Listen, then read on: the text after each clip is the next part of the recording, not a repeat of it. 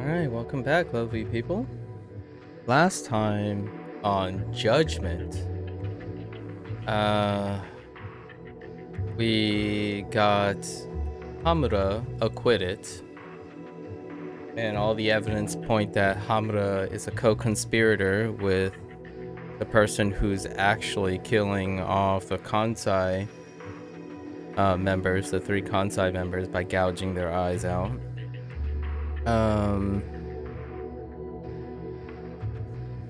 We did that by pursuing uh,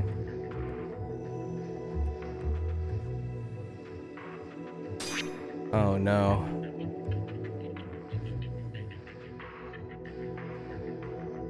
How did we oh no. I don't remember. Basically, what's his name? Maruda? Madura? Or Marusa? Something like that.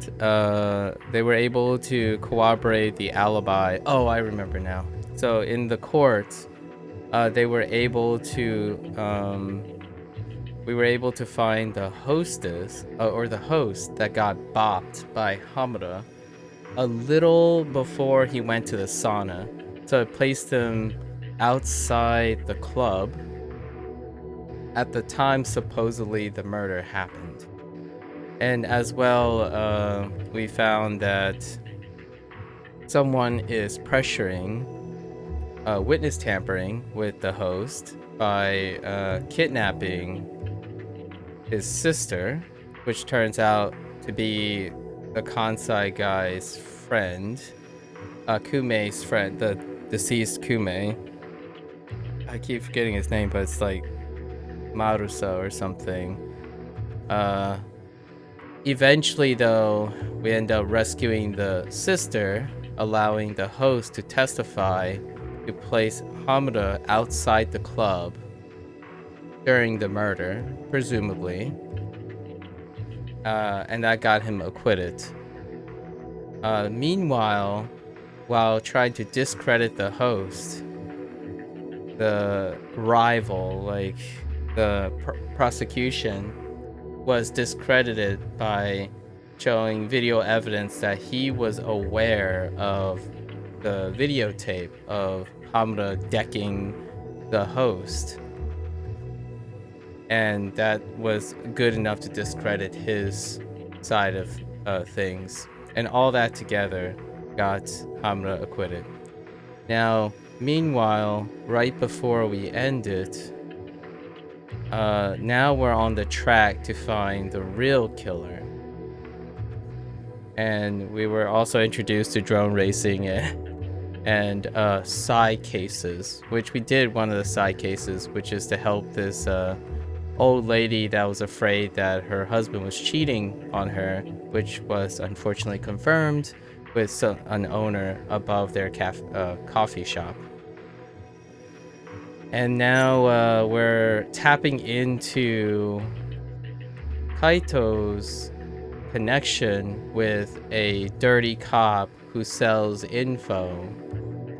And on our way to looking at the info, we were jumped by mysterious men, so we don't know who that is at the moment. And now we have a lead. I don't remember what that lead is, so we're gonna be reminded of that immediately. That's the last thing that happened. So let's get to it.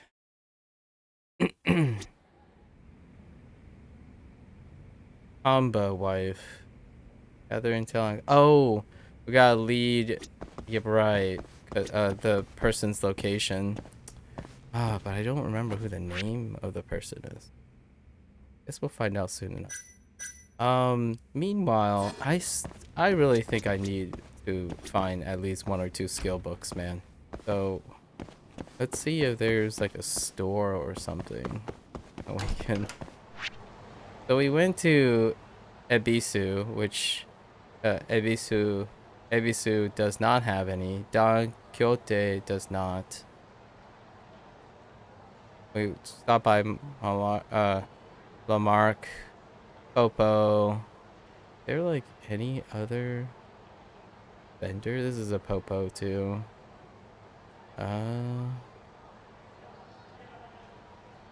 There's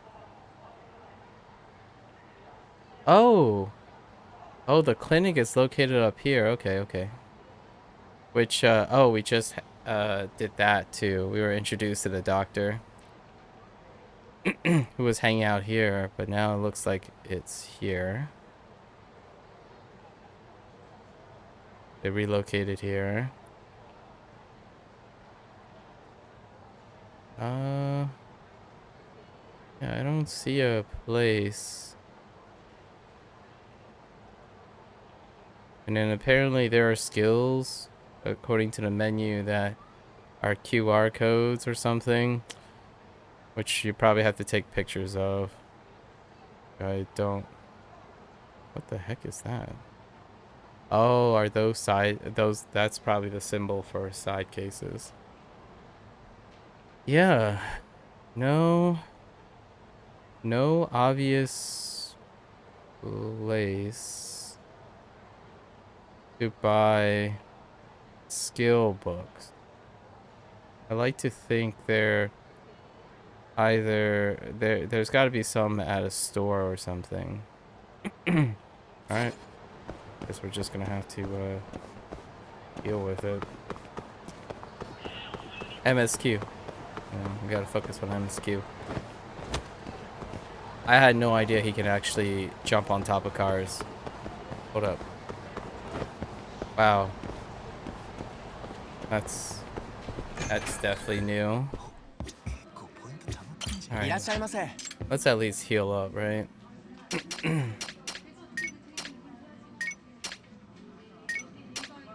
Heal up with just straight up coffee and then coffee and tea with strawberry parfait.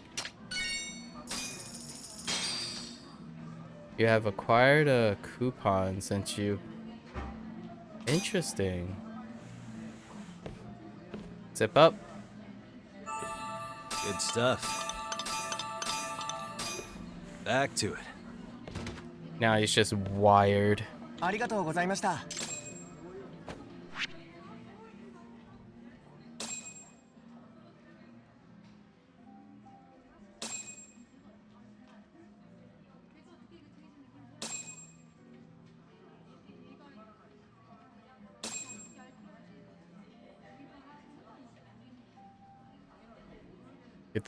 Get some SP.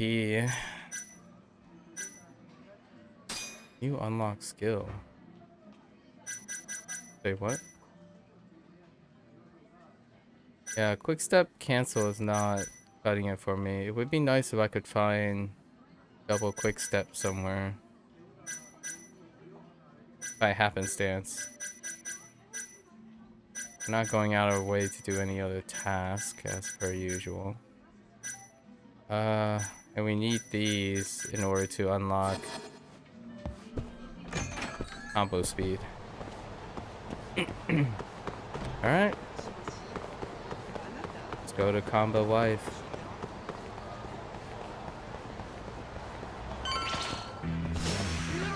This again.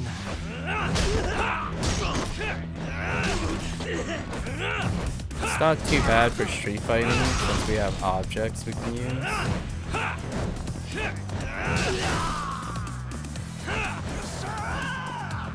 What? Okay. Really, guys?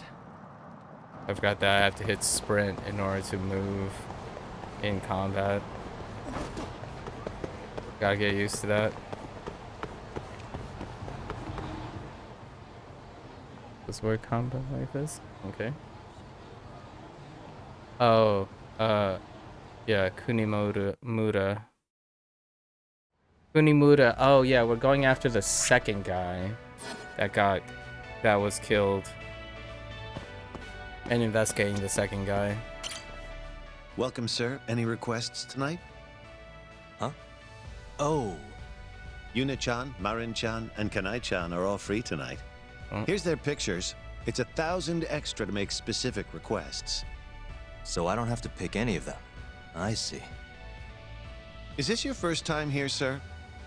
Why don't we start by picking a duration Duration? and any options you'd like? Options? Right. Let's start at the top, huh?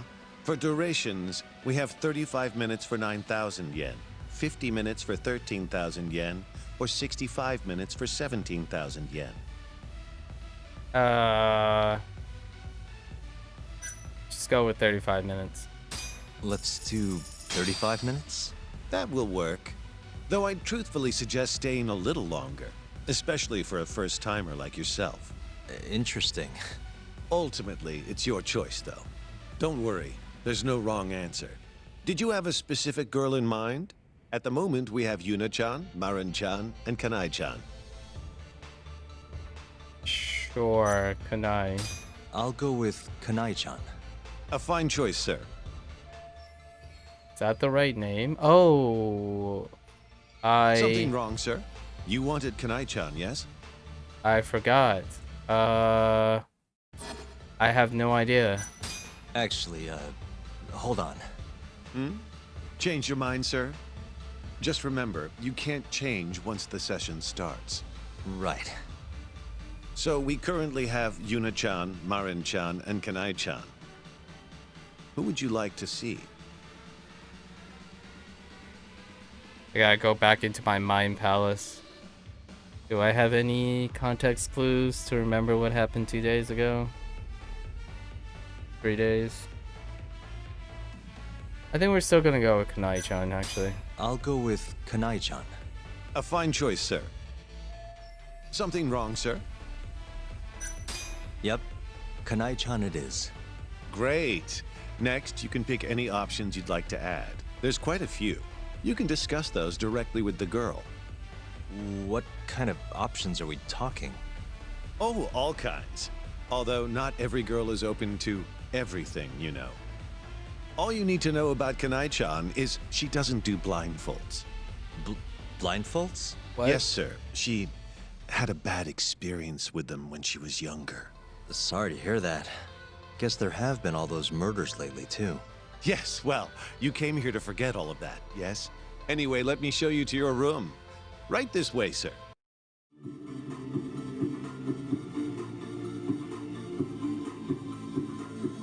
Yep. Oh, hey, this is an asset from, this specific room style and setup is an asset from Yakuza 5. When, Shinada was interviewing or taking pictures of Milky-chan. Of most recent memories. Come in. Uncomfortable. I would be too. Of course it's Hamura. Hamura. Pretty expensive tastes. Sort of out of your price range, huh? Why are you even here? What's going on? Maybe I should be asking you the same question, yeah? Not that I need Kunemura. to. Why are you still looking into the Curie murders, Tak? Keep your eyes to yourself lest you want to lose them. Are we clear? You don't get to decide what I do.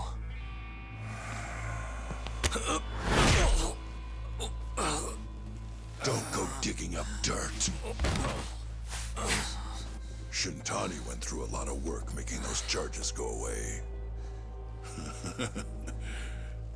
You want to keep playing detective, you ought to work out more. Well, I got jumped earlier by 4 assholes wearing ski masks. Yeah? And why should I care? Well, I think maybe you had something to do with it. I'm pretty sure that's the 4 of them right there.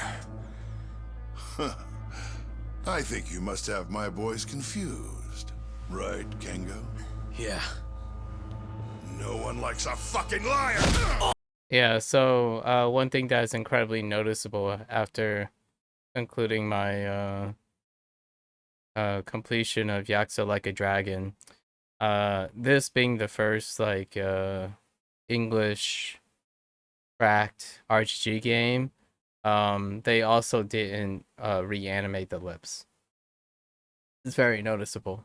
And I really appreciate that when they, after Judgment, which is then Yakuza Like a Dragon, uh, they went even harder on that. So this is more along the lines of what I would consider a traditional dub, where the Japanese track was made, then it was dubbed in English. Just a minor detail. You kind of get used to it after a while. It can be a form of distraction for people because there are a lot of close-ups in this game. This in terms of RGG in general, is a studio that utilizes a lot of close-ups.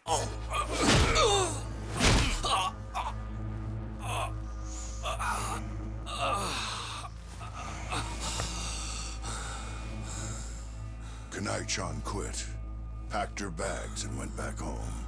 So stop looking for her. Why? I'm gonna let you off with a yellow card this time. But only because the boss likes you so much.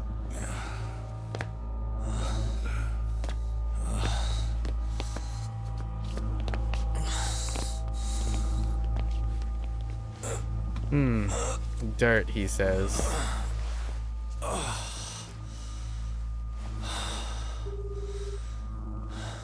It's Yagami. You got a sec? Sure. You okay? You don't sound too good. I could use a hand with the family captain. I'd really appreciate it if you could get him off my case. I see. Well, I'm just killing time at the office right now. Why don't you come on by? We'll talk. Sounds good. Okay.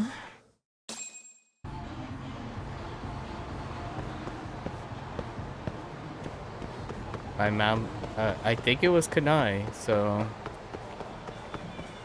it was tough. I didn't have a lot of memory 3 days ago. Okay. Of like the very last moments. Okay.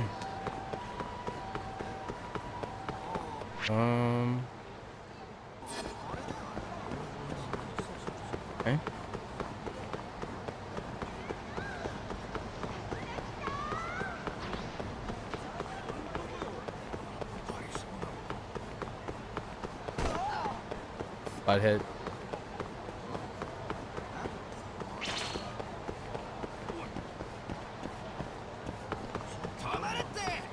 As much as I want to fight the...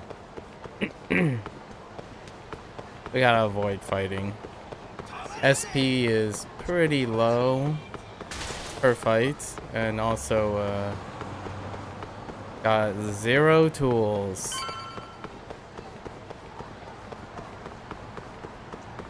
Okay. Oh, we get to meet Kazunagi again. Kasugana, no, Masugane, the patriarch, which was almost instantly likable. Everyone giving Yagami the death stare, of course. Unwelcomed. Hey, take a seat. Forgive me if this is rude, but I'll cut right to the chase, my boy. I don't know what's going on between you and Hamura, but there's nothing I can do to help. What do you mean? You're not even gonna hear my side of the story? You'd just be wasting your time. Hamura's been bankrolling the family for a while now. I get by on the scraps he leaves me. I'm just a figurehead. But... The clan will do the things I ask of them, yes. But if they had to choose between my orders and Hamura's, who knows? Maybe they would choose not to hear me. How long has it been like this? Years. The prime of my career was... well, it ended back when I was raising you. Matsugane-san. If only Kaito was still in the family, maybe things wouldn't have turned out like this. We're not done here. Actually, we are.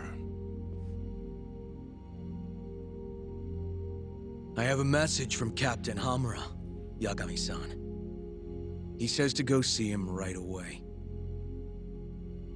He's waiting for you at Cafe Alps. He wants to talk. Fine. I'll head over when I feel like it. Don't piss him off, Yagami-san. Unless you want to lose your eyes too.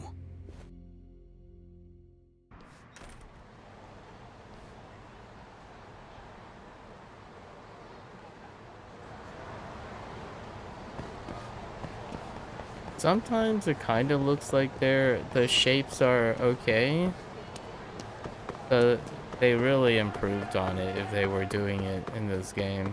The lip shape, like vowels and consonants, like the different syllable shapes.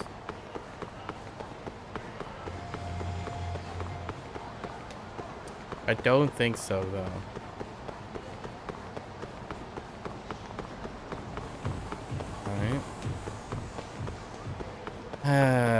Another confrontation. Oh, okay. Alright. I'm on the car now. Man. That's actually kind of satisfying. Oh boy. I don't know. I don't know about you. But there's quite a lot of people in there. Welcome, sir. Please, take a seat wherever you'd like.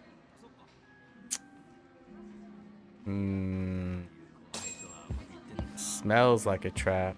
Looks like a trap. Feels like a trap.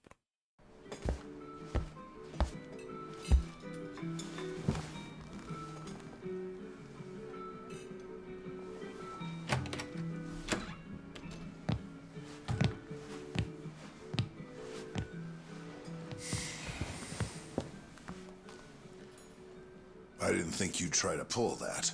Running off and telling an adult. Like a fucking child. Oh, I just thought that the guy who actually runs the show would want to be able to keep tabs on his captain. He doesn't need to. So you keep your goddamn nose out of this shit. Understand? Or do I need to spell it out? Yeah, I'm hearing you loud and clear. So, I guess we're done here. We're not done until I say so.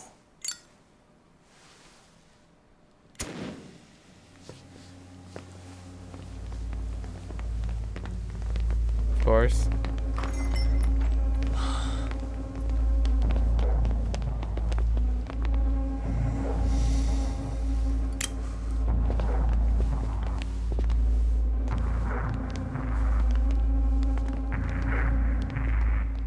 Six guys now.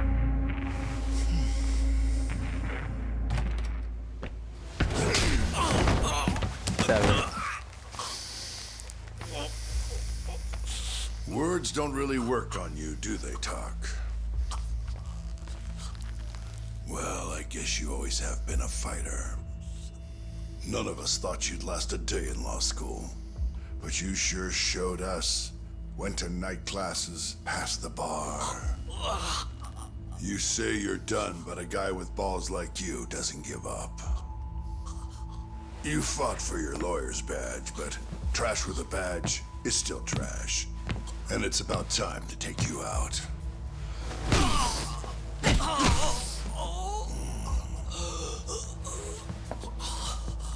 Ozaki.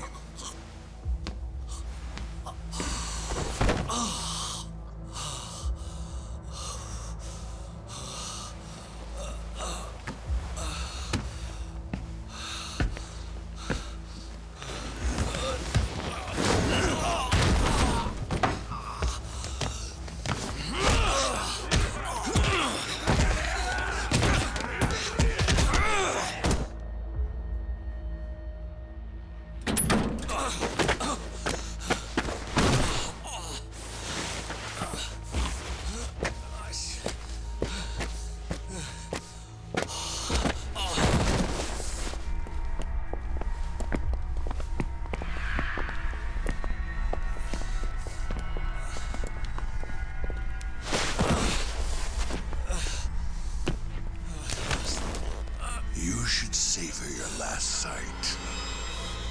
Let me go. Kaito? Just kidding. Hey, man! What the fuck do you think you're doing? Your ass ready to die? Huh? Enough of this. You're dead! This is Kaito? some bullshit. You already went. Huh? It's only fair I take my turn. That was a weird line delivery right there. Just a little bit fragmented ideas. All right, buddy.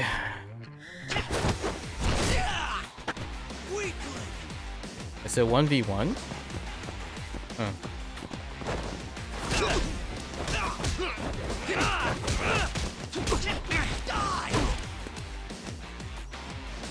That is a really long hit stun. Holy heck. I can't guard after a bounce. Dude.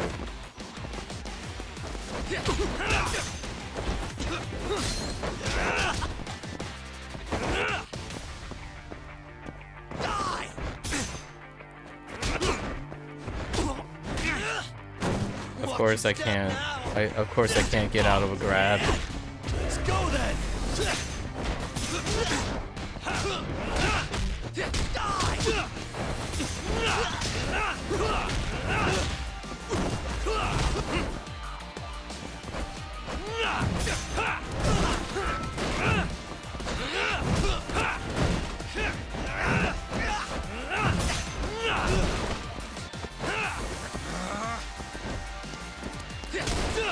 Okay. So I can't leap off of that.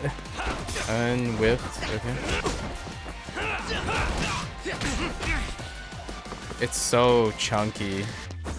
Like holy heck.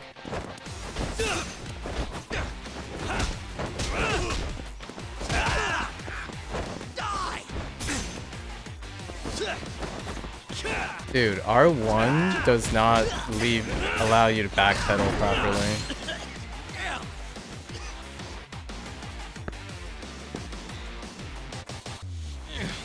Joy.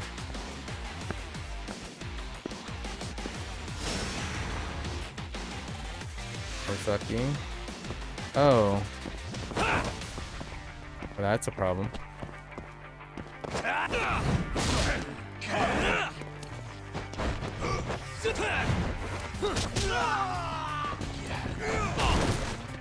Yep, not all things are created equal. And aiming off of a wall thing in confined space is non-existent. I can't even tell.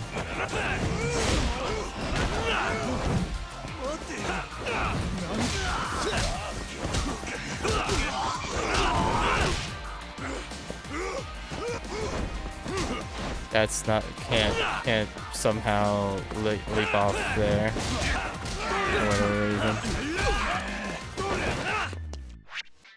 I guess I might as well use an item.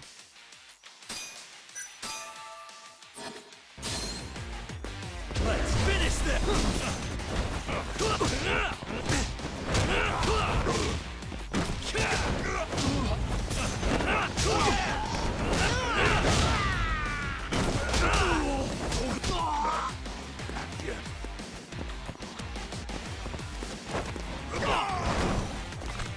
Instant command grab.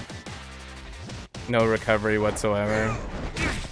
Like 8 billion light years of recovery. Do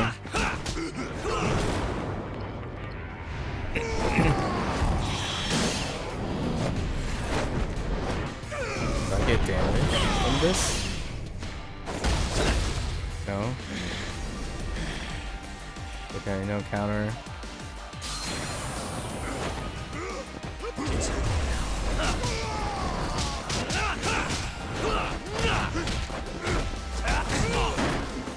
I don't understand how like four of those 4 of those counters to the back miss. Like, that's so freaking ridiculous.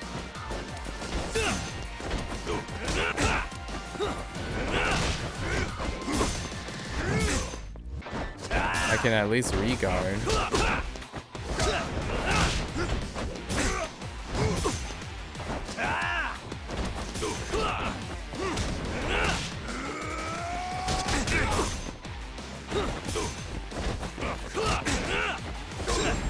Yeah, there's you're losing pace every time you try to quick step. Don't quick step if you don't have it.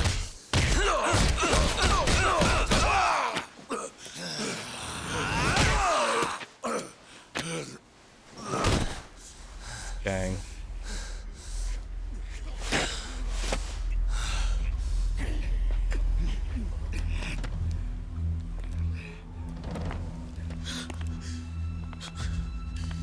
Oh boy.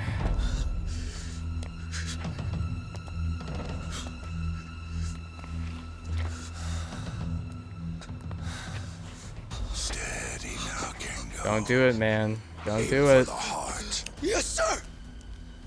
If you're gonna shoot me, you better do it yourself. Wait, how about the eyes? 1 bullet in each. Man the fuck up, Kengo!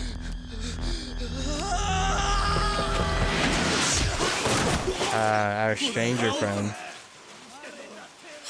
No way. We gotta go. This way! Get them both! Let's go! I really like this character.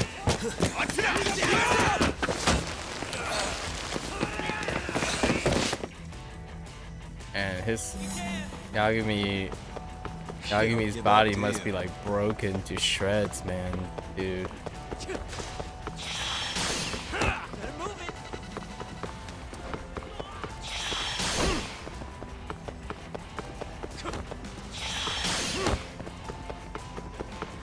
Damn it. Whoa, almost, man.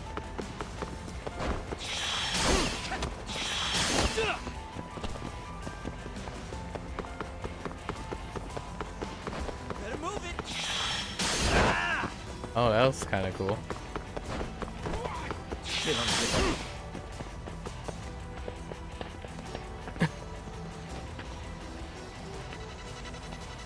Joy. Weapons. Oh, shit.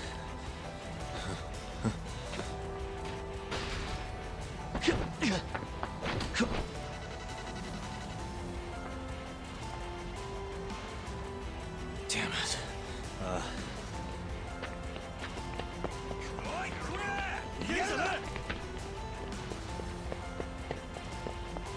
Oh. Let me borrow this real quick. Oh.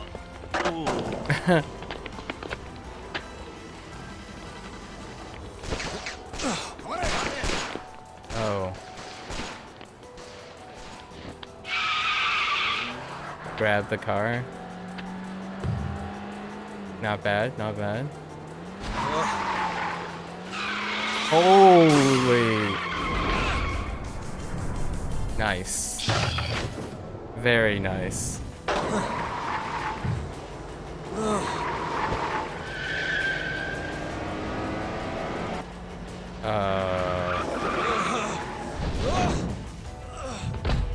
Very nice.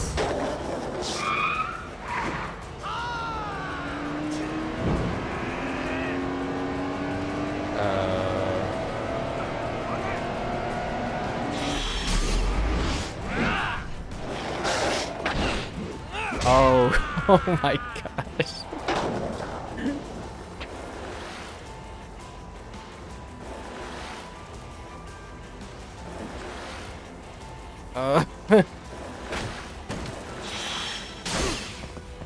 Oh, dang. Damn it. That's pretty sweet. This is a pretty sweet sequence.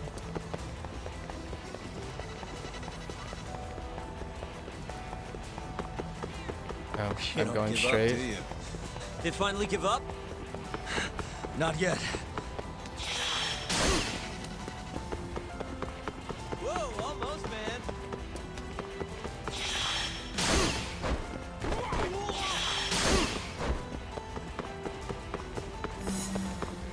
Dang, that was a pretty sweet sequence.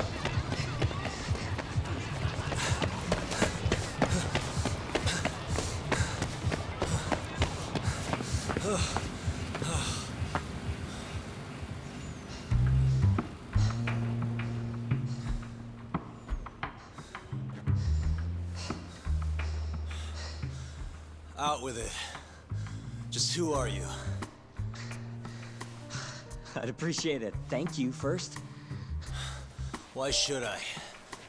After what you did to me this afternoon? I gave your phone back, didn't I? Then why even take it? What was the point of it? I was trying to get away from a cop.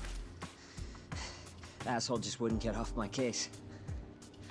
But when I saw you on the phone, I had the greatest idea. Okay, go on.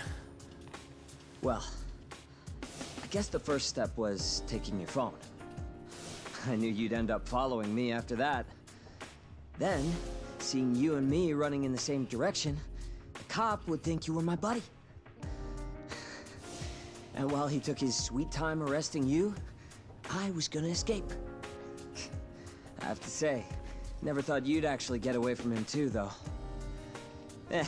Guess all's well that ends well, yeah? And just now? Why'd you come save me? Good question. Why did I do it? Beats me. Interesting stuff. Let's just say I wanted to apologize for stealing your phone. Lucky break, huh? You'd have got your brains blown out if it wasn't for me. You're telling me. Guess I owe you. In which case, we're even now. Hey. Why are you so dead set on this burglary ring? There's gotta be something better. What? If you're looking for work, maybe you could join us instead. And have the Yakuza out for my head? Fat chance. Those guys from before were Matsugane family. But, the Kyorei's also looking for me. You sure know how to sell it. But I don't think we can trust each other just yet. Yagami-san? What'd you say? How do you know my name?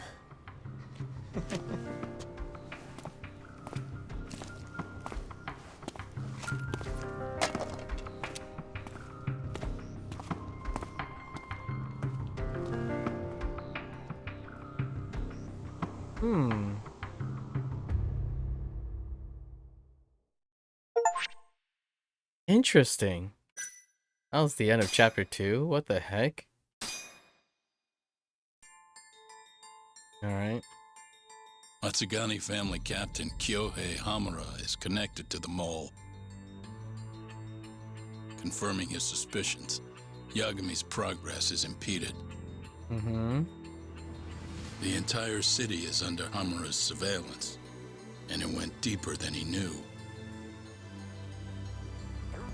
Alone and out of options, Yagami receives a little support. Not Kaito, But though. the night is still young. Where's our boy Kaito at? Alright. It's getting tough. I think we are gonna have to take some compromises and get some skill options. This holy heck.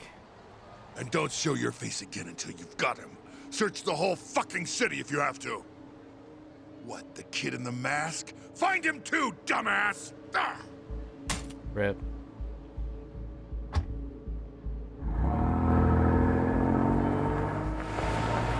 I'm an enemy now. Kaito? Come on, Kaito-san.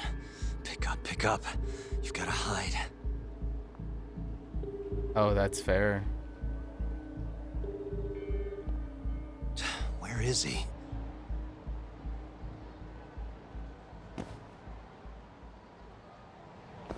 Get back to the office quickly. So the flinching thing really helps out. So Balance of the Tiger was keeping me from flinching, so I can just brute force. During EX boost, almost any movement can be cancelled out with a quick step. Oh. Even though, yeah.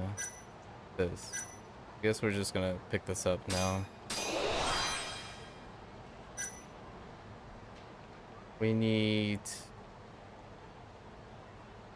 Charging Tiger. What the heck is Charging Tiger?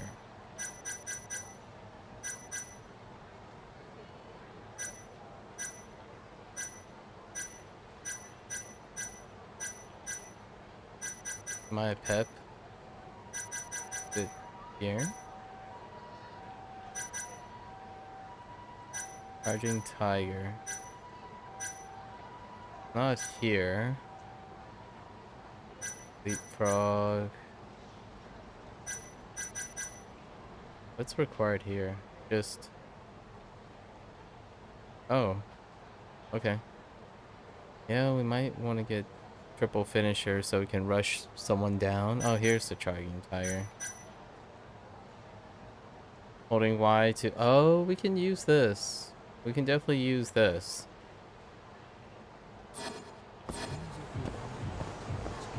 Armor.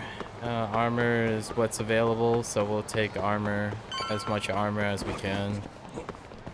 We have no quick step option until we find the skill book, by chance. Doing MSQ only. I really doubt it. And then we have no reversals. They're locked behind items as well. Alright.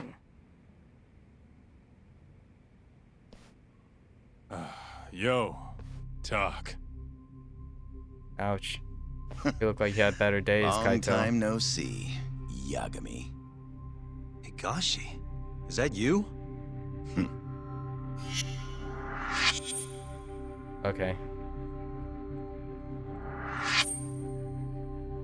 Another Natsuki Natsukane member. They were Said close, he's here on Captain's orders. They've been looking for you. I know. Sounds like he really doesn't want our killer caught. You're not giving up, are you? With how much it's pissing Hamura off? I wouldn't dream of it. Keep your nose out of this, asshole. It's your fault I'm here cleaning this shit up. What? Something wrong? I thought you were all about being Hamura's lapdog. I'm willing to do a few tricks for the treats he hands out. Hell, he's a better leader than you were, Kaito Aniki. You've got no business calling me that now. I suppose not. Then take your thugs and go, Higashi. Fine, we can call it here for today. Looks like if I want to fight you, I'll have to be ready to kill you. Looking forward to it. We're done here. Come on. Yeah, so some of the scenes have better lip syllables.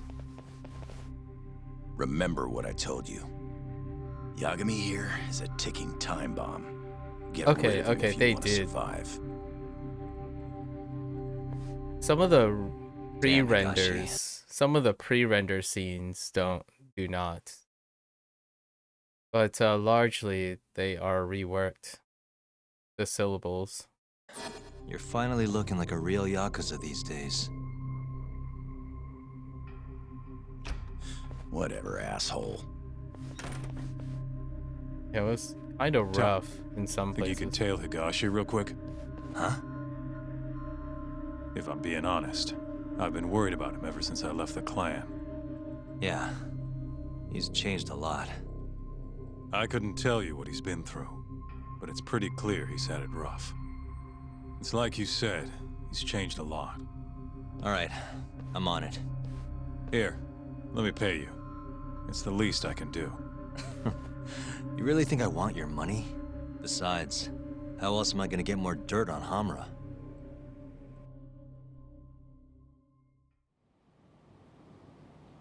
It's more consistent than less consistent. Right there, more hits than misses. Hello? It's Kaito. I have a read on Higashi.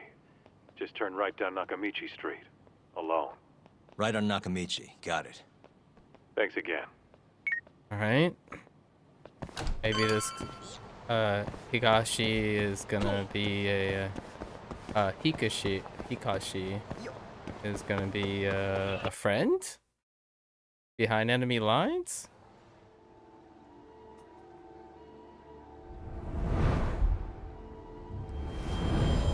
Man, I do love the slow, like the tailing thing. This is the beginning tailing sequence, so we're doing tailing again. I hide behind Giganticone. Nope.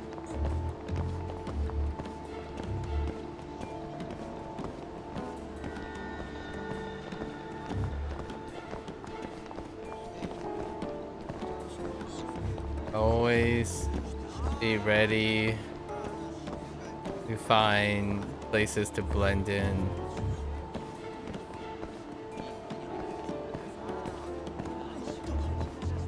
Not bad.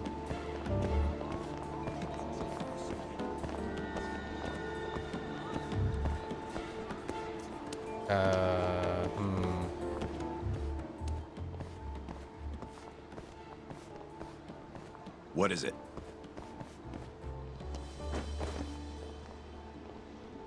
Got it. I'll be right there.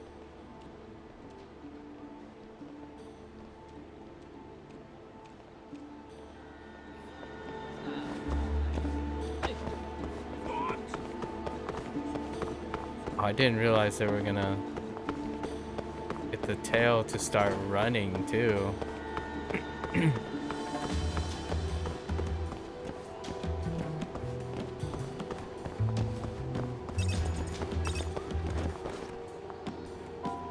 I didn't think I could hide behind this thing. I was trying to run for that one sign.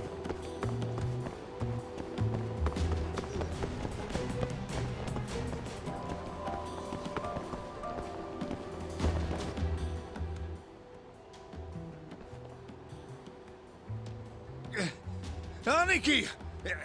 Help me out here! The fuck are you? Oh, shit. Get lost, pal. He's out of our league, man. Let's move. Thank you so much. Anytime.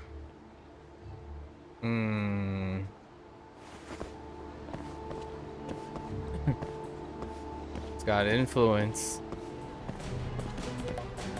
That pole was a line of sight check. Funny. That little tiny pole. So was that.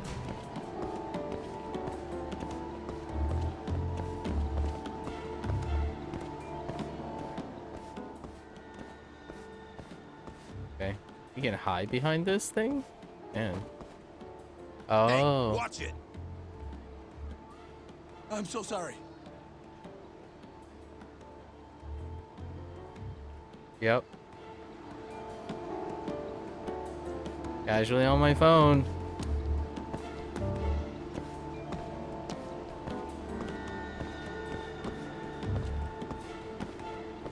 I have hiding spots.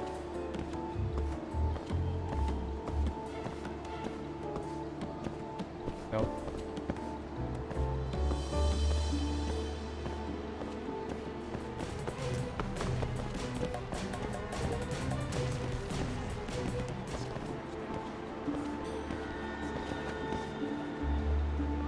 Yes, sir.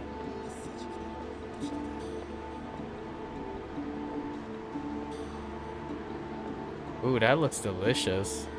Japanese noodle or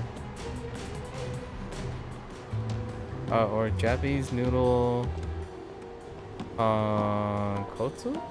No. Oh. Sorry, got distracted by the delicious sign.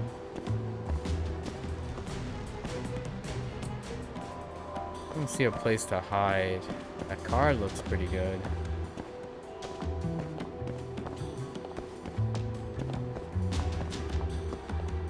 Okay. Heading up on Camarocho Hills.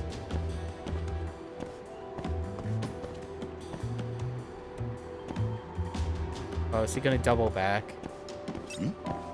Wait.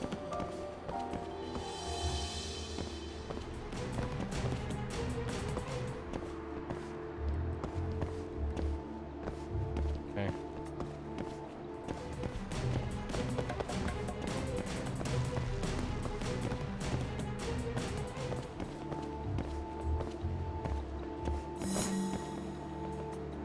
Okay. Interesting. That anime.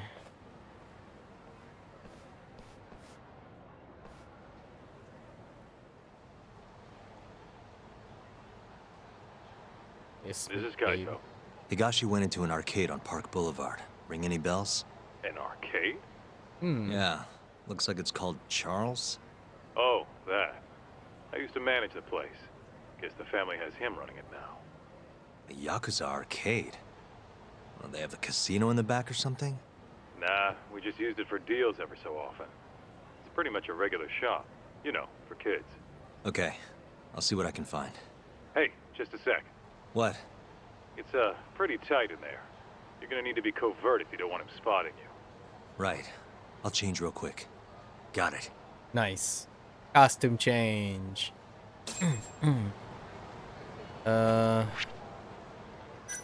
Do we need to get new fashion, or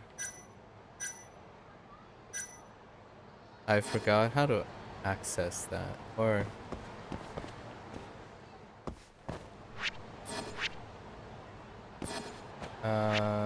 maybe it's an item. Oh yeah, right here.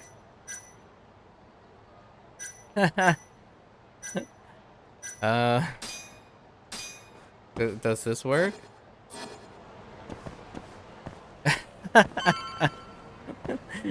Really? Sunglasses and a beanie? Alright, fair enough. An arcade, huh? Must reframe.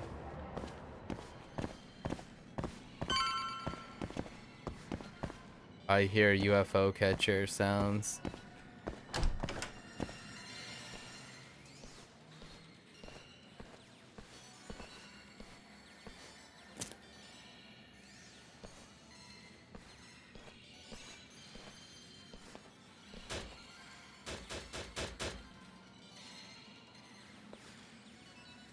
Hey, the machine ain't my coin. Pipe down, brat. Can't you see I'm busy here? Yeah, but... I said beat it, kid. Sorry about that, kid. Here, go have some fun. Whoa, really? Thanks, mister. No. Because she is, alright guy. An alright guy. I kind of saw that coming, though.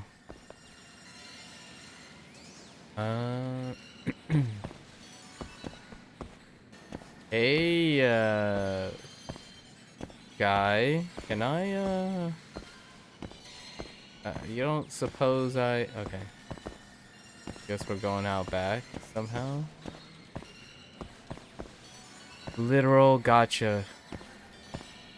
Absolute literal gotcha.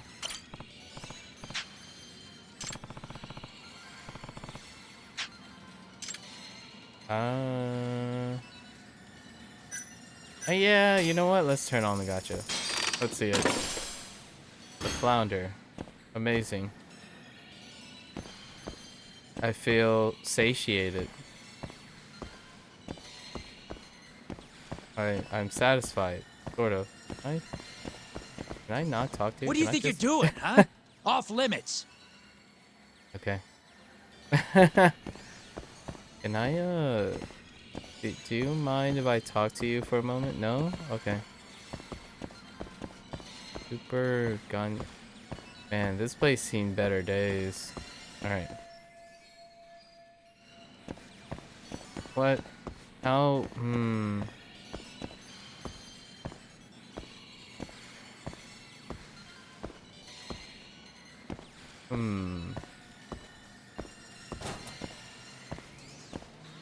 I talk to you for a sec? Can I talk to you?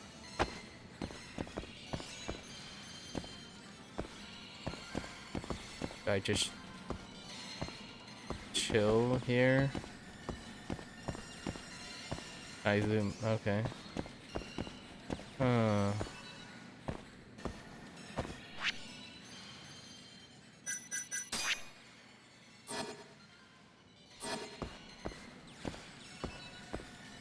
I figured you'd just stake out the place, but just try again.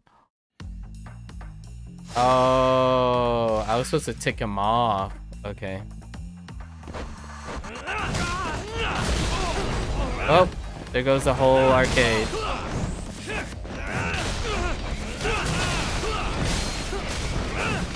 Yep. Casually destroying the entire arcade. Yep.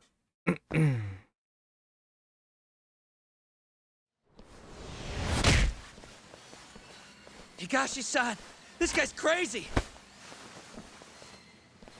Yagami? You followed me, asshole? Wait, what the hell are you wearing? Let's not worry about that now. So, what do you want? Kaito-san's worried about you, you know? Oh, yeah? As far as he can tell, you're nothing like you were in the old days. Why the fuck would I be? And who the fuck cares? This is how the Yakuza roll. Right. Except it's all a big act, isn't it? Huh? I saw you give that kid some cash, you big softy. Deep down, you're the same old Higashi. The one who used to look up to Kaito-san. You sure about that, asshole? Look, I don't want to fight you. I can turn and walk away if you want. Coward. Same old story. How long has it been since we've seen each other?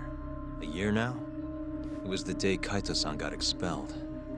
You were pretty upset by it.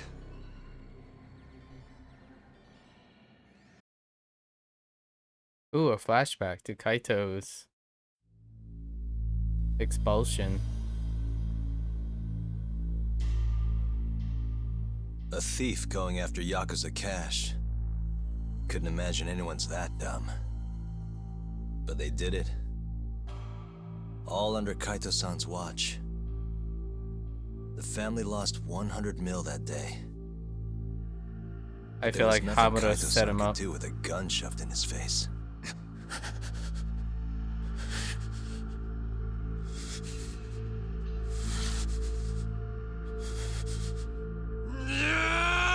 What the hell do you think you're doing? Making sure there's some accountability around here, boss. As if that'll suddenly make things right. How exactly does this get our money back? Well, it won't, but it's a start. It's important to set an example. 100 mil, huh? Sounds like that's one expensive finger. Talk. Why are you here? We were outside having a chat. The hell do you think you're doing? That pinky's big money. Thought I'd get a good long look before it's gone forever. Shut it! Huh. Pretty pathetic, isn't it? But Hamura, the damage was 100 million. You really think one pinky can cover that? Huh. There's gonna be a whole lot more coming his way. More than this? What more can you do? Good question. Kaito-san. You're out for good. There's no way. Kaito Aniki is...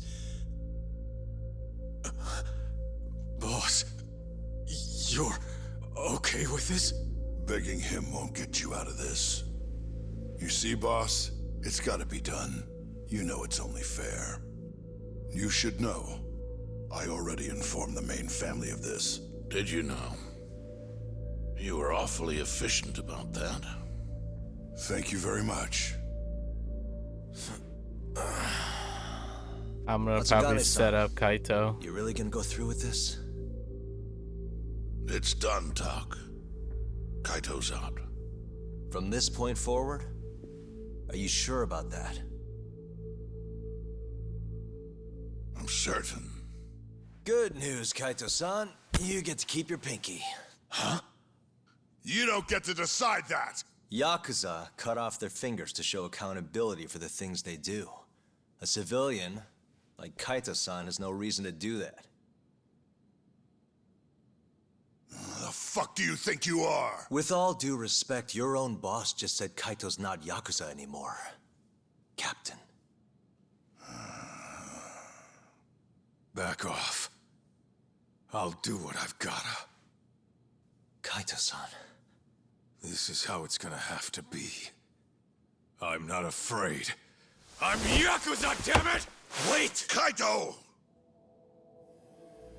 You're not Matsugani family or Yakuza anymore. You hear? I don't need your pinky, so just go. Boss.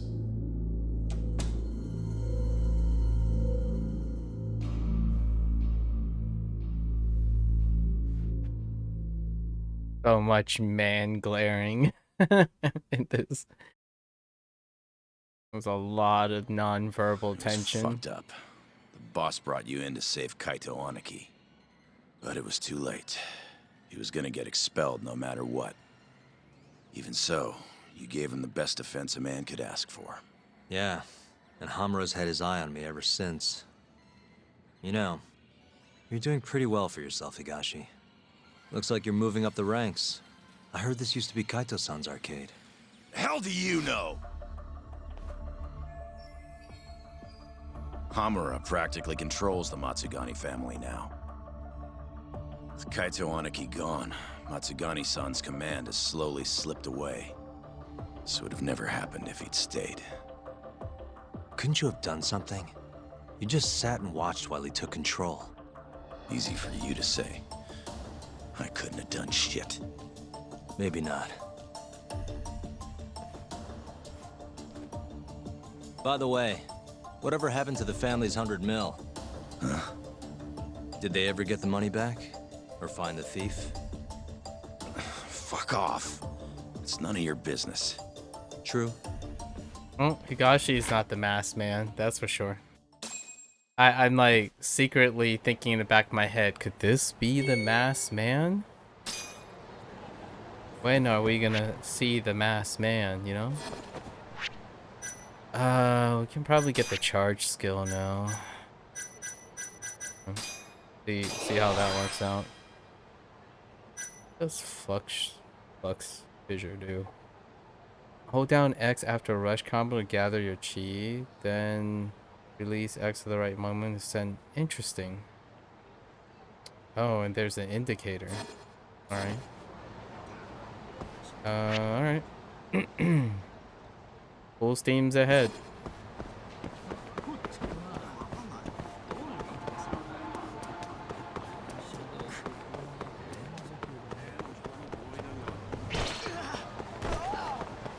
Don't mind me coming through. Oh, that's a dead end. Hello, Asia.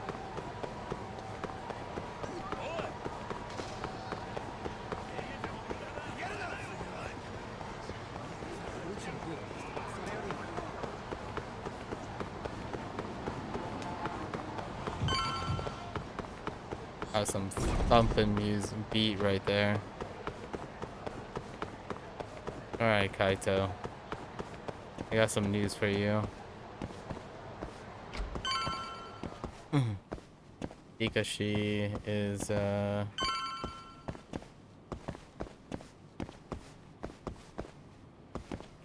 Doing kinda okay? But only kinda? Yo, how'd it go?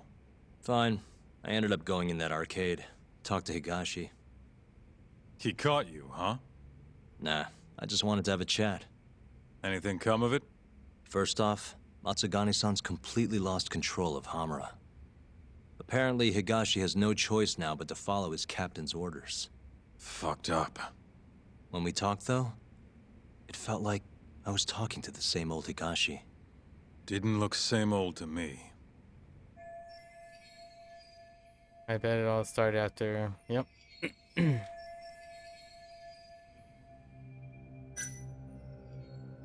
You know, a year ago, when you got expelled from the family? Uh-huh. It was because someone stole 100 mil from the safe, right? Yeah, what about it? What ended up happening with that? Did you ever hear anything? Apparently, Higashi got it all back. At least, according to Ayabe. Higashi did? But how? Not a clue. I would have had to fork up another 200 grand for more info. I didn't have the cash, so I dropped it. Haven't brought it up since. Sounds like Ayabe has a lot to tell us. It'll cost you. Bet you can find him at tender around now. Huh. Higashi found it. Kaito-san, how long's it been since you saw Higashi? Today was the first time since getting the boot. Hamura would have been all over him if we kept in touch. I didn't want to weigh him down, you know? Gotcha. I wonder what Hamura will do next. He'll be back here soon enough. It's just a matter of time. Wouldn't even be surprised if he tried to off us. You think we pissed him off that much? Well, he doesn't want us catching the mole, that's for sure. Other than that, I think he just hates our guts. Damn. Even though we're the reason he's a free man? Guess we just can't catch a break.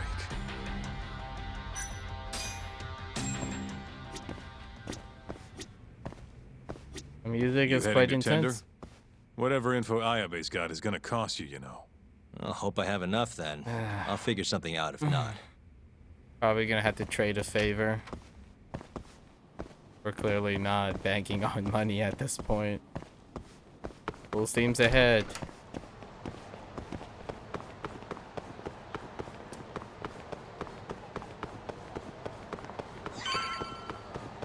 Not entirely sure we're gonna get away with not buying consumables either. Can hold 3? Just 3, huh? Okay.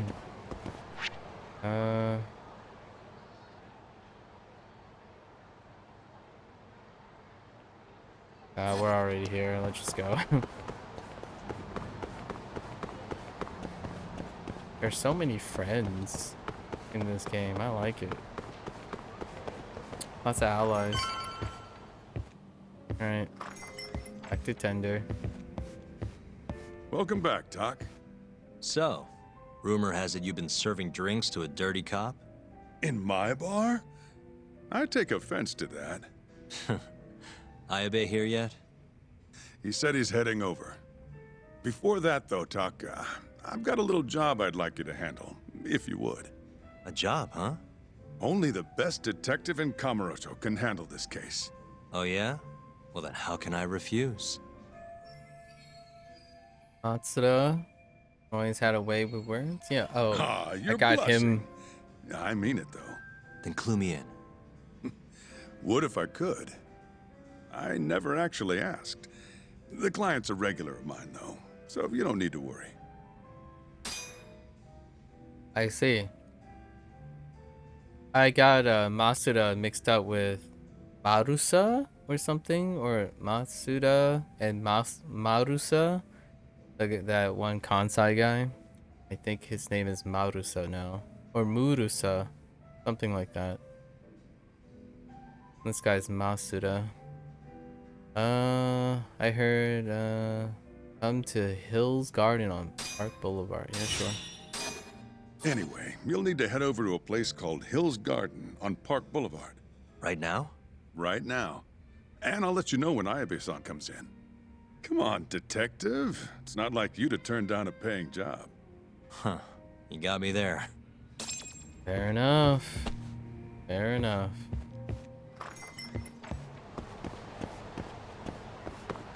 You know, this really does feel like the bounty hunter or western, spaghetti western kind of thing right now. Never turn down a paying job. As long as you have coin. Whoa. Part's kind of a bit bigger. That's where like the seats and stuff are. Oh. Yeah.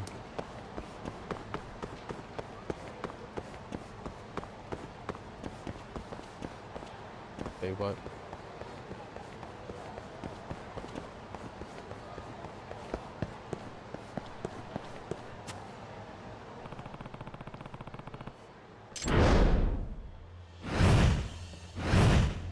Fair enough.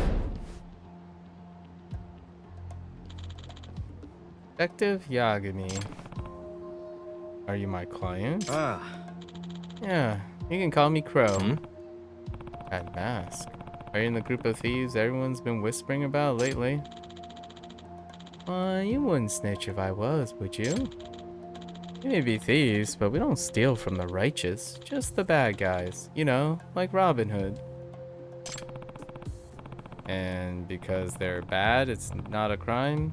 That's for a judge to decide, not me. Really? You're more of a goody two-shoes than I thought. The barkeep at Tender told me this was a request from one of his rulers? Oh, hey, that's a interesting point. He knew I turned down a request from a thief, so he lied to me? Dang, that's cold. Here's the thing. I protect my client's privacy, so you can rest easy about that. If you're going to try to get me to help you steal something, I'm not accepting your case. Okay, that suits me fine, because all I want you to do is find someone. Find someone? He goes by Jester. I don't know his real name. So he's... Oh! Yes, he's one of ours. But I haven't been able to reach him for a while. Oh, the dude. I think he's safe to say he's missing in action. Know what he looks like? As his name suggests, he wears a jester mask. Oh, really? Yeah, him. Know exactly who that is. One of our guys screwed the pooch, and we ended up needing to run from the cops. We only managed to get away because Jester distracted them. Sounds like hell of a friend. That's when we lost touch with him, though. But he's way too good to get captured, and that makes his silence all the more perplexing. Sounds like you have a lot of faith in him. He's our ace in the hole. He's smart, professional, and really good. So, if he's in trouble, we need to be there for him this time. I see. I'll pay you 50,000 yen. And don't worry, it's clean money. Curious about that guy myself. If I take this job, maybe we'll cross paths again. Yeah. Alright, I'll accept the quest. And it's done deal. I'll be expecting results. Wait, how should I get in touch with you if I find anything? Come back when you find something out. We'll always have someone watching this spot. We'll know when you come, Yagami-san. I see. So long then. And they're off. So he wasn't ahead of this. Alright. Helping a group of notorious thieves find their buddy. What is life if not an adventure? Where do I even begin? I guess it wouldn't hurt to check out the spot where I last saw him. Last. I recall that was the building behind Nkaichi Street. Okay. That's not too bad.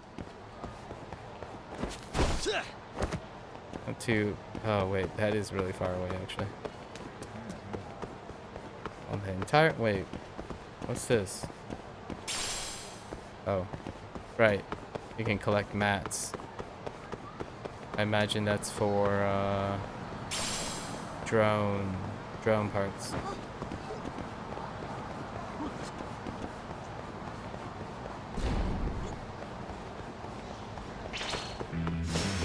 You asked for it.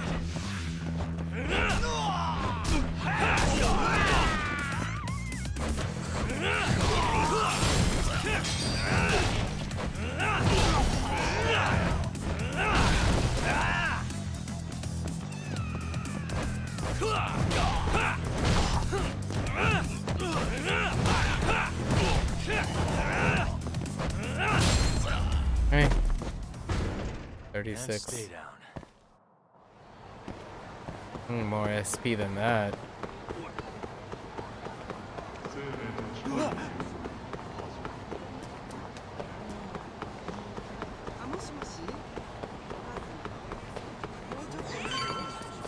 Quite a trek. What's my health at? It's okay.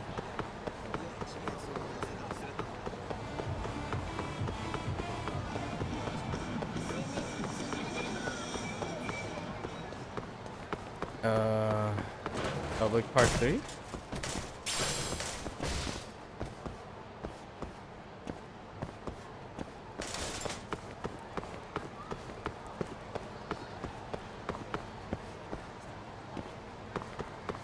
Is this not Tenkaichi Alley?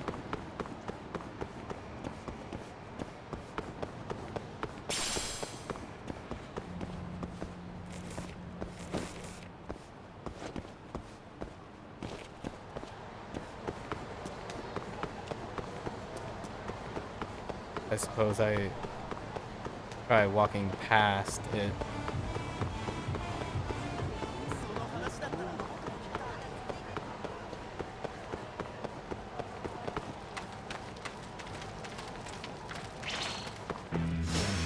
Guess we're doing this.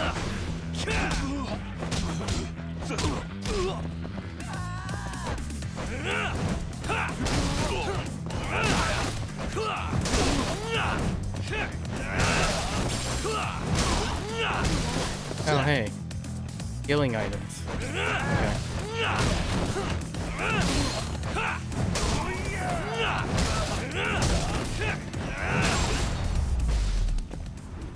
For a healing item. Really, guys? I know, right?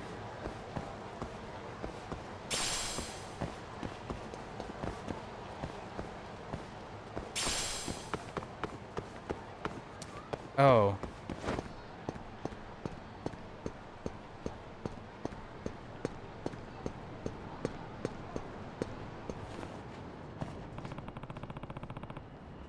Oh no. Okay. Ah. Okay. Oh. He's okay. Huh. What is he looking for? Hey, you. Huh? You're... Is it the same guy? Yeah, it's the same. Are you here on the trail of certain thieves? I'm a huge fan. Huh? You're a fan?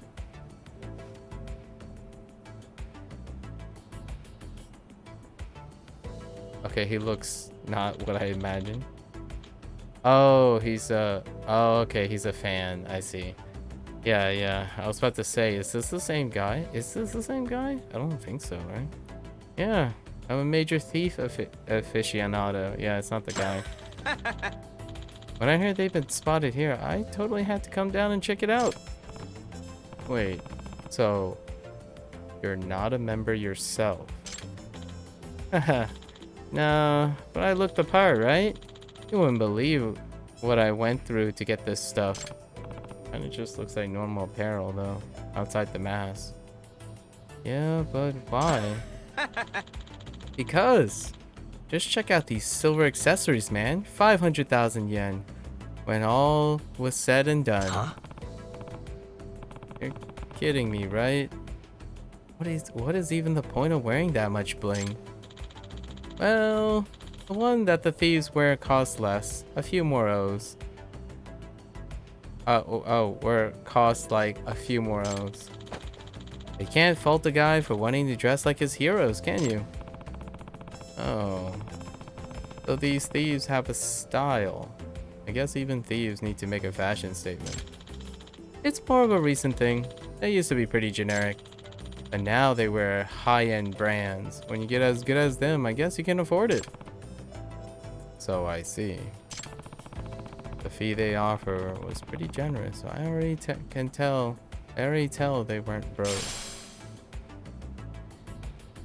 Oh, okay.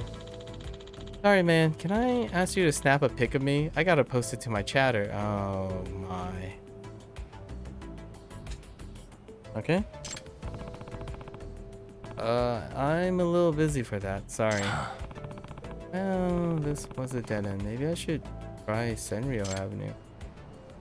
I mean, are you just gonna chill here? Oh, okay.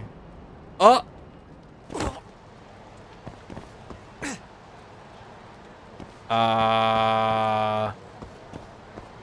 What, Yagami? How high was that? What the? Alright, well. I didn't realize Yagami was bionic, but apparently we can confirm that Yagami is bionic. Out of the way!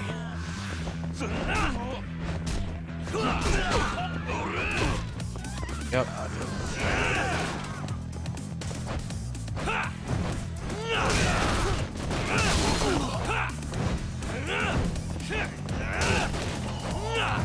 Oh. I wanted to use that big cone.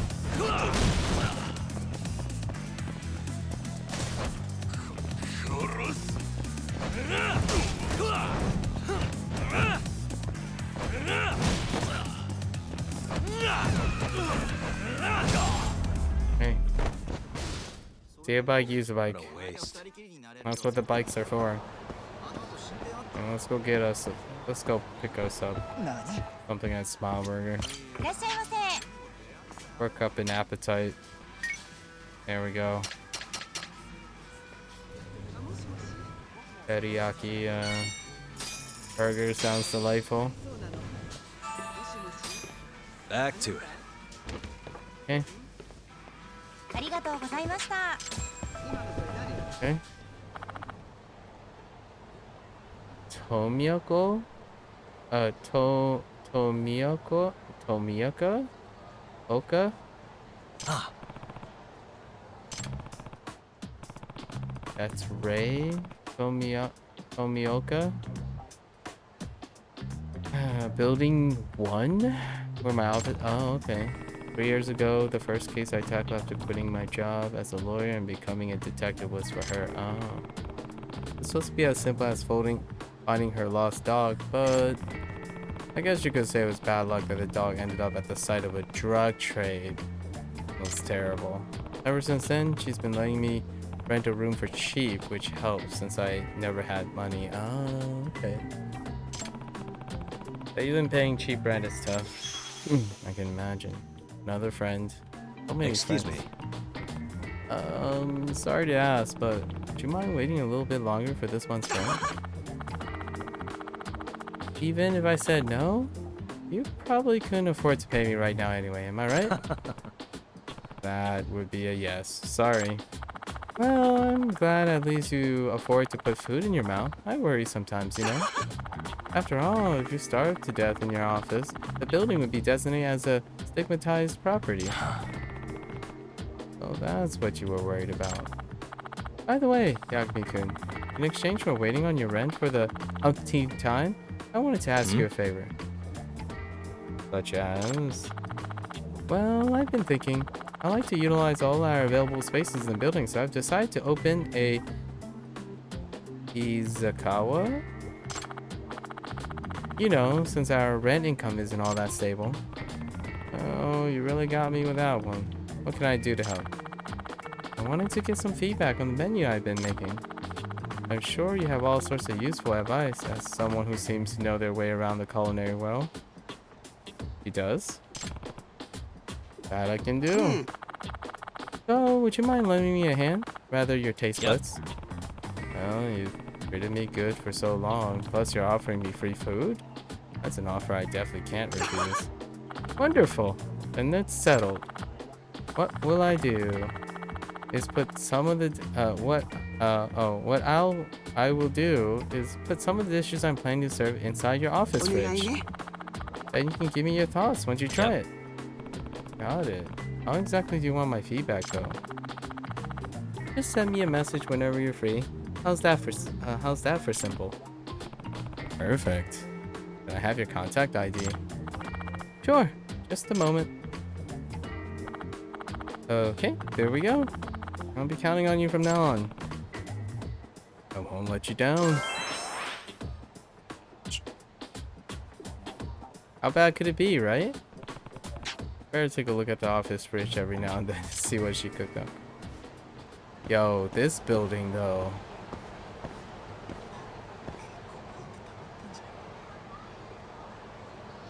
Look at this building.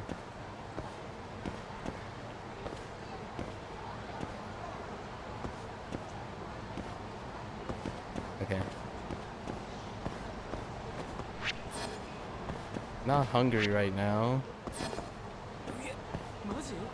We'll remember.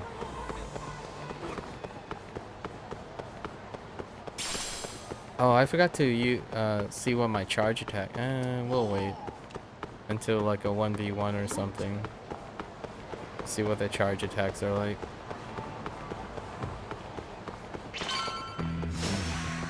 This again?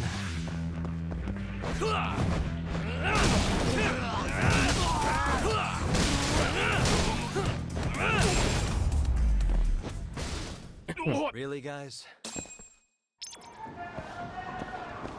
Pugilist? Hey, stop right there. What's going on? Okay, okay.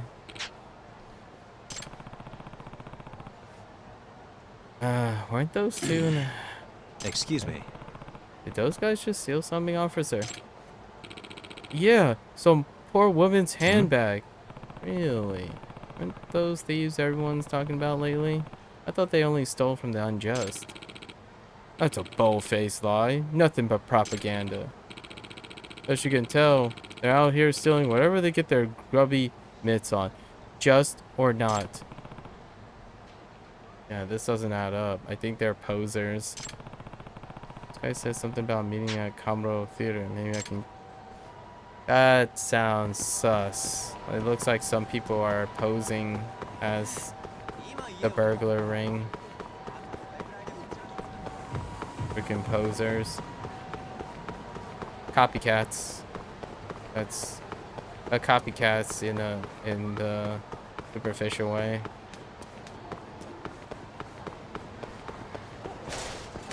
Oh, that bike is destroyed.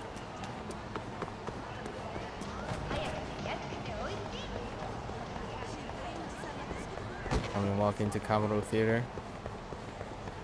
Fancy place. Where are you guys? In the cafe? In the cafe. Oh yeah.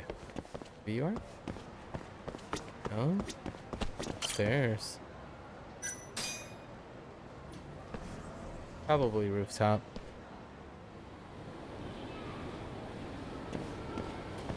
Where are you, buttheads?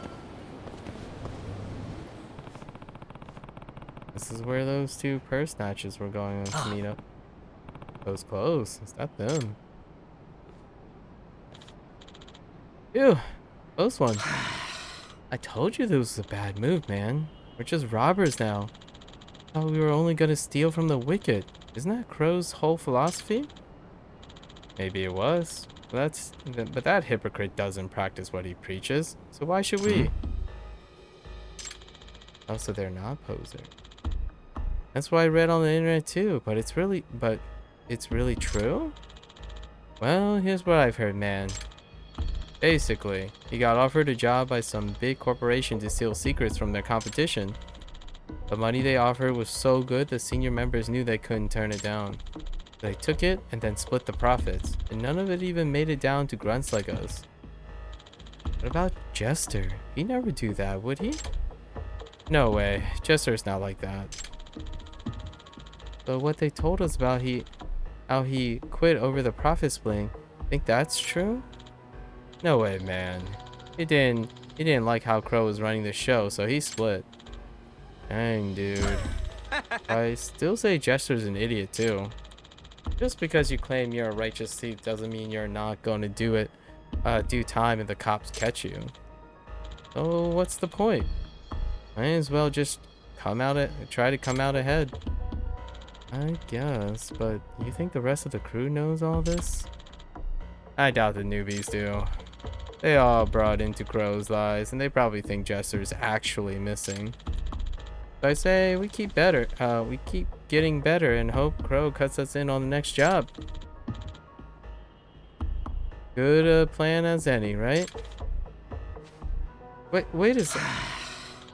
Screw it. I can't do this anymore. I'm gonna quit. Maybe I should just turn myself in. Oh, darn. Sounds like these clients been trying to play me. Jester isn't missing. He's just quit because his group got hijacked by this Crow guy. If I had to guess, Crow's motivation for looking for Jester, well, it couldn't be good. I think me and my client need to have a discussion. It sounds like a parallel issue with Kaito. Okay. Oh, I guess we're going back to meet with Crow. Mr. Crow. Opportunist.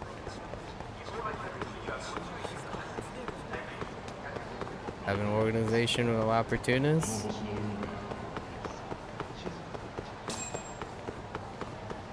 200 points for just running. Nice.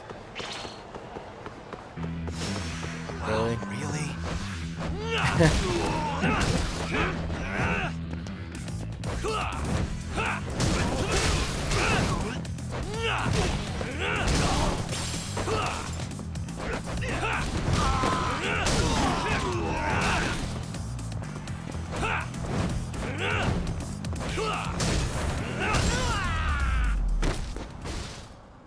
And stay down. Indeed.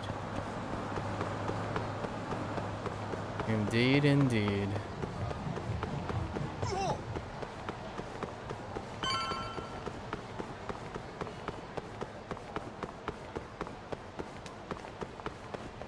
Alright, Crow. We need to have a talk.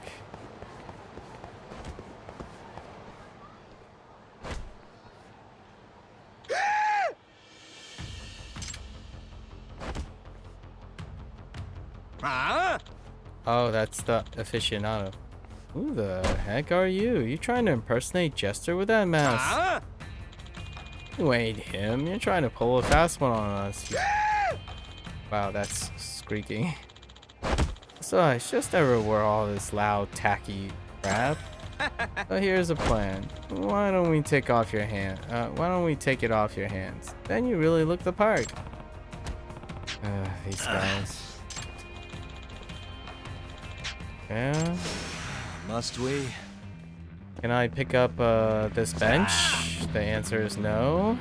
That's scary. Can I okay. Guys, listen.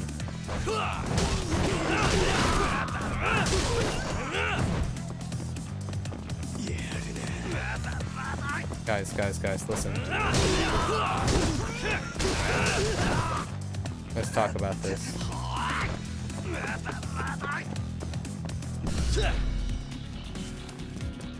Oh, I just realized different music.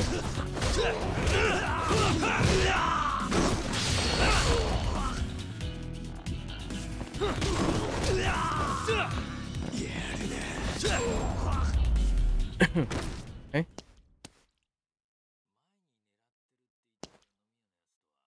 Hey. Aren't you that Weird Thieves fan? Yes? What happened?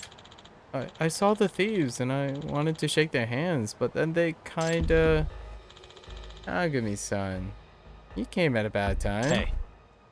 Bro? What's going on here? A little slip up. More importantly, did you find Jester? Not yet. I'm disappointed. For a detective with a reputation for proving a murder suspect innocent, you're not that impressive. I could say the same of you. Righteous thieves? What a joke. And your missing friend? That's all a lie too, right? You're coming on pretty strong there, Yagami. Why would you ever think that? I think there's plenty of evidence.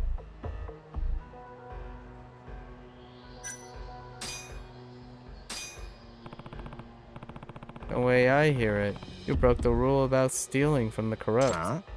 Huh? What are you talking about? The job was too good to pass up, wasn't it? You couldn't resist? You're talking out of your butt. I don't keep any of the money I steal. It seems stupid to even have to point this out, but... True, he does have a lot of bling, man. Holy heck. That crap you're wearing? I heard it's expensive. And how many do you even have? More than I could afford. Now we're seeing the detective come out, and you have a good eye. So tell me, why are you really looking for Jester? So tell me, why are you really looking for Jester? No reason really. Just had a pretty tempting job to offer him. We're gonna rob the security van of a credit union. And the best part? The client is the credit union's manager. Huh? They need a robbery to happen to cover up their financial failure. A classic insurance fraud. They get reimbursed by their insurance and they expect us to give back what we steal, doubling their profits. I have no intention of giving it back. People are such idiots when they're backed into a corner. So you're staging a robbery and then breaching your contract. What happened to honor among thieves? That's how it was at first. We used to talk big on back channel net chats. But we were always chickened out when it come to pulling the heist. We were all talk, just a bunch of losers on the web until he showed up. You mean Jester? Yeah, he was a genius. He knew how to execute a plan. We owe it all to him that we got big enough to gain a following. Yeah. And then he left you high and dry when you got too greedy. Yep. It was all about punishing social injustice, always acting so high and mighty. And what makes you think I'll help you on this fraud heist? Who knows? If he said that what a payday is gonna be, even he might have a change of heart. And if he didn't, then I guess we'll be parting ways. Permanently. Sounds like that was your plan from the beginning. I take it was your plan on getting rid of me, too. Of course. Especially now that you know what I've told you. I'm afraid your time has come. Yeah, right. I took your job. I expect to get paid. Bring it on. Wait, we can finally do, like, the charge attack. Oh. Right. Oh, okay. That doesn't work.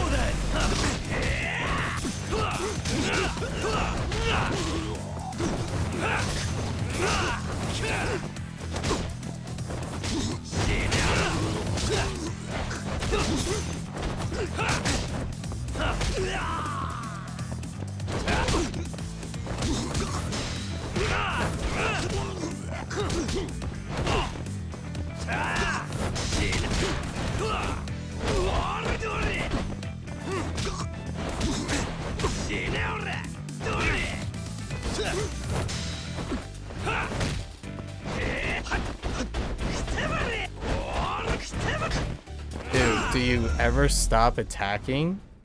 Holy heck. That rush combo was like 12 hits in a row. You need to disband your little group before you do anything really stupid. I think you owe an apology to everyone who joined you thinking you were some righteous bandit. You'll end it? Oh, okay. Oh. He actually...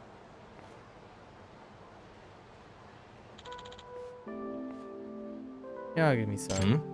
Hmm? If you ever see Jester, and he's still out there playing the hero, can you tell him to take it down a notch? What do you mean? He's overextending himself. I don't really know what fuels his rage against injustice. Probably some tragic stuff in his past. But he's gotta stop. He'll get caught. Alright, I'll talk to him. I'll put the money directly in your bank account later. Oh, this didn't... I think he learned a few things about him all the same. True. He's a true blue vigilante. Hello? That It's face. Ayabe. Masuda told me to give you a ring. You need something? Yeah. Info I hear you got. You got the cash? I'm done handing out freebies. Oh, and the price will depend on what you want to know. Well, it just so happens you already told Kaito-san the price. 200 grand. Hmm? You know how all that money got stolen from the Matsugane? I want to know what happened to it. And what, I said it'd be 200K? That's what he told me. In that case, let's make it 100. Price drops with age. Oh, does it? Nice guy. Look, I'm not pulling the numbers out of my ass. I got calculations. System. Anyway, I'll drop by your place tomorrow. Have the cash ready. Nice guy. Ayabe. 100K. I do have 100K. Whoa, man, you need to calm down. I unlocked a new skill. I know.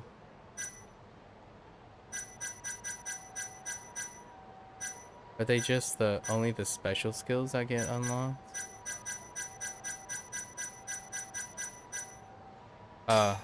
Oh, it's okay. I see. Yeah, we won't be using the special skills for quite some time. Leapfrog might be useful, actually. Bro, no, not particular right now. This charging tiger is alright. You can't vanilla charge tackle, so it has to... I couldn't get it to vanilla charge tackle.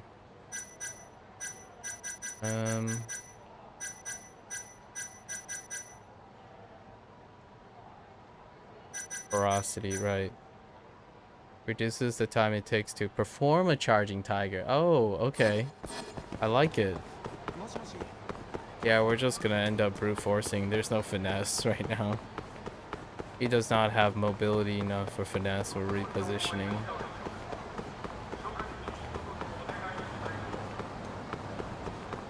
Faster to challenge with the armor. Alright.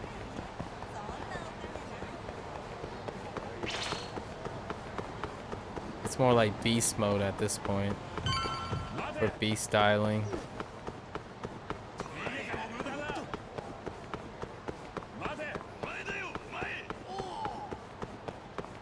Alright, time to get the intel.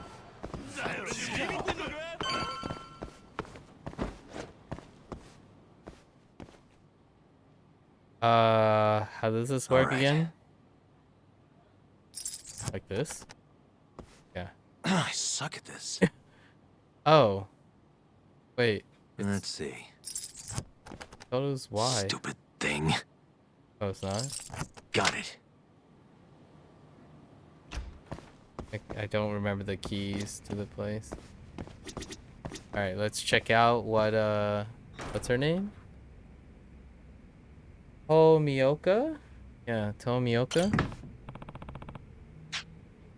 That hoodie. Is that hoodie with bitter melon in it? Yo, that is sus as heck. Did they go out of their way to make a dish that and took a picture of it that looks a little sussy? I don't know about curry with bitter melon. Yagami-kun, I made you some curry. But I thought regular curry would be too boring, so I added some bitter melon, one of my favorite fruits.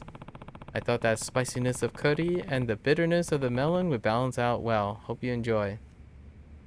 You know, that sounds reasonable, actually. I mean, on paper. Oh, and don't hold back when sending your feedback either. It honestly only helps me improve. Tomioka. Does bitter melon really go well with curry? I should heat up and find out. I would... That's not the first thing I would think of.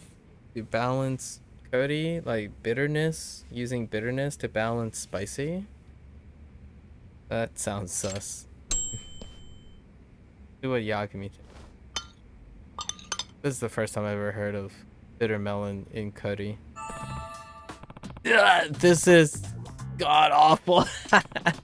The curry's pungent spice only makes the bitter melon stand out. Not in a good way. The face. Poor Yagami. That face. And the vegetables aren't even fully cut. Serving this would probably violate some kind of health. Yeah. Anyway, I should message Tomioka-san my feedback. Well, it's got a unique flavor. Would you mind chopping up the ingredients a bit more? Perhaps you could do without the bitter melon. You haven't tasted yourself, have you? Are we supposed to be nice? She said to be honest, right? I tried your curry, Tomioka-san. The spiciness of the curry and the bitterness of the melon, well, let's just say they don't complement each other. If you're aiming for delicious, perhaps you could do without the latter. I prefer a more normal flavored curry. That's hilarious. I love it. But will I always have to eat garbage like this from now on? I mean, it didn't seem like such a bad gig at first, but after forcing this down my gullet. Well, guess what's done is done. Hope the next one tastes at least a little better. Yikes. Wait, did I get healed though? I didn't get healed as much. I guess I get healed from resting though. Oh. Ooh. Bitter melon in curry. Yikes. It's cute.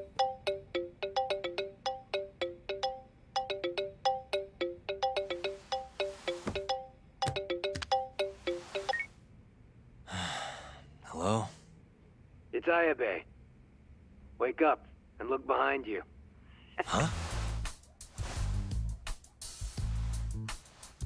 Creepy. God, next time just knock, would you?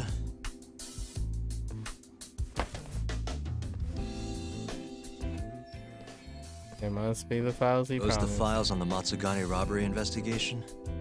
Investigation? What have you been smoking? No Yakuza's gonna report a robbery on their office. I mean, they'd have cops swarming the place. Wait. The Matsugane incident was never a formal case. I rounded all of this up myself. You have the cash? 100 grand, just like you asked. Nice. Not freaking money. Need more money. Everything's so clear. These are practically real case files. You want to know how long I spend on this stuff? Way more than I do on the streets, that's for sure. Someone's proud of himself.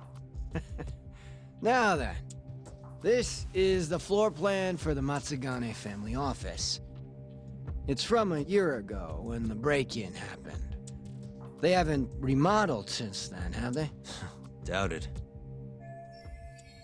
So the question is, how did the thief break in and get the money and make it out? So, to avoid getting seen by the security camera, the thief snuck in behind a guy coming in.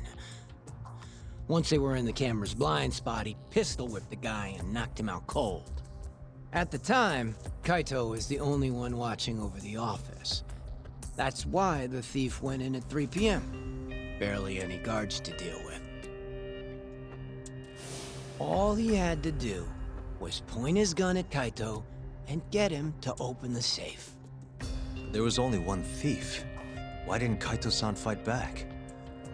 What would you do if a guy pointed a gun at your head and then shot the ceiling to prove his point?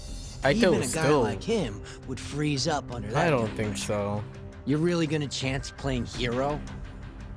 Once the safe was open, the thief smacked Kaito too. Knocked him out just like the last guy. And that's how the story ends. I broke in specifically when nobody was around. Ballsy raiding a Yakuza office with just a pistol.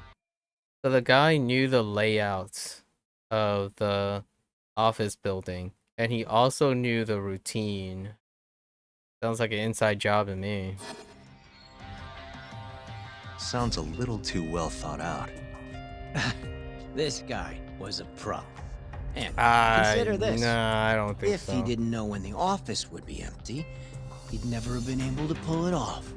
Clearly, he had a contact on the inside. Yeah. Maybe. But still, I don't understand why Kaito-san reacted like that. Yep, exactly. Normally, he'd have killed the guy, or died trying.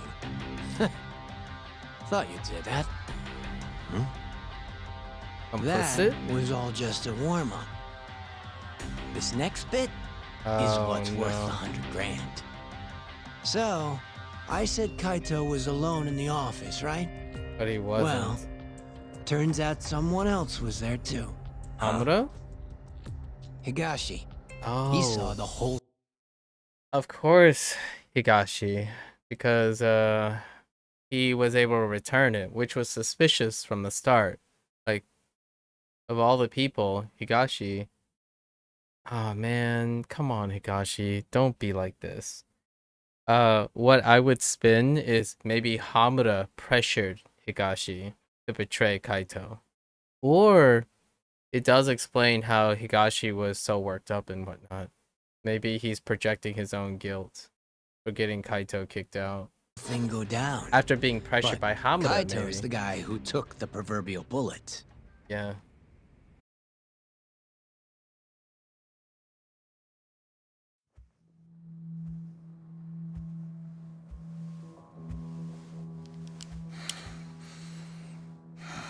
Bad move.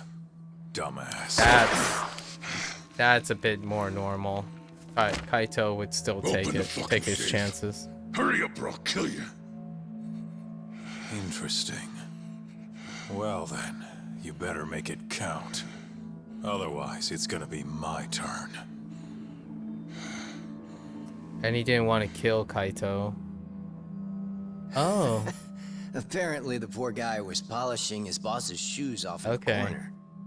That seems a little bit more reasonable. By the time he figured out what was going on, he was Oh, this is good. So Kaito cooperated so that there's a chance it would put Higashi's life in danger. That's why Kaito acted out of character. What? He cooperated to prevent. Okay then. Yep. You got me. Oh. And the now money's yours. It explains why he's so angry that Kaito got kicked. I'll just go get it. What's he gonna do it though? No. Yep. Man, that's all sorts of guilt. We don't recognize that character. Higashi couldn't forget that face if he tried. It was seared into his memory. Ah. You could say it all worked out for the best, since no one got killed. You could also say Higashi abandoned his Aniki and let the thief get away. Mm-hmm. And that's one way for a Yakuza to lose a finger. Oh. So many. Oh. So many ways to work out. Kaito never did tell anyone else that Higashi froze like a deer in the headlights. Yeah. Instead, he took the fall for the missing 100 mil. and got himself tossed out of the family. Why am I not surprised? No. That sounds exactly like what Kaito-san would do. Indeed. Right? But what happened next? How did Higashi get the money back? It couldn't have been easy. He chased the thief down and took it back. Thought that'd get Kaito back into the fold, which it obviously didn't. Thing is, he needed access to the police database to search for faces. Oh. I see it now. That's why you know what you do, huh? You think so? It's the only way you'd know about this case. They never filed a police report after all. Ding, ding, ding. Long story short, Higashi used the database and found his man. A homeless guy living on the streets of Kamurocho. Known around town as Red Nose. Here, just sent you a pic. That's what he looked like before his life went to shit.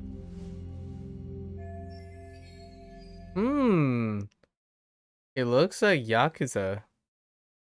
So, there's still a chance that Hamura put Red Nose up to doing the robbery.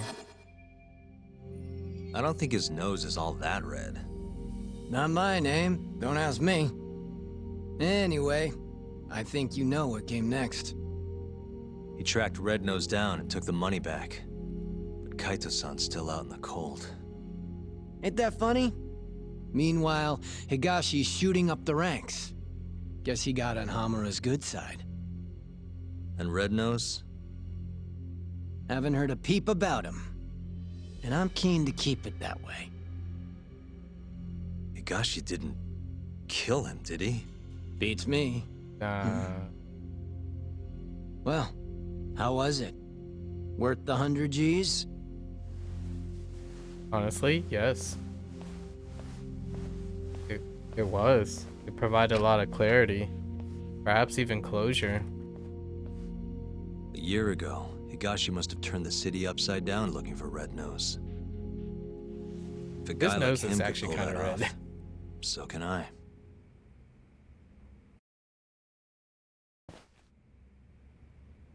I need to figure out if Red Nose is still alive.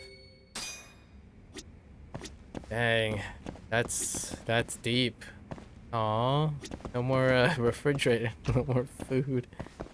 Alright, we need to get... Oh, no, we're healed. Okay. Oh, we have many leads. Senryo? Let's go to Senryo first.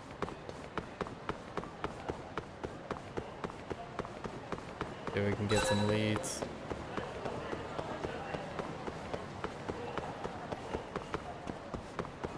Sorry, mind if I ask you a question? Go on. Do you know a homeless guy named Red Nose? Here he lives around here. Nope, not ringing a bell. I only just moved to this part of town. Oh, okay. Sorry to bother you. Okay. How far up? Oh, that's the Jifuku. Yeah, alright. My bad.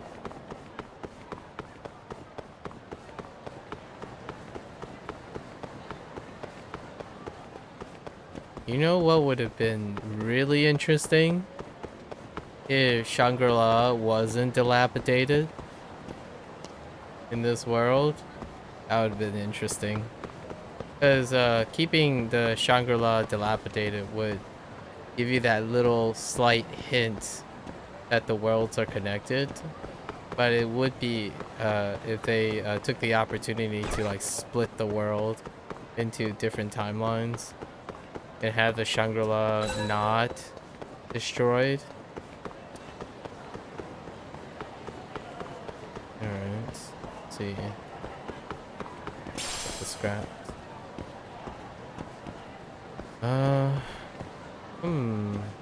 Any homeless peeps around here? Maybe a guard? Whoa, those guys are struggling right there. No? Not even like a attendant or something. Wait, how do you even... Oh. Alright. Is this guy drunk? Sorry, can I ask you something? Depends. What do you want? I'm looking for someone. Man by the name of Red Nose. Red Nose? Never heard of him. Nothing, huh? But maybe my friends know something. Can you ask them? You bet. Might take some time, though. That's all right. I can wait. If you say so. Oh, and in return... Let me guess, booze. I've got this thing called a play pass. You mind taking a shot at it? A play pass? Come again? It's for a new game this big shot committee just opened. They call it Dice and Cube, over at Paradise VR. Which is what? It's, some kind of fancy board game. You wear stupid glasses, you roll dice. Heck if I know. It's over on Theater Alley, and you need one of the play passes to get in. Huh. This town's crazy sometimes. I hear they got some pretty nice prizes if you win, too. But my legs are shot to shit. No VR for this hobo. Yeah, I guess you'd still have to move around. I got a few friends who've tried, but it sounds like they're all having trouble. So I want you to get a prize for me. Young guy like you can do it, no problem. What do you say? Sounds interesting. All right, you wait here. I'll go win you that prize. Thanks a million, buddy. I'll ask around about your Red Nose in the meantime. Oh no! It's another mini game. I must resist, but we'll do it for the MSQ though. That sounds so delightful. A board game? Rolling dice? Say it ain't so. I'm gonna get distracted by this. Steady the course. Yagami, you gotta help me out here.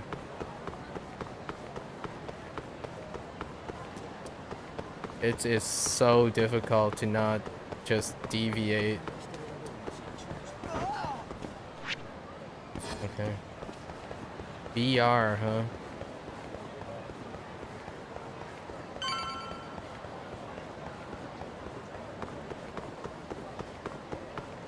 Yeah, let's save. Eh?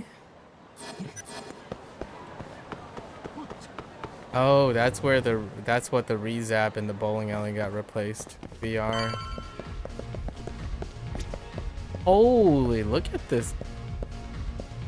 That is so comical. I love it. Alright. Okay. A VR pair of dice. Mm-hmm. Yep. Nope. First time. Let's see. Give me the rules. Did they just say Naisu, Daisu?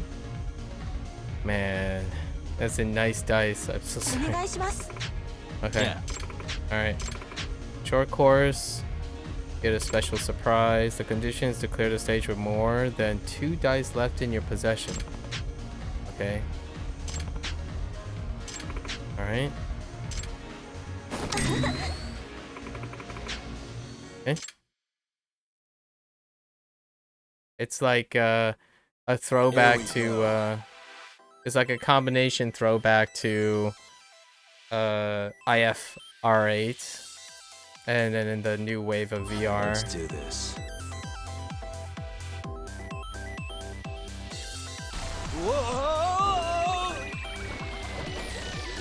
Oh. Interesting. Oh my gosh, this is some sensory overload. Oh, is it like Paces? Like a board game, but you're on the board game? Roll dice. Cancel. Check items obtained. Check bonus. Okay. LB for map display. Toggle camera heights. Okay. Oh my gosh, it's like a Mario Party, only a single player, and it's like Yakuza edition. Holy flashbang. I have so much to talk. I have so much to take in right now. Okay, there's the dice. How many dice left? 10 items. Music's great. Oh, if it ain't a fresh new face, howdy, the name's Koronyan, and I run this dang old nice, okay, Dice and Cube game. I was born and raised in Hiroshima, you see. Back home, I always dream of being a big-time mascot, and, well, here I am. Hiroshima, a throwback to Yakuza 6. It was nice to have some company in this doggone virtual prison of mine. Now let me learn ya the rules. There are 3 basic things you need to know. Alright. Start rolling and stop on A. If it hovers above his head and he does like a little bounce, it's Mario Party. For sure. Second, there's a limit to how many dice you can roll per game. Yep. The third, items you find these rounds are converted to cash rewards. Okay. This third rule might be important, but I reckon it's quicker to show you. Alright. First roll. 16 spaces to reach goal. Okay. Oh, it's not. Okay, that's fair. It's just on the right. Come on. Oh. Oh, it's random. Now notice that went down by... Okay. Okay. Okay. Alright. Just press X to... the bonus changes depending on how much you have left. Just press X. Okay. So, I see. Come on, roll. Event. Gift space gives you an item in exchange. You might even get something rare, shiny to boot. This is a space where only good things happen, so you better think your lucky stars if you land on. I see. Wonder what you'll get. Alright. So seafood rice bowl. Okay. You can cash this item for 10,000. Yeah, okay. Now I'll trinket you got. Nice trinket you got there. These items, doohickeys or whatever, the column are exchanged for cash at the end. Okay. Fair enough. Either way, you can check the details of the item by pressing Y. Aha. That rice bowl looks delicious. Alright. Okay. Now.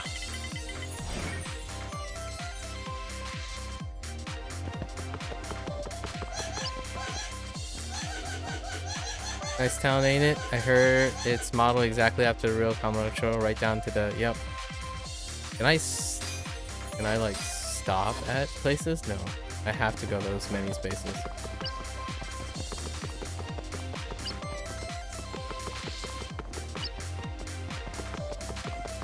Sure. Branching paths, eh? By the way, you can check ahead, yeah. So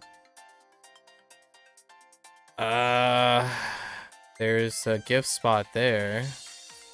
I have 1 space left. What's this? Can't tell what this thing is. Guess we're going. I'll go right. Here we go. Oh, plus 1 dice. Okay. Oh, 1 die.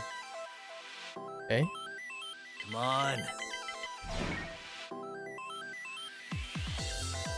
Oh, you can go backwards too?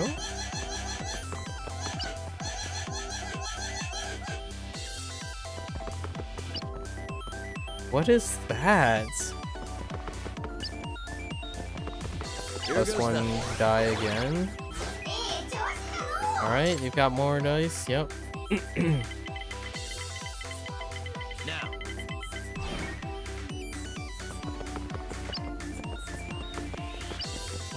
This is such sensory overload. Not looking good. Battle sequence. Battle space, the more stars it got, the rougher and tougher the battles are. But if you manage to win, the number of stars the space have will be added to your total dice. Okay. Oh. 2 stars on this boy. Sure, it makes it, but I'm sure. You like fight?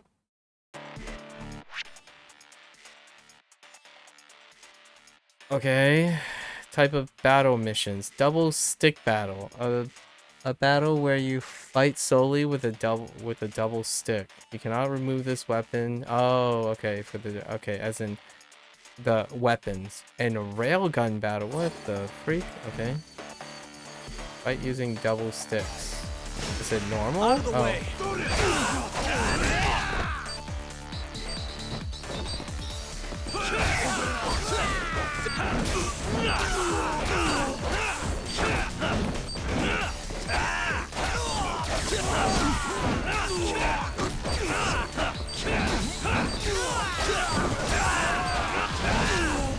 I see.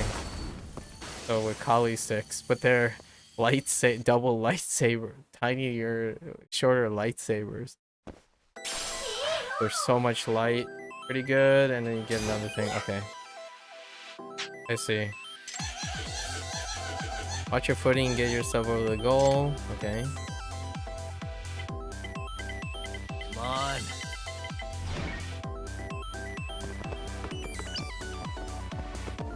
Oh no. Come on. You get healed between each battle?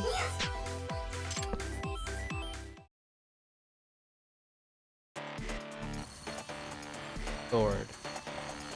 You do. Oh! Oh my gosh, someone has a freaking gun.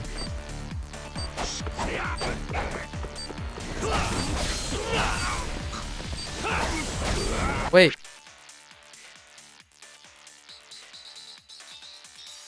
Oh, for a moment there, I thought that was a remix of one of Haruka's songs.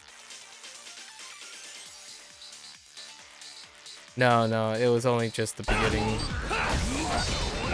Oh, you can shoot things. Oh, that would explain the projectile. Wow. Such sensory overload. There's so much lights. Oh, heck. Oh, you get mortally wounded. Really? Oh no. I guess this might be predetermined. Because now, railgun. We get to learn what a railgun is. Oh, a fight. Oh no, never mind. Just crane style. Nice choice.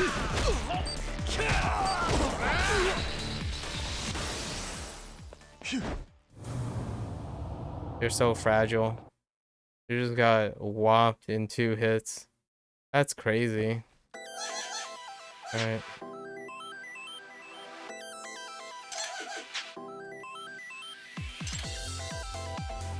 Wait, what?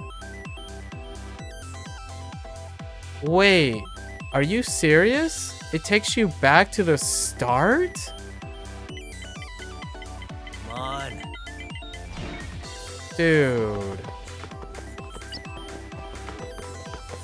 No way. Okay, so this is... the weapons are pretty cheesy on how much damage they scale.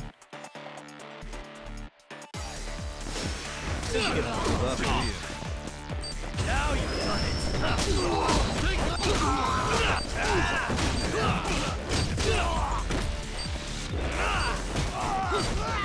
Like, weapons do exponentially more damage. It's incredible how much that sword did. Am I locked in? No, I'm not locked in, but that's fine. Yeah, those 2 sword slashes basically took off like 80% of his HP. Okay. Roll him.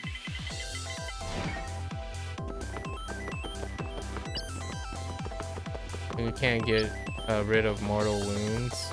Not looking good.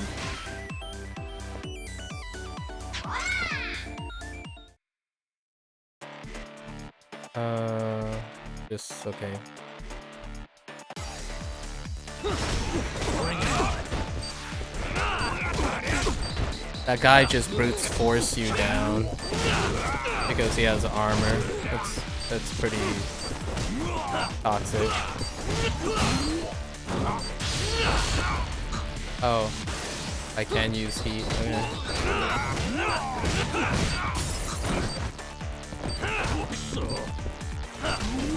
Oh, I wonder if the left trigger thing works. Maybe not.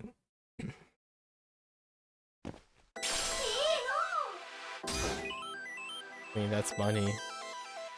Come on. We're gonna go the other direction now. Crossroads. -2. Oh, that's scary. Damn. -2 dice.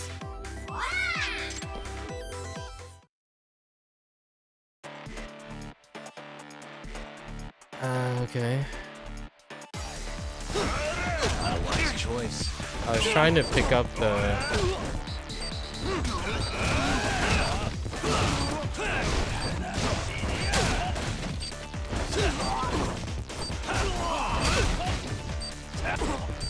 Like...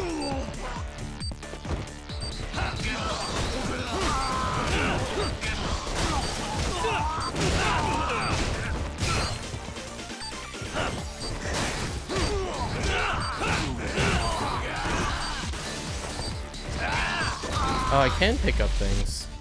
I just saw the bee. I was trying to pick up the chair.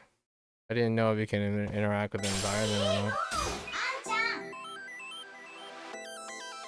Now. Really? What the heck is this? Open the safe? Is it lockpicking? Bypass. I'm on a roll. Why am I back? Shit.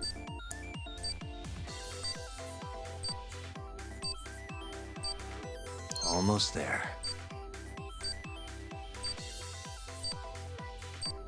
Nice.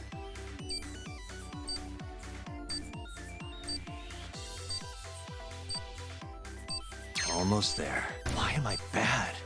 I suck at this. Are you serious? Stupid. I suck at. Why am I bad? Dude. Stupid shit. Why is that so sensitive? It's not in the right position. This is BS.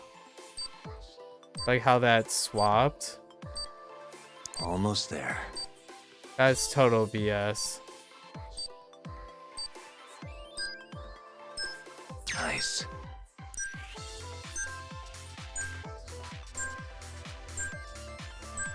That'll do it. That's total BS. When they do the little like wall bump, it's definitely on the mark. It's just it doesn't look like it's responding to the right place. Oh my gosh. No way.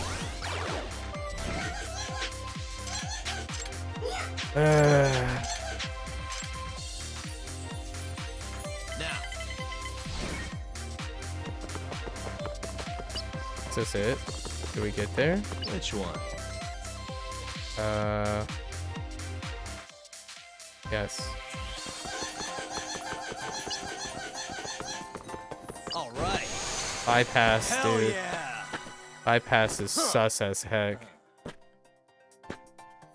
Okay, there are a lot of things concerning with this mini game. I'm a little worried.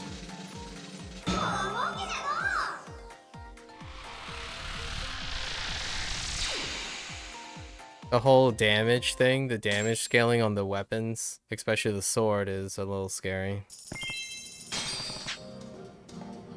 What do you mean couldn't do it? Oh, I needed 2 dice at the end.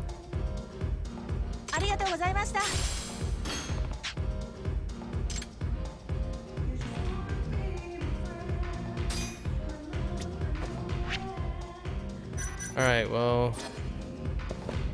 Alright, let's try to get it, I guess.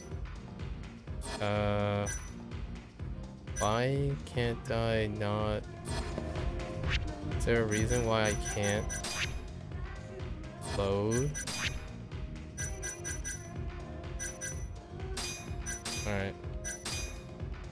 But now that we're familiar with it, let's try to actually get it. That sword thing was BS.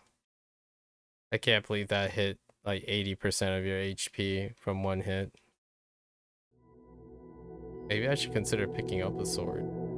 I don't know if you can have weapons. It legit just two-shot me. Okay. And a bypass thing.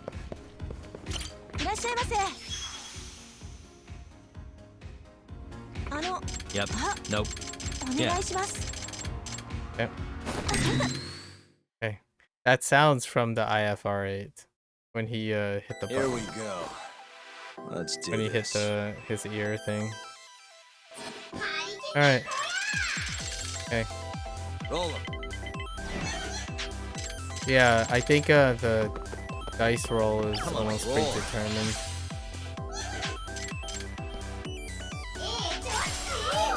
Oh, maybe not. Now. Maybe not. Okay. Here we go. Oh, there's a chance I Almost need there. special skills as well. Nice. There's chance the special skills help with this. Almost there.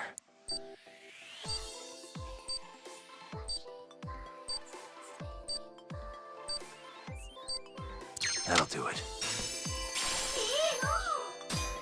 Okay. Roll 'em.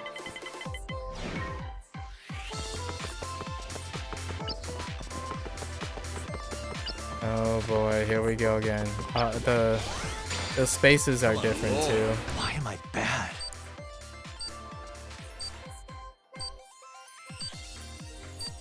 Nice.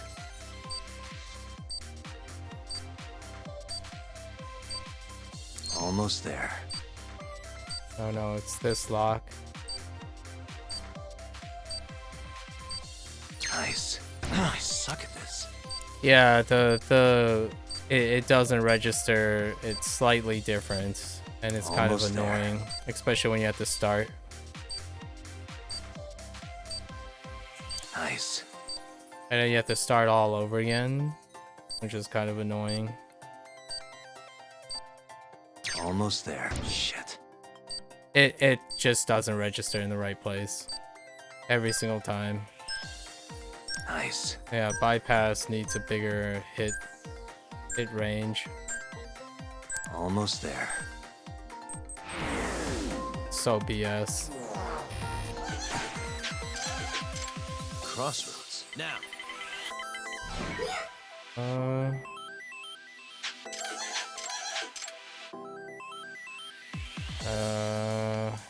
Four spaces.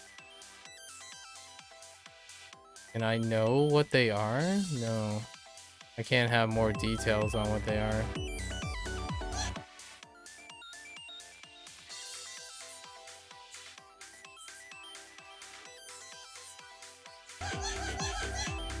This one.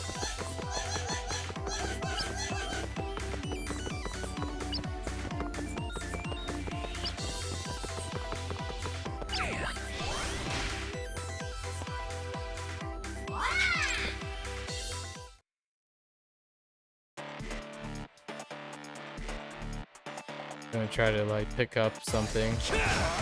Nope. This again. I saw the bee, but all it did was make me try to grab the guy and get hit like 8 billion times.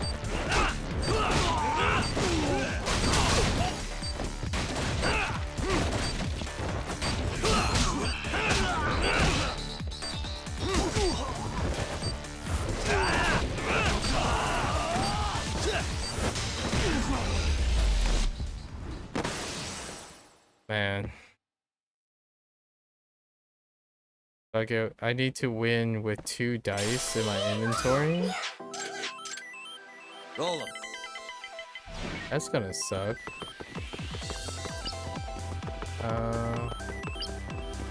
Nope. Here goes nothing.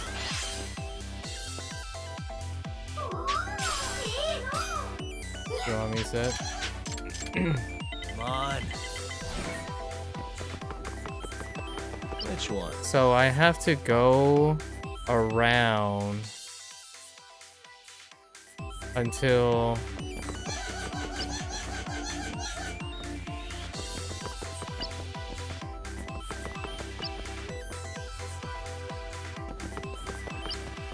and then you just lose. I'm on a roll.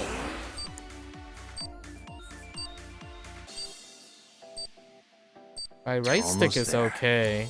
My left stick is sus as heck though at the moment.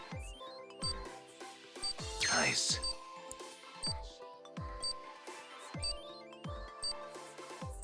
Almost there. Stupid thing. Yeah.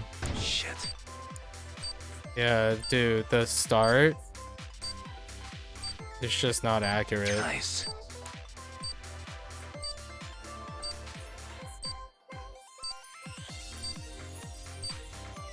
Almost there. Stupid thing. Yeah.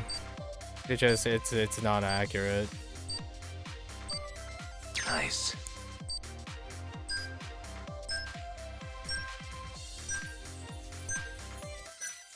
Why am I bad? I suck. Stupid. Why am I bad? I suck. Stupid thing. I mean, we don't have enough dice, so Damn, couldn't do it. yeah, this is gonna suck if we don't have like a better skill or something. Hold up.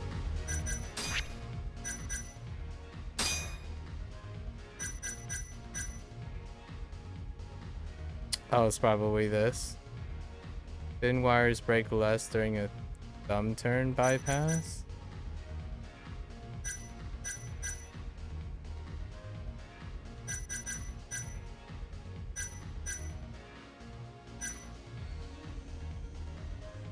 Lowers the speed. Oh, it does matter. Okay, so I have been doing it. It does matter. I thought it was just RNG for the dice. Okay. Yeah. I guess we can spend some points on those skills.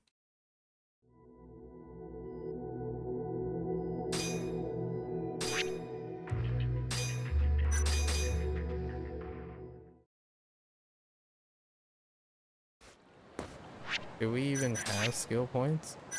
We do have some skill points.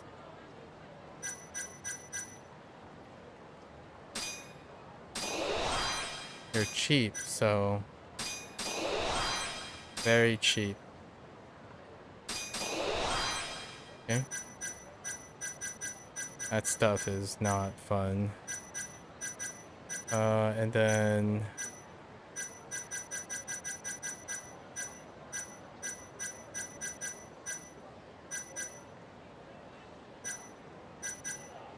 there was a rolling thing. Oh, you don't get it until afterwards. Okay. I see.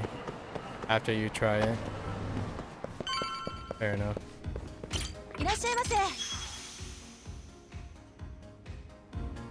Yep. Nope. Yeah. Okay.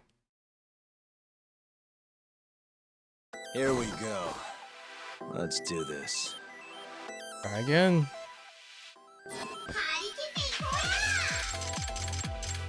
Okay.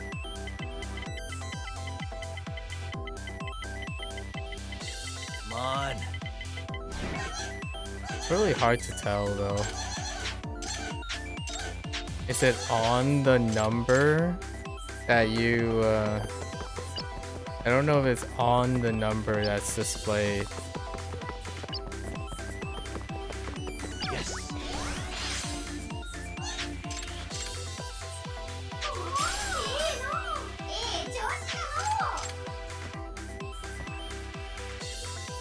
Now. I mean, it's 1 for 1. Looking Sure. good.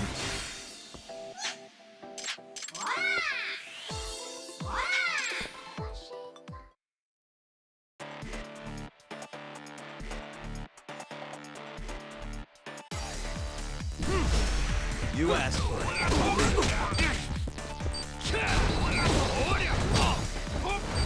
The guard bounce is so incredibly unfair. Like, you get stunned for like 6 seconds. You step back, and then it takes forever for you to recover afterwards. It's not 6 seconds, it's like 3 seconds probably.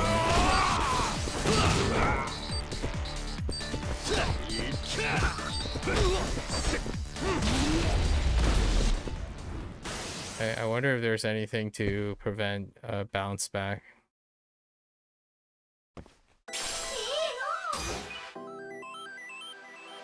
So what?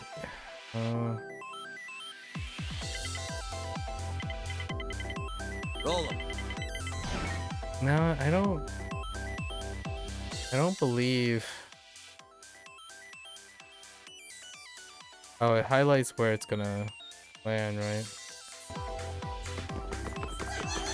Crossroads.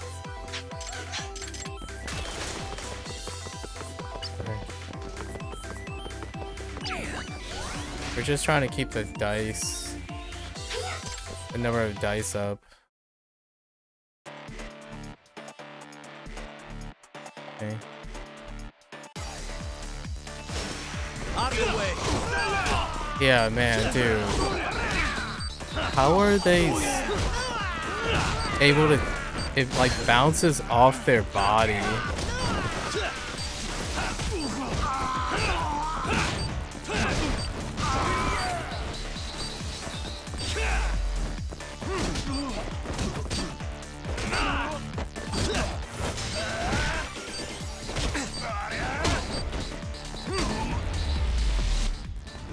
When you hit them, you just bounce back off of them, even though it's a confirmed hit.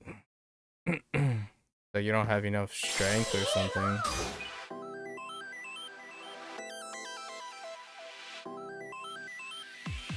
Now.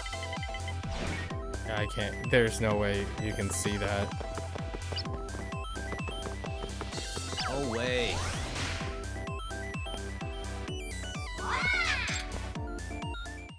I should try to do charge attacks if it stops me from bouncing. You asked for it. Immediately just get bounced. No, it just bounces off him. Like, dude.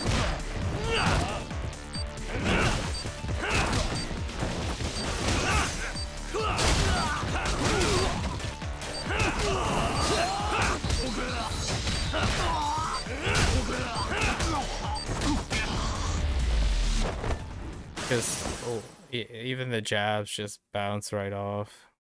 You get punished for landing and hit confirm. It's so weird. Be something to get used to.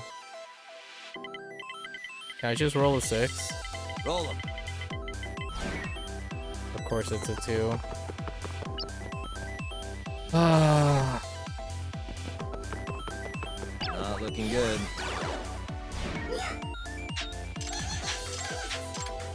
Are you just like destined to lose? Now.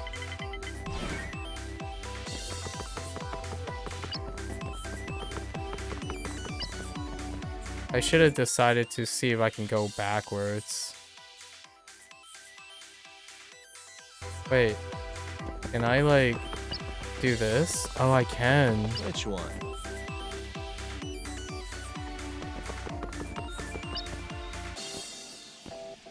Wait.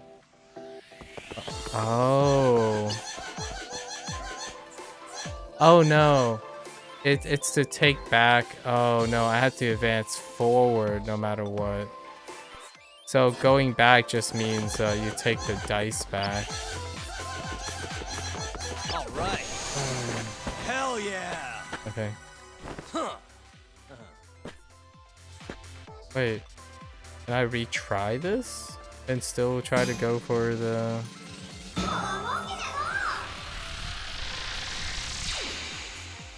I was hoping you can like deliberately delay, but...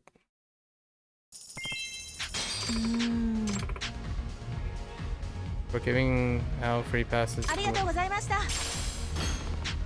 Yeah, so we can just...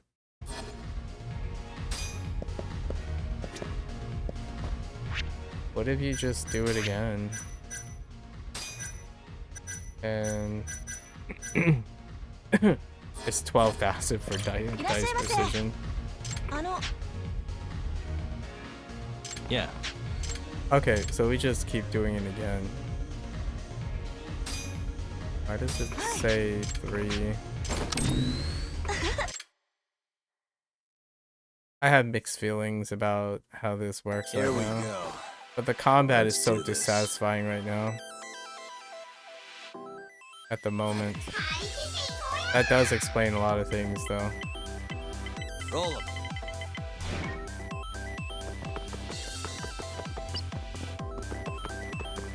Come on.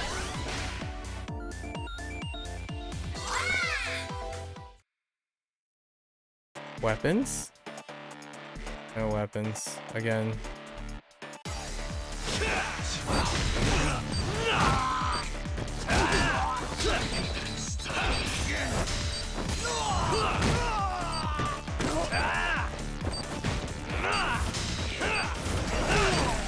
I wish he wasn't aiming at like...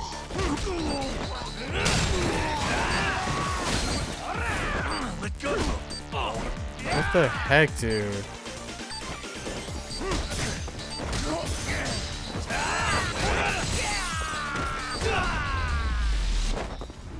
Like, it bounced up so it didn't make contact, and then he grabbed me. And...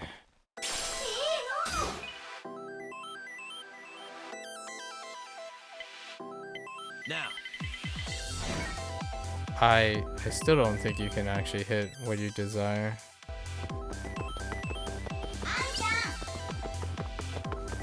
It's just too fast. Not looking good.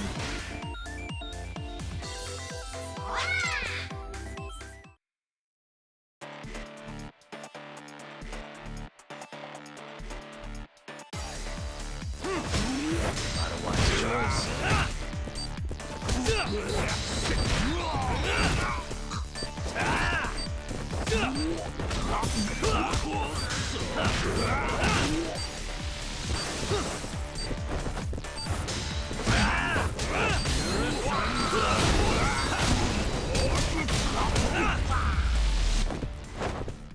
Okay. Trying to get the timing of the heavy charge attack. Okay. Come on. I'm trying to sync it with the audio instead. Maybe the audio helps. Is there a minus? There is. But we're gonna go for it anyways. Which one?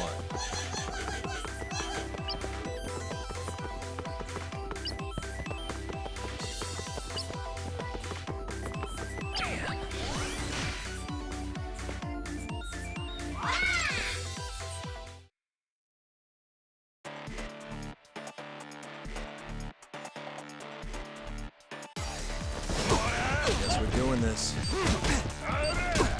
It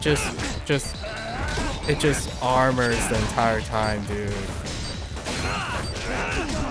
I don't know where that was aiming at.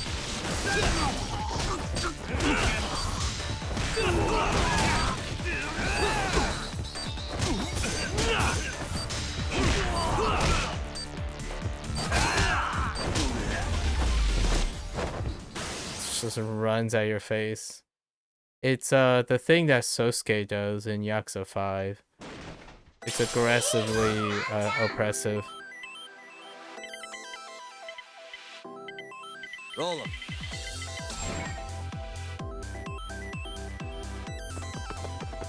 No, it doesn't really help.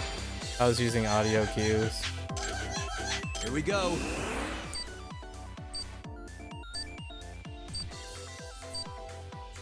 Almost there. Oh, you can slowly do it. Okay, that's fine, Nice. actually.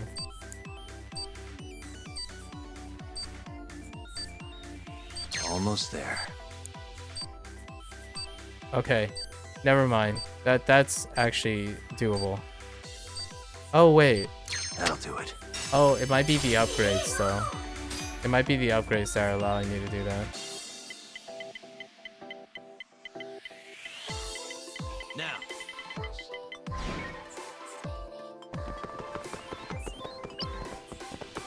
Okay, is that it? Did we get enough? Yes. Crossroads. All right. Hell yeah. Huh.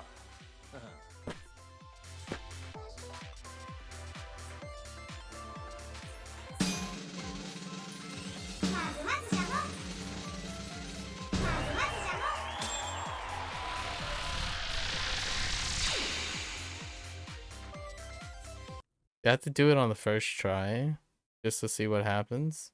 Yes.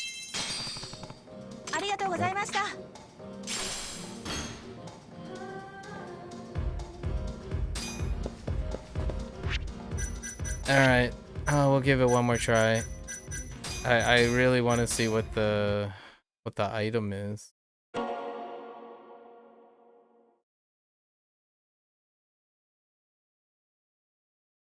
You have to try your best not to land on the -2 dice, which, of course, oh, I landed on that immediately on the last try when I actually know what it was now. So it's not quite clear if this skill allowed me to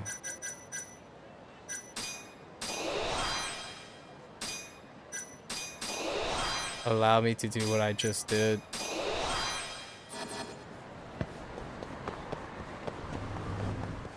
On the thumb bypass. It made it a lot more bearable.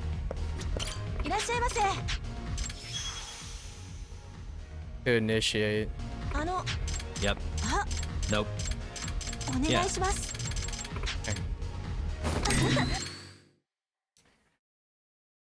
Fourth time's the charm, I suppose. Here we go. Fourth time's the charm. Roll them.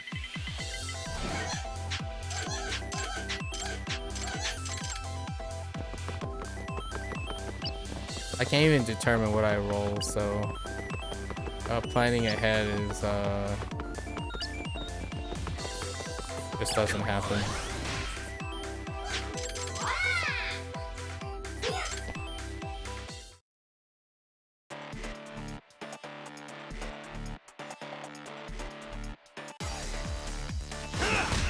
You don't give up, do you? My input just disappeared completely.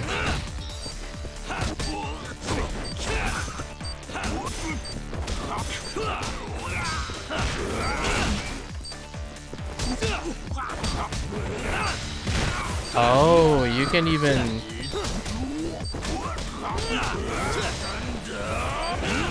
You can even do it...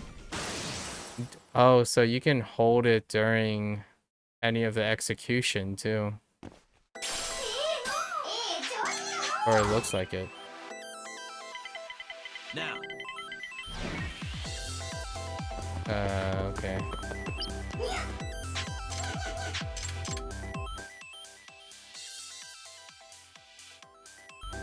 This one.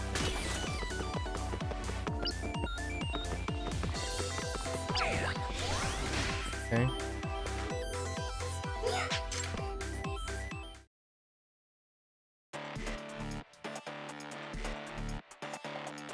Are these one of the guys that just runs at your face? You asked for it.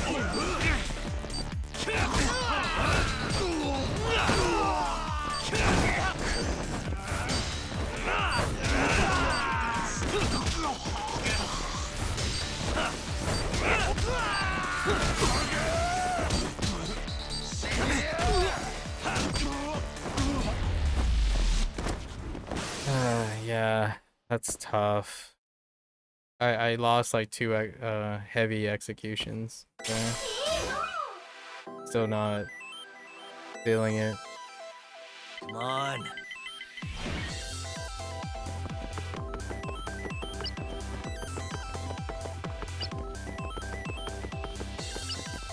Oh, we got past it. That's good. Well, ain't that just the bee's knees? Did he just say, ain't that the bee's knees? Roll 'em. I think we're good. Good. Made it. Hell yeah. It still feels like RNG on the dice roll, the die roll. Can't tell.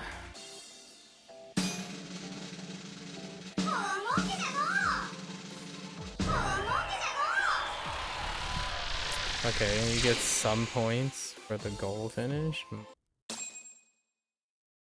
Almost seems like you want to loop around indefinitely.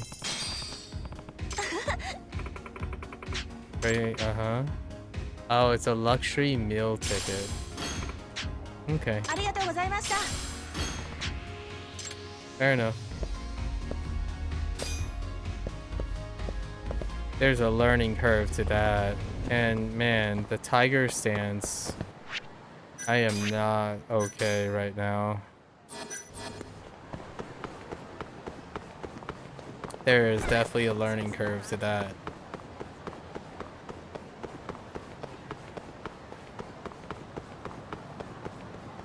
Those guys are not friendly. Walk around. Or run around.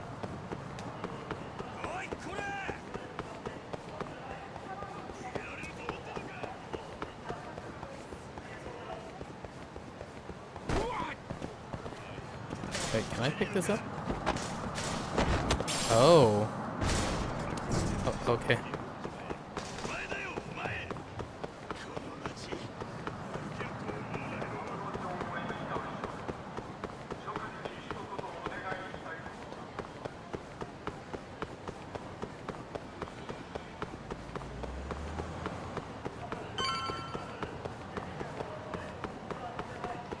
Finally back. 30 minutes later. Hey, pal, how'd it go? Get me one of those sweet VR prizes? Piece of cake.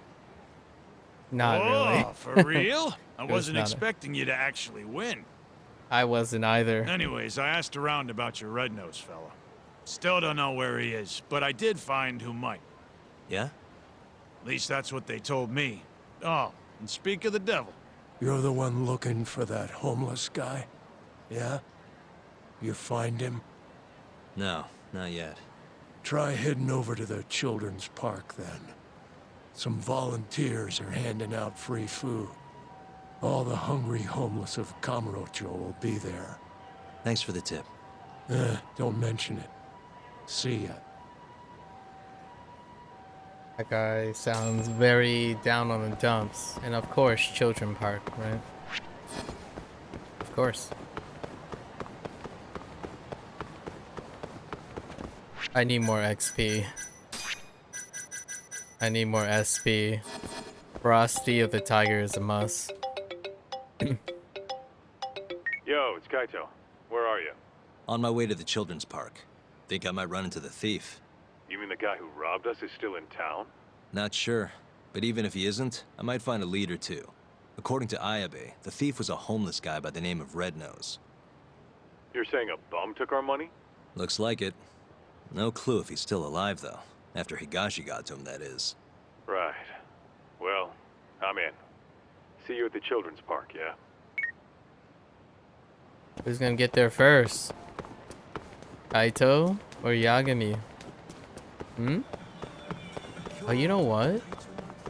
Is this Dragon Palace that's closed up? Pretty sure this is Dragon Palace. Oh no, no, maybe not. Oh no, you can still enter it.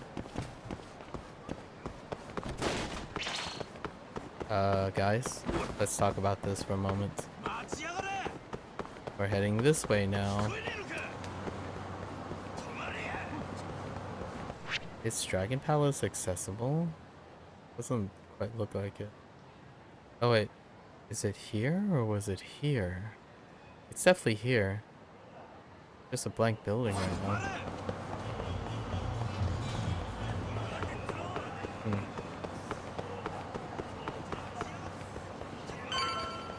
Alright, Children's Park. Classic place.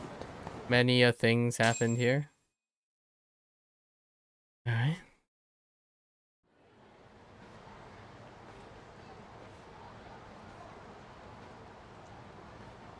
Suddenly it's nighttime.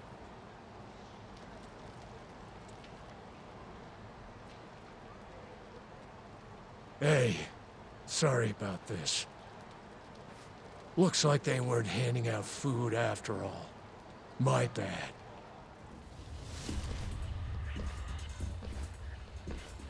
Oh, Yagabi got here first. So we're doing this instead? Yep. Red Nose sends his regards! Oh.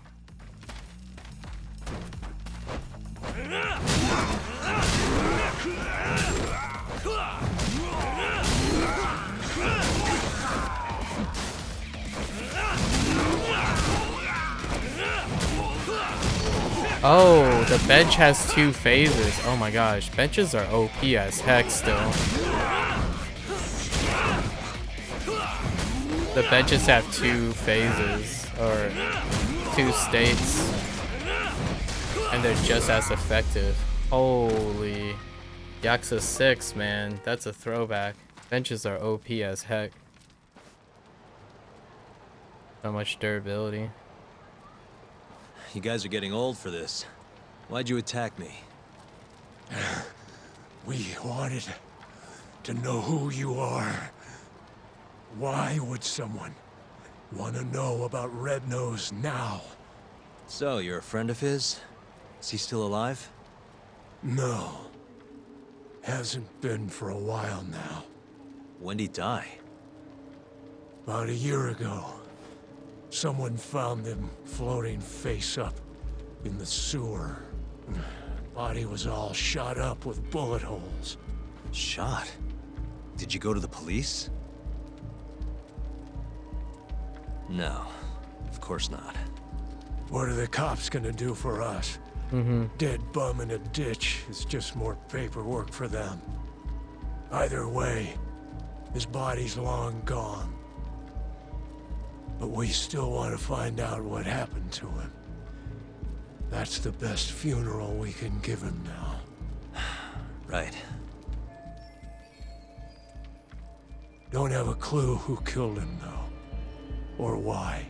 All we remember is that a year ago, some Tojo clan Yakuza was looking for him. Must be Higashi. And is that Yakuza the one who killed Red Nose?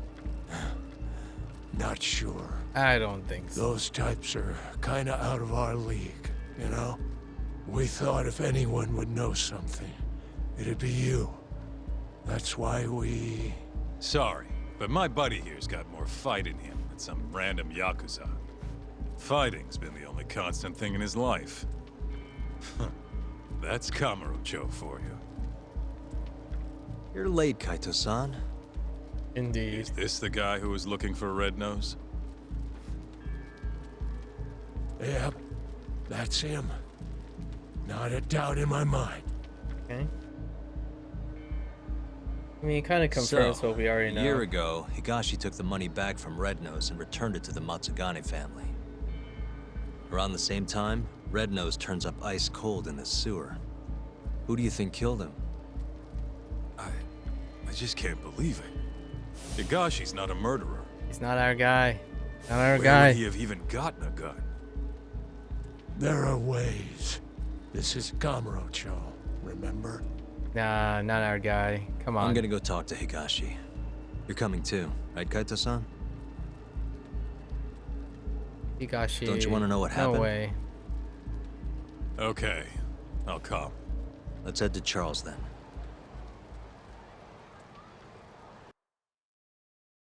Come on, Higashi. Let's roll, Tom. Come out on top. Don't be one of the bad ones. Come on.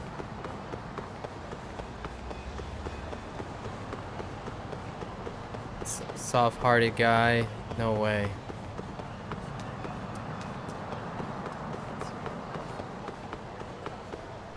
Where actually are we heading? Oh. Game center. Gotta be one of the good ones. Where'd you go? This parallel universe is filled with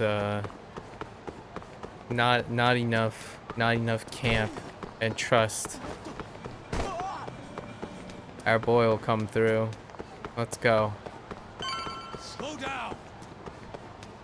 I told you right on me. What the freak? Keep up. Hell. All right, Higashi.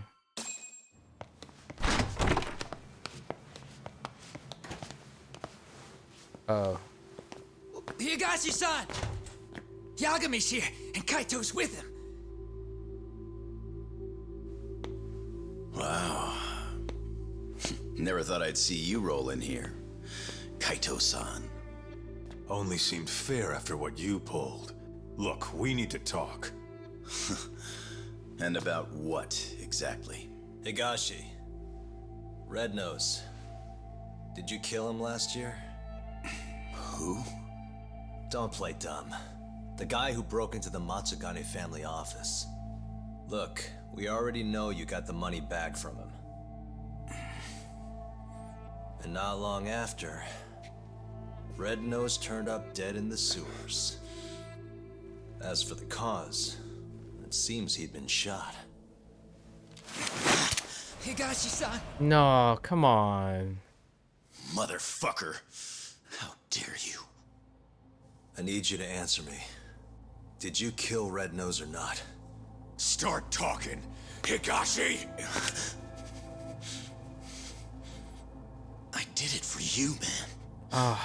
If I could have just gotten the money, maybe they wouldn't have kicked you out of the fucking family. I was ready to do whatever I needed to do.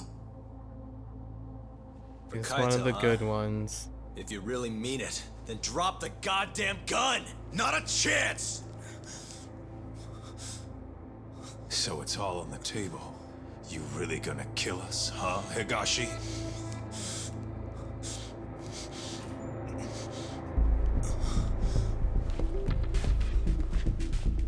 It's over.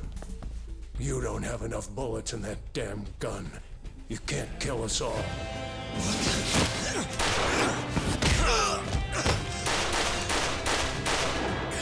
Now, was that really necessary, Yagami? You could have just emptied the rounds. Like dumped the rounds. Take him out!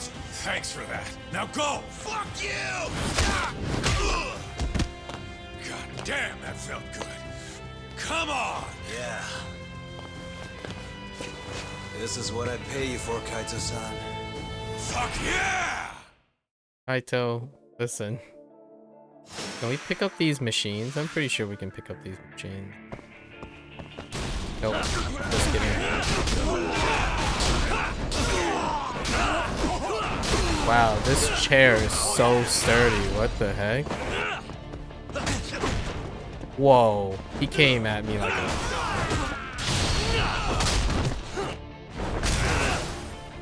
Dude. Higashi is pretty goated. What the heck?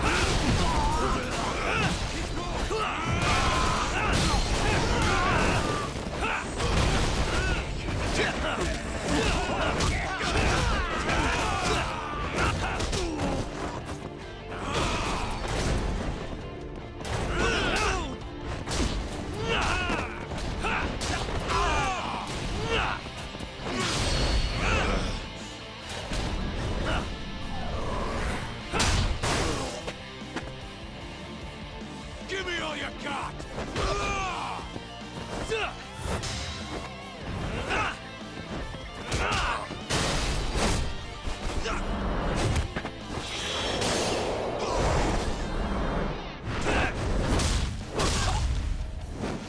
Ow.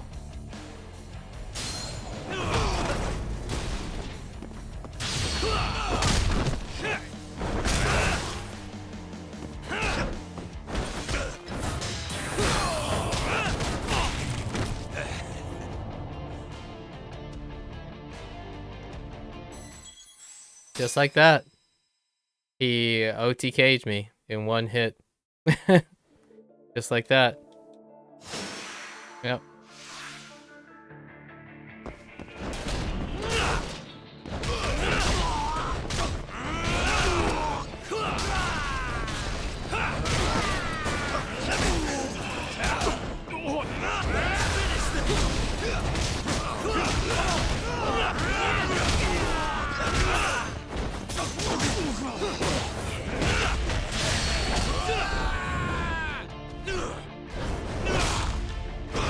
Dang.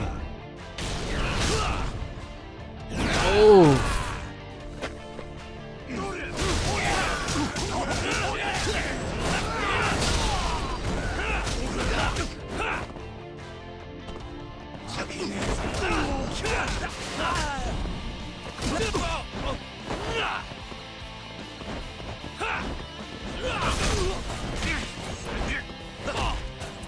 Yeah, he just nails you for like 40% of your HP immediately.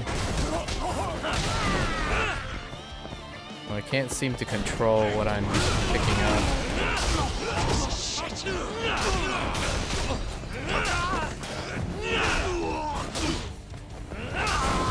Okay.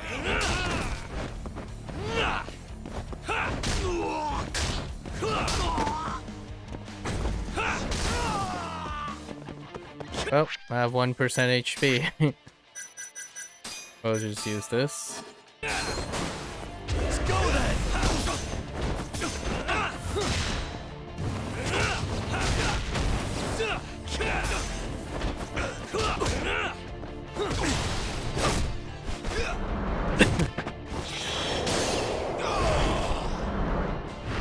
So I gotta really be mindful of the charger, heat charge that he has.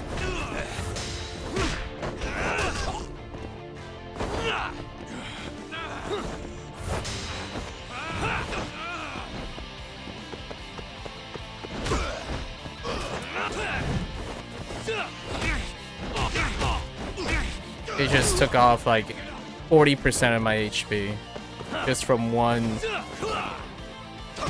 Dude, what is up with the charge not registering? It's so aggravating.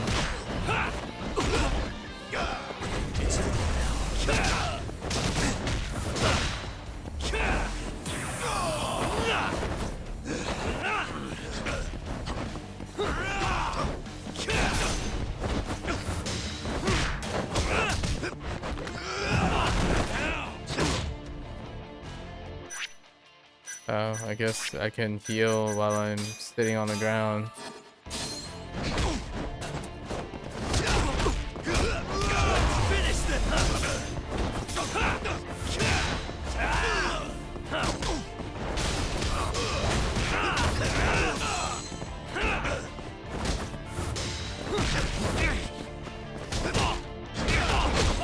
Yeah, you're just so weak.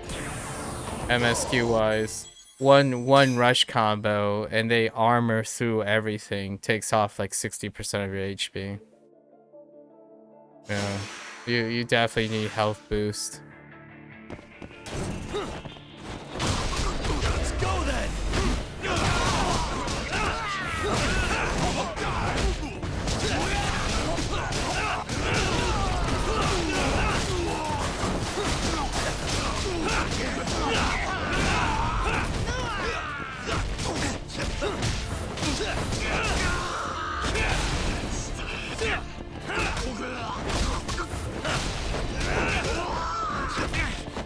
Give me all you got. Let's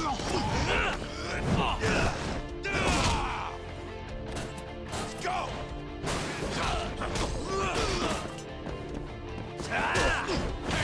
Come on.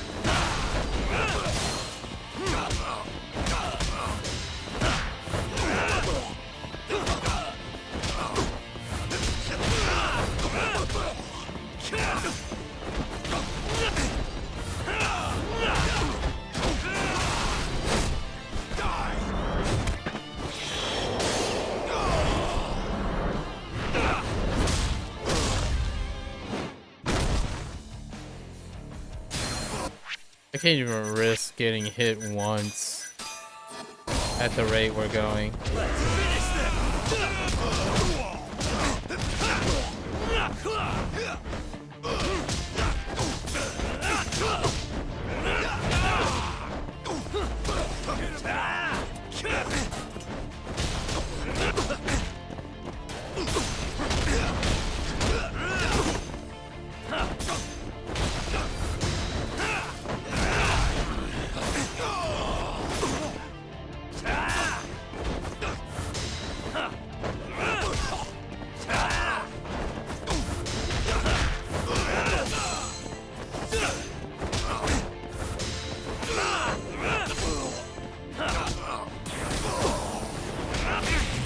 I couldn't even cancel that. That's so BS that you can't cancel that. Dude. That was so infuriating. Like the move was buffering so long and I couldn't quick step out of that. So aggravating, like how chunky he is.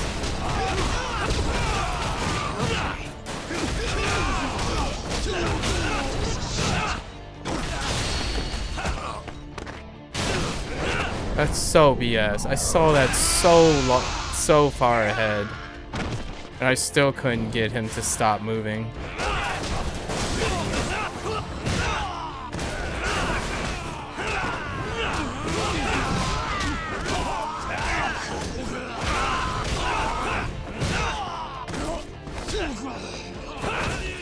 Yeah, like he just can't quick step cancel anything. It's crazy how ineffective that is.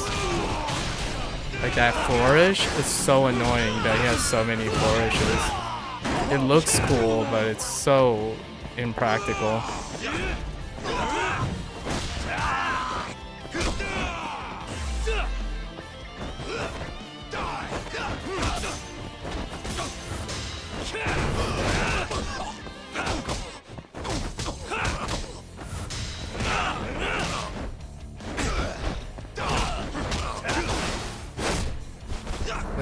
That triggered me so much that he was locked into that animation for like 4 seconds.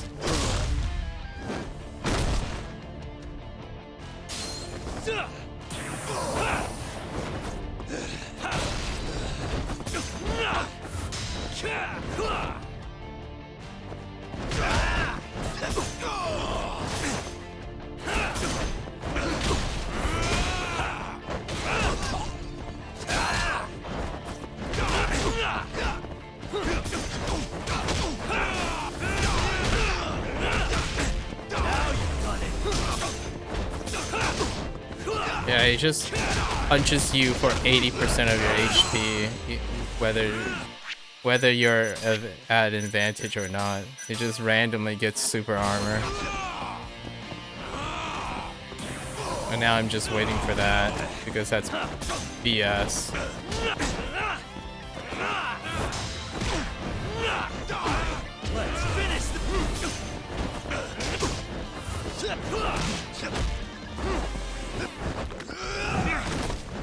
It's just whiffs. It's just completely whiffs all the time.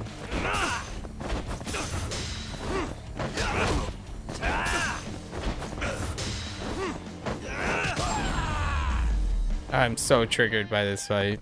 That fight, you just have such terrible hit confirms in this game. It's so floaty. You just slide all over the place. I didn't kill him. Good. What? I'm not the one who murdered Red Nose. Then who the hell was it? Red Nose must have had a con. You know, what if Matsugane?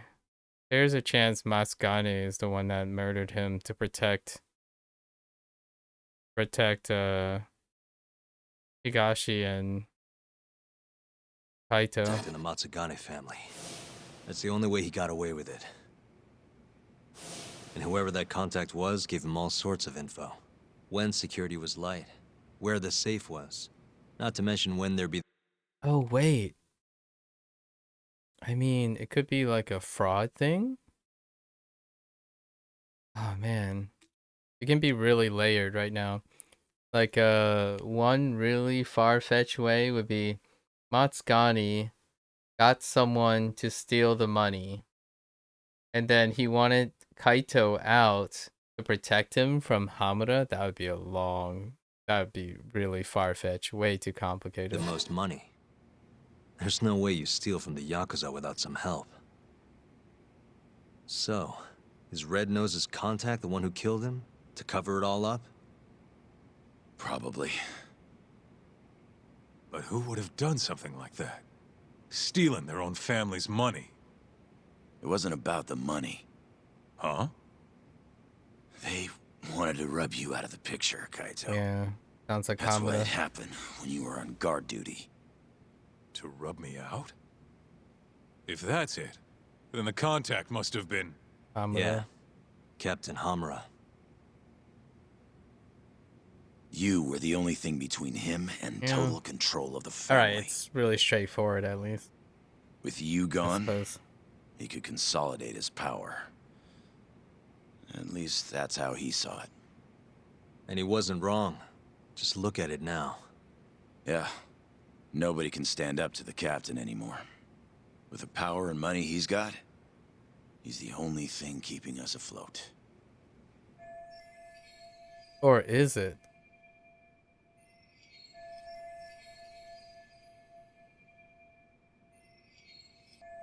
That's a fair point. How exactly did Red Nose die? You know, don't you, Higashi? It was the day after the 100 mil went missing. After Kaito Aniki got expelled. I bought some info from a dirty cop. Led me right to the name Red Nose. Uh-huh. I asked all around That's town. Ayase. Till eventually I ended up down in the sewers. But me and Red Nose, we weren't the only two there.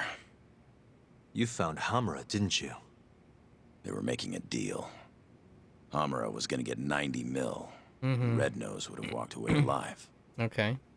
And 10 million yen richer at that. Should have been all wrapped up, clean and easy. But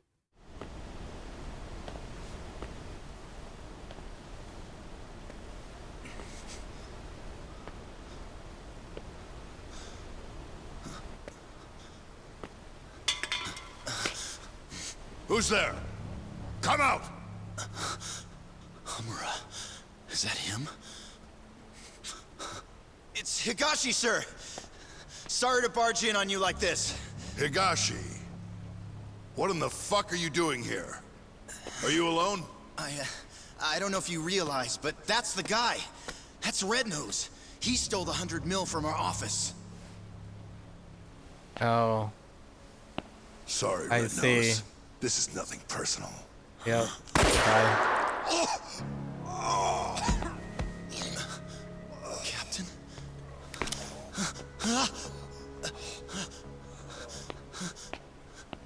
Hey, that really a good idea?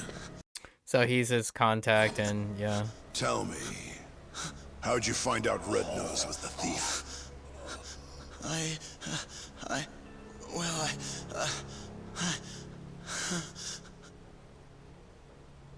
What was I supposed to do? I told him everything. Wait, How I was in the office when the thief broke in and stole the money. did he tell him about How I bought police info Ayabe from though? Ayabe and followed Okay. the trail to Red Nose. So he did tell him kept about talking, Ayabe. like my fucking life depended on it. Probably did, to be honest.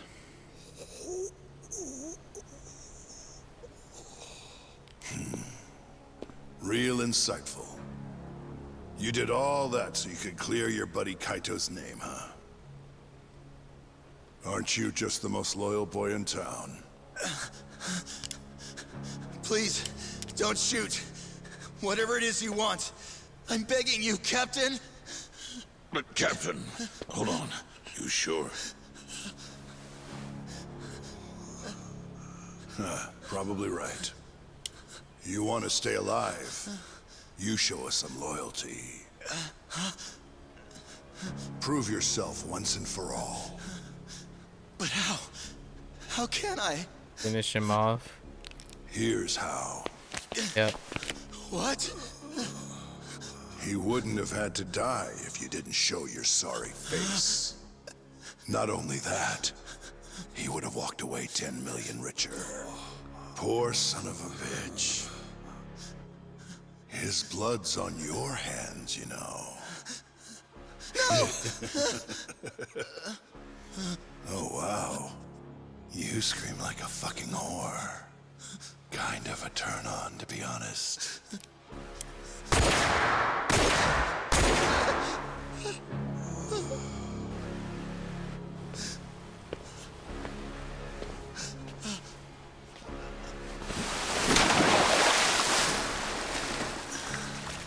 What are you so upset for? You're finally a real Yakuza now.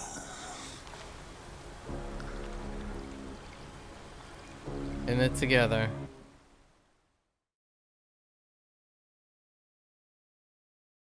That explains the desperation. So you really didn't kill him, huh? No. But people know I was out looking for him. My prints are all over the gun, too.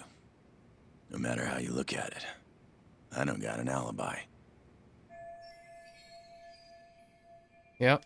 You said it yourself. I look like a real Yakuza now. I was thinking the same thing. Hey, what if we told Matsugane-san about this? Think he could put the squeeze on Hamura? Not a chance. The boss can't stop him anymore. Telling him would just make things worse. That's why Higashi kept it a secret. Tough as it sounds, it was the right move. Right. Hell of a thing. Alright, I'm gonna go, Kaito-san. Hmm? This is between the two of you now. I'm sure you've got a lot to catch up on.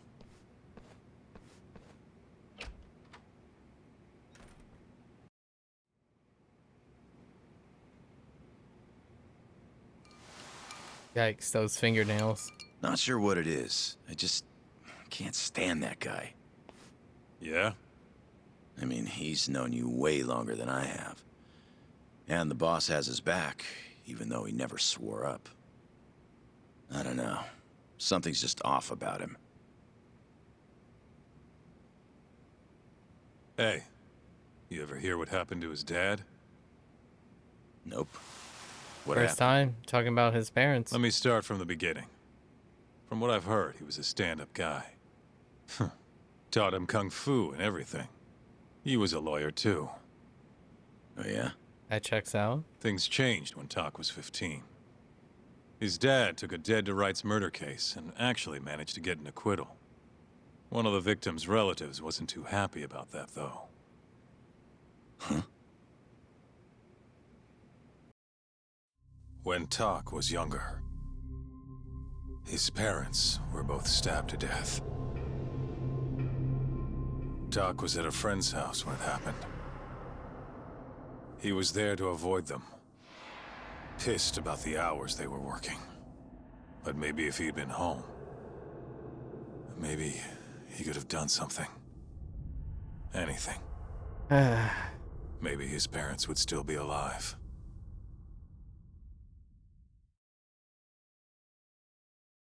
Another orphan. So this guy who killed the family, they ever catch him? He hung himself at the scene of the crime. Tragic doesn't even begin to describe it. Tak ended up coming to Kamurocho right after that. Didn't want any help from his relatives, neither. So he lied about his age, snagged a job at Tender. Got it. So that's when he met you, huh? Yeah. And if you want the truth, I wasn't too big on the guy at first either. I was pretty green at the time, too. But here comes this 15-year-old punk picking a fight with a Yakuza my size. The balls on that one. Probably thought he stood a chance. Probably. Until I broke his nose. But no matter how much he gets beaten down, Tak's not the kind of guy to give up. Every time I beat the crap out of him, he'd act like it was no big deal.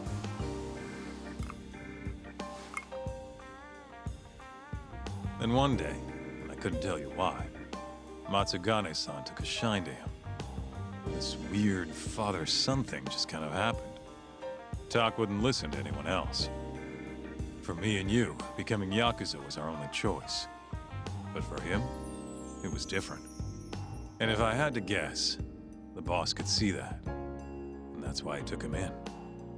Tak didn't let him down, though. Ended up passing the bar exam not long after. I remember. Wasn't too pleased with it myself. But that's all in the past. It's different now.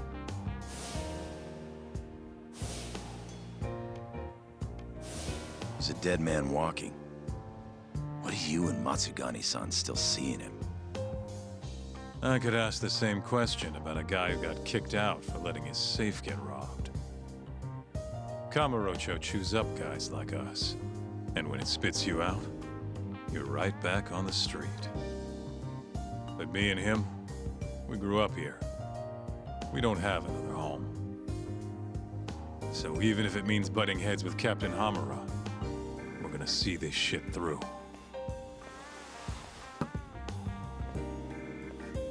Aniki. The captain's word is absolute. At least for now. But if he ever gave the order to off you, I might have to think twice about it. I think I can live with that.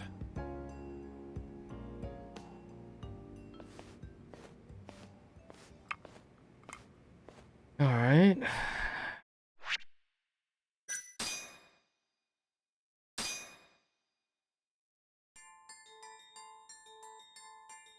As Yagami chases the mole, the Matsugani family's net tightens. A year ago, Kaito was expelled from the family, and its power structure changed entirely. But the whole thing was a setup. In Kamurocho, men are pulled into the criminal underworld's currents. But those that refuse to submit to its tides will always struggle.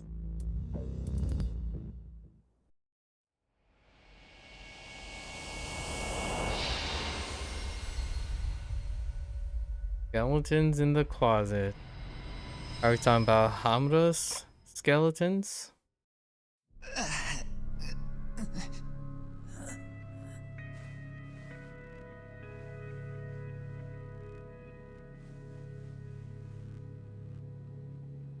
So, Higashi, tell me, you have a good reason you aren't doing what I asked? No, I don't, boss. You sure could use one with talk still hanging around. It's time to start doing your damn job!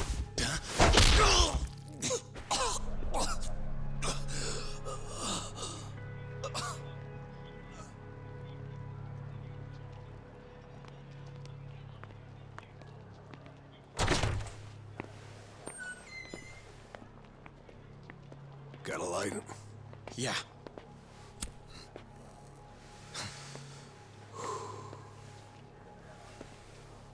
Cap's awfully tense lately. Kinda kills the whole room, you know? Huh? Yeah. He's always in such a bad mood.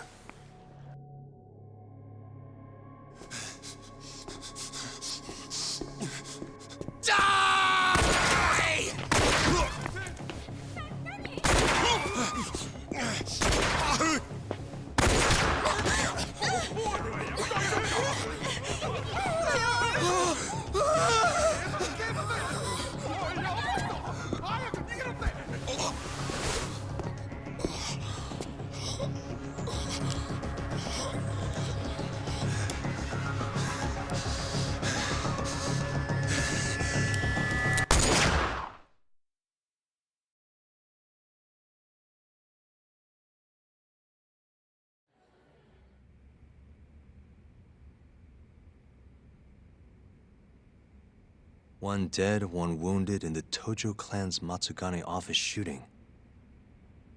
Dead guy's name was Kurimoto. Been in the family for years. Did I know him? Doubt it. He didn't make a habit of standing out.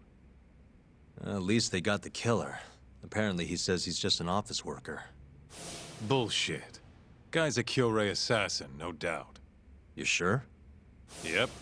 At least that's what Higashi told me. Oh, you mean the guy who was ready to shoot me the other day? You still sore about that? Anyway, according to Higashi, this guy shot Kurimoto 3 times in the torso. Then, he shot both his eyes out. Why? Must be the Kyorei's idea of revenge. If things keep going like this, though, even the Tojo clan proper might end up getting involved. So the Kyorei clan wants a war. Looks like it. Kamurocho's turning into a goddamn battlefield.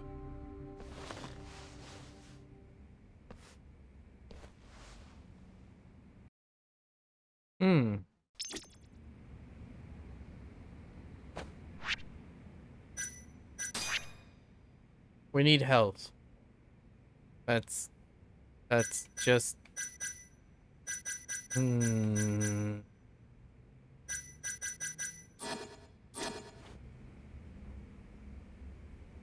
quick bathroom break.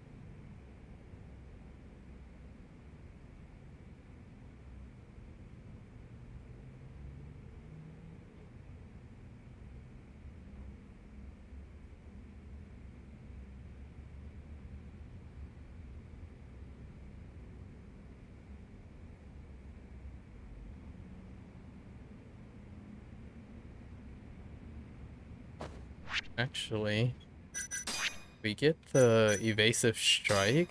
Evasive strike would be useful. It requires double quick step. You don't say. Quick step strike would be wonderful. Guess we just save up for this.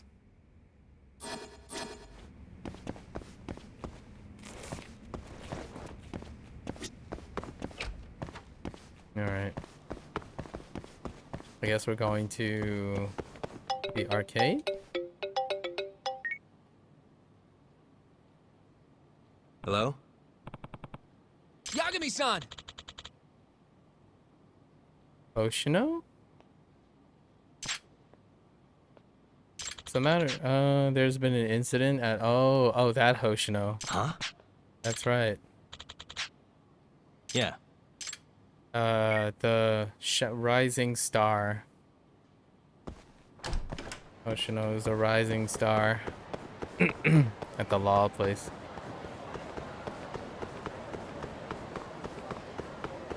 It's gonna be tough picking between extra health.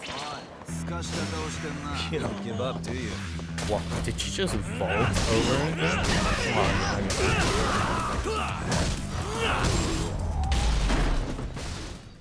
And stay down. It's hard to know if just a health bump, that small health bump is gonna stop you from taking 50% damage.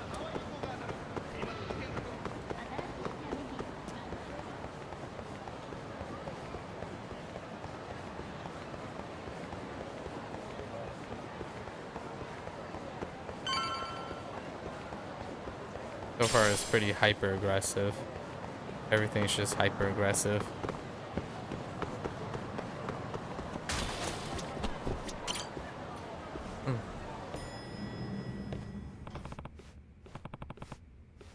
Oshino-kun, what's going on? Oh boy.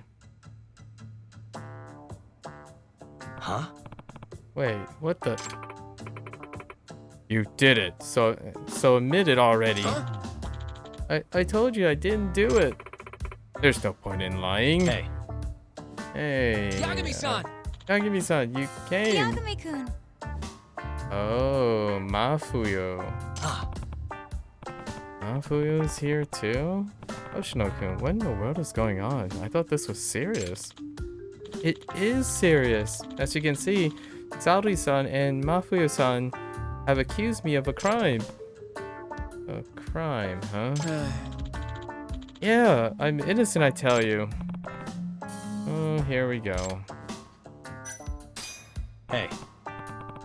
Hoshino-kun, what does Saori-san think you did? No. I didn't do anything. She's just upset about her stupid cake. Her cake. Yes, I've been accused of eating the cake she had in the fridge. This is not just an old stupid cake we're talking about. It was from Gotoku.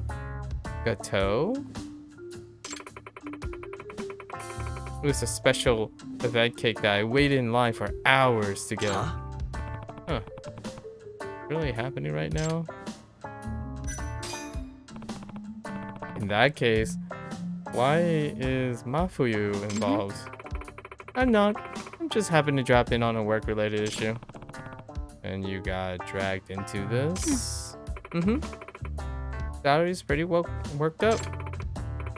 I made inquiries and it sounds like Hoshino-kun is really the one who have done the deed. That's why Mafuyu is prosecuting the case for me. Prosecuting? Is that how it is? Hey. Okay, I'll bite. Why is Hoshino-kun the most likely suspect? Hoshino-kun was the only one who even knew about the cake. Oh, only because she was bragging about having it in the first place? How does that make me a suspect? Okay, we need facts. When was the cake seen last? I went home around 8 p.m. last night, and the cake was most certainly in the fridge at the time. I was here for another 2 hours or so after that, but nobody else came in. Then, presuming Hoshino-kun is innocent, it had to have been eaten before 10 p.m. and this morning. Are you sure you locked up the office? Okay. Yes, I'm sure. Jeez. There's no sign of forced entry, so I think that rules out any external parties as the culprit. I see. And who unlocked the office this morning then? Genda-sensei got here before me, but he left as soon as I came in. After that, Mafuyu-san arrived. Saori-san was the last to arrive. And that's when I discovered my cake was gone. That would mean Genda-sensei is also a suspect. He could have eaten it while he was alone in the office. No. No way.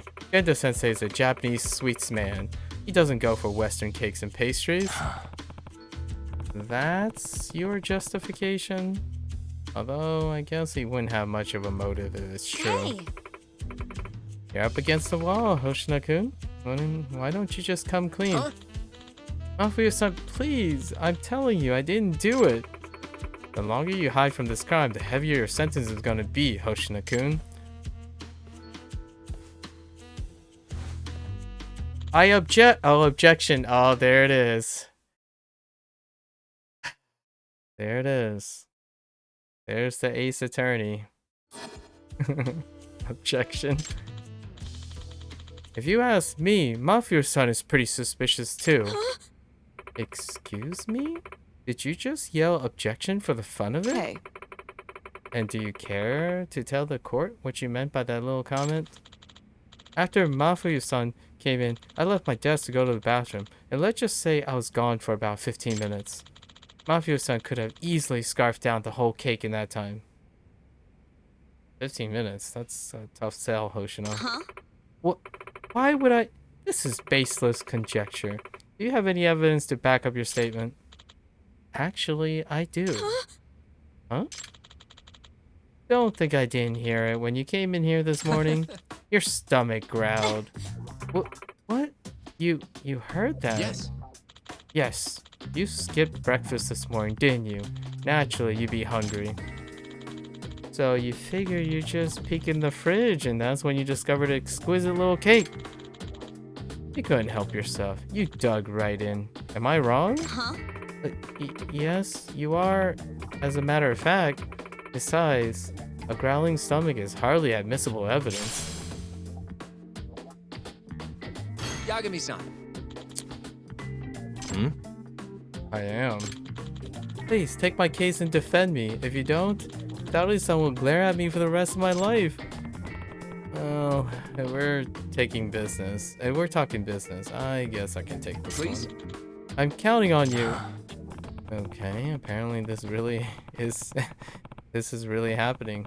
The first place a good lawyer starts is the crime scene. Wonder if the rapper is still in the trash. That's fair. Alright. Where is that trash can? Oh, actually, we can search the fridge for it.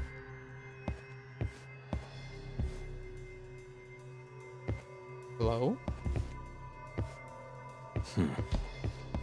Why?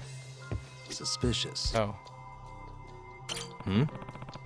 So this is the refrigerator where the crime happened.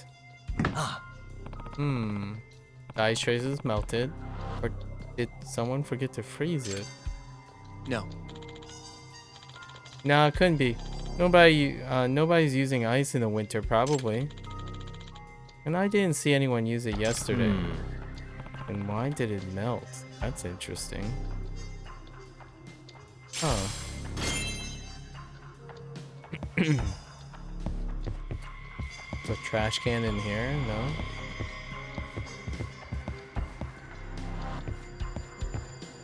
It's very hard to rotate the camera.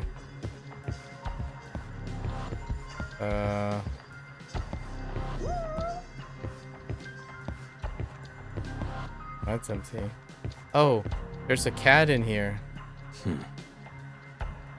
Where are you, kitty cat?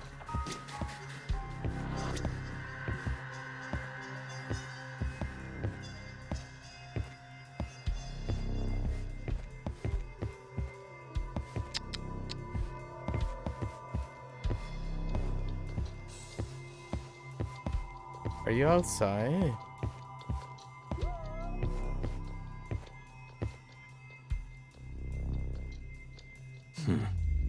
Where is this kitty cat at?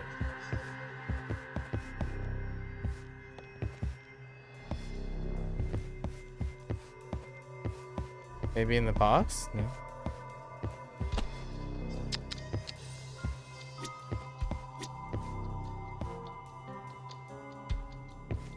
What?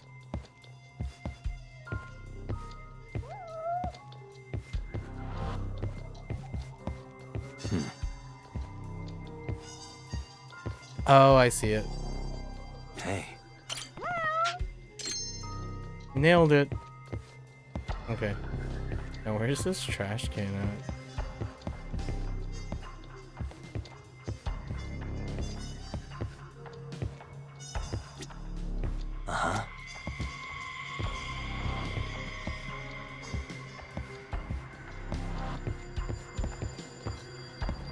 Wrapper. Wrapper.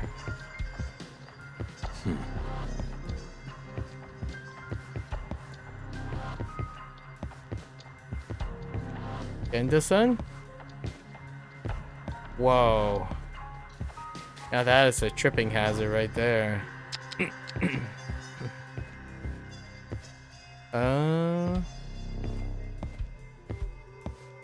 Wrapper.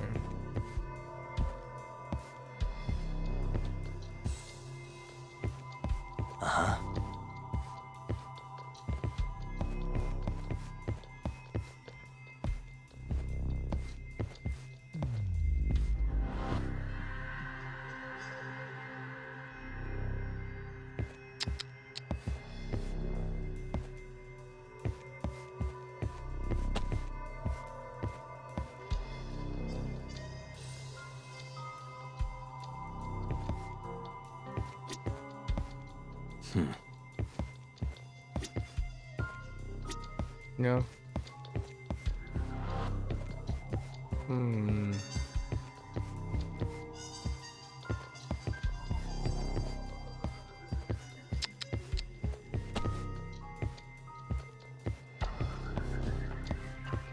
What? What?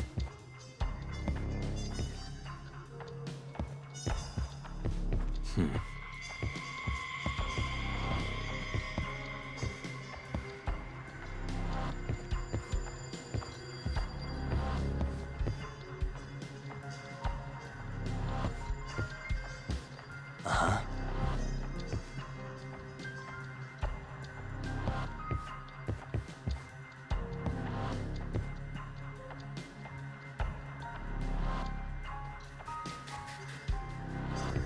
Am I supposed to zoom in on the...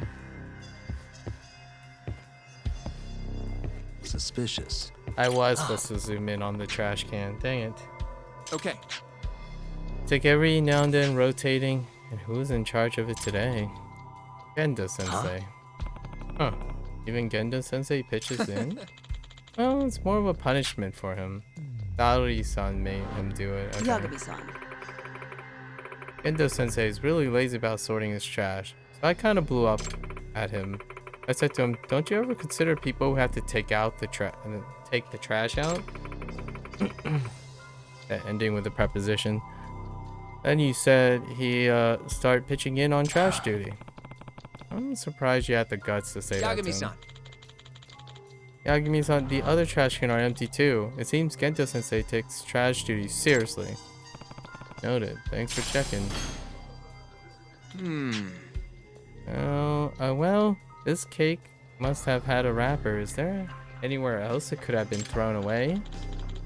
Well, I suppose it would be washed out of the rest of our containers in the kitchen. Let's have a look. Finding that wrapper is gonna blow this case wide open. Really? I was trying to investigate the kitchen. No wrappers? It looks like we got some milk cartons. Oh, those are just disassembled milk cartons. They've been washed out and neatly compacted. Yagami-san. Those are Saori's milk cartons. They weren't there last night, so whoever was on cleaning duty must have done it. Saori-san scolded anyone who doesn't tidy up after themselves. But there's 3 of them. It's not drinking that much milk, is she? I kinda doubt it. Maybe she threw out some for some... Oh. Okay. Did Saori eat it? Is she a night eater? Yagami-san. Are you finished with your investigation? If so, we should start the hearing. Huh? The hearing? Are we going to trial with this? Of course. Mafuyu, who should I say, or should I say, Prosecutor Fujii? Are you prepared to present your case? Fine. I've been dragged in this far. Oof, that phrasing. May as well see it through. The court is now in session for defendant Issei Hoshino. Prosecutor Fujii, your opening statement, please.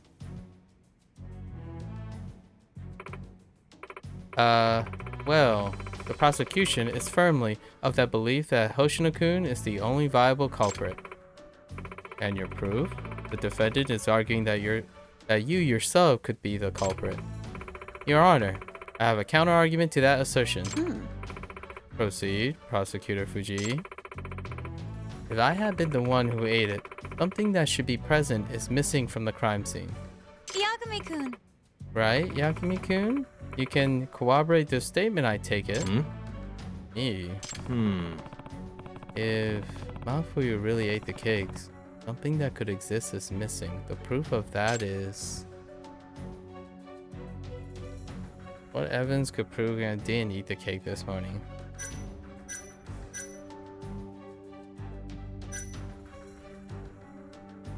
When Mafuyu got to the... She was hungry. That only gives her motivation. Hoshino was alone until... It doesn't help.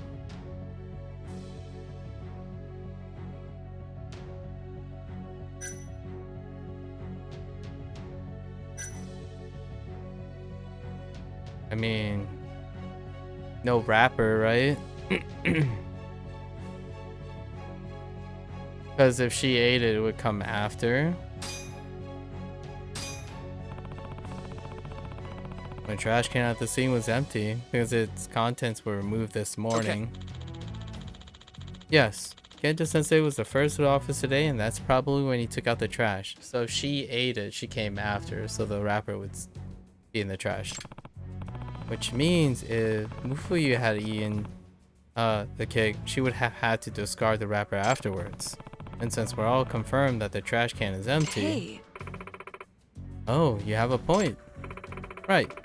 There was no wrapper in the trash can, which means I couldn't have eaten the cake. And we've thoroughly searched every trash can. They're all clean as a whistle. I see. This is pretty conclusive evidence. Hold it, Saori-san. I can present a counter-argument here. Okay. The court will hear the defense objections. While the wrapper may not be in the trash can, we can't rule out that you didn't hide the evidence. Objection. Predictable, Yagi-kun. That's speculation. I'd like to present the court with some new evidence. New evidence? While you were searching the room, I performed my own investigation, naturally. That's when this document on Saori's desk caught my eye. I have no idea what that says. It's a notice of a planned power outage. Relevance, prosecutor? It seems there was a blackout last night scheduled from 11 p.m. to 9 a.m. So 1 hour after Hoshino left. I do remember Gendo Sensei saying something about that. He warned the whole office not to keep anything in the fridge or it would spoil. That would explain the milk being emptied and possibly cleaned out and the ice cubes melted. Hey. Oh, I remember that too. But I had something urgent come up, so I left and forgot all about it. Wait, did the cake go bad? Then that means...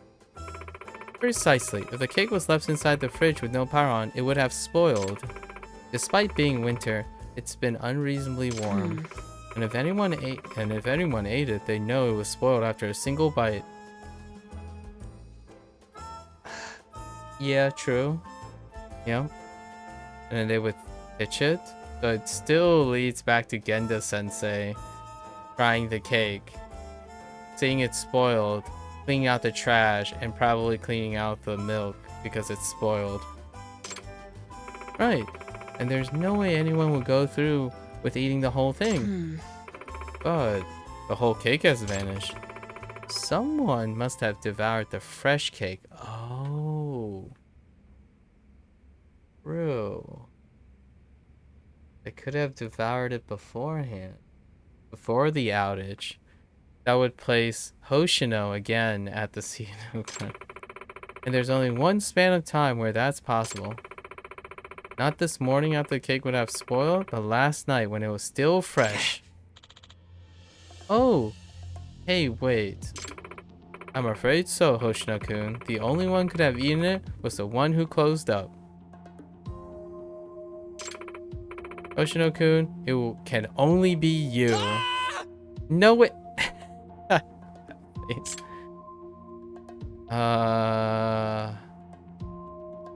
Wait.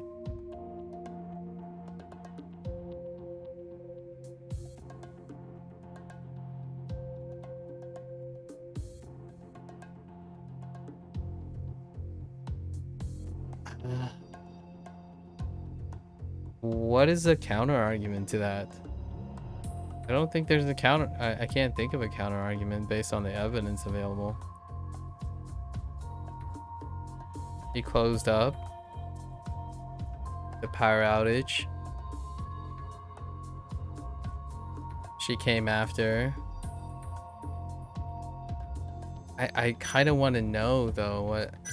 We don't have any evidence to object.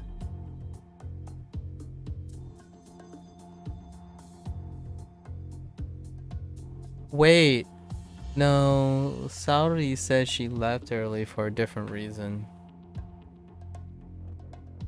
Yeah, I have no objections, to be honest. Makes perfect sense, actually. Well done, Mafu. Hey, aren't you supposed to be defending me, Yagami-san? Yes, but the logic is sound, and that makes you the only plausible culprit, Hoshino-kun. That's my thought. Huh?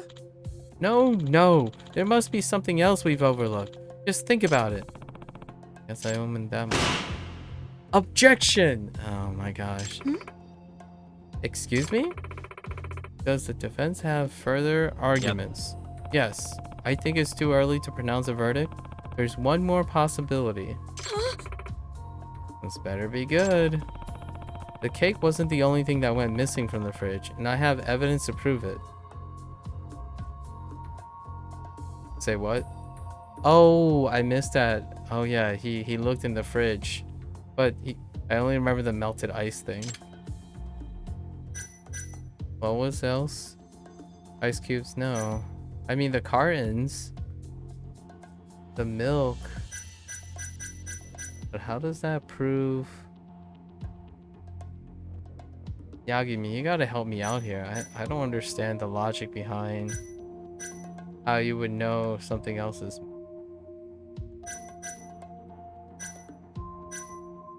I guess this seems the most reasonable. Maybe this? The milk Saori-san put in the fridge have been dumped, washed out, and neatly compacted. In other words, the milk was also removed from the fridge. 3 cartons to be precise.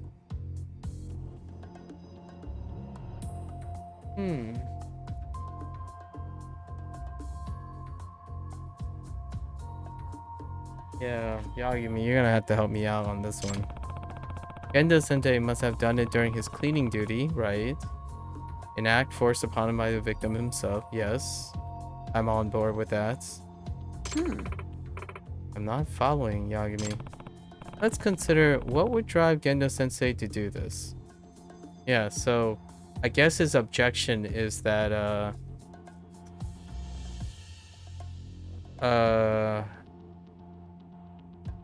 wait.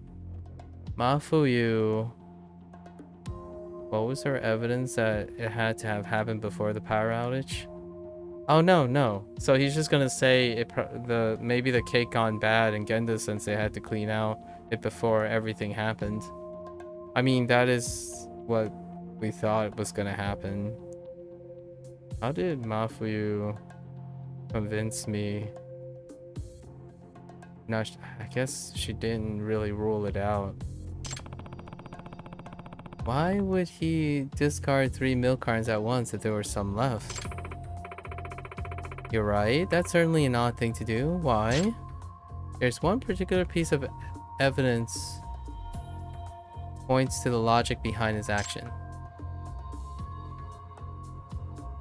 The power outage? So all the things spoiled? Check this out. The power outage. Well. Defense, does this line of reasoning have a point? What would happen if milk left in the fridge for a whole night without electricity? Yeah, so he's just gonna produce reasonable doubt by suggesting that it also makes sense that Genda Sensei would empty and discard the cake, but the cake was discarded in a different manner that they don't have any evidence for. I believe it would go bad. And if Genda Sensei, who had cleaning duty, found the milk that had gone bad, he probably would have threw it away. Oh, then it seems the prosecution is beginning to see the light, which means the true culprit that ate Saori-san's cake is pretty much nobody. Technically, Genda didn't eat it, and it probably went bad.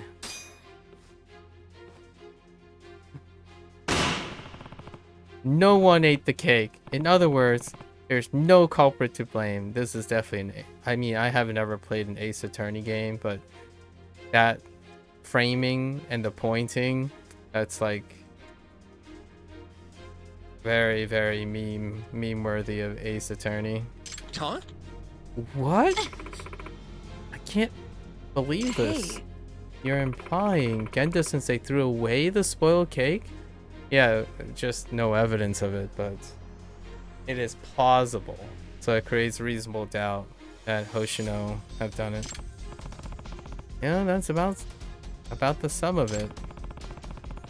Saori said herself that she hurried home last night due to an urgent matter. The outage slipped her mind entirely. Thus, when Gendo-sensei found the cake had spoiled, he did his duty and discarded it. Yeah, fair enough. Oh, you're saying I kind of jumped to conclusions? You did. And there's the man of the hour now. Oh. Is he wearing sandals with socks?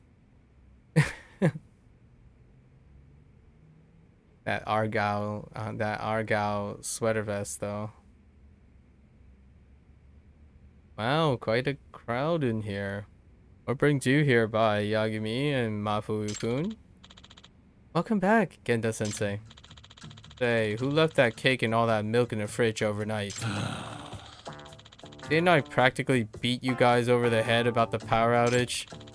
And on the day I had cleaning duty of all days. It's rude to make people throw away spoiled food, you know?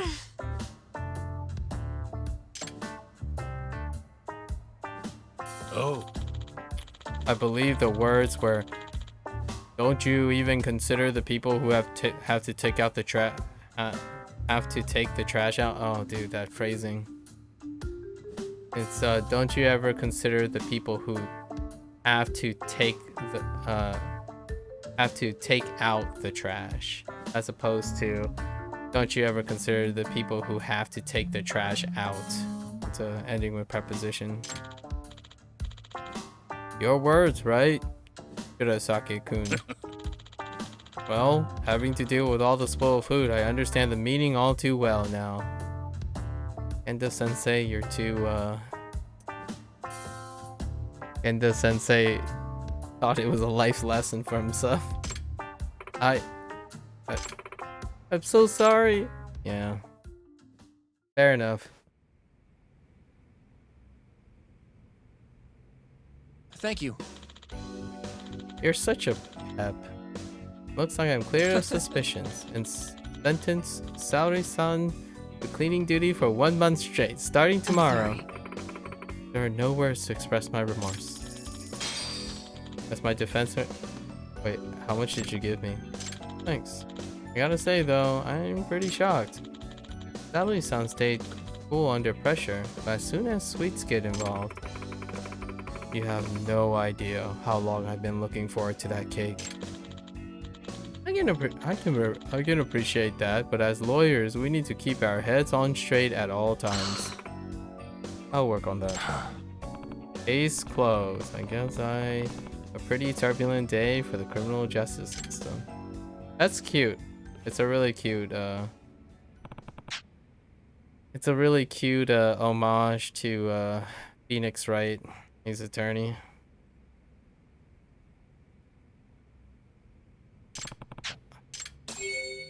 A nice little cute little side break. Also funny deep cut into how people solve problems when they have an argument or trying to figure out whose fault it is.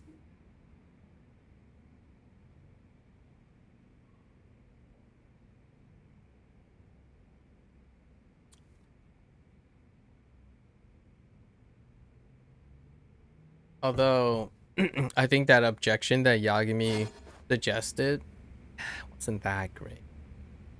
We saw, I mean, I think Mafuyu's evidence, I kind of believed her, like her line of, she swayed me. But Genda Sensei throwing out the swell cake was my first inclination until Mafuyu threw me. Man, easily swayed.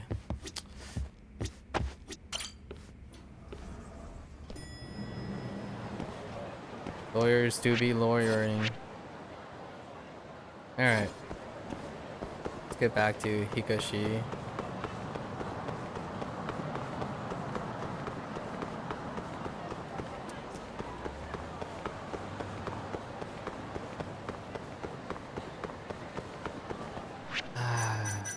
that give me no 3,600.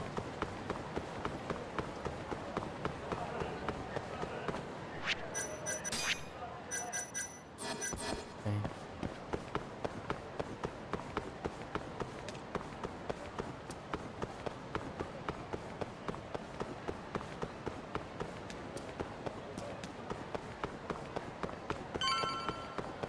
Healing items are tight in this series.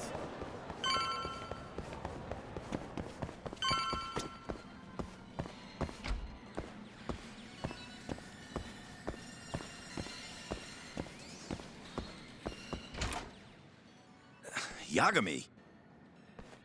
What are you doing here? Just here to chat. To chat? If Captain Hamura knew this, he'd... What? Never mind. Don't gotta worry about that now. He's in no position to be coming after you anymore. You mean because of the shooting? Yeah, it really shook him up. He's been MIA ever since that night. Went into hiding even before the cops came. So, what do you want? Don't just stand there. You're a guest. Take a seat. Oh, are we doing questioning now? Sounds like the family's a mess right now. Got that right. The office is crawling with cops. Gonna head over there myself once I'm done with this. Why? Gotta shore up the defensive line. The whole family's on duty for this shit. Right. I'm just wondering, why'd the Curie decide to come after you now? They've been pretty quiet. It's obvious. Their second in command's in town and ready for war. Took the Second train in up from command. Kansai and everything. Who's this guy? Name's Satoshi Shioya. The guy's a natural-born fighter, and soon enough, he'll be chairman. And he's the one who ordered the shooting? No doubt. Though he was targeting Hamura, not Kurimoto. What makes you say that? Take a look at this. It's a shot of Kurimoto right after the shooting. Ugh, tough to look at. Man got bullets through both eyes. That's not what I want to show you. Look at his clothes. His clothes? What about them? The captain was wearing the same jacket yesterday. Wait. They're about the same age, and they look the same from behind, too. Safe to say the captain knows who they were really after. Explains why he went into hiding so quick. Funny how this all worked out. You don't look very worried.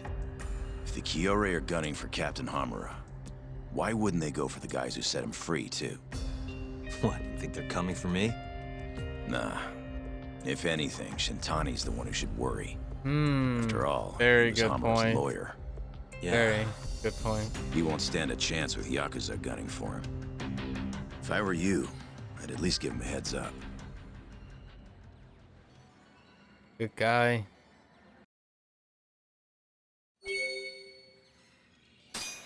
Good guy, Higashi.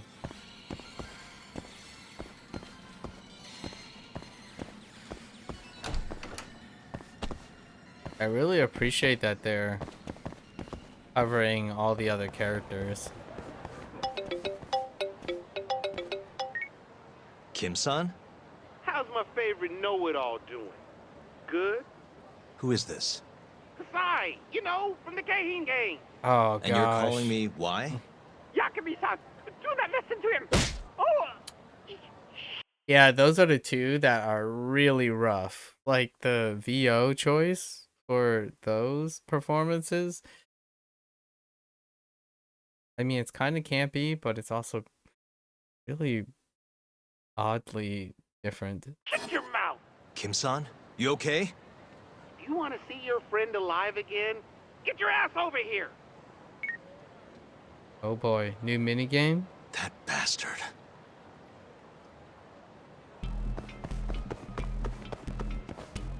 New minigame?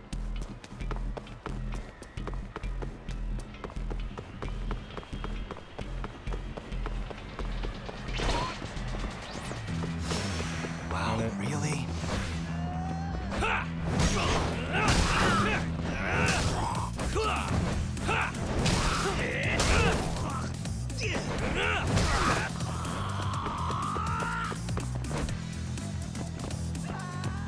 you yelling at me?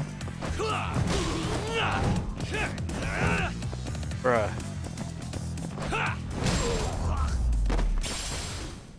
Really, guys?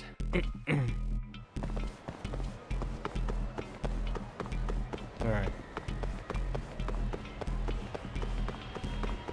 Yeah, the two of them together is pretty humorous though. Him and I already forgot the guy from the, what was it? The Shine gang? Oh man. We only heard from them once before.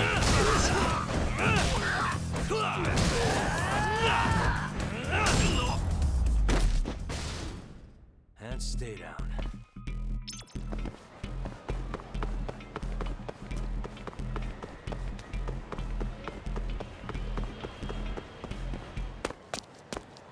Kim-san! Yakami-san! I'm so sorry! I forgot how much you piss me off, know-it-all. And I forgot how dumb you look, so we might as well call it even. What was that? So, this is our guy, huh? I've Holy heard a lot about beefcake. you, Yagami-san. Rumor has it you're a skilled little skull buster. Psycho, thanks. is that you? The name's Honda. Renji Honda from the Keihin gang. Keihin. Pleased to meet you. Honda, shut up and help us kick his ass already. Help you? Come on, boys. Oh, dude, Honda, what the fuck? That guy's What the hell VO. are you doing? It's like I was looking outlandishly forward to this funny. fight. Not gonna waste it by just dogpiling the guy. Be glad to give you a taste too if you disagree. Hey, what's your deal? Just want to fight you, that's all. Huh? That's the whole reason I joined the Keihin. Locking fists with tough bastards like you. So come on, let's tango. Sorry, but I really don't have time for this. Fighting's the only thing that keeps the world spinning, Yagami-san. I know you agree. Now, enough talk. I'm ready for some fun! This guy's torso is so gigantic. Oh, invisible wall, nice. Yoink.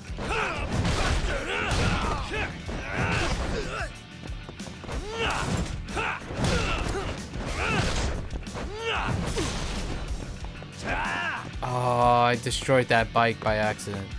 Give me this.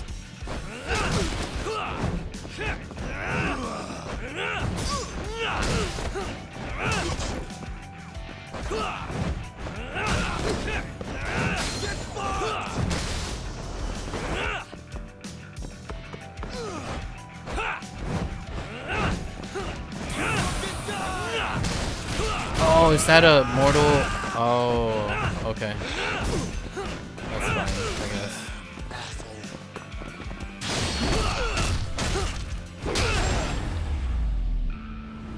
It's just a little bit of my HP, it's fine.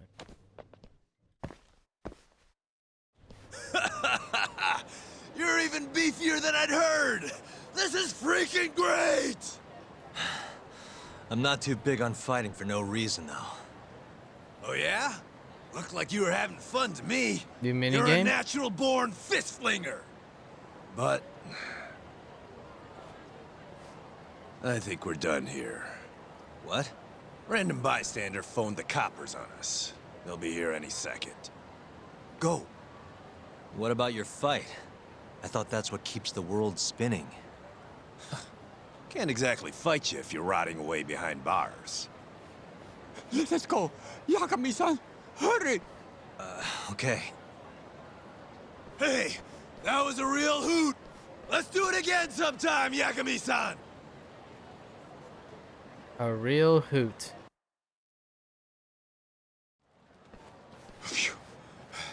We should be Part safe 3. now. Who was that guy, Kim-san? You do not know? Oh, that was Honda, one of the Keihin 4. The... what? Oh, it's what they call the 4 highest-ranking members of the Keihin gang. Kasai, Honda, Sakakiba, and Koga. Each of the 4 has their own faction, and countless thugs doing their dirty work for them. So there are 2 more? Yes, and I hear Koga's faction is the strongest of them all. Yes, word on the street is that they line their pockets selling weapons on the black market. Not even the Yakuza are keeping up with how powerful they have become. Well, then let's hope this Koga guy stays far away from us. So sorry. I'm afraid it's my fault that they are coming after you. It's all good. Please, just be careful, Yagami-san. You too, Kim-san.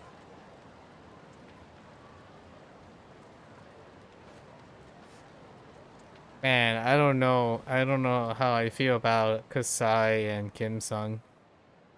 Threat levels, depending on where you are and how much time, there may be more Keihin gangs. Yep. Gang leader thing. It's a legacy from the color gang stuff. Alright.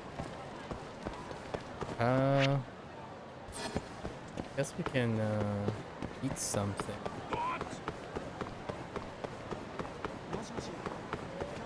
Wow, Jackson it is.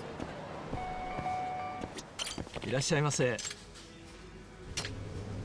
Are we consume this? No.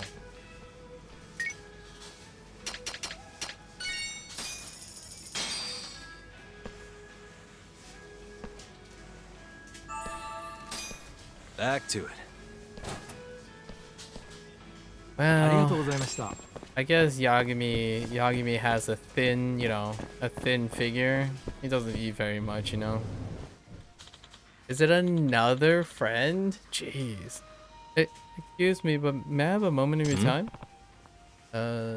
Sure. Okay. I'm Takeo Inose, the manager of the Wild Jackson in which you have just eaten. Look, I'm in a terrible bind here. If you would be so kind as to share your thoughts on how to improve our restaurant, I would be forever in your debt. So many friends. Holy heck. It looks like he's about to have a meltdown. Talking to him will help calm him down. Maybe later. Sorry, but I'm a little busy right now. Understood. I apologize for taking up your time. Later. Don't worry. We'll be back. Don't worry about it. Another lifetime. Just gotta, we gotta save someone. How many friends are there? Like, is there a way to know?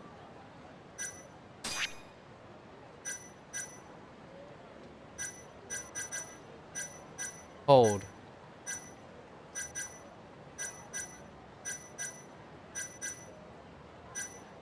Oh, there's so much XP. Oh my. Yeah, we can get so much XP so quickly if we just did other things. That's fine. SP, we'll just get that SP that we're given.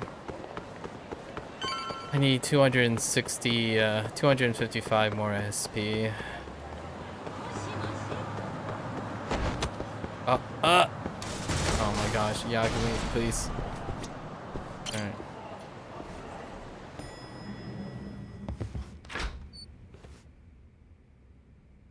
Excuse me. Oh, is Shintani-sensei not here? It's me. What do you need him for? Just wanted to ask him about something. I'll try back later. Hold on a sec. Yagami. You plan on twiddling your thumbs until Shitani comes back? Are you bored? Well, I can't say I'm busy. Good. Then I've got the perfect job for you. Oh boy. I have a client who needs a bodyguard, and I want you to fill the post, Yagami. Bodyguard? What kind of clients are you taking these days? Oh, it's a messy custody battle that's going to court. I'm representing the mother. Her name is Asa Otaki, and her daughter is Karen. Or Karin. They're set to appear in domestic affairs court today, and I'd like you to protect them until they get there. Who do they need protection from?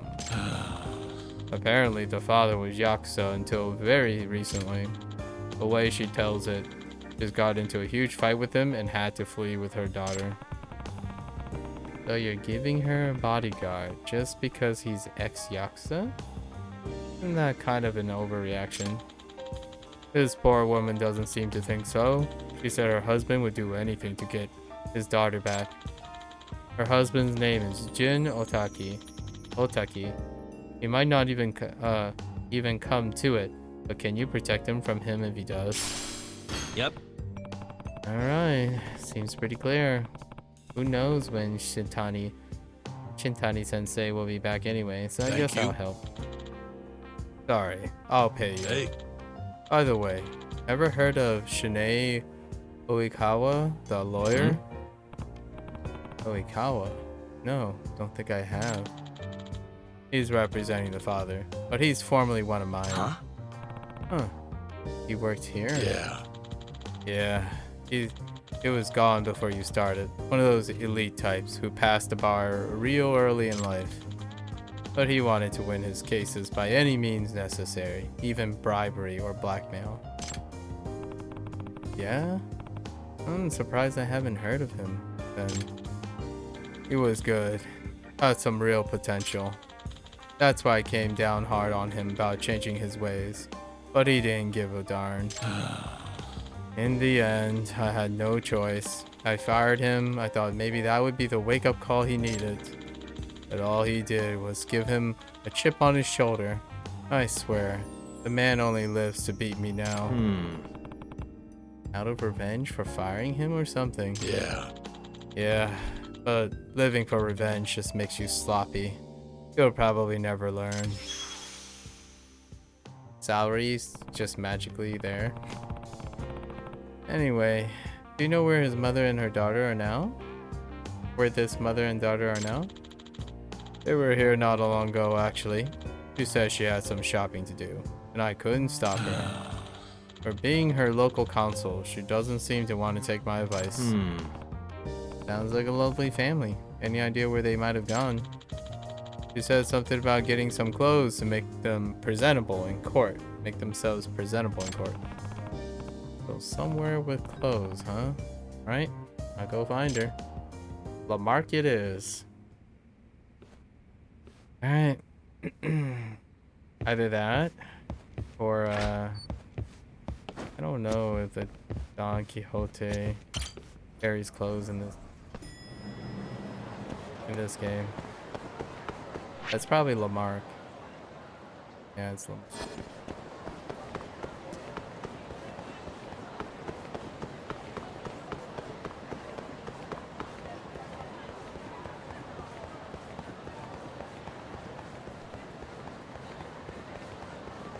Wait. Darn.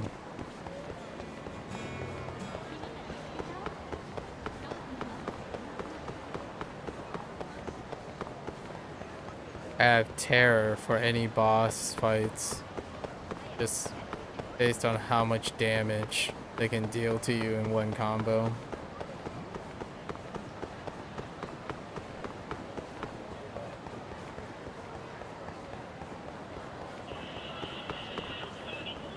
Real terror.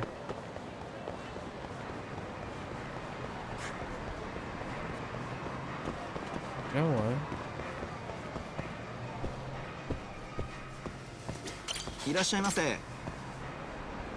Okay. Can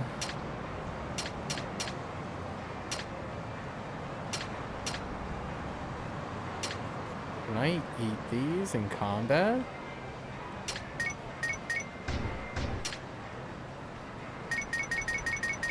I don't know. Whatever it is, I'll take these. They look so good. It's been a really long time since I had ramen. We'll just buy these, right? Cheap enough.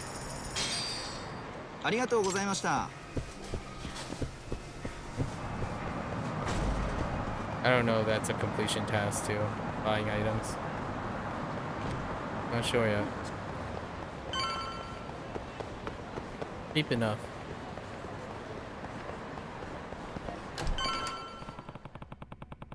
If I'm supposed to be protecting here, is that her? Oh, that must be her. Excuse me. Excuse me, ma'am. Are you Asusa Otaki? I am. Who are you? I'm Yagami. Endo-sensei asked me to look after you today. Oh, Yagami-san? Oh, Yagami-san? Yes. Endo-sensei did mention you. Well, nice to meet you. Your daughter, Karin? Karin? You didn't see her? No. Oh, I didn't. Really? She was just here? She was here just a second ago. Got so focused on clothes, I guess I didn't realize. Oh no.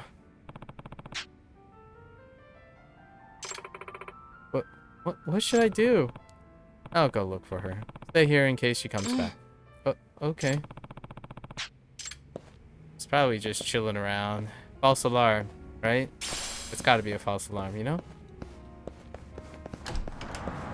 Don't overreact. Stay chill.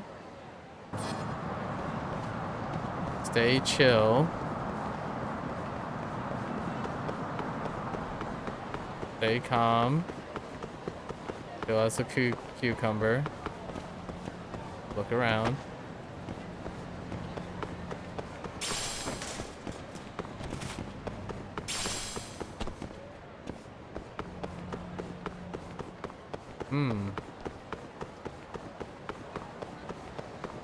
Really? Not somewhere nearby.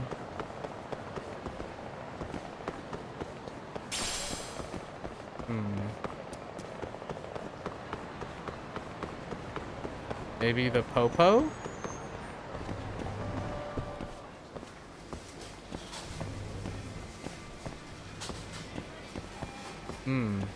Not the popo.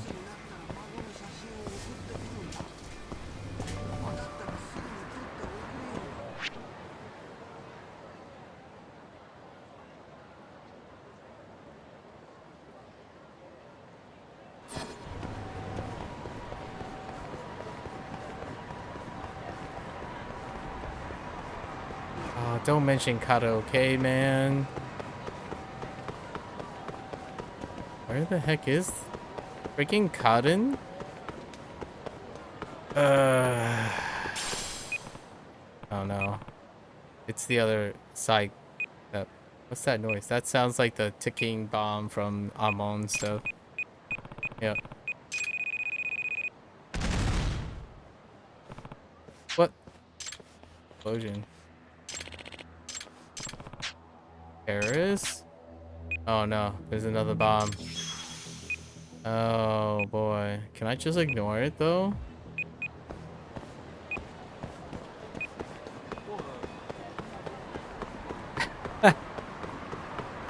I can just straight up ignore it. Wait. Did you see her? Excuse me. Oh. Huh? Saw her earlier. She's strolling around Nakamichi Street. Oh, I didn't even notice her. Dang. That's crazy. Alright. Blind. That's what we call tunnel vision, folks. I do not make a great detective, that's for sure. Is she in the arcade?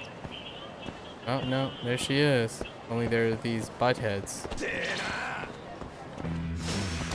Give up.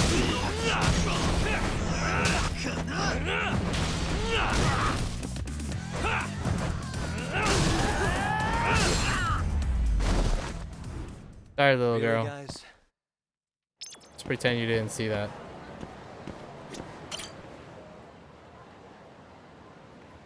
You look a bit cursed. Hey. You're Ken Otaki, aren't you? Who are you, mister? My name's Yagami. Gendo-sensei hired me to look after you and your mother, and she lost track of you. So Mom suddenly cares about me. I'm big enough to do what I want, so leave me alone. Ugh, I can't do that. If Mom and Dad want to get a divorce, fine. I wish I could just go live by myself. Is she really that nonchalant about the divorce? What? Pardon?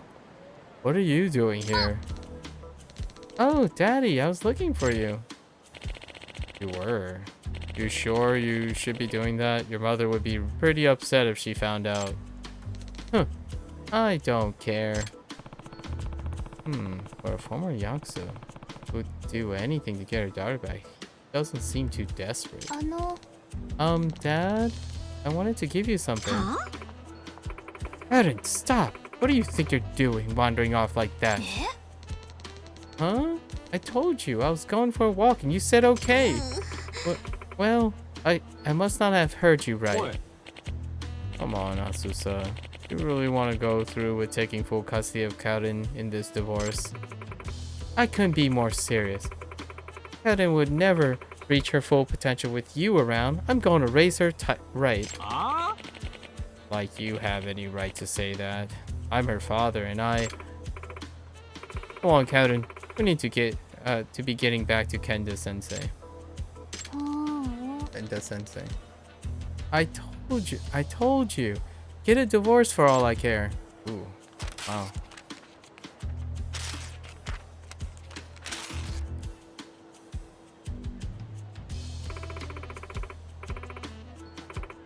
What do you think you're doing, young lady? I said let's go. Oh boy. Oh boy.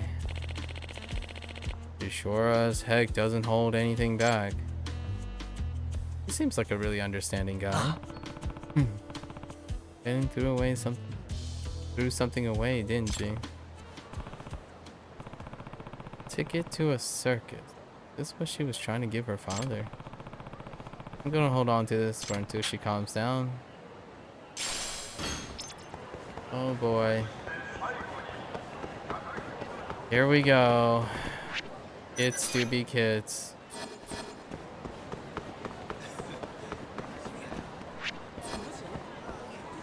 Always have to check my health because it's non-existent.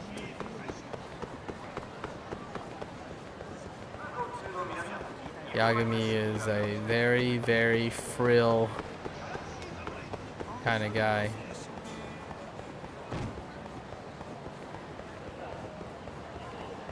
What's this building now? Hotel New Deborah. Ah, I see what they did there. This is where Club Deborah used to be.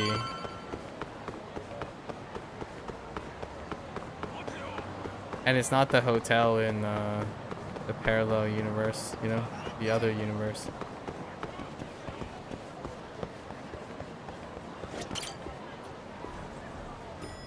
Okay.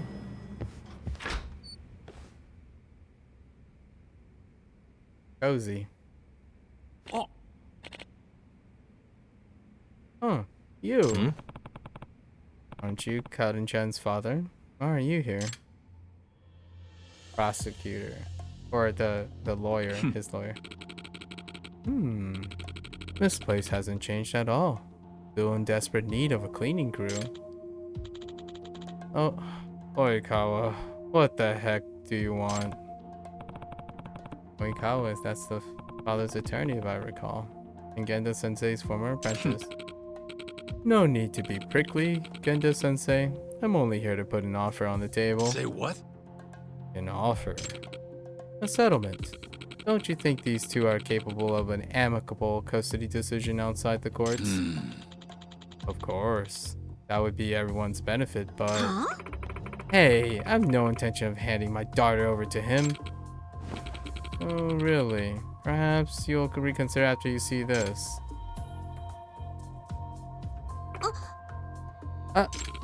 And this? How did you get those photos, Oikawa? My client suspected his wife might be cheating on him and hired a private investigator. Cheating? That guy was just a salesman. He was nothing lurid. Lurid? He offered to buy me a drink and I accepted it. It was completely innocent. I'm afraid lies don't hold up much weight in court, ma'am. Here's a slightly more decisive photo. Hotel district. What's going on, Otaki-san? What is this? I don't remember anything about this. I went home after a few drinks, I swear. Oh, staged. I'm afraid the photo is a clear contradiction of that, ma'am. Is your memory foggy? According to the PI, you were rather drunk. That's... Darn, I admit, I wasn't expecting pictures like this to turn up. No, this is a setup. It has to be. A setup? It couldn't be a coincidence that this man appeared right before my trial. I'm sure his contact info is bogus too. Besides, I could hold my liquor just fine, and I found that strange that I felt so drunk that night. I can only imagine that I was drugged. This is some kind of elaborate trap. It's a typical scheme to pull on a guy, but I suppose it would work on a woman too. Would Oikawa stoop this low? Again, it's just an option on the table that you may want to consider before we go to trial. With evidence like this, I have my doubts your client could win the custody battle. And if we can prove infidelity, we could even end up asking for damages. What are you getting at? Spit it out. My client is not heartless, Genda-sensei. Give him full custody, and there won't be any damages to pay. You're as dirty as you always been, Oikawa. I'm going to ask the salesman, what's your plan? Just give my client custody. All she needs to do is sign the newest draft of the divorce papers.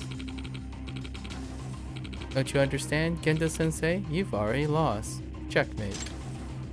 Lost? Trials aren't conducted by pieces on a board, Oikawa. So says the king about to be toppled. What's the point of a battle if you aren't out to win? Please, Kendo-sensei, I didn't do this. You believe me, don't you? I want to, but... this was the setup. Maybe I could trace it back to some evidence. Seems like it's worth putting in the time. I'm stepping out for a little bit. Kenta-sensei, don't let anyone sign any papers just yet. Agami, alright.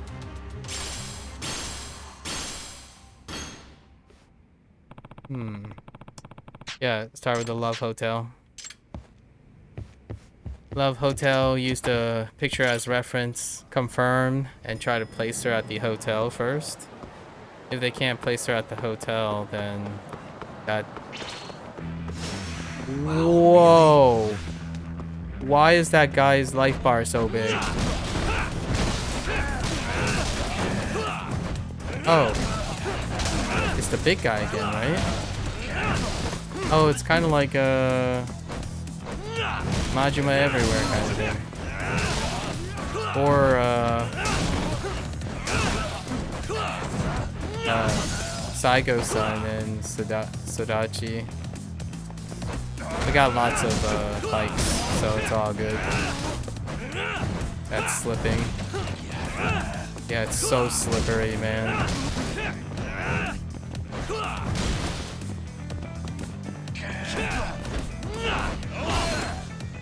Yep. Couldn't even do a heat action.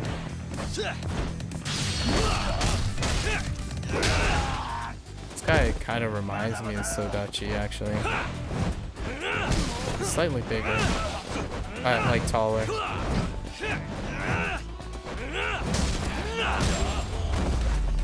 72? And stay down. That's not a lot. That's not a lot at all. No, sir.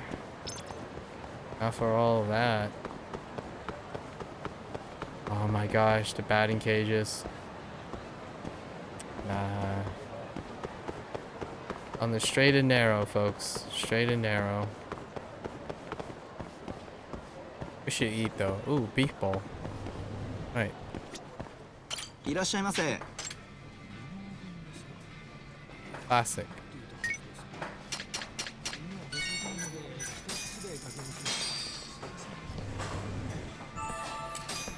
Back to it. ありがとうございました。ありがとうございました。 We're adding a new entree? Oh yeah? Can't wait to try it. Please do. I came up with... By any chance? That's right. Call me Nasukawa. Another friend. Everywhere, dude. 八神さん。 Yagami is just gonna be... basically the friend of everyone. Holy heck. Wait. Did I just see 50 SP? Oh. We're establishing a dude. Interesting. Okay.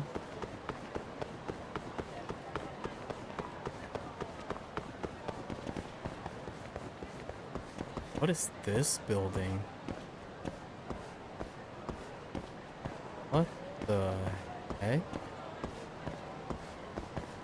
It's kind of creepy at the same time. Okay. Alright, let's walk in here. I need a key. That explains something. Alright. So we're looking for some evidence. Maybe some peeps? Do we have any eyewitnesses?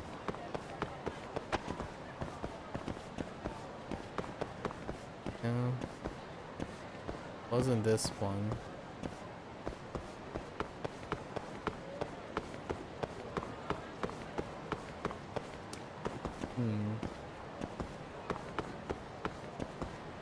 Gotta pick up the scraps.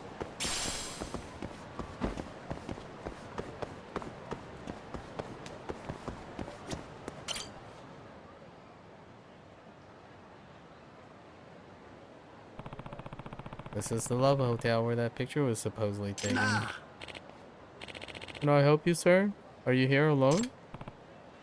Oh yeah, you work. Oh yeah, you work here. Yeah, I'm the receptionist. Oh, I see. You're the contact, right? The contact? Well, doesn't it matter who you are?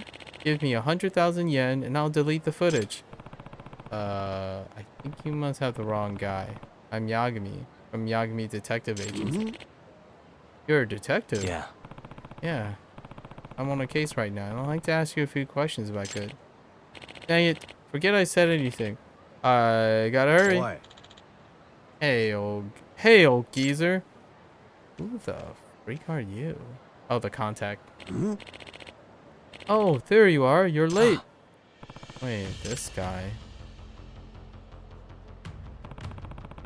The man in the picture. Oh, it's a setup. It's a setup, like a big setup. What do you mean you haven't deleted the security footage yet? I already paid you. You said you would delete it if I gave you the money. Sorry. But my pockets seem to have holes in them. Better make it double. Whoa. That escalated. Alright.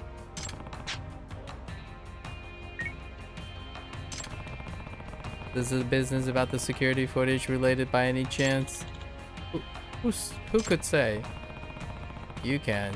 And judging by the way you're panicking, I'd say that footage has some incriminating evidence on you.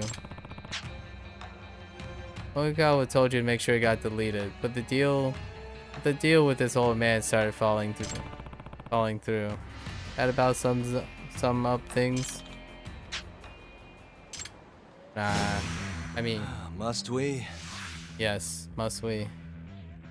Is there a... I see a bike.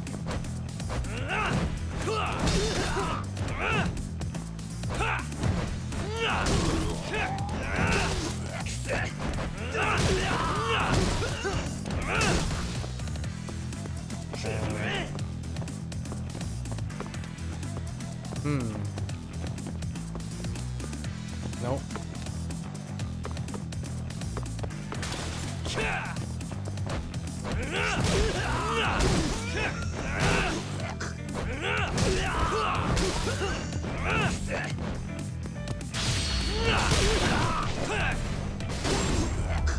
Yep.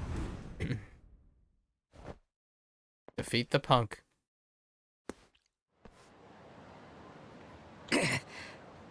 Hey. Hey, you say you hadn't deleted the footage yet, right? That's right. I figured it would be worth a nice chunk of change, and I was right. Fine, let me buy it off you then. Huh? You mean it? How much you offering? Depends on the content. If what I need is on there, I'll pay you the full 100k. Oh, then we have a deal. Let me get it for you. Can I see it?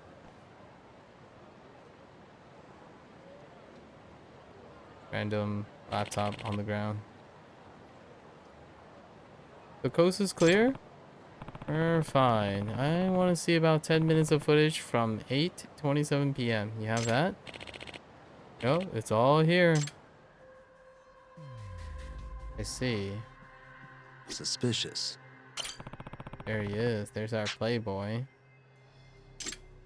But we don't know if that's a stand-in, yeah. What the? Suspicious. Can't see her face yet. Suspicious. Yep. Huh? Wrong person. So how does a shot taken at the same time seem to have two different women? Yep. Oh, was the photo digitally altered? The women with their same clothes? Yeah, that's fair. Yep. I didn't think they even go as far as digitally altering it.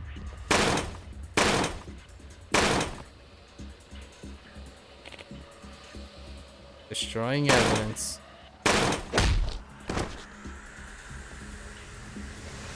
I don't think that's how that works, though. That can't be the only copy.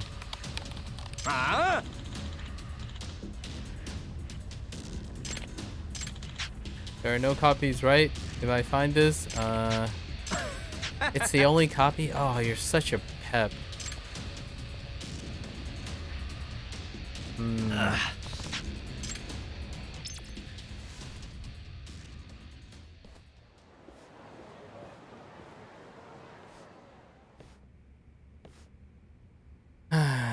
Yagami.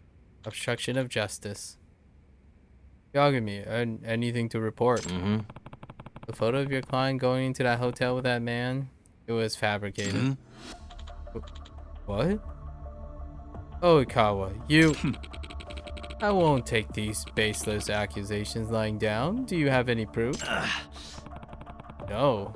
The PC it was on got destroyed. Someone went to some pretty extreme measures to eliminate it. And this isn't even worth discussing. Oikawa, did you bring this photo here in advance of the trial because you were afraid it could be proven false? Please, listen to yourself. Paired with your client's hazy memory, this photo is both valid and decisive. And no judge in the right mind would take your client's side with photo evidence like this in my hands. So, Otaki-san, what will it be? Pay for the damages as it let this photo drag you through the mud in court? Oh no. Otaki-san, please, you need to consider this carefully. There's no way I can win, right? I'm going to get hit with damages and become a tabloid laughingstock. I'd rather just sign the paperwork now. Damn, let's not be rash. We should discuss your options first. Enough, Kendo-sensei. I've had enough. In the end, you couldn't help me. Huh? I've already made up my mind. Huh. And now my client will have full custody. Looks like I win, Genda-sensei. Ha ha ha. I finally beaten you. Put whatever you want on that stupid paper. I'm gonna move out on my own. You two can't fight all you two can fight all you want. Eren, you'll do no such thing. Don't you want to live with your father? Yagami. Think they even consider their daughter's feeling in this, Yagami-san. If she ran out with the kids, what am I saying is, do you think they'd even discuss her wishes before hiring lawyers? Well, she's old enough for her opinion to matter. Actually, I think I know exactly how she feels. Say what? Really? After Oikawa busted in, I didn't have any time to bring this up. Here's your proof. I have evidence that I think points to what Karen wants.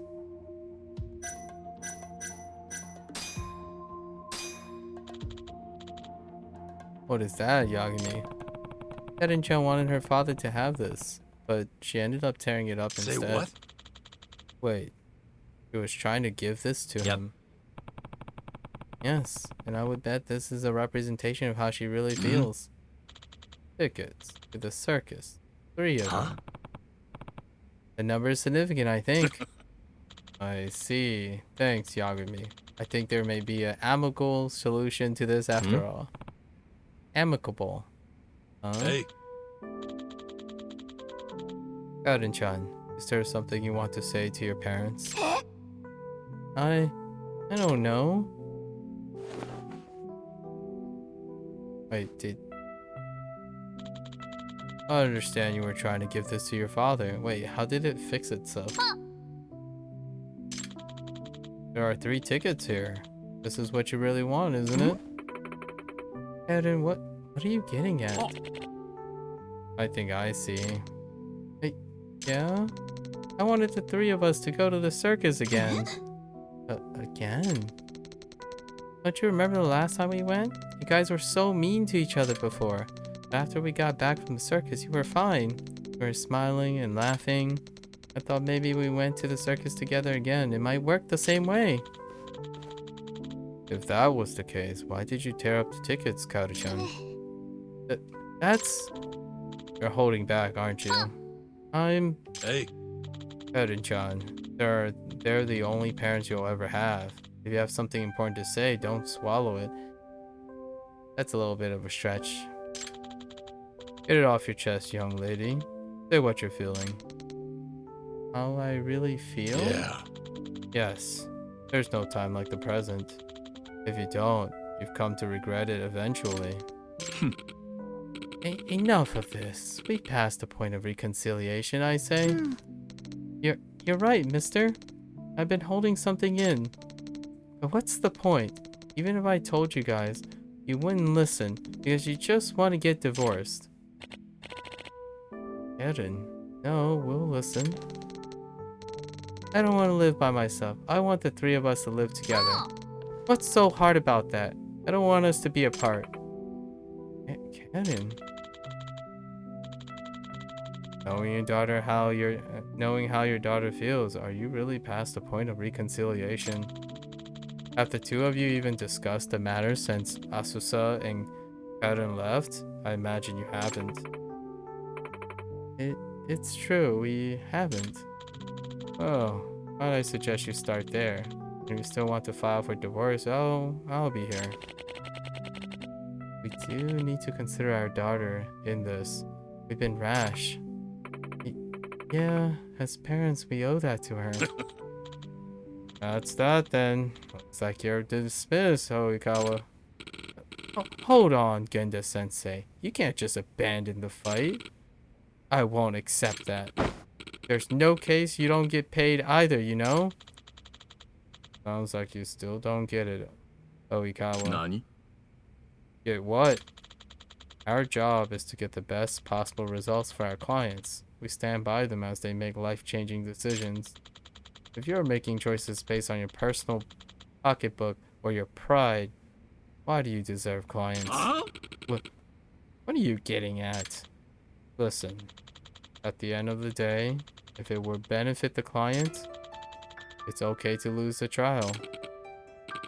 Okay to lose? In what world? If winning the trial is all you're concerned about, you'll never be more than a mediocre lawyer at best. Heck this. I'm not gonna stand here and let you lecture me. This isn't over. Not by a long shot. I won't accept this. Good grief. Still don't get it. Jin-san, isn't divorce in your best interest? She already proven that she's latched on to the first man she finds. But her lawyer is saying that the guy was a setup. Hardly. Those are baseless accusations, and there's no evidence to prove it. And your wife simply don't remember. You're going to accept that? Well, oh, no one in their right mind could, right? Your feeling about your wife hasn't really changed. Besides, do you really expect the two of you could get along just fine after this? Hardly. You're probably right, but still. Dang, Oikawa is stooping to preying on his insecurities. He's losing confidence in his decisions. These pictures are as real as the earth is round. You can't, that's saying, you can't allow these people to cloud your path forward.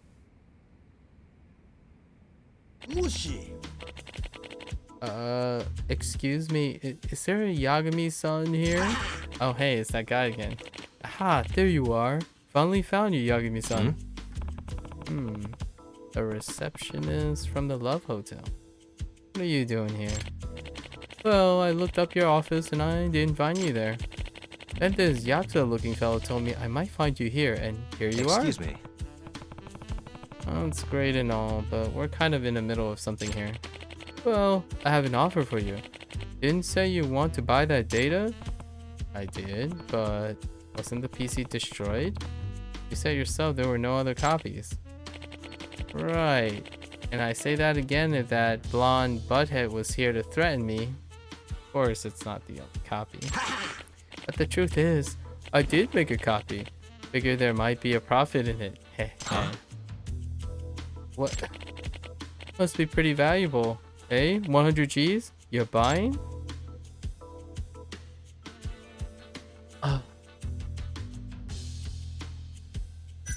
You know what? That's pretty outrageous. Can't you go any lower? Guess we don't have a deal then. Wait. Well, you gonna buy it or not? Oh my gosh, you little pep. Yeah. Genda-sensei, I need to borrow your computer. And cut me a check for 100k as a business expense, please. Say there what? You go. Whatever this is about, it better be worth the price, Yagami. What are you doing? Calling you out, my friend.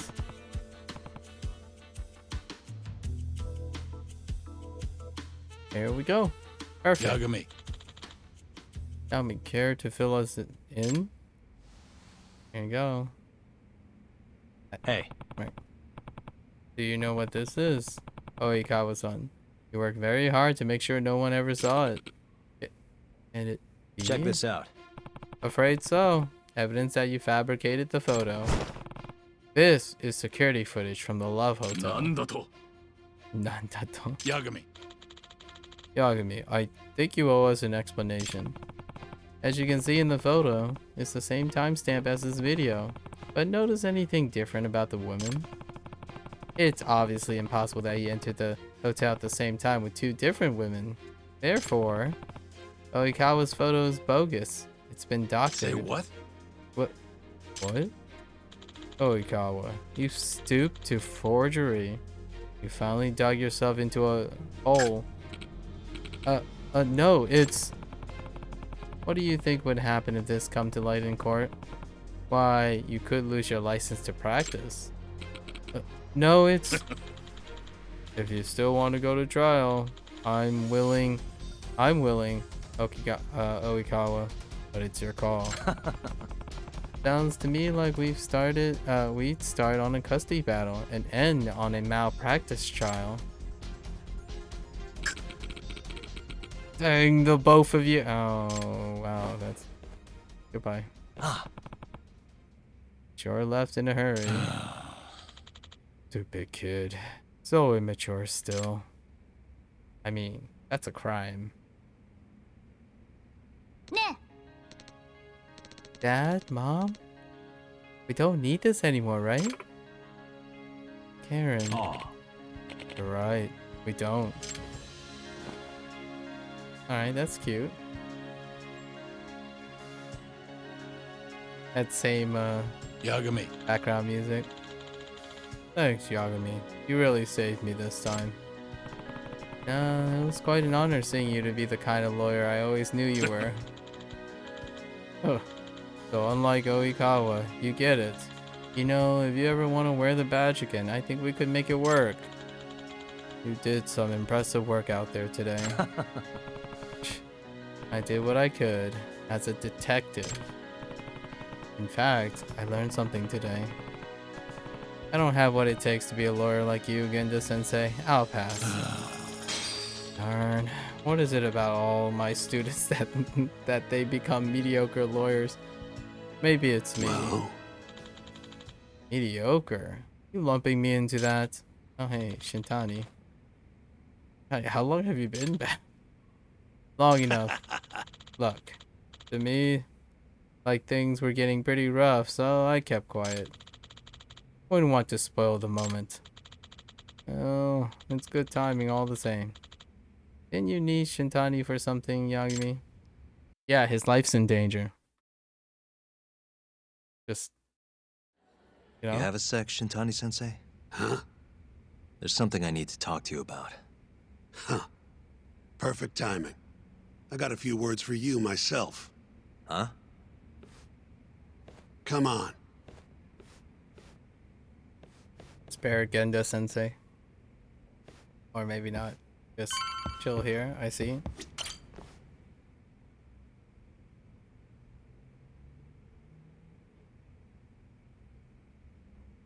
Sounds like Hamura's not too happy. With you. Huh? He says to quit digging around. We won the case, it's done. And I gotta say, I agree with him.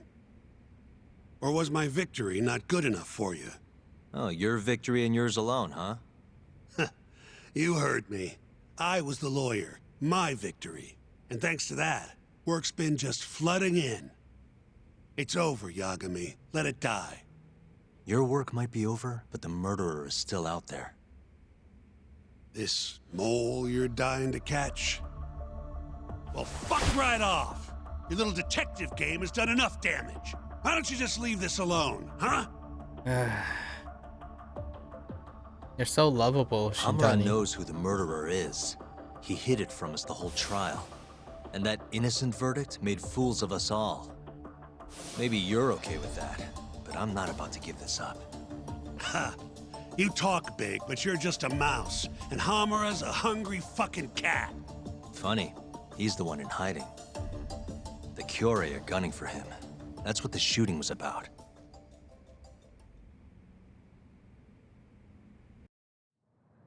See, Hamura knows he's a target. And I believe he's not the only one who should be worried about himself. Do you get the picture? Huh? Keep your eyes open. I'm telling you this as a friend. Yeah, so all the cutscenes weren't redone, but the in-game scenes, like the ones that aren't these scenes, were redone or touched up with the syllables, like the mouth shapes. Otherwise, you do you. I'm gonna do the right thing. Don't talk down to me! You might as well let this mole shit go. Think this is some kind of Yakuza pissing contest, do ya? Come on. The mole is way bigger than you know. What do you mean? Someone knows You know something. I can see it in your eyes. Hamura trusts you. Now tell me the damn truth. What about stopping the mole? You willing to take responsibility for another murder? Don't talk like I owe you. Attorney-client privilege. Not like you'd remember it. Go back to school. Shintani! Well, that's no good. I thought you said that you respected that guy, Yagami. Man, Genda just has a bunch of people who are constantly getting in trouble. How does he manage, you know? Alright, we're grabbing this. I'm committed to being a glass cannon. 120 points for leaving the office. I'll take it. Hello? Yo, it's me. I'm out front of the Matsugane office. Looking into the shooting? Yep. Place is absolutely swarming with cops. Kuroiwa's running the investigation. Kuroiwa. You mean Ayabe's boss? That's him. Speaking of, Ayabe's here too. Makes a convincing cop when he tries. I was actually thinking I'd invite him over to Tender. Try and get my hands on that juicy police info, you know? You mind coming along?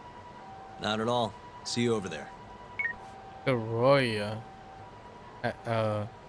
Kuroiwa, I don't think we've seen, like, met Kuroiwa.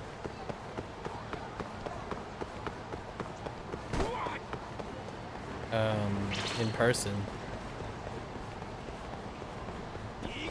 Oh, is that what the purple thing means? Oh.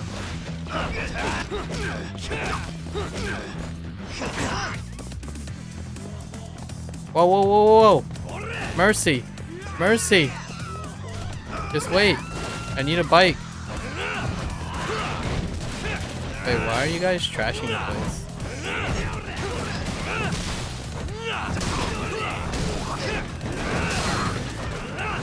We're totally just trashing everything.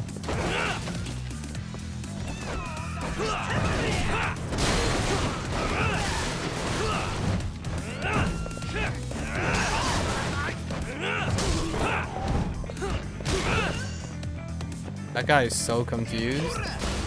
Let's just take out the other guys first.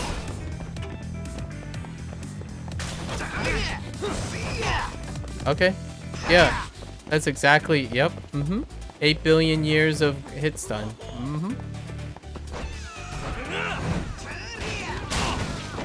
Wow. Amazing.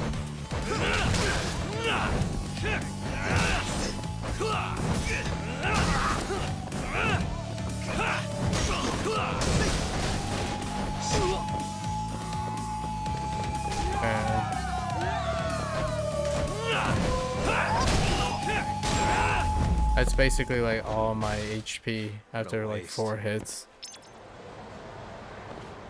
4 hits to the back and all the HP is gone. Not only that, like a single tap gets you hit 2 times. The hit stuns are so long.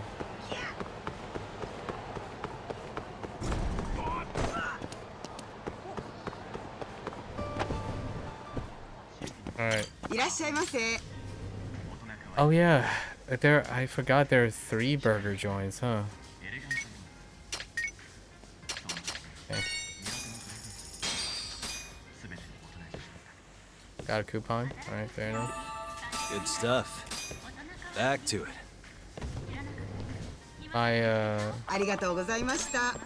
We got our heat meter though.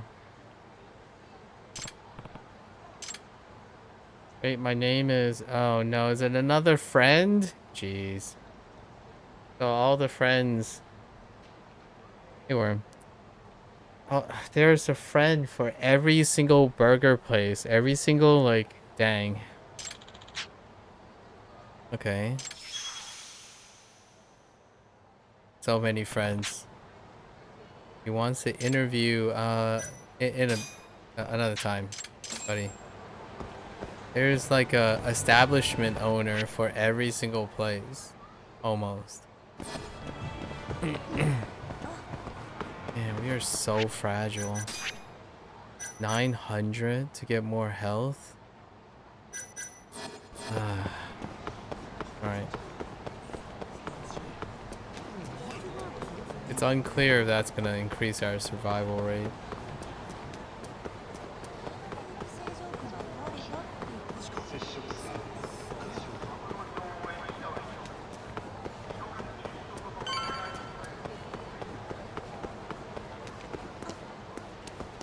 Give me this thing.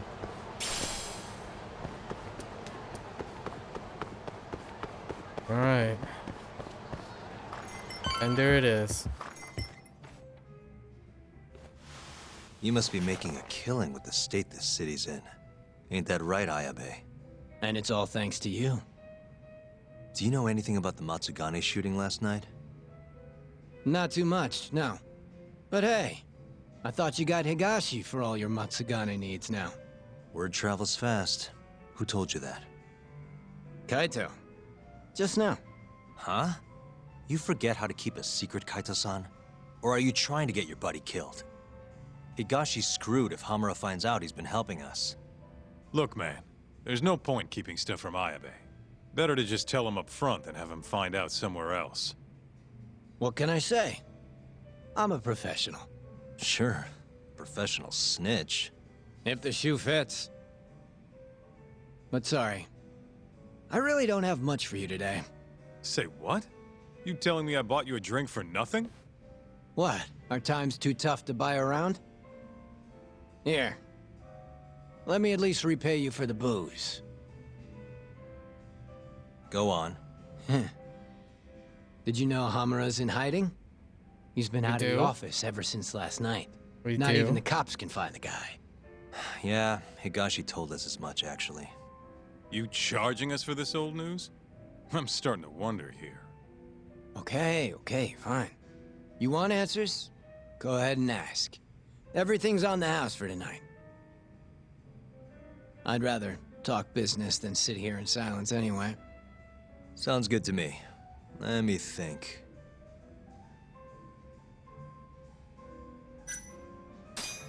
Why are the Kyorei in Kamurocho to begin with? What's a Kansai group doing this far from home? Because they wanted turf in Tokyo. Duh. Even if it meant war with the Tojo? They couldn't have the numbers for that. True. Compared to the Tojo's 25,000, Kyorei have a meager 1,000 at most. Plus, Kamurocho is not exactly their home turf. By that logic, they don't stand a chance. And yet they've been here almost 2 years now. Crazy when you think about it.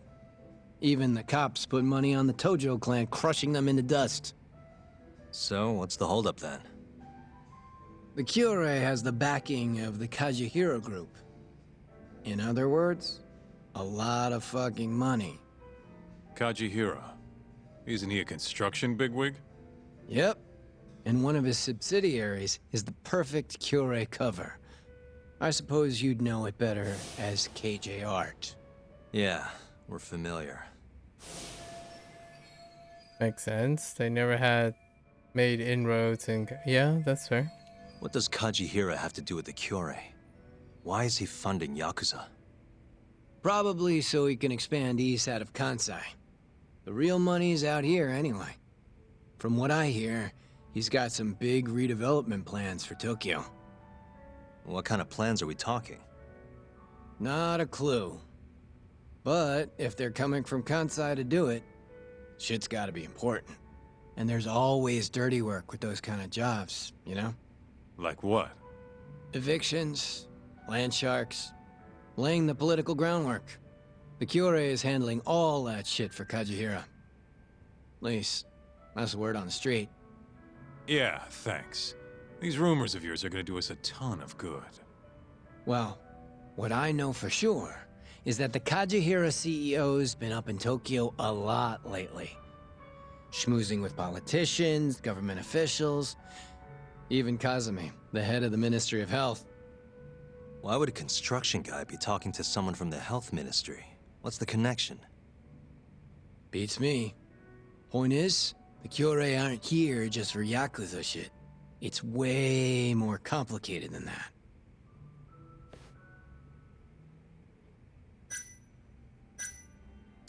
Just wondering, how does it feel when people call?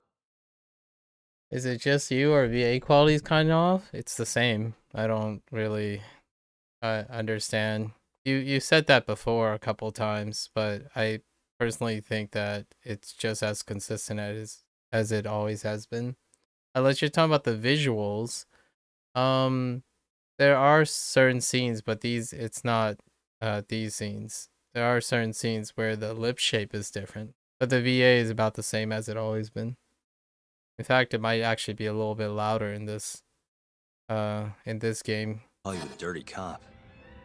Anyone who knows that side of me ain't exactly a saint either, you know? Good point. That's the pot calling the kettle black, or the kettle calling the pot. The same compared to Yakuza, you mean? They're the same in general, yes. As in, it's the same, it's very similar to Yakuza 6 and Yakuza Like a Dragon. They're more or less very similar. The mixing and audio mixing is unique to the post-Dragon engine. So all the EQing is normalized to Yakuza 6's voice acting. Although Yakuza 6 doesn't have any English voice actors, so Yakuza Like a Dragon is the only point of reference here. And this is the first time they had an English dub. So this is an English dub of a Japanese release. And that could make it different, but in terms of quality, you're not qualifying what you mean by quality. So are you talking about the actors themselves, the recording, the sound? There are a lot of things that deal with what quality means. But overall, the main characters, especially these characters, they're more or less in line with Yakuza Like a Dragon's casting. And in terms of recording quality, it's very similar. Almost indistinguishable. Pot black, whatever. Yeah, guess so. How are things in the Matsugane family? Well, you already know about the shooting. Their hands are tied while the cops are running the show. So, yeah, they've been pretty quiet. Okay, fair enough. How's Kamurocho seem to you lately? Tense. And that shooting only made things worse. Nobody knows when the next fight'll break out, or where a stray bullet might end up. Right. And our killer's only gone for Yakuza so far, but he could target anyone next. Gunfights, a murderer on the loose. This city's a mess. You got that right. By the way, Amara might have walked, but the cops are still pretty fixated on this mole case. Even the public's wondering who'll be next. Huh.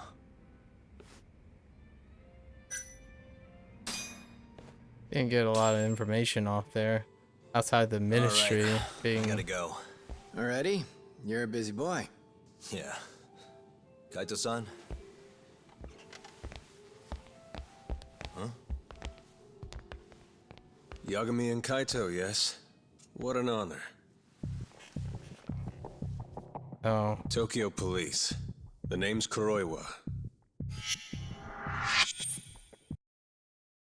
Kuroiwa.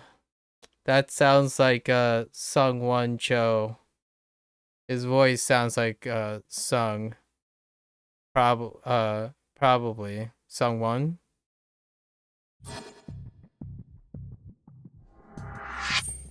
Kuroiwa. The one who almost put Hamura behind bars. That's Sung-Won. Alright. Before you two pulled him out of my grasp. Huh. So what? I've become a department punchline now. I have you to thank. You're very welcome. And I see you're here too, Ayabe. Oh, Kuroiwa-san. Nice nights. It's great to see you. Yeah. I cut out of work to grab a few drinks. You doing the same, Ayabe? It's super hard to forget his voice. To forget his stock voice, because he was the English voice actor for a really great one-off anime called Odd Taxi, and he played the Walrus character. So after that, just pick up his voice incredibly well. He genuinely have this type of role a lot of times. He was Mitsuo, Casca's buddy, who only showed up like once or twice in Yakuza Like a Dragon. I'm curious how big of a role he has here. Nah, old me? I don't. I think I just don't really like voice actors here. Now the sound just changed in a Pretender compared to what it was before. Just breaks it. Pre-render, and now the sound changed in a pre-render compared to what it was before. It happens quite a bit. You can tell the slight difference between the render with the facial animations. So there's a little bit of inconsistency here where the pre-renders, the syllables are not redone, and then the EQ for the pre-renders where it has facial stuff is EQ'd slightly different. However, it doesn't affect the quality. But you just don't like the thing. That's a bit, yeah. But it is a ongoing problem between it's very noticeable in all post-Dragon stuff. It is also true about all the other series too, all the stuff beforehand, but it's less noticeable there because their EQ was a bit better. It's a really well known, like, to me, it's a really noticeable thing that has happened for a while. So you can always tell when the EQ kind of snaps, and because the balancing is not the same. So yeah, you can definitely tell. So this is the in-game art. I'm not sure. Generally, you can tell that it's a bit slightly louder in pre-render ones. So the volume changes. I don't necessarily think the quality changed too much. Sometimes though, pre-render comes in environmental recordings, and they become accented. So like when they're in a sewer or like in a really echoing place, when it swaps over between pre-render and a in-game engine thing, the pre-render tends to have more filters, like filters to make it look like it's in the scene. And the one that a scene that I'm thinking about is Yakuza Like a Dragon, when they're in like a hideout. They're in the Komijo hideout, and there's like a really like pivotal scene where they switch over to pre-render, and you can hear a slight echo in the voice recording because it was touched up to make it sound like it's in the environment. But the typical non-pre-render ones are more clear, as in they have no filter pass or something like that. So they tend to sound like potentially cleaner most of the time than comparing to the pre-render ones. The pre-render ones are higher quality and have more resolution often. And a lot of times games don't do that. They don't put filter passes on audio, like the way people speak. They tend to just make it as clean as possible. And that's usually the more common practice. Play hooky. Well, we should be on our way. Hey, let me ask before you go. The Okubo case. You let that murderer get off scot-free. After which he burned his poor girlfriend to death. And yet, here we are with another murderer roaming the streets of this city. I wonder who the next victim will be. You consider that, Yagami-sensei.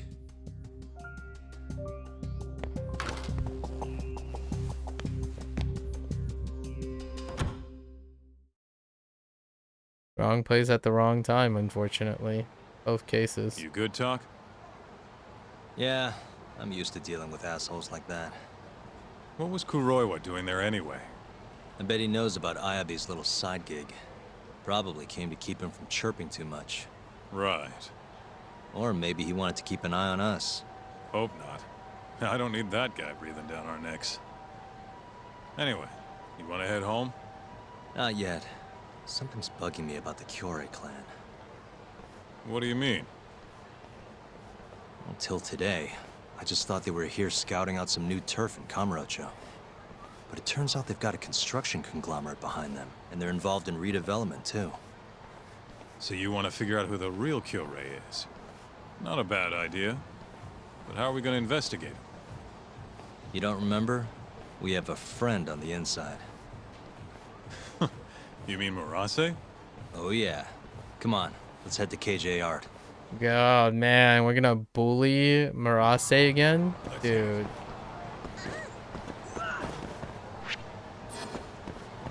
Murase got bullied all the time. He's practically oh, I know what he feels like. Murase feels like a Jang from Yakuza Like a Dragon. You just beat on him because he's a weak link. Feels bad, man. Gotta abuse. Hey, Talk. We're getting close to KJR. Hey, you want to bust out the drone? See what our old friend Murase's up to? Yeah, should be pretty easy to find him this time. Right this way. I do have to say something though. Whenever you mention that you don't like the voice actors, I think it's a filter pass on your end a lot of times. Or you just don't like characters that have much more vibrating separation in their voices.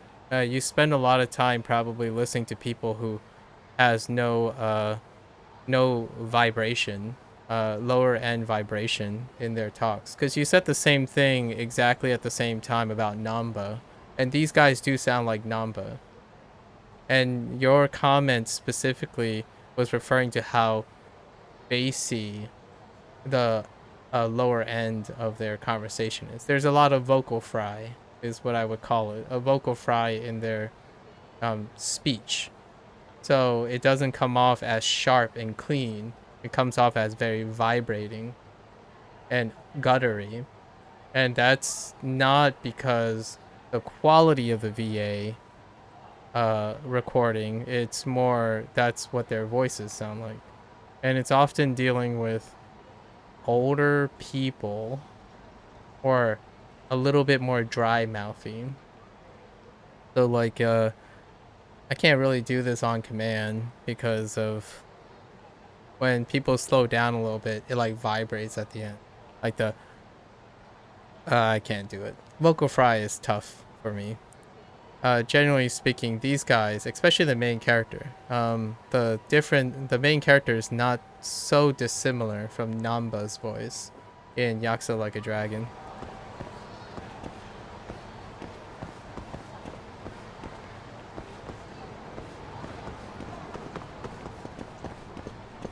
It's also very common. If you're a person who listens to female voices very, very often. I actually prefer, I actually prefer the way Yagami and Kaito sounds compared to the higher airy sound that female voices tend to have in Japanese productions. And I prefer. And the reason why I know probably it's safe to assume this is because you also get surprised when you hear lower female voices, which is very common, which is a thing that happens more commonly in English voice acting. But English class, they tend to be rounder and have more volume, and what the word I would use is sultry, kind of, and there are female voices that are kind of raspy. But if you're someone who's very used to consuming Japanese entertainment and predominantly prefer to watch or listen to things that are ear trained to female voices, like singing, anime,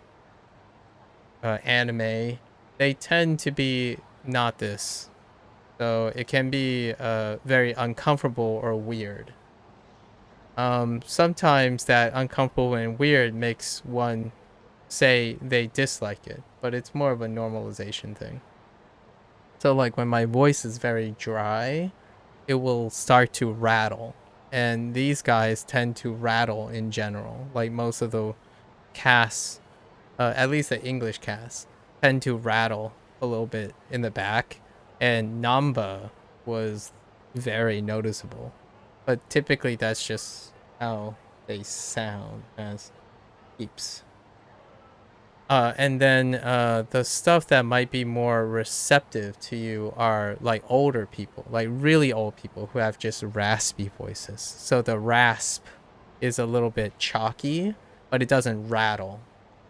And I think it's a rattling thing that I don't feel a lot of people are used to if they are into consuming a specific type of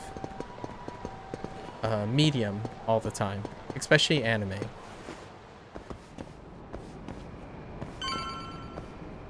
Right, it's... To me, just to give you a context, I'm not sure if they were going for this, but typically when you have detective cop stories in the West, like I don't know, a cop drama or like Breaking Bad and stuff, a lot of the males tend to be somewhat like a little bit rattly. Their voice feels like it's been aged and it's gone through the ringer. It makes it sound like their voices have been shouting for a really long time and whatnot. I don't think the actors themselves have any like vocal weakness in their voice or anything. Like it's not deliberate. I think that's just how they naturally sound. So I don't know what their casting requirements were for these guys, but for detectives, if you watched a lot of Western detectives, they tend to sound like this quite a bit, especially the older folks. So there's a lot of older men in these like film noir-y like detective stuff, and it's a very common trope to have very worn sounding performances because detective work sucks, or what I mean by that is it ages a person quite substantially. Bye time. Okay, I'll handle the flying. Yeah, so you can hear the kind of thing, like the all that here and there all the time. And that's kind of, I think that's the specific quality. I don't think it's a coincidence that now you're mentioning these characters and then also Namba from Yakuza Like a Dragon, and maybe even Adachi for that matter. The quality of voice that would probably resonate with you a little bit better is like Casca. Casca's like young, vibrant, very clean sounding, clear. So like when you clear your throat and suddenly it's very sharp, you know, there's no rattling in the back. One thing about the rattling though is a lot of times, depending on what kind of IEMs or headphones you have, right? What kind of drivers? If you have really big drivers when you're listening, or maybe even a phone speakers, the rattling is very noticeable.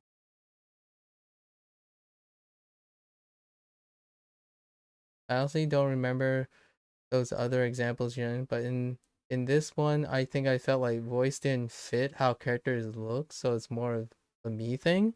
You don't think the characters look like they have the voice? Oh, that's interesting. That's fair. I could say Yagami's voice, probably. I could see that. Kaito's voice fits exactly. In terms of like American voice actors, that would be a Kaito voice. But perhaps Yagami. I could see Yagami. The other guy, the one that you saw, Ayabe, that's really difficult because Ayabe has a very unique look. And I guess you're probably thinking maybe he's more of a weasel like kind of person, so he would have a higher pitch voice. Ayabe was alright. Whoa, that's weird. Yeah, I don't know what your point of reference is then. I guess you don't engage in pretty much any of this stuff. So I don't actually even know where your reference is.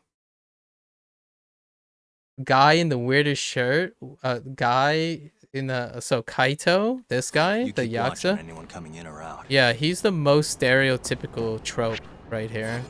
So in terms of like crime and detective, I'll just give you like a statistic or like a general consensus. Kaito has the most traditional voice in this type of setting. So it's incredibly deep, resounding, and it sounds like he could put on a cowboy hat and just go to town. So he's the tough guy, and his is the most classic. I actually think Yagumi's voice could be slightly younger, like slightly cleaner, and Ayabe is more of a snitch. So a trope or a snitch is someone who has a squealier voice, someone who's more of a weasel character. So it's kind of interesting. Maybe I don't know if you have any point of reference. It feels like a vanilla default option voice in a character creation menu. Kaito's voice?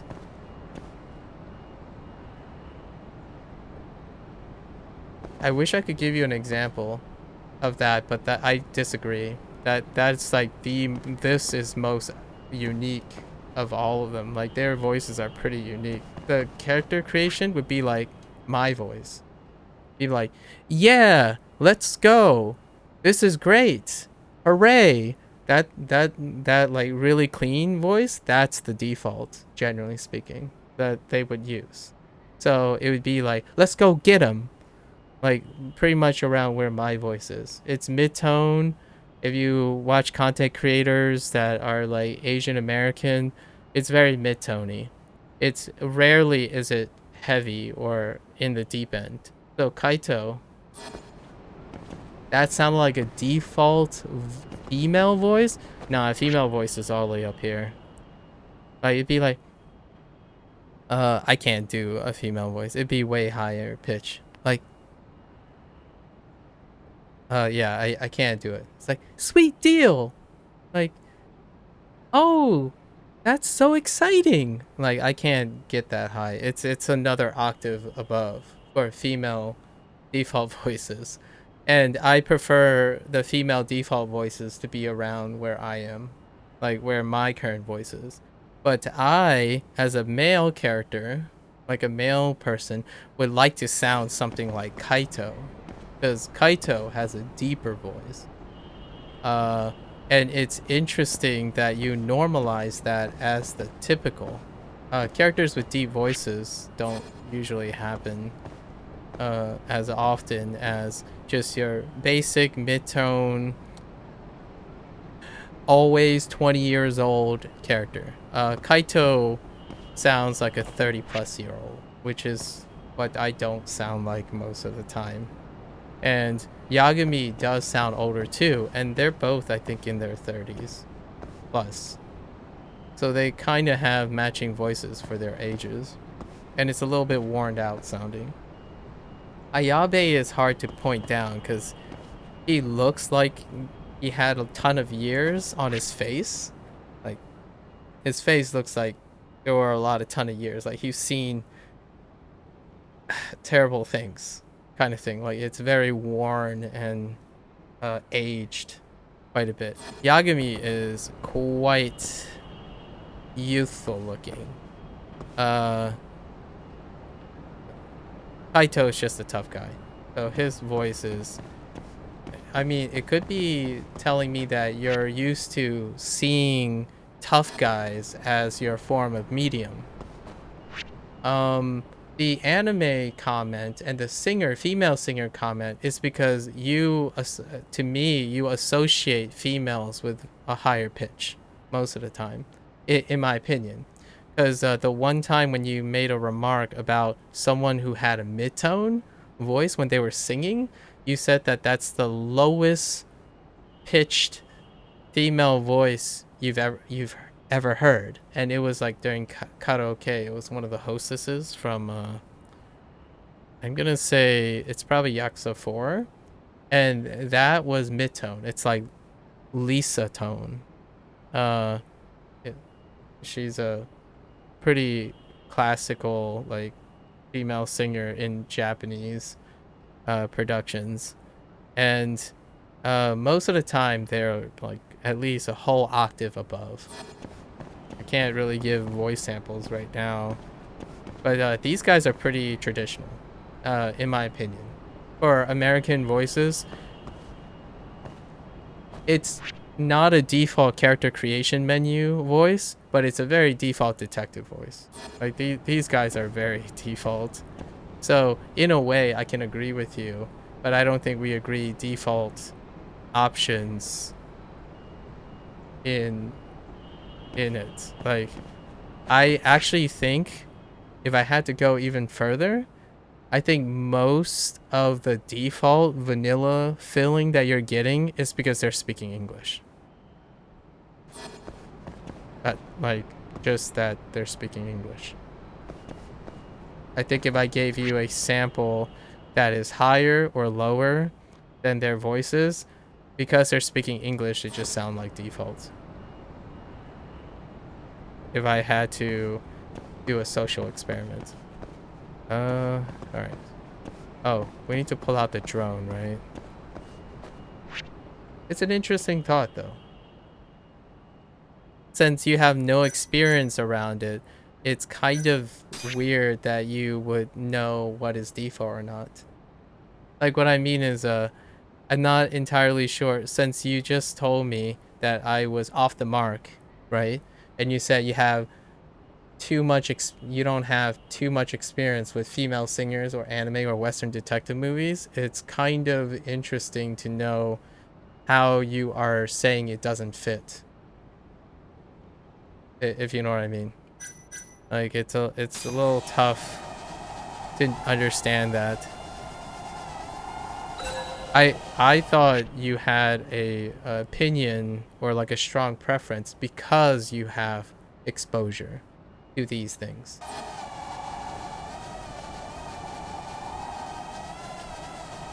I forgot how to fly this thing. Oh, it's windy, isn't it? Is that why it keeps flying? Oh yeah, it's totally windy. Oh my gosh. Okay. I'm supposed to find whoa. Okay.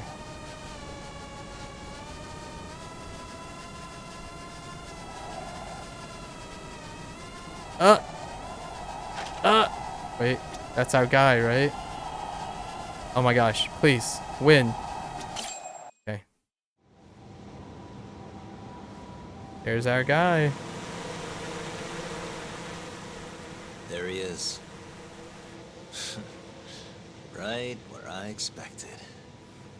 Yeah, not so sure it's that simple, though. Take another look. Murase's alone. Your point being?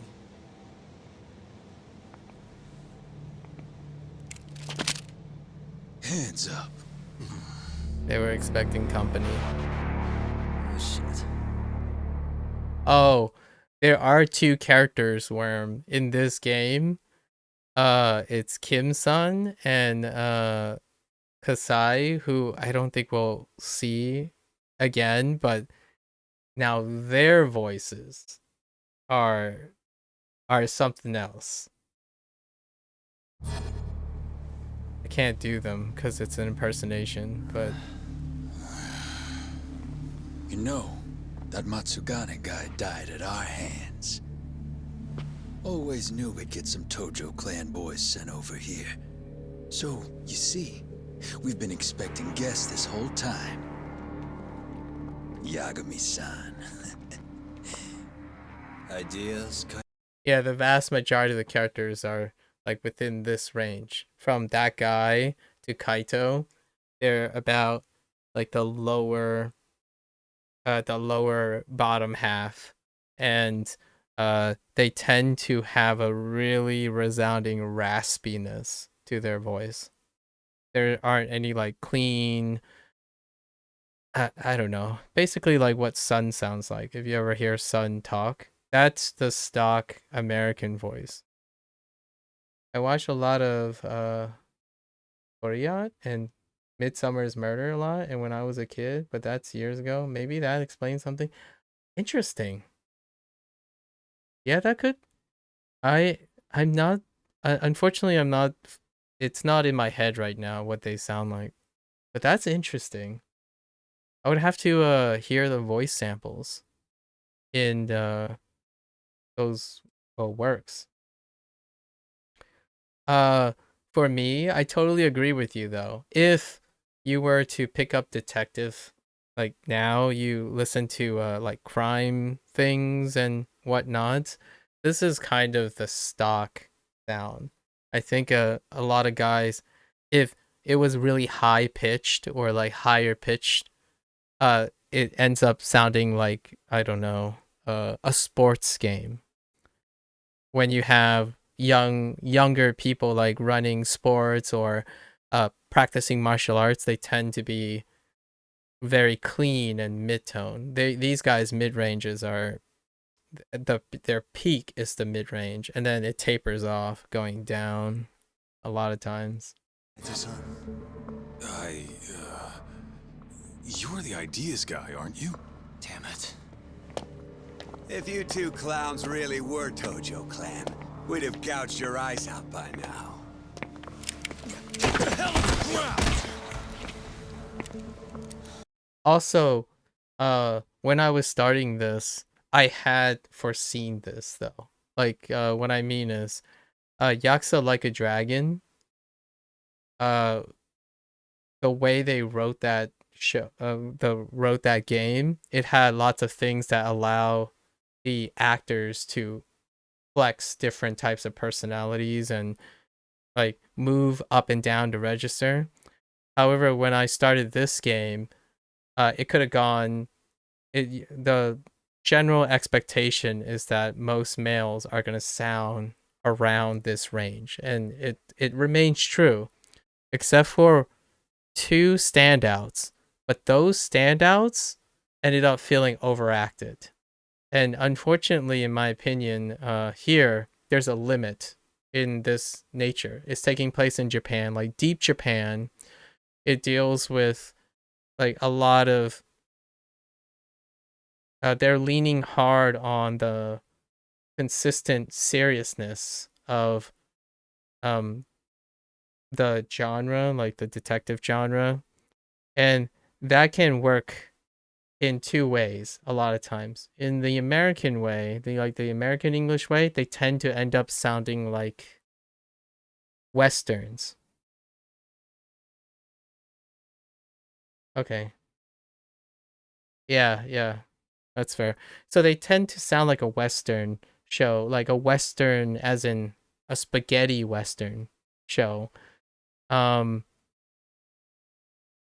Where all the guys are like really gruffy sounding with one or two, like they usually throw in one or two like different people. So like a weaseling type of character is often thing, or like a kind of like a joke character, like for comic relief and whatnot. So it did happen. Those two voices are very weird, and they stick out a lot. I don't know if we're gonna see them again today, but they are really weird. Much weirder than this. So I think, for all intents and purposes, most of the characters are gonna be within the box, and they're gonna sound very default, as in, everyone's very similar, and that's kind of how I feel about Japanese voiceovers a lot of times. And what I mean by that is, if you like that type of consistent drama feel, that was kind of the thing that leans Japanese voice actors very proficient at these type of voiceovers. So like in Yakuza from 0 to 6, right? Before they added English cast, it's very consistent. Everyone's incredibly like this, which is where it's very serious. It's lower on the register and really confident, like slow, steady, no like sudden stops or speeds ups or like heavy breathing. So, for example, in English performances, outside of these types of genre, you would get speed ups and slowdowns all the time. Like, wait. Oh, wait, hold up. Okay, that's a little better. Like, wait a minute. I got so many things stuck in my head. I'm just going to speed up and just add more words everywhere. And then suddenly I'm feeling a little anxious. And then, okay, I've calmed down. Everything's fine. So there's no like, in English, a lot of times the speed and stuff goes up and down all the time. You speed up, you slow down, you get anxious, you get rapid. But in Japanese, it gets louder and quieter. And then occasionally in comic scenes, in like comical, like humor scenes, the speed might get faster and slower within a range. So in Yakuza Like a Dragon, the English cast had enough writing to allow them to deliver punchlines and stuff. So when they're reading jokes and whatnot, they're like, the whole sarcasm shines a lot in English, where you're like, so you're telling me this is supposed to be funny? Oh, okay, now I get it. Like, oh, so what you're trying to say is, I get it. So that kind of thing, where there are pauses, breaths everywhere, and it's hard to animate that a lot of times. I think when you get games like this and they try to animate English speakers who really take their time to make it feel natural, right? Because I don't typically constantly speak and deliver my lines in one breath. In Japan, it's really consistent. Like the beats are very consistent. It's always constant lines, and it's about the volume that changes. A lot of times, like it gets louder and then softer, louder, softer. And what's ironic about this is, in terms of this game, Yakuza Like a Dragon wrote specific like topics that complement both English and Japanese being different. In this game, since it's detective and film noir and organized crime, both Japan and English have about the same preferences. So when I go hear the Japanese, it's going to be kind of like the English experience, ironically, or not ironically, but coincidentally, because both the cultures, English and Japanese, tend to favor the same type of execution for those things. Just really steady, monotone, standard things. Even when people are threatening each other, it's standard, calm, collected, less shouting kind of thing. But then when they're shouting, they're more or less like battle cries. There's no like weirdness, fluctuation. There's no intricacy, but that's part of the theme. That's the thing. And it does sound default, but I don't know if we're aiming at the same type.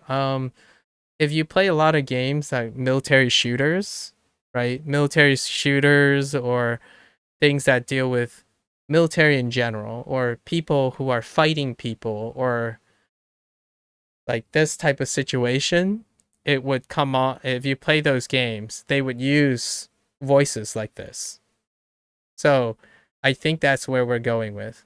Like Kaito might sound very normal because a lot of military stuff, like military shooters, cops, things that deal with like gunfire and whatnot, they tend to go in this direction. Like it's not a really spry young kid having a voice and then, you know, they're holding, I don't know, a Barrett sniper rifle or something. You know, it would be really weird, or it's not associated. At least that's how I feel.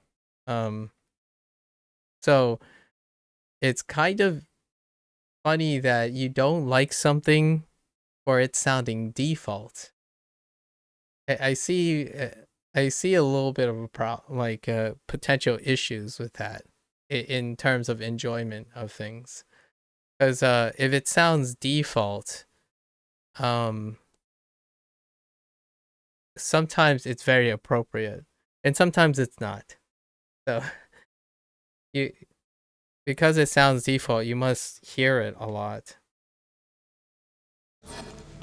Town's sure noisy, huh? No one will care Yeah, about, see, say, his voice is a couple very of in the gunshots box up too.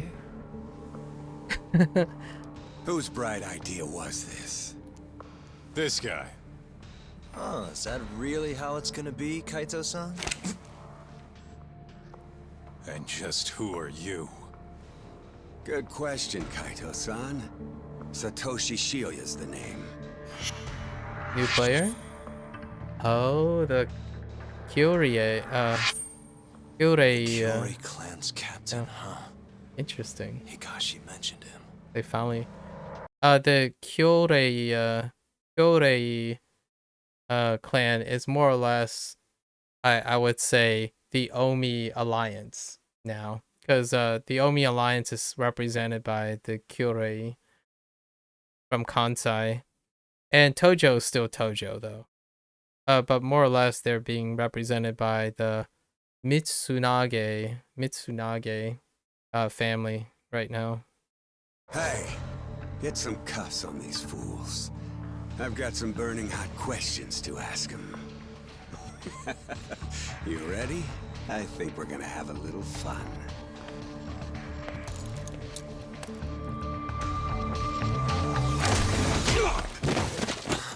You think I'm messing around? Take him out now! No! Shoot him! Hey, it's our guy. This guy's voice. The jester. The jester's voice is the, at least for like the American stock, he is the mid. He's like the, not mid as in like bad or normal, but he's like that mid-tone guy. For me, I would like to sound like Kaito, but I end up sounding more like this guy. I don't know if he's gonna speak right here. Shit! You? Why? Is this really the time? That's the mid-tone guy. Fair enough. Oh hey, he's fighting with us. Come on, let's move!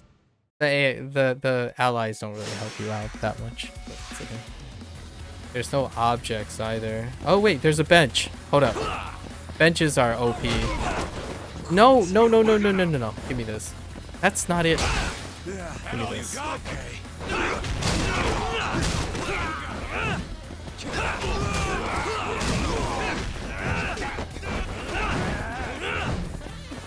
I can't hit things on the ground very well.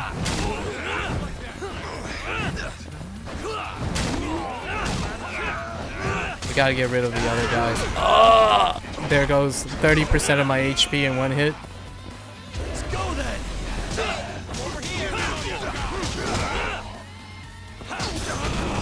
Just rush him down.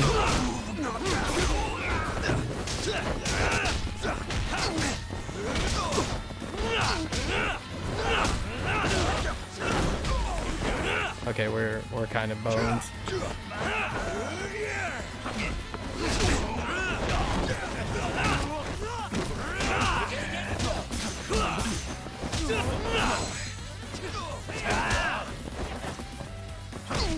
Alright, alright. Hey, guys! Come on! Are you serious? Take him out, boys! Oh no. Did that guy just dance? Wait, can I leave? Oh no.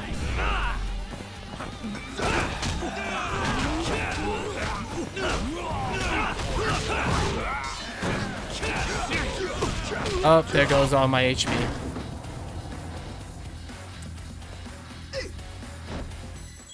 This is what happens when you do MSQ only. You get killed in like 3 hits. That's all my HP. Immediately. All my HP just disappeared. Let's finish this! What if we go after him?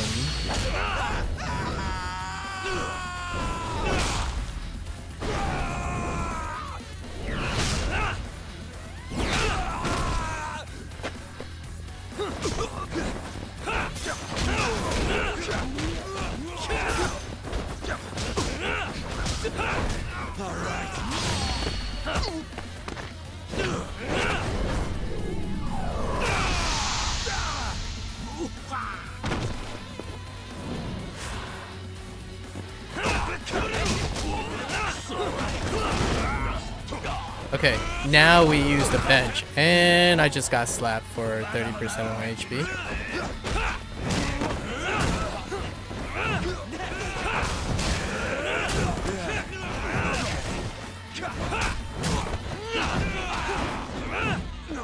Wait, we gotta hit him.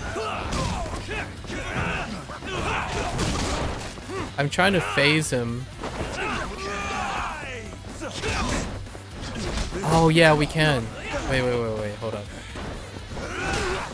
And there goes all my HP again. I'm trying to phase him without him like calling his boys. Oh no, he always calls his boys. Take him out, boys! That sucks. You're gonna sleep through this? Send help? Oh! Okay.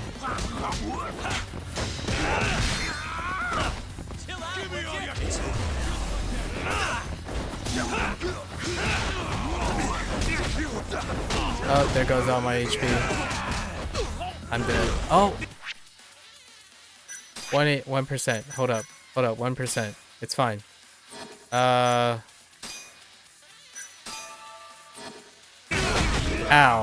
And there goes 50% of my HP.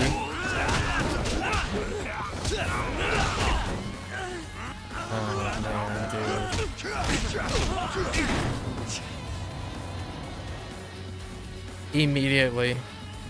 Immediately just gets up and he just throws 3 punches and I'm down on the ground.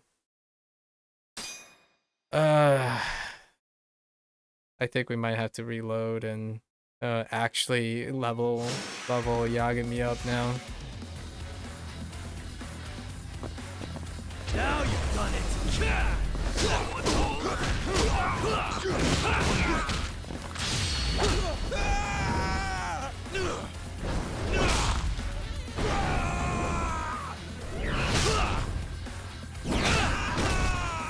It is because this is MSQ only.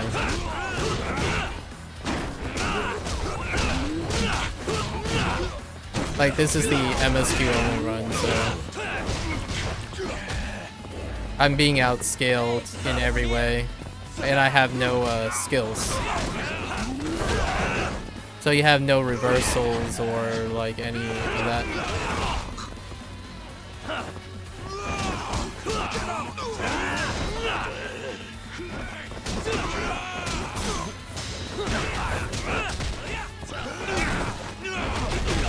Yeah, you have no quick steps, no recoveries.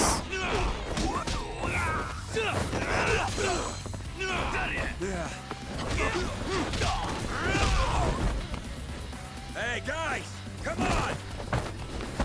Hey Turtle. Take him out, boys! You still trying?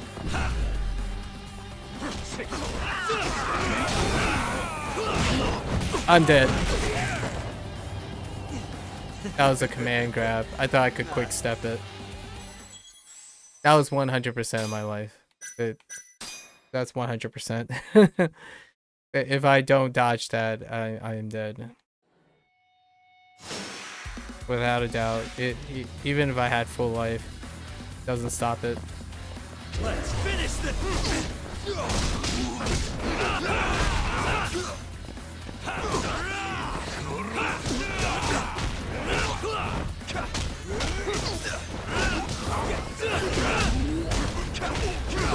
I need that bench. Uh-oh. I just picked up the wrong thing and the bench is gone. That's pretty much all the damage I had. I lost half the durability.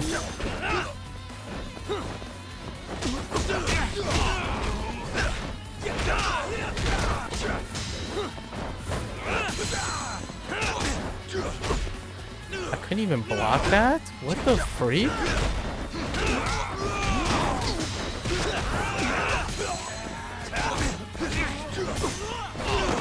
Oh yeah, I can't block him either.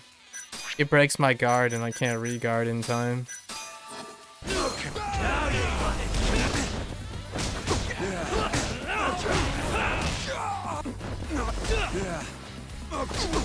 I'm trying to phase him. Oh, does he not phase? Oh, I can't phase him without killing, without taking out his other dudes. Okay, so he's invulnerable until you actually take out his other dudes. Because I just saw his life drop down and reset to the first one.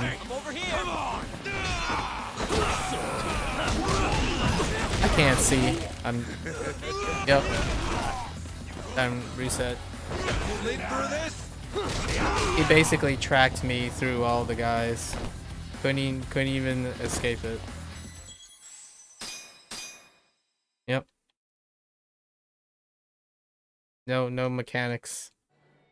We have no skills, no reliable quick step or cancel. Oops. Let's finish this. So we just take out his other guys as quickly as possible.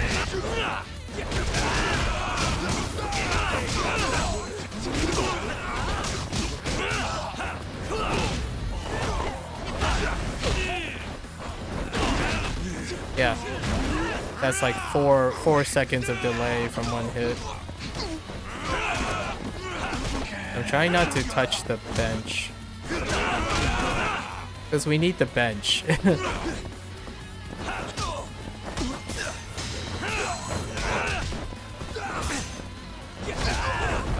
Okay, we're good. Hey guys, we're good. We still got the bench, so I need to pick up the bench now. take him out, boys. You're gonna sleep through this?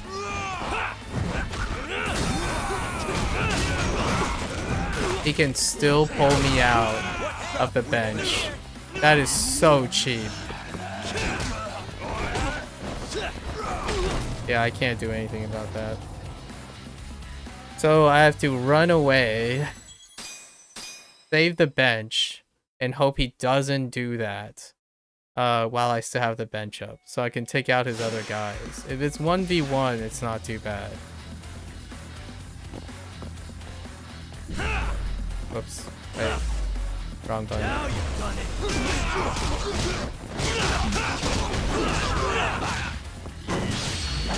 You are invulnerable when you have EX boost.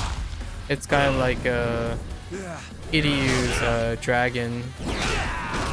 Extreme dragon. Like extreme heat.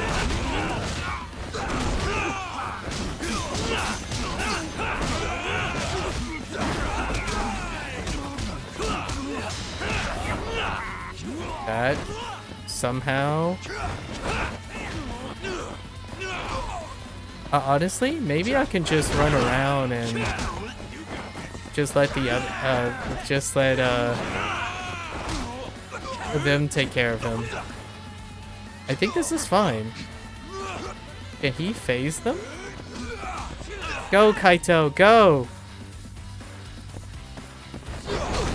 Yeah, see, It's super tracking. There's just no, we have no way of dodging attacks. There's no 180 quick step or anything like that yet. Okay, so now we gotta bait his Give me all you got. Okay. Oh my gosh, I picked up the other item. Let's go.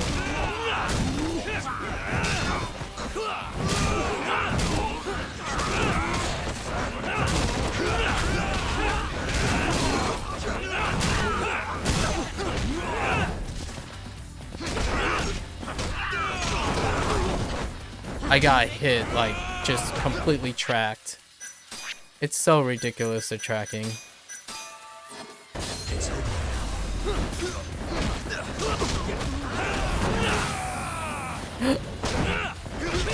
Okay. Kick his butt! Did you just hear what I heard? Someone just yelled, "Just get good." I could have sworn the Jester character, who doesn't have a name right now, just said, "Just get good." It's okay, we're good, we're fine. It's fine. Take that. I swear he just one of them just said, "Just get good." All right, we're fine. Cheese for the win. So, in this game, I think I kind of like where they are going with this. So they make combat incredibly high risk, high reward. So even if you get health boost, I don't think the health boost is going to matter too much. Everyone hits like dump trucks in this game. Like, what I mean is you're a glass cannon. So for better or for worse, having more techniques mean even more in this game, because you can't, it's very unreliable to brute force. For example, the only techniques that are available to me automatically is allow you to get armor. So your skills have armor by default. Like, you can learn the things to give you armor, but the bosses will chip you so hard when you have armor, they could bring you like down to 10% in 3 hits. So it didn't quite work out, my investment anyway. There are all the other stuff. It's just they're locked behind books, skill books that you're supposed to find, or maybe even have to do sub stories, like side cases is what they're called, to get them, or hunt around the city for them. So we have no access to any of those things. We only have right now, we've invested in armor in the tiger stance. So that's why I'm usually using the tiger stance on the 1v1s. And charge attacks, which gives us armor. And then we have combo speed. That's all we have. No extra quick steps or anything. So you're basically just running around. Come on. Let's roll. Yeah. No reason to stay here. We owe you one. You should come with us. Coming? Sure. May as well. Wait. Just like that? Hold up. So, like, his voice. So this guy's voice is basically the same range that Yagami's voice is, but they don't have the rattling. They're like a lot younger. There's no like slightly rattle in his voice. It's very clean. I'm not letting you assholes get away that easily. Yakuza don't fuck around. You three are gone.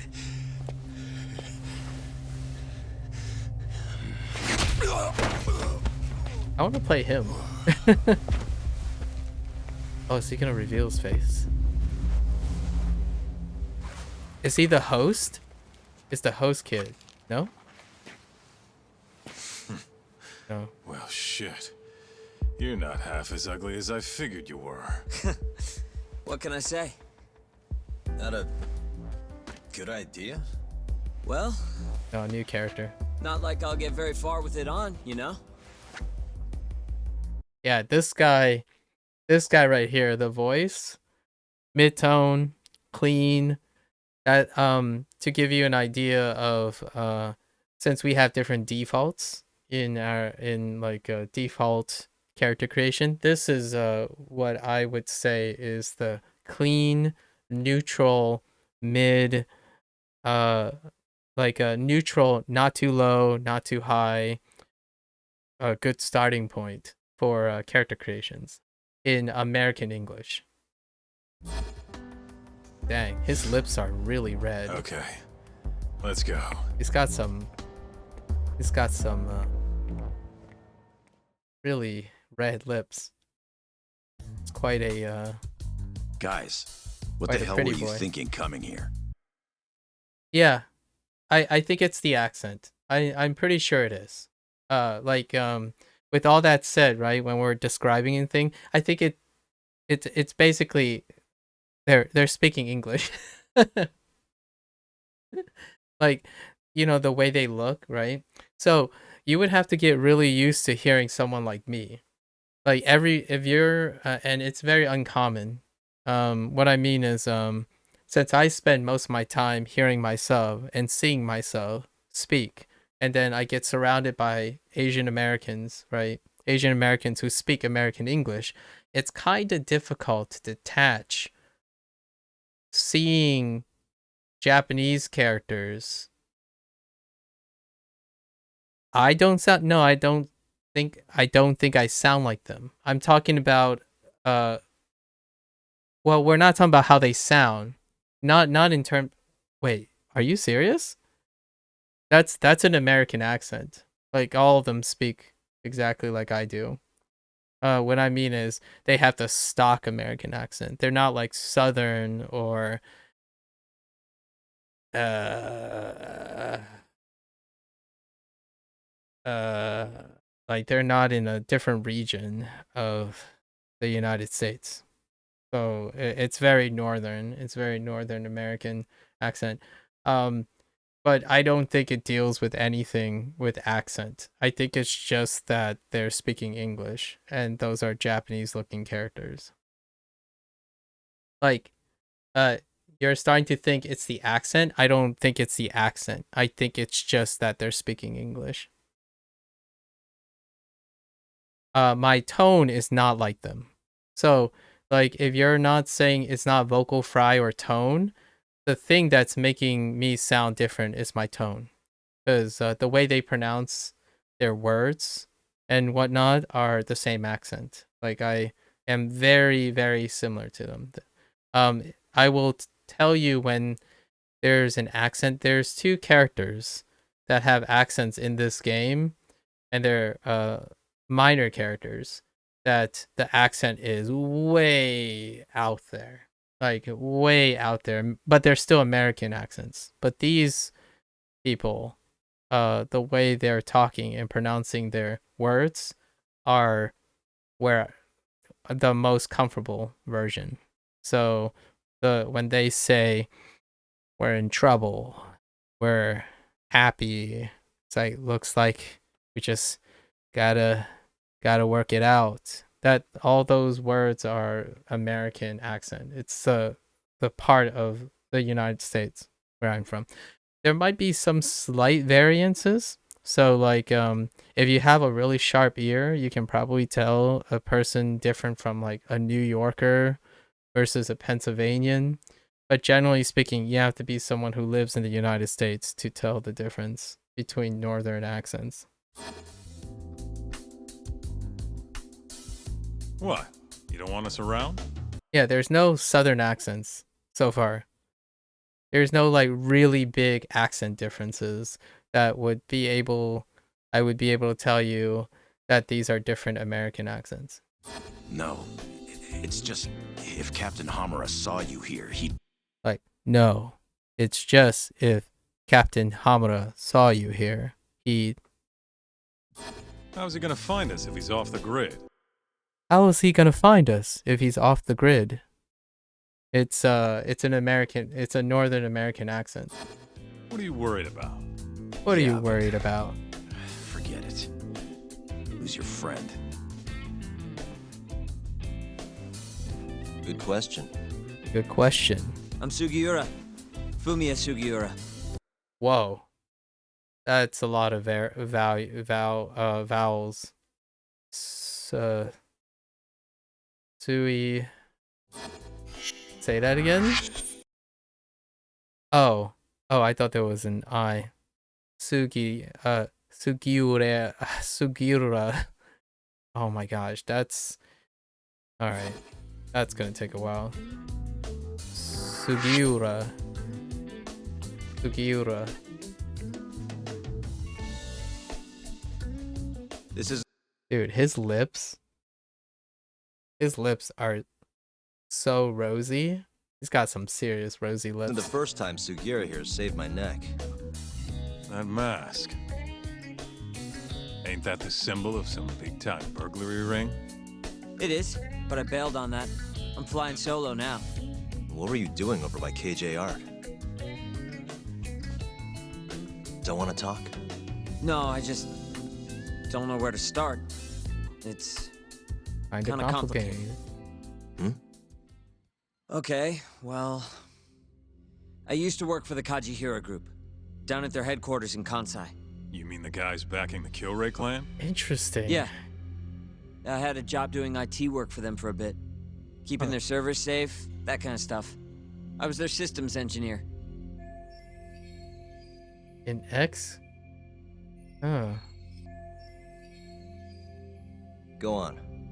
Well, one day I noticed some accounting data was off. They were cooking the books. Really? Turns out the top guys were making a slush fund. They stashed away millions, writing it all off as some vague business expense. Digging it all up was kind of a thrill. Until I got caught. Everything happened so fast after that. They accused me of embezzling company funds and threw me out on the street.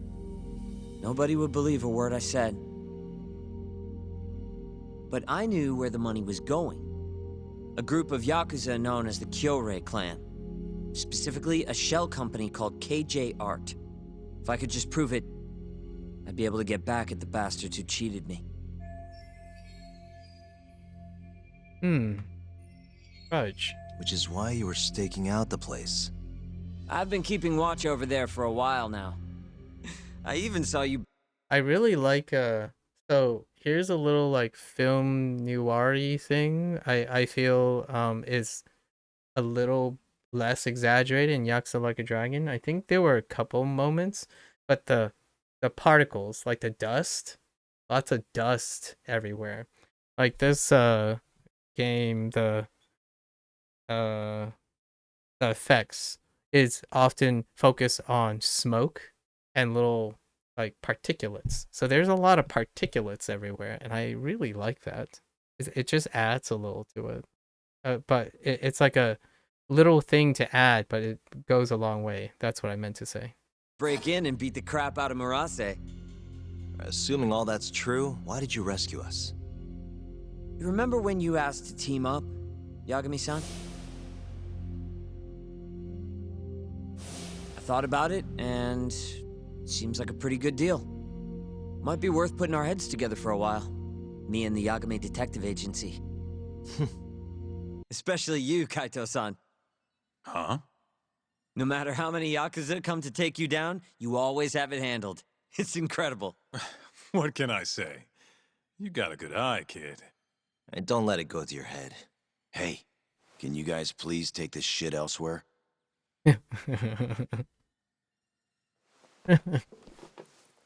So, what do you say? I'm not saying we've got to become best buddies, but we can at least give each other a hand. How? You want your mole? I want the Kyorai clan. We might not be after the same thing, but there's a lot of overlap. How can I get in touch with you?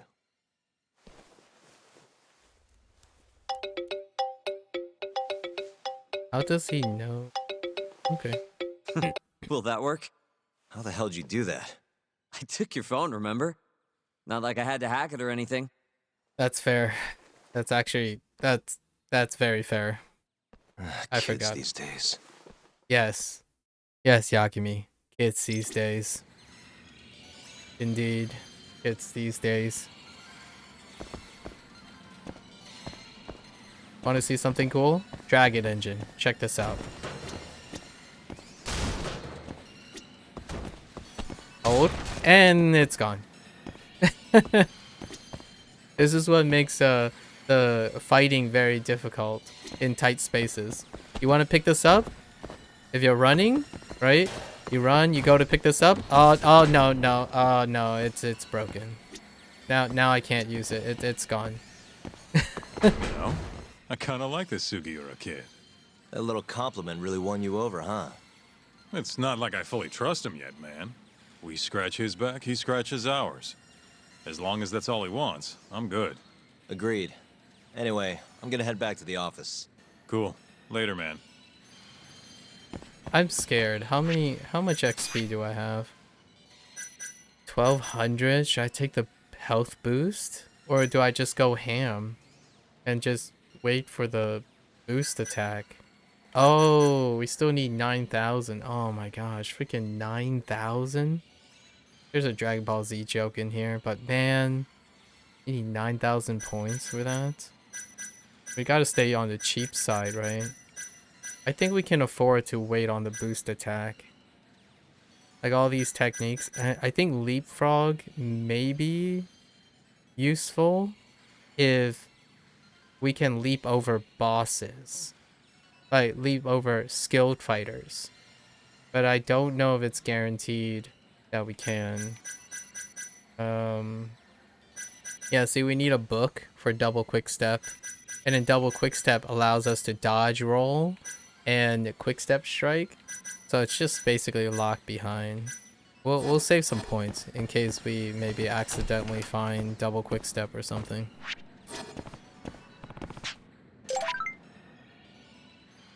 Oh, Kim is the guy.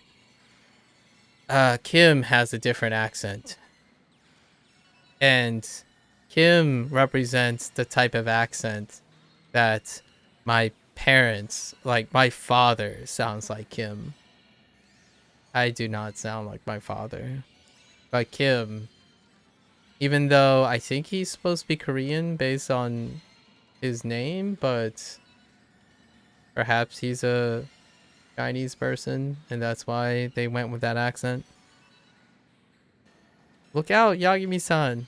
Oh, he sounds like this. Hold up. I'm terrible at doing like a Chinese American accent, like a Chinese person speaking like, look out, Yagami-san. One of the leaders for the Keihin gang brought his men to come after you. That kind of thing. It's like straw hat. You know, you just imagine someone with a straw hat and runs a Chinese restaurant. It's tough. I can't do accents like that. I just speak with my normal voice most of the time. And it's like, and you know what they did? They beat my friend Black and Blue, all because he said he must have seen you. That kind of thing. That's the best I got. I can't do it. Please, is there anything you can do to help? Okay, so gang leaders. All right, gang leaders are in. That means threat 100%. Oh no! Wait. Here, there's a chance I could get. We can go meet up with. Oh. Oh no. Oh no. All right, fine.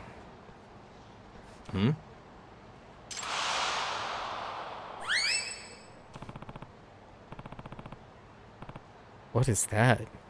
Some weird bird? No. What? Nah. Nah, we're going. Nah. MSQ. That was a toupee. Oh, that threat level. Oh, You really? asked for it.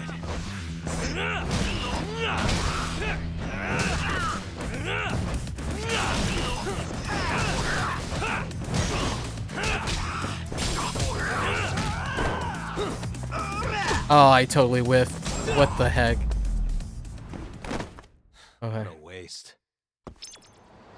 I know, right? Hmm? The barkeep is calling me. Hello? Hello? What's up? Oh, it's Masuda. Right. Well, we're about to get the scoop on Mari. I thought if you were free, you might be interested. Mari. I think that's in the beginning of the game. Wait. What are you playing at? That woman wouldn't talk about herself to save her life.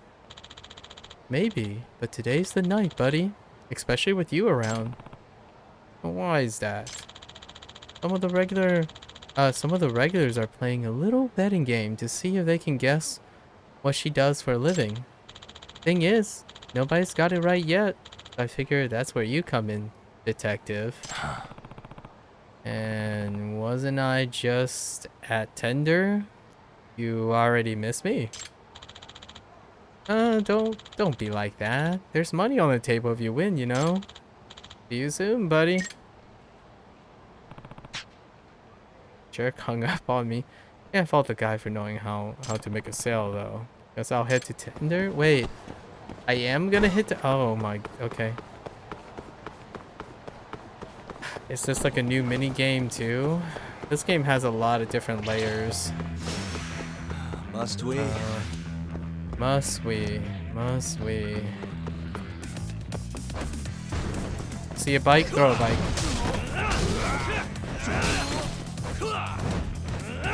Drop that at once.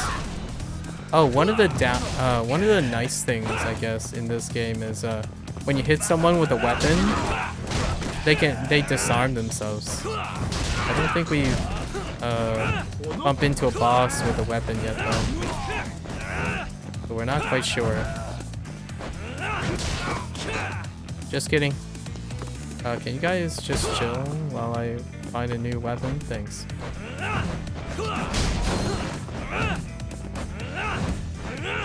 I can't hit them on the ground.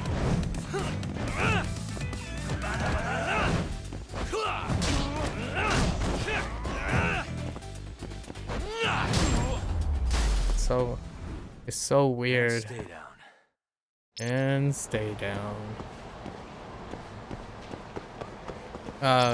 My favorite catchphrase from Yagami is when he gets into battle every once in a while and he just says, "Really? Really?" It's spot on. The really.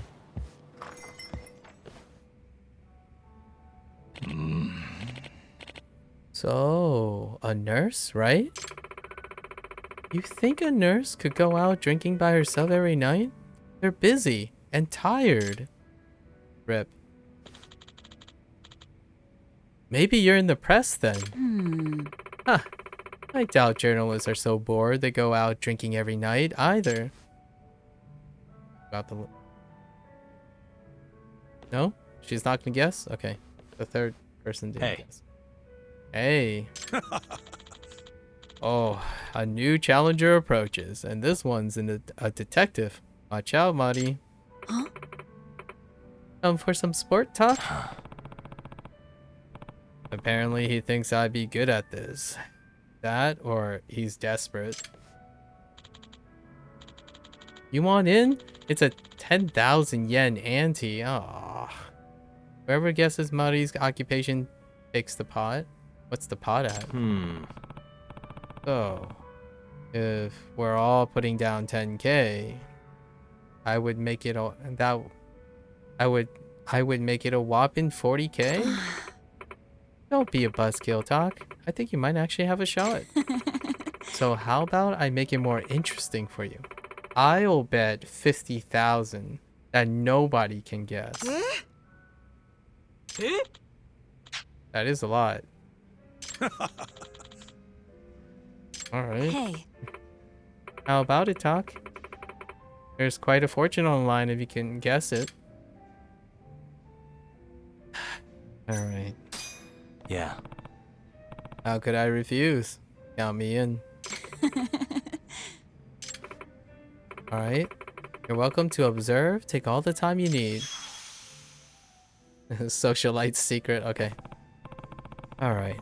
I guess I'll see what I can glean from her apparel and body language.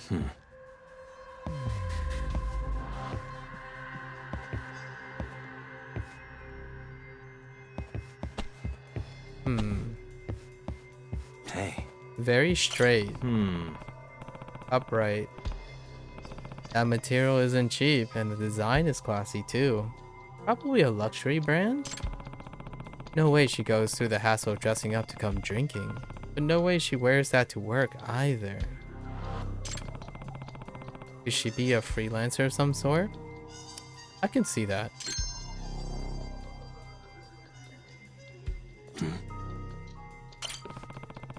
The color is a bold choice. It really is for a Japanese woman.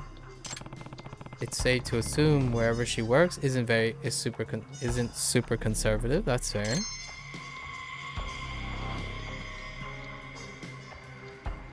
Shoes? No?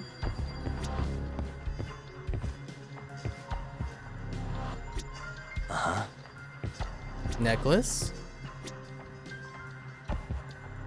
Suspicious. That necklace has some expensive stones. Certainly didn't come from the discount aisle. If she bought it herself, she's doing just fine on her own, but it could also have been a gift from a guy. Then again, if she's here every night, chances are low that she's serious with anyone right now. Fair. Maybe she's already married? Is there anything I can find on that would tell me about her marriage? Oh, she doesn't have wedding band. No ring on the finger, not even a callus. That's a good call, where one would be. So not at least divorced. Useful info. And then not one that takes off her wedding band. Her nails are nicely manicured. Probably means having long nails and nail polish don't interfere with her work. Oh, that's fair. Huh. That's a fair observation.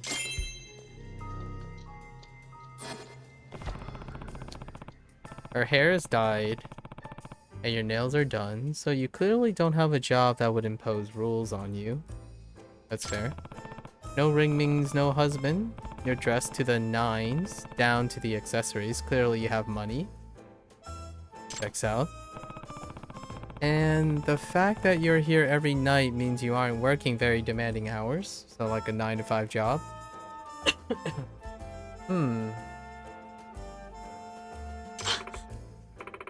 Impressive. I know who to call if I ever need a detective. So, I'm right so far. Huh. Could be. It wouldn't be fair if I told you, would it? Oh, I can confirm she isn't short on money. I couldn't help but notice earlier, you paid your tab with a black card, right? Oh, now that I think about it. She's loaded. Really? Can't you only get one of those if you're filthy rich? Hey, how rich are we talking about here? She really has both money and the luxury of time. I mean... Okay, so we're already assuming she actually works, right? Because but she doesn't actually have to work to fill all those criteria. Then Mari's occupation must be... Yeah, I was gonna go with CEO's lover. An author? Oof, that doesn't check out. Doctors don't check out. They made it pretty, like, doctors have demanding hours. Right. And on call and a strict code. Author would be a little bit more flamboyant, and they don't pay much, unfortunately. And I was leaning towards a rich spouse. One that takes care of appearances and like PR and whatnot. But out of these three, I would probably go with the CEO. unless I'm having like some cultural dissonance about how authors work, doctors do not fulfill a lot of the criteria. But authors, I mean, they could vary culturally. Usually authors have a really hard time, so let's go with this. If you're spending money however you want, I'm going to say you're romantically involved with the CEO. And the reason you're here alone is because he doesn't make time for you. I like that. The classic. Listen. Oh, really?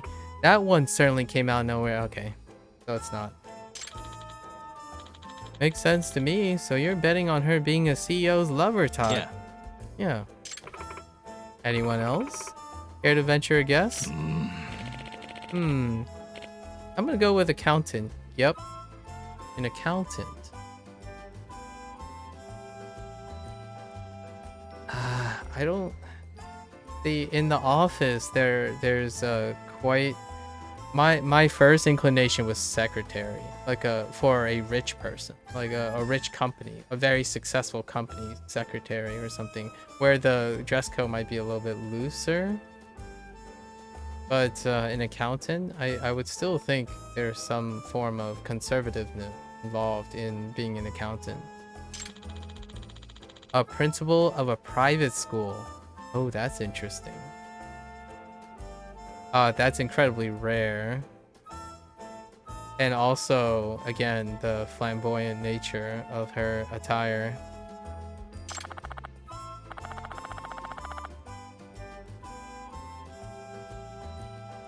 I'll take a stab at her being in stocks. That's fair. Stocks? Like a businesswoman? Real estate management? That's a solid one. So time to call the bet. What's the answer, Monty? Okay. Uh-huh. I should be off though. I'll do the work. You know, work at this time of night. Not that you don't have to do it when you feel like it.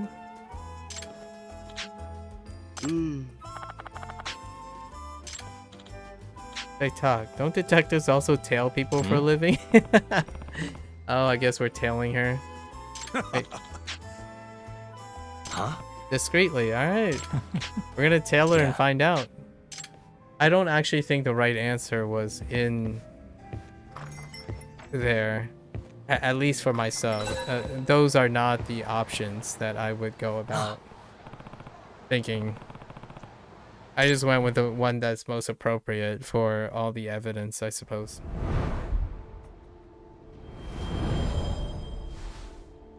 Time for a tailing expedition.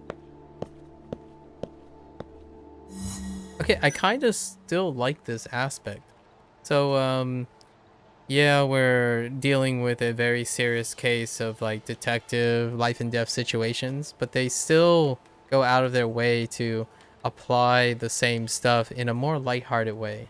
Like, it's still giving you some of that slice of life stuff without doing any of the mini games, because we are not doing that yet.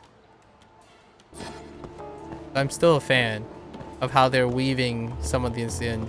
The last thing we did was solving the case of the cake going absent at the office, the lawyer's office, Genda's office. And they did it like a court case with the homage to Ace Attorney. That's kind of nice. I like these little slight breakups of the stuff, you know?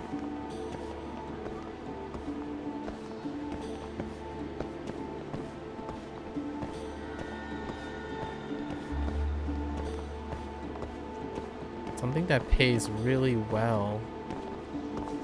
Have flexible time, but she gets to choose when to work. And it could be late at night.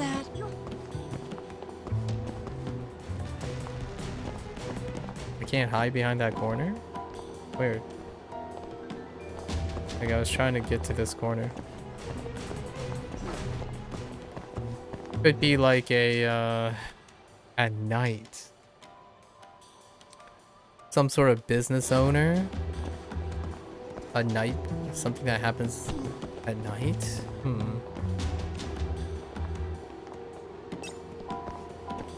Like a manager of some sort. Of something lucrative. A lady can never be too careful.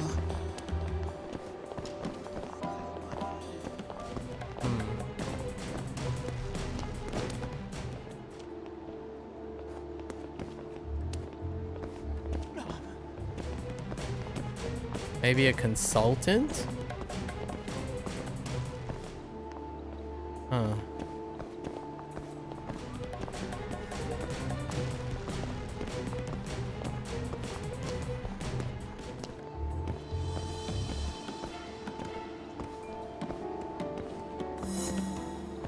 Oh, I was gonna hide in front of the car, but okay. Is she a business owner? Huh?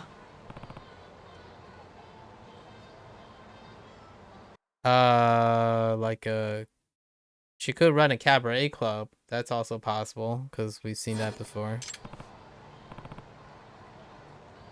What is that? I don't understand.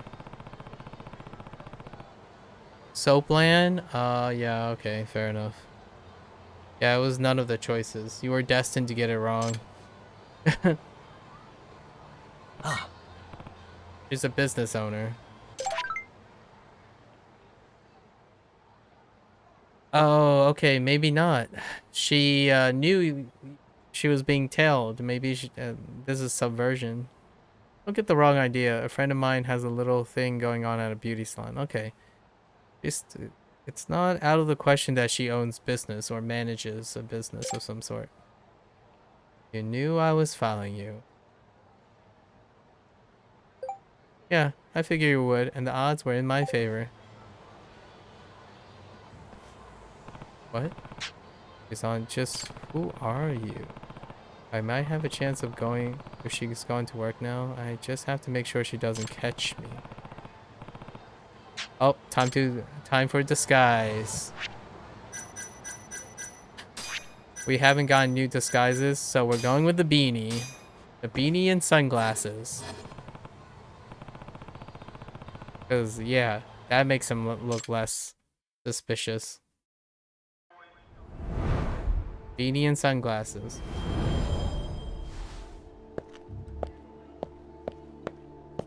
Disguise worthy of a champ. You know? Where's she going? A bar? Perhaps she owns a bar. A lucrative bar. She's heading towards the Millennium Tower, though.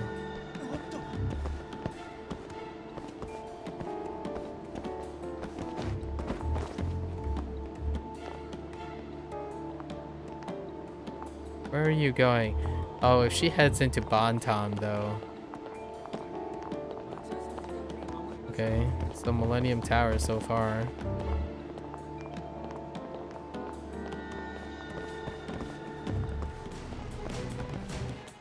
Oh, we can't actually look at our map. She could work at a theater? Maybe she owns the theater?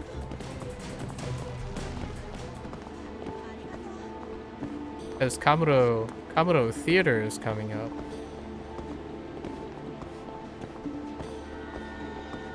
Perhaps she's a moot. She could be in the creative arts. Like a director or something. That would be a left field. It's very uncommon. Super rare. That'd be really impressive. Isn't that? Dude, there was no place to... There wasn't a place to hide. Like, that came up. What the heck, man? I'm so bad at tailing people. Just stand right out in the open.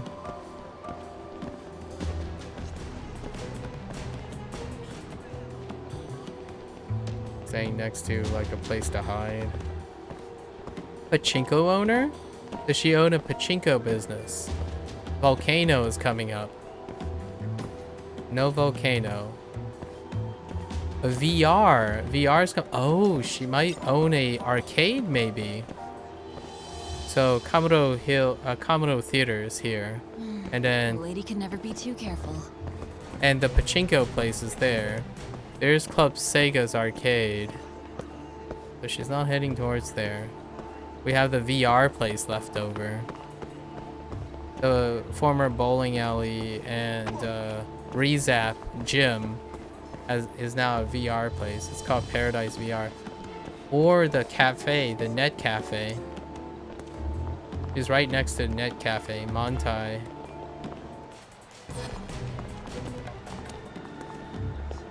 This is so fun. Just following someone, waiting in anticipation of what it's gonna be. I love things like this. I love watching people do their thing. Although this is like a very suspicious context. I would have just asked her, hey, if you're going to work, do you mind if I tag along kind of thing? I would love to see people do their jobs and like what they like to do and whatnot.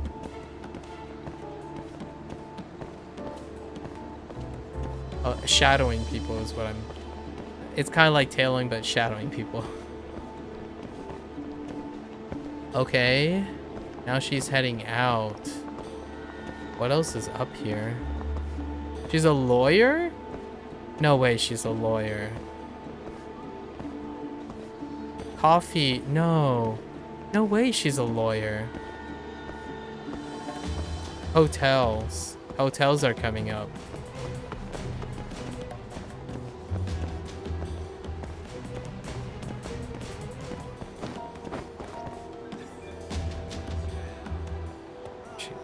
Okay.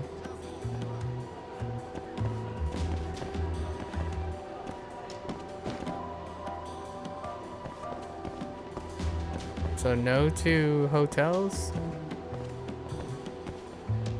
What else is here?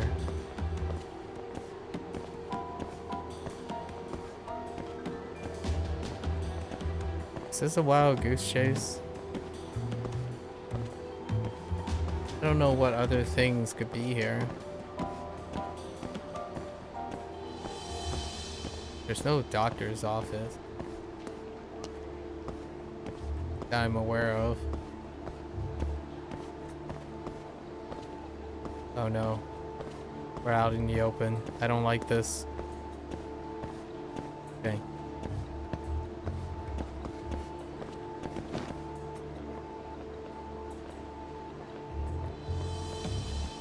The anticipation is palpable right now.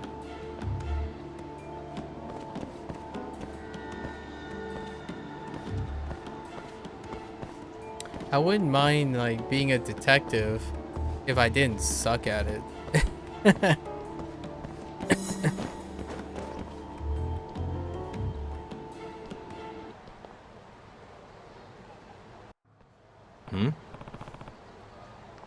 Oh, it's the koi fish pond place.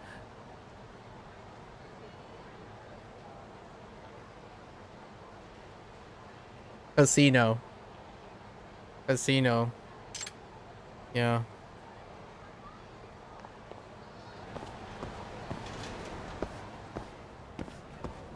This is a this koi establishment is a front for a casino.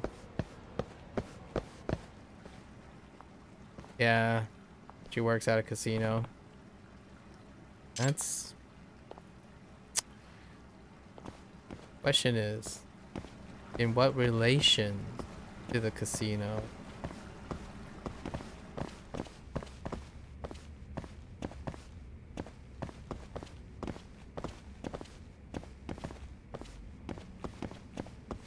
She operates tables? Maybe the roulette table? All right. This key. I suck at this. I do too. That'll do it. Okay. Oh, she just gamble. Wait, oh no, never mind. The disguise didn't work, guys. The beanie and the sunglasses didn't work. That you talk? Try as you might, you can't hide it. Besides, I had a hunch you might follow me. But how? With my beanie and sunglasses? I guess I knew you'd be the type to call my bluff. Your bluff? Hey. Don't you get it? Welcome to what I do for a living. Oh, she was putting on a front. You're a gambler. That's right. And a gambler only works when she's feeling lucky. Fair enough. That's my little secret. I see. Makes sense why the idea of a betting pool excited you too. I only do it for fun at first, you know? But then I kept winning. I guess I have a talent for it. And when I made enough money, I left office work behind. And now you have a black card. Pretty impressive. But the others are chomping at the bits to find out, I assume. Tell you what, if I pay you, will you keep it a secret?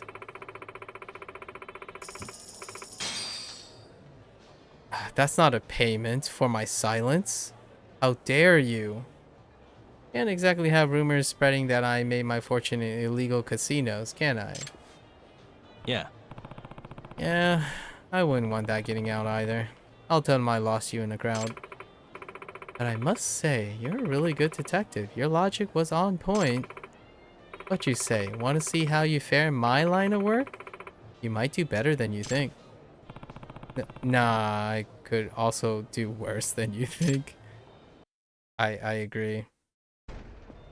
The one time we did the chips, we lost all three immediately in 2 hands. Because, you know, we're not about the luck. We're about all in or not at all. Because gambling is not my jam. Oh, all the buckets. Exploding buckets.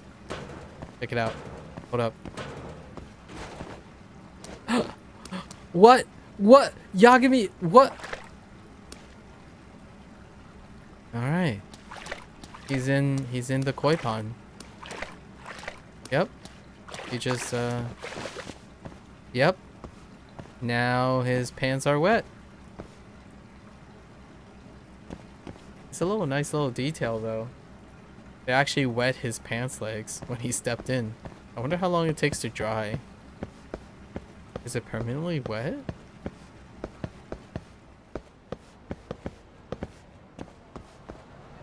Hello?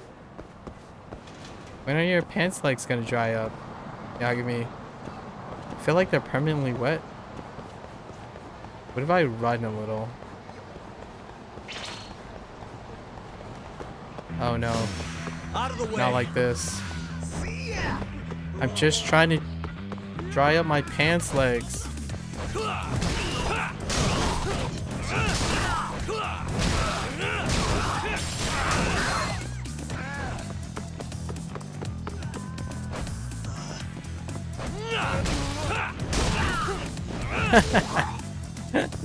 That guy spun like a Beyblade.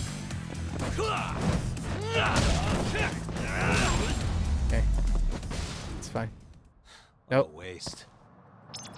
Those pants legs are still wet. That looks really uncomfortable, Yagami. I'm sorry.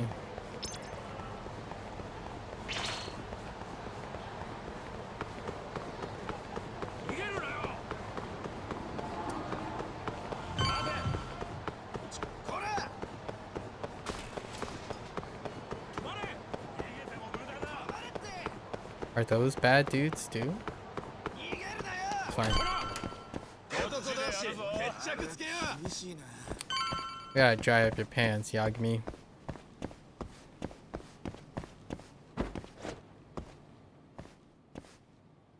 Which key was it? Alright. I feel like it was this key. I suck at this. I really suck at this. I keep forgetting what the key looks like. Is it this one? Why am I bad? I am so bad at this. Got it. It's the longer one. Wait. Oh. Hello? Yagami-san. This is Sari. What's up, Saori-san? You don't usually call me. I haven't been able to reach Shintani-sensei. It keeps going to voicemail. Oh no. He hasn't picked up since he left the office after talking to you. He doesn't deserve this. And? Didn't you say the Kyorei clan was after him? Yeah, he'll be fine. I just wanted to give him a scare. Okay, still. Could you try him for me? Sometimes he ignores my calls. Maybe he'll pick up for you. Are you sure we're talking about the same guy? But I might as well. Can't hurt to try. He doesn't deserve this. Shintani, come on, pick up. The guy's arrogant and a narcissist, but come on.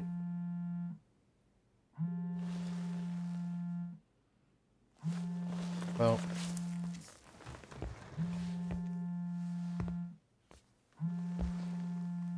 yep. Now we're worried. Oh, there's some scuffs. Oh no. No. No. Hi, Shintani here. Hey, Shintani-sensei, it's Tak. Where are you? You've reached the voicemail box of the one and only Masamichi Shintani, Genda Law Office's finest attorney. Shintani. Leave your legal troubles after the beep. He didn't deserve this. And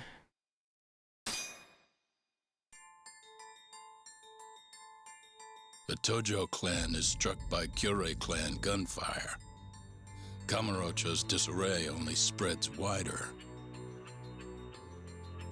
On the surface, the diagram resembles a Yakuza turf war. But in the shadows are glimpses of a construction firm and political influence. And in Yagami's own shadow,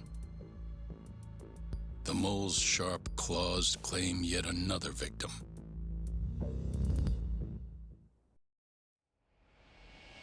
I'm curious if the narrator is another character in the show that reveals itself, or they hired a separate narrator for the summary. Days gone by. Indeed. All right. Let's play a little bit more. What do you mean he's dead? Didn't you just say everything would be okay? Stay calm, Saori-san. I'm just as shocked as you.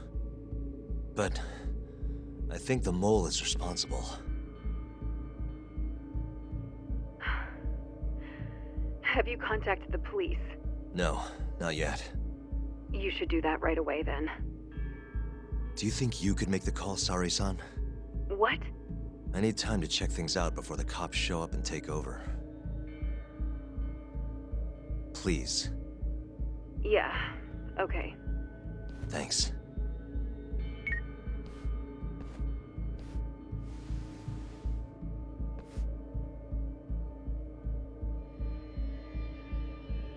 Out for detective eyes. We gotta examine his body. Hey. Bullet hole, yeah. Oh, it looks like 2 bullet holes. Must be the cause of death. Yeah. Which is... Oh. That's a good call. It's not the mole's usual MO. The death was usually clean, with the 2 eyes gouged out. No bullets. Could be Hamura. Suspicious. Gouge out, right?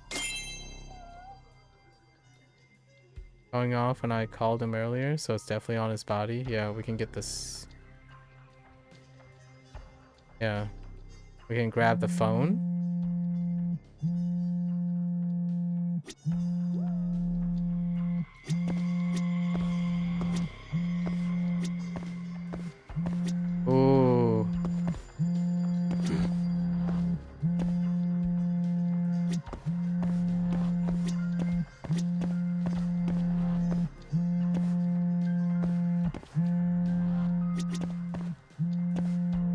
does it kind of sound like it's coming from somewhere else? Hey. No blood. Oh.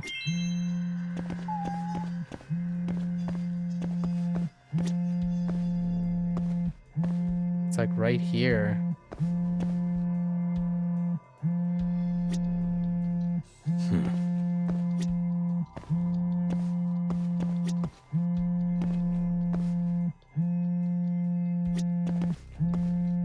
Why? Am I being a pep? Oh, is it underneath him? What the? Yeah. Okay.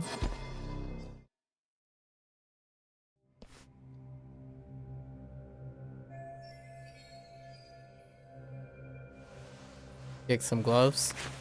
Nice. Yagami. Good call. White gloves.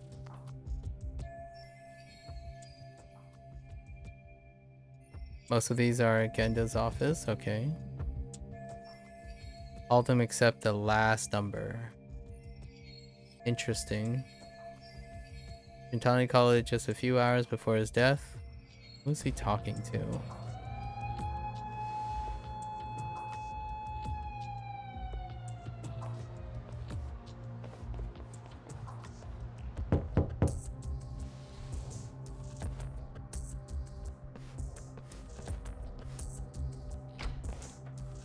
We received a call from the Genda Law Office. Kuroiwa or Wa. You got here fast, Detective Kuroiwa. Kuroiwa. Jeez. Shintani, huh? Yeah. His name has been coming up a lot lately. He's the reason Hamura walked, after all. Perhaps you couldn't stand his newfound fame, so you often... So we know that Shintani knows something about Hamura, and Yagami and co didn't ever find out what that something is. So it would stand to reason that he might be a loose end. Huh? Or he's a liability. I heard He's you become two a weren't liability. exactly on good terms. Do you agree? Kuroyo is suggesting that Yagami has motive. Beat everyone by accusing them of murder? Guess that's just how cops like you operate. Forensics will be here soon. We will need you present as a resident of the property. After that, we'll need some time to investigate. How long? You'll have to find somewhere else to stay tonight at the very least. I don't have money for that. Yet you can afford bribing a cop. Ayabe's sources aren't even that reliable. Don't know what you mean. Oh, I'm sure you do.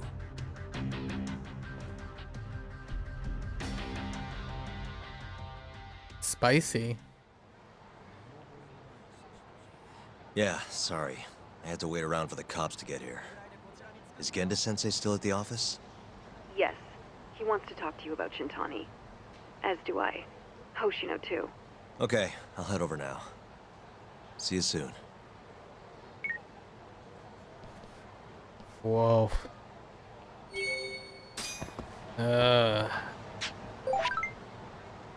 Oh no, it's Kim's son again.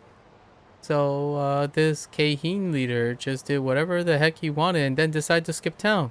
What a butthead. Wish I could have seen the look on his face when he realized the jig was up.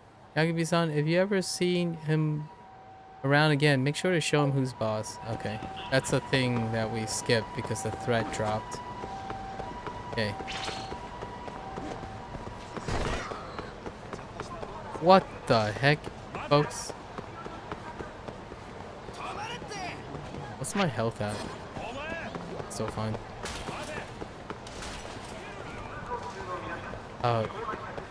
Uroiwa. It's gonna be so hard to get that name down. And the other guy was Sugiura? Sugiura? Man.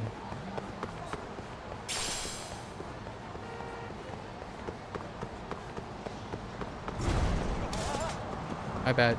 Hey, hey, thanks.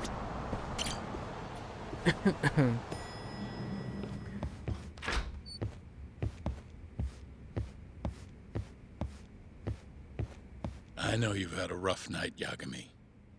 But if you're up to it, can you tell us what happened to Shintani? Mm-hmm.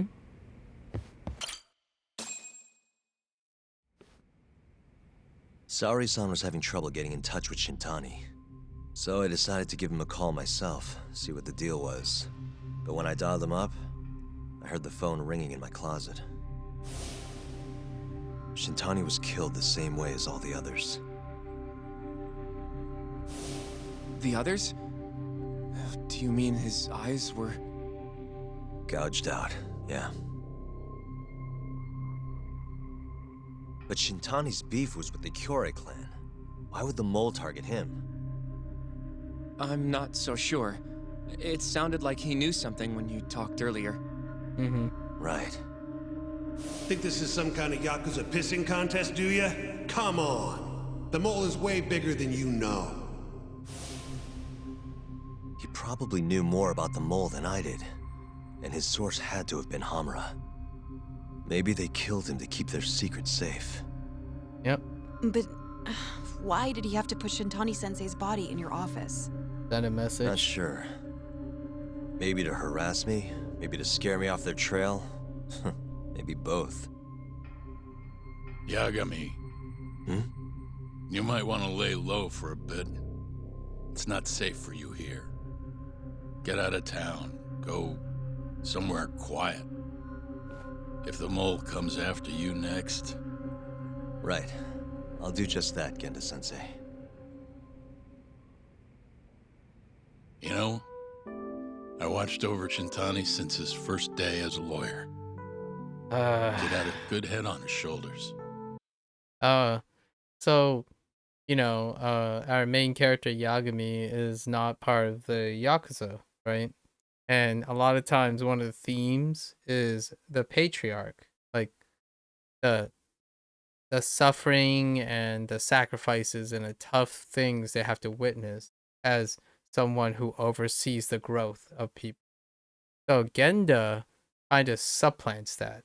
Now he is like the more or less the patriarch that is constantly feeling like the city just chews up the people that he see grow up and try to become something. And it seems like at least now it's been 3 times, because Yagami was a shining star and now he's a detective because of the tragedy. It's under Genda. Shintani was around when Yagami was, but Shintani was before Yagami. And then now Hoshino, which is standing right there, is another Genda thing. And that side case that we just had, Oikawa is also another one of his mentees. Man, he just can't get a break. Hoshino is like last of his like legacy. So this thing here, if I were to be very real here, this is one of the worst nightmare scenarios for anyone who's in a position of influence or in a position of mentorship or any form of surrogacy for like father figure and stuff.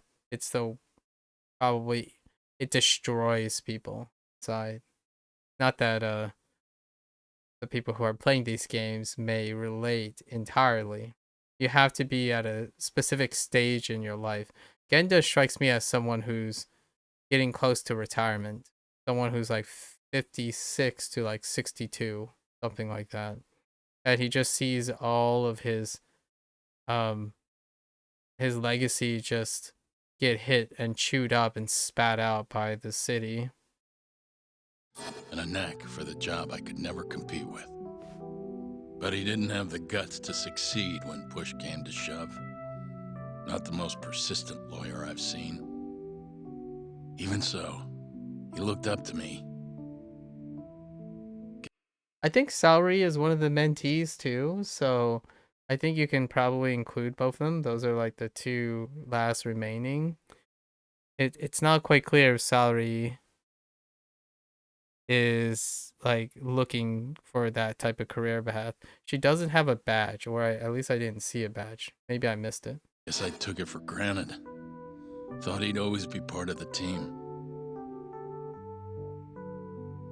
When I first joined, Shintani-sensei was the one who showed me the ropes. Yep. He was a reliable man. Thanks for this, Yagami. Come on, Sari-kun. I'll walk you to the station. Sure. Yeah, Salary Feel free doesn't to have stay a here badge. tonight, Yagami. I appreciate it. What about you, Hoshino-kun? I think I'll work a little more before I head home. If you say so. Good night. Good night, boss.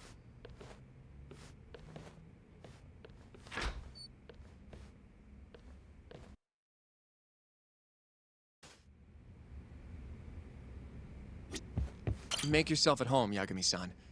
I'll leave you the key. You've been here way longer anyway. You deserve it more than me.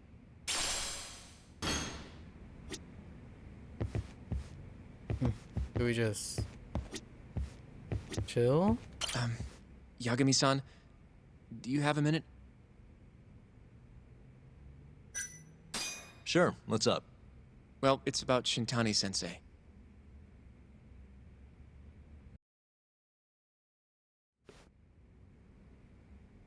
Yagami-san, I know you just told Genda-sensei you're gonna lay low, but that's not true, is it? You want to keep hunting down this killer. And if I said yes? Don't worry, I won't tell Genda-sensei. But in return... I want to help you. Look for the mole, that is. I won't slow you down. I promise. Looking to avenge Shintani, huh? He wasn't as strong as he let on. The tough guy act was a mask he wore to hide his insecurities. Deep down, he was just weak.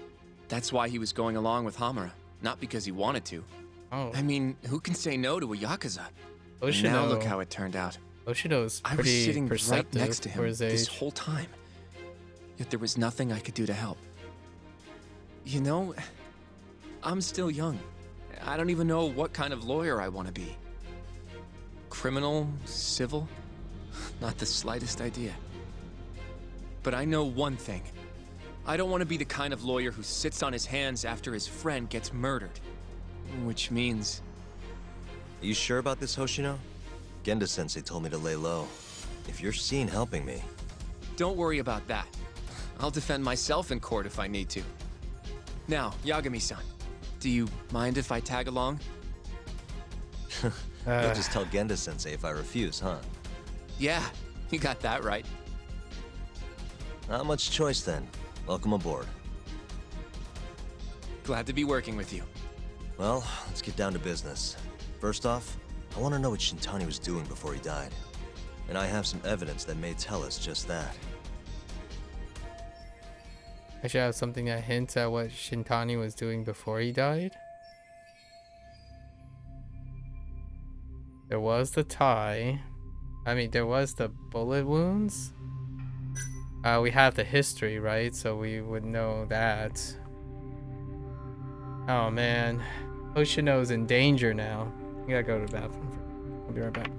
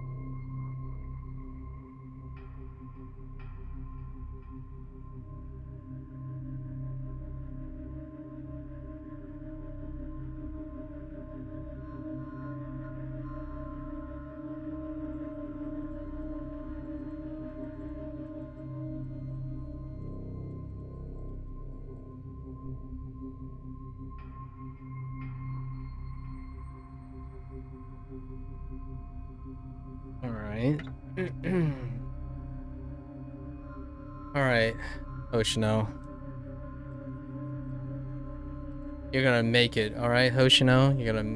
We're gonna see Hoshino in Lost Judgment. Here we go. Shintani dialed this number earlier today. I want to know where it goes. Right. That makes sense. Oh, yeah, his voice, Hoshino's voice. Really, that's a good example. Very mid, neutral, youngish. We're gonna say between 20 and 30. That's the standard for like modern gaming stuff. Because generally it's very rare for character the character creation, they tend to get closer to the younger audience because as much as I want to believe it's the case, the vast majority of gamers are still like around probably Hoshino's age. So they would find that to be the vanilla or normalized just stock voice. It's a good thing the killer forgot to take Shintani's phone, huh? This way we can see who he was calling. The killer didn't forget. Even if the phone was gone, we'd still be able to get Shintani's data from his provider. Really? I had no idea. Yep. I bet he left the phone so I'd find the body quicker. Huh? Yeah. I mean, he went through the trouble of hiding It's it an in open my challenge. office of all places. Yeah, the mole is doing that little catch me if you can kind of thing, which is very provocative. And a lot of times it's playing on the trope that so the mole is more or less now considered likely a serial killer, right? And a lot of times there's a lot of elation and gratification when you openly challenge when there's a risk involved. So yeah, taking someone that's close to your competition, the person that's catching you, the cat and mouse game, right? Is an open challenge and it creates a thrill a lot of times. At least that's how that would be someone who isn't in that mindset try to understand the motivations of someone who do that type of act of crime. So it's placing that into that trope that there's thrill in it. Probably wanted to cause as much chaos as possible, you know? Hey, the number got a hit in the search. It's apparently for the, Advanced Drug Development Center? What the hell? What, do you know it? 3 years ago, there was a pretty famous murder there. The patient was killed, and their body dumped in the mountains. And the man they arrested for it was named Shinpei Okubo. There it is. Okubo. Wait, he was your client, wasn't he? Okubo He worked as a finally contract laundryman comes for the up center. again. Every 2 or 3 days, he'd stop by to pick up their dirty linens. According to the police report, it was thought he carried the body out in a bundle of sheets. Right. And you defended him in court and won. But then he got free and... You can stop there. But why would Shintani-sensei have called the ADDC? Who would he even talk to? I bet we'll find out if we give them a ring. But it's getting late. You should go home. We both need some shut-eye, yeah? Yeah, we can start fresh tomorrow. Where do we want to meet? Oh, right. We want to keep this a secret from Genda-sensei after all. There's an arcade called Charles up on Park Boulevard. That should work for now. Okay. I'll let Kaito-san know. Yeah, thanks. Yeah. I'll see you. Sorry. I was like chuckling because Yagami is using Hikashi's place, like Kaito's former place, but Hikashi's place as like a hangout. So it's kind of funny. A scene is gonna come up soon, probably, when Yagami and Hoshino shows up again. It's like, what, dude, guys, this isn't your hangout.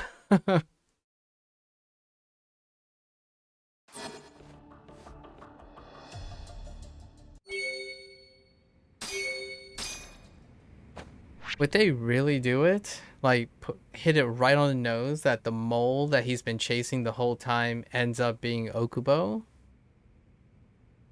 It would be right on the nose, though. Alright, let's chill. Rest up on the couch.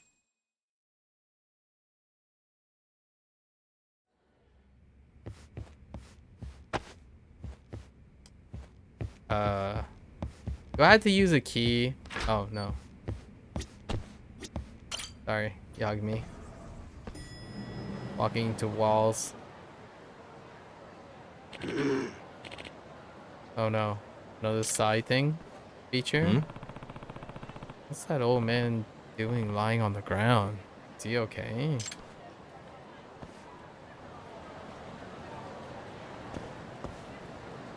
Oh, it's part of the main story. Oh. This must be another feature in the game.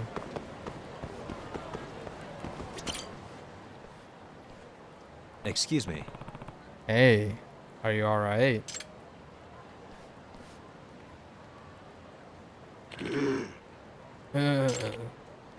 Eat mugwort. Mugwort? There should be some growing just behind that fence. Sorry, but could you grab some for me?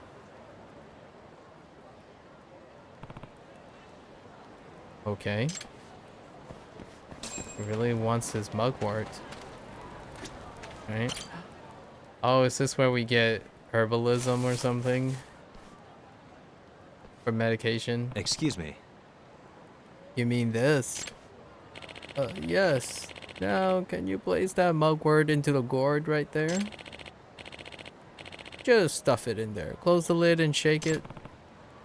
Alright. Check it not stirred.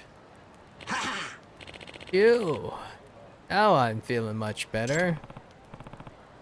Glad to hear it, old timer. What was in that drink just now? Oh, this? I called this an extract. An extract of what? Technically speaking, this is a medicinal decoction, but extract rolls much easier off the tongue, does it not? Oh, but forgive me for not introducing myself. I'm Iyama. I make and market my own extracts right here in Kamurocho. That's why people call me the Hermit of the Dragon's Palace. And there we go. Oh, he might give us the key to the Dragon Palace. This is Yagami. Huh. People just call me Yagami. What's this Dragon Palace thing about? You know, that abandoned building in the hotel district? That's the Dragon Palace. My pharmacy's on the 4th floor. Oh, wow. We finally gained access to a pharmacy. A pharmacy? So that mugwort was one of your ingredients. Yes. I came here gathering ingredients for an extract I'm making. But I got winded and ended up taking nasty fall. Ouch. I'm glad you were around. Otherwise, I might not have made it. I just met a man who is apparently a hermit that makes drugs in an abandoned building. That's not strange at all. No, it's every day. It's just... It happens all the time, man. Now what? Well, if it isn't Yagami. Ready to die, punk? Ugh. The Keyhang Gang. Of course. Hey, get your butt out over here. Oh, man. What? Where'd they find this freak of nature? Guess we're doing this. Wow, they really layer it on. I kind of like it. That they layer on the side activities together by happenstance.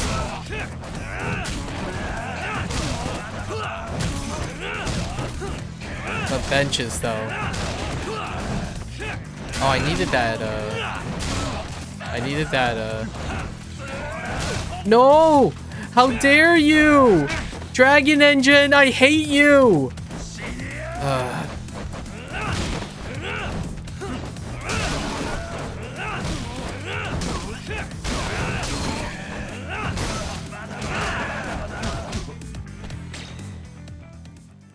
Oh, what just happened?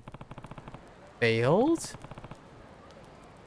Oh, was I not supposed to win that? What the heck is with this guy? It's like he's invincible. Looks like you don't even have a fraction of his strength. No, I think we got him. We could get him. Oh. It seems you've gotten yourself into quite the pickle, Yagami-san. Yama-san? You shouldn't be here right now. Now, hold your horses. I want to at least pay you back for the help earlier. I bought you a little something. Thunder... Oh, my inventory's full. Thunderstrike extract? What is it? One of my miraculous homebrewed extracts, of course.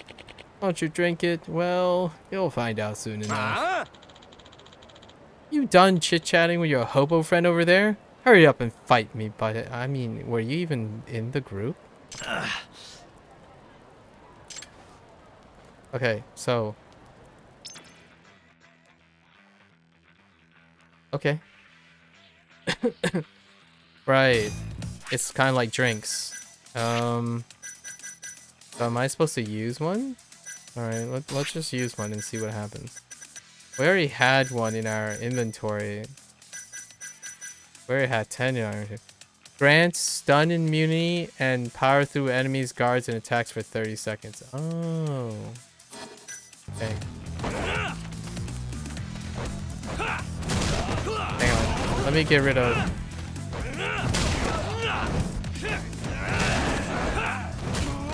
Oh. They are literally invulnerable.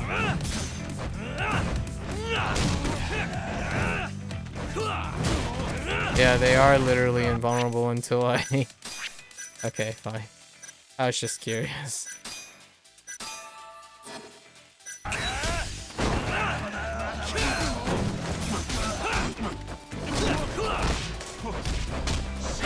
And there goes all my life.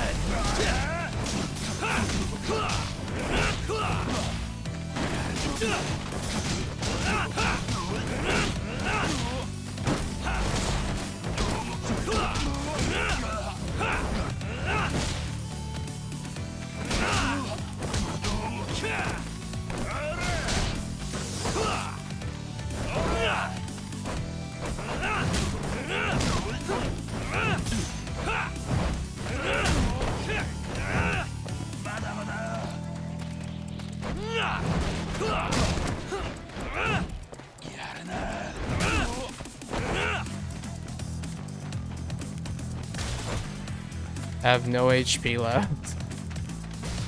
What the dragon engine? Oh my dragon engine. Old. That guy is just standing there. What the heck?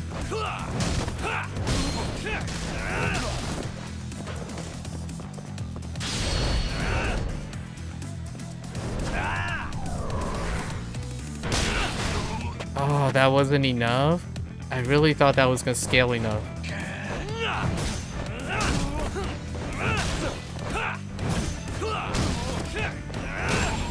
Oh, thank goodness.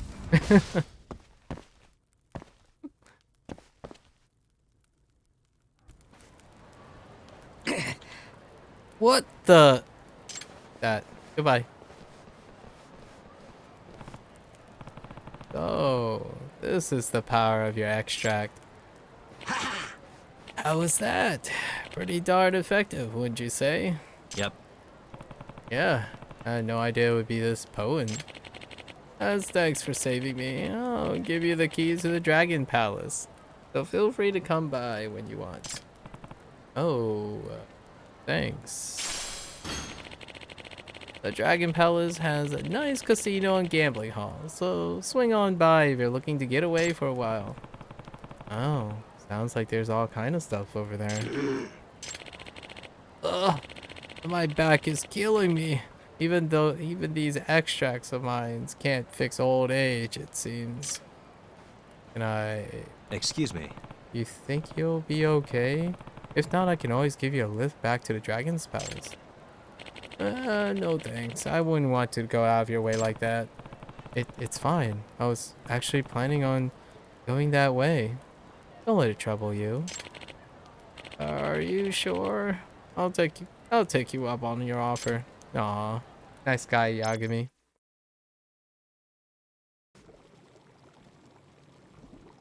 Wow, he's like a witch doctor, only a Japanese version.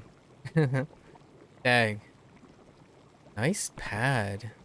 What is all this? Why don't you have a seat? Is this some kind of stew? Is there a box? Is there just a random box in the stew? Thing? Pot? It really totally reeks. What the heck did you put in here? Curious about my hot pot, are you? Well, this would be the liquid base of our extract. Huh? You mean this weird stew? Correct.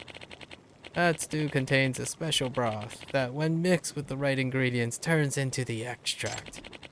These extracts are specifically concocted to draw out the essence of each ingredient and transfer that power into the body. Hmm? You mean when I drank it during that fight? Indeed. Now, listen close. Extracts can have a variety of different effects depending on the one you make. See how there are many types of extracts here? Each one requires a different set of ingredients. You can find all the ingredients you need by looking around the city. All you need to do is add them to the broth and you're done. That doesn't sound too hard. Oh, in fact, I have just enough ingredients to make another extract. Why not try it out for yourself? Well, it hurts to try. Let's do this. I'm not doing any of this. I see. An extract recipe to raise the amount of SP obtained. Oh. Neat. Looks like you're just about ready. Bring the ingredients over here. Thank you. Here, I'll give you a little recipe that details everything an extract might need. Want to try your hand at brewing extracts? Then go ahead and go gather some ingredients. Also, take this gourd. It's filled with a special solution that allows you to brew your own extracts at any time. Excuse me. Why does this recipe say scavenger hunt on it? Oh yeah, I've got to tell you. There are errands like you, I'd like you to run. I'm trying to develop as many new extracts as possible, but I like your help with collecting the right ingredients. If you make me the extract listed on this recipe, I'll teach you how to brew more. But for now, let's get to scavenging. Hope it all goes well. Like an arbitrary box right in that pot. Man. Alright. More accessibility. Alright. Should we boost attack? 9,000 takes a really long time. Yeah, let's just boost attack, right? We can boost EX gauge. Is there any battle skills that might be... Triple finisher might be something too. What was this? Hold down X after a rush combo to gather your chi, then... I'm really curious about this. Let's try this out. Oh, there are more skills. Flux fissure. Lengthens the window in which you can properly execute a flux fissure. Okay. Greatly increase the damage of a charge up the EX when properly executing a... Oh, interesting. Huh. We're basically setting ourselves up for boss fights because, well, you know, we have no tools to win a flawless. Okay. I need to eat before I get bopped. No. Not like this. Oh, is this the steak place? Oh yeah, this is the steak place. Look at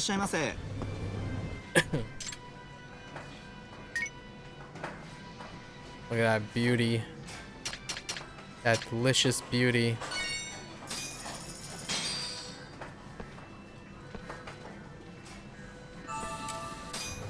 Let me guess, another friend. How's the food treating you? Oh, it was delicious. Awesome. I'm really glad to hear that. Just so you know, we use a special method called fresh aging. Prepare our steaks without them ever seeing a freezer. No wonder they're so soft and succulent. Succulent. Yeah. Not only that, both our beef undergoes a rigorous selection process to ensure that only the best reaches your table. Even though the prices aren't so cheap. Hey. Absolutely. We do our utmost best to serve our customers the highest quality meat for the lowest possible price. Oh, that's pretty neat. Oh no. President, Ichinose? So this is where you've been. Oh, okay, it's almost time. I wonder if that's the actual guy. Because a lot of these establishments, they do have names, but I think this specific establishment is quite notable, and I don't know if that's the name of the actual owner. Huh? Is it time already? Wait, you're the guy that runs this place. Yes. Yeah, I'm pretty sure that is the guy. Because you know, you have the poster in the right.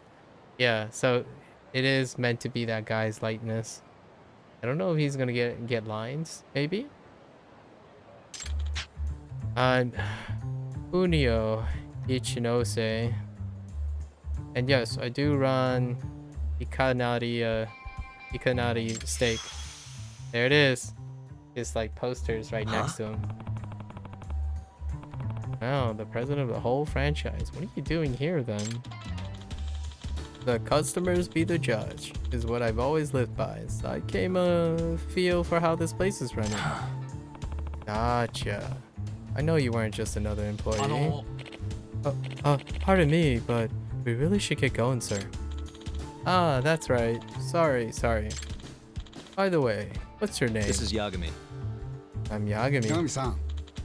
Yagami-san, I appreciate you dining with us today. Please come back and enjoy our steaks again.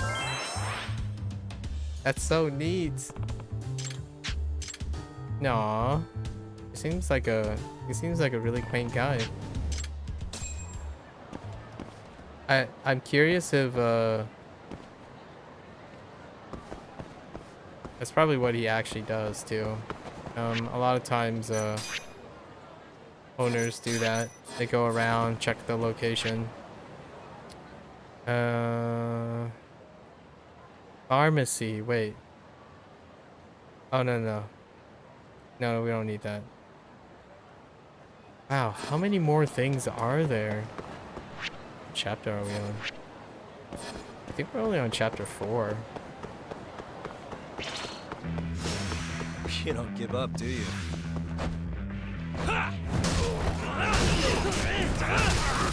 That was awkward. That's Dragon Engine for you.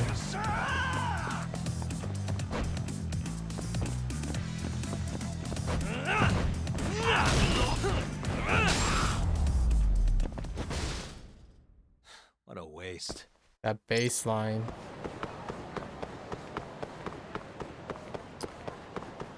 Alright.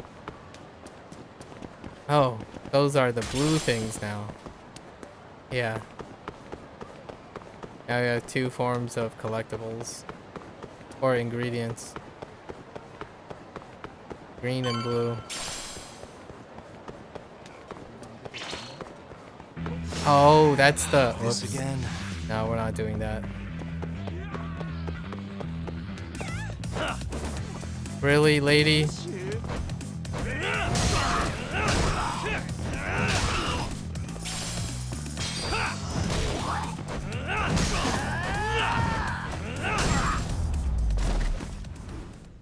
And stay down.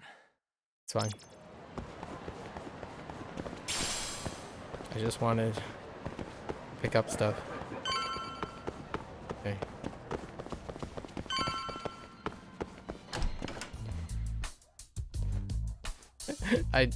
This scene is what I chuckled about. Now there were 4. And where's Shiggy? Oh yeah, there he is. Kaito-san told me you'd be here. Don't forget about me next time, yeah? I wish you'd fucking forget about me. Is there a reason your little gang needs to keep meeting up here? It's so nice of you to let us use your store, Higashi-san. Especially when you're clearly so opposed to the idea. I think this is chapter 5. It's either 4 or 5. Don't talk down to Yakuza, kid. It's okay, Higashi-san. I think we all know you're nicer than you let on. What the hell? Damn, and you're braver than you look, Hoshino-kun. You got the skills to back it up? Just a 3rd-degree black belt. Huh? Oh. Not that I've ever had to use it. Oh. Well, I'll call this meeting to order. Sure, I'll do the honors.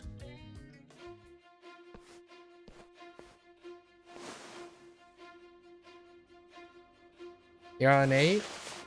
Oh. Masamichi Shintani of the Genda Law Office has been murdered.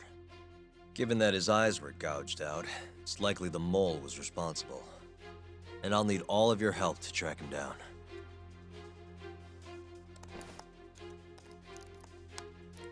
The ADDC, huh? Weird time for that to come up again. Again? It's come up before? We can talk about that later. What's important now is Shintani called them before he was killed. I think I remember them being in the news a lot last year.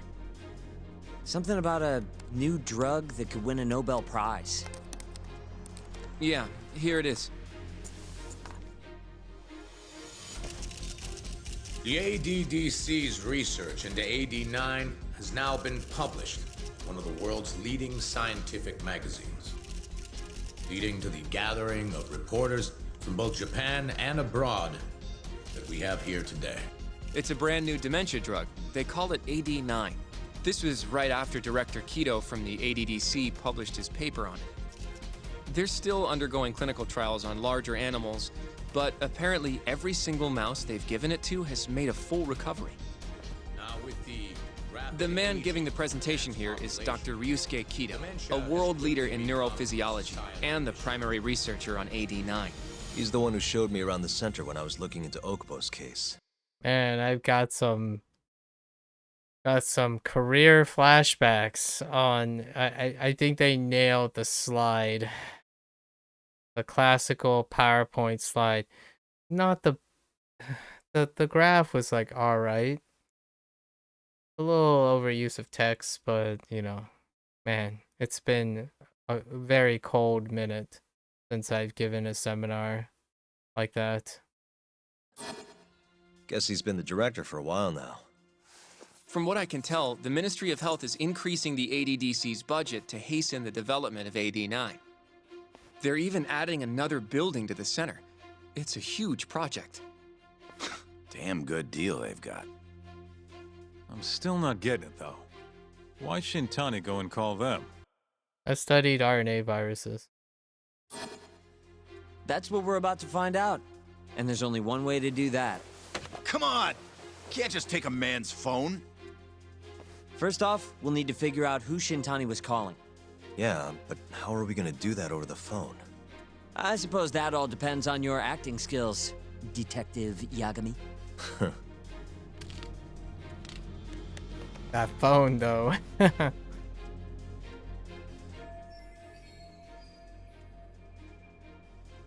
ADDC, front desk speaking.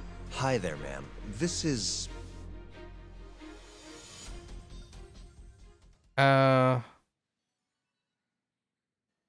Ooh, too soon. Too soon. Wow. Way too soon. COVID? No, I did I stopped being in academia before COVID. But yes, COVID would be an RNA virus. It happens to be something the place that I used to work at and do research spearheads. But it was before COVID. I stopped before COVID. Or a little bit before COVID.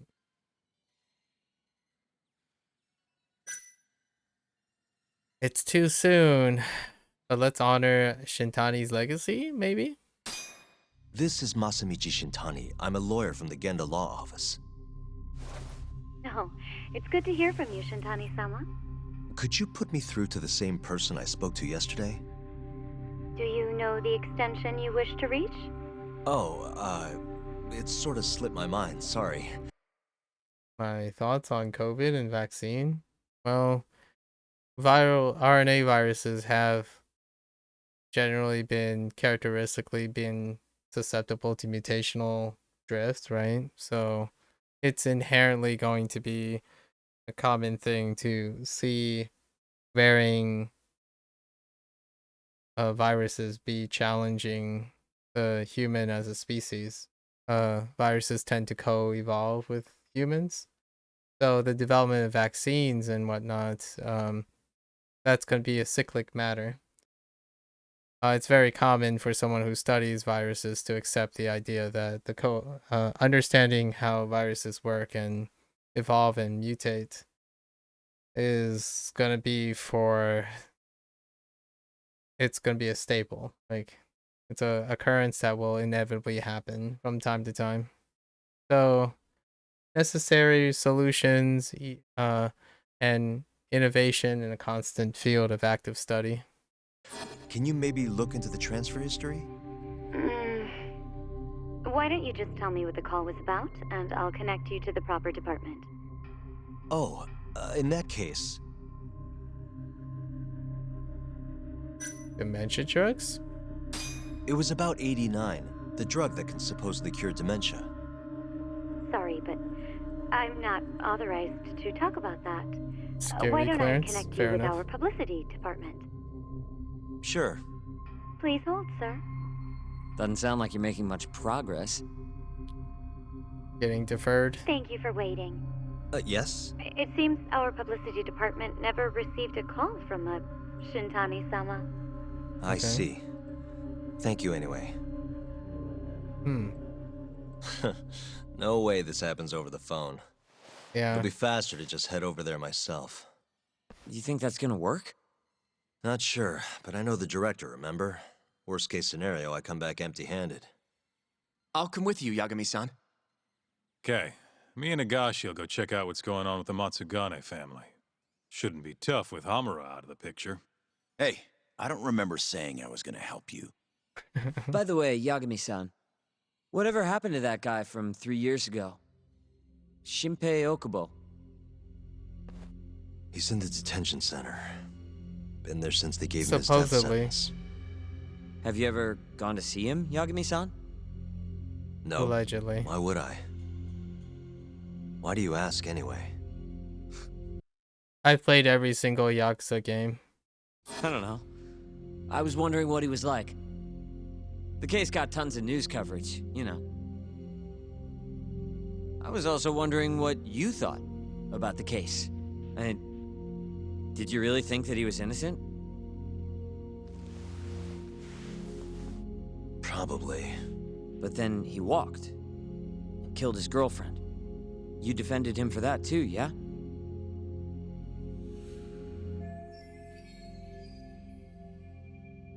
Yeah. Did you believe him then too? He kept saying the same thing. How he could never have killed anyone. But I didn't believe him, no. Fighting for him in court made me sick to my stomach. Do you think he deserves the death penalty? That's enough of the questions, Sugiura. Well, my bad. Was that too far? Nah. If you say so.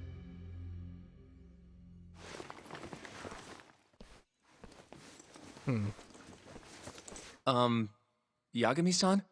You're heading to the ADDC now, yes? I'm gonna grab a taxi for us.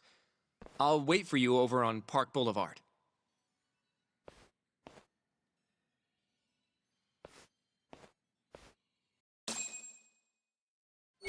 Okay. How many spare points do we have? We'll add the triple finisher probably. We'll see how this works out in terms of our MSQ. Probably taxi point. Yep. Over here, Yagami-san. I have a taxi for us. Oh, Hoshino, you're literally gonna join us. I don't like that you're coming, man. It's nice to know that you have third degree, you have martial arts training, but sometimes martial arts don't deflect bullets.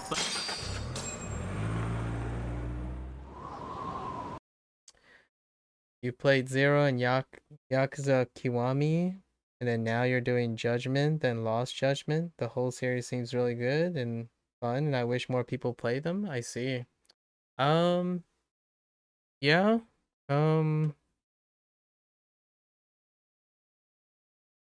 In terms of I've broken down analyses when it comes to these when it comes to playing video games or like the gaming industry and whatnot. And often I play games for perspective. And yeah. It's not a modern trend at the moment. Even then, even with the increasing success of RGG Studios, most of its designs are non-traditional and still quite niche.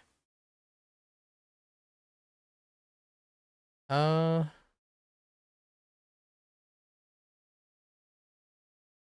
it'd be nice if more people enjoy them, you know. It's nice to have a larger community, maybe different perspectives, uh increase the variety of discussions with game series. This is my 9th game in a row. So I started back in March. Yakuza 0, Kiwami 1, Kiwami 2, Yakuza 3 remastered, 4 remastered, 5 remastered. The Song of Life, Yakuza 6, The Song of Life. And yesterday we concluded our Yakuza Like a Dragon. And what I typically do is I do achievement runs. So all of those were just whatever the achievements require. That would mean having to 100% 6 of the 8. And then now we're playing Judgment and Lost Judgment. Judgment and Lost Judgment will come right before completing those will come right before Like a Dragon Gaiden comes out in November.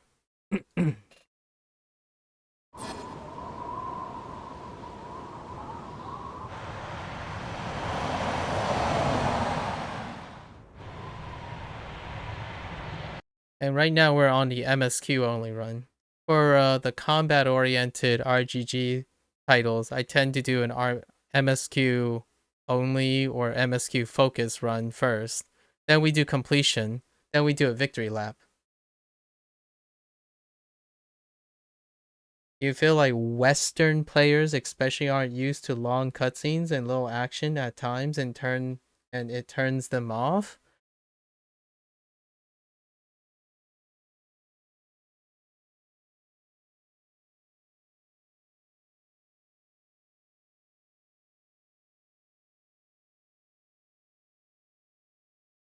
Western players. I think that's fair to say. Largely I would agree with you. By the way you phrased it, I don't think it turns them off. They're indifferent. So there's a difference between apathy and being repulsed. They're indifferent. It doesn't interest them. So they don't actively hate long cutscenes.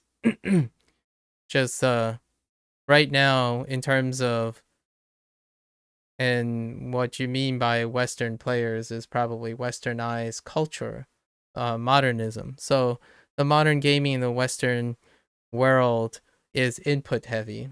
So it's a game focus.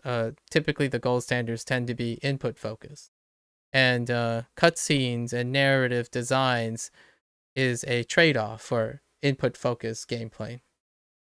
So typically, when you can't introduce input in this type of game design, so it does take away from that.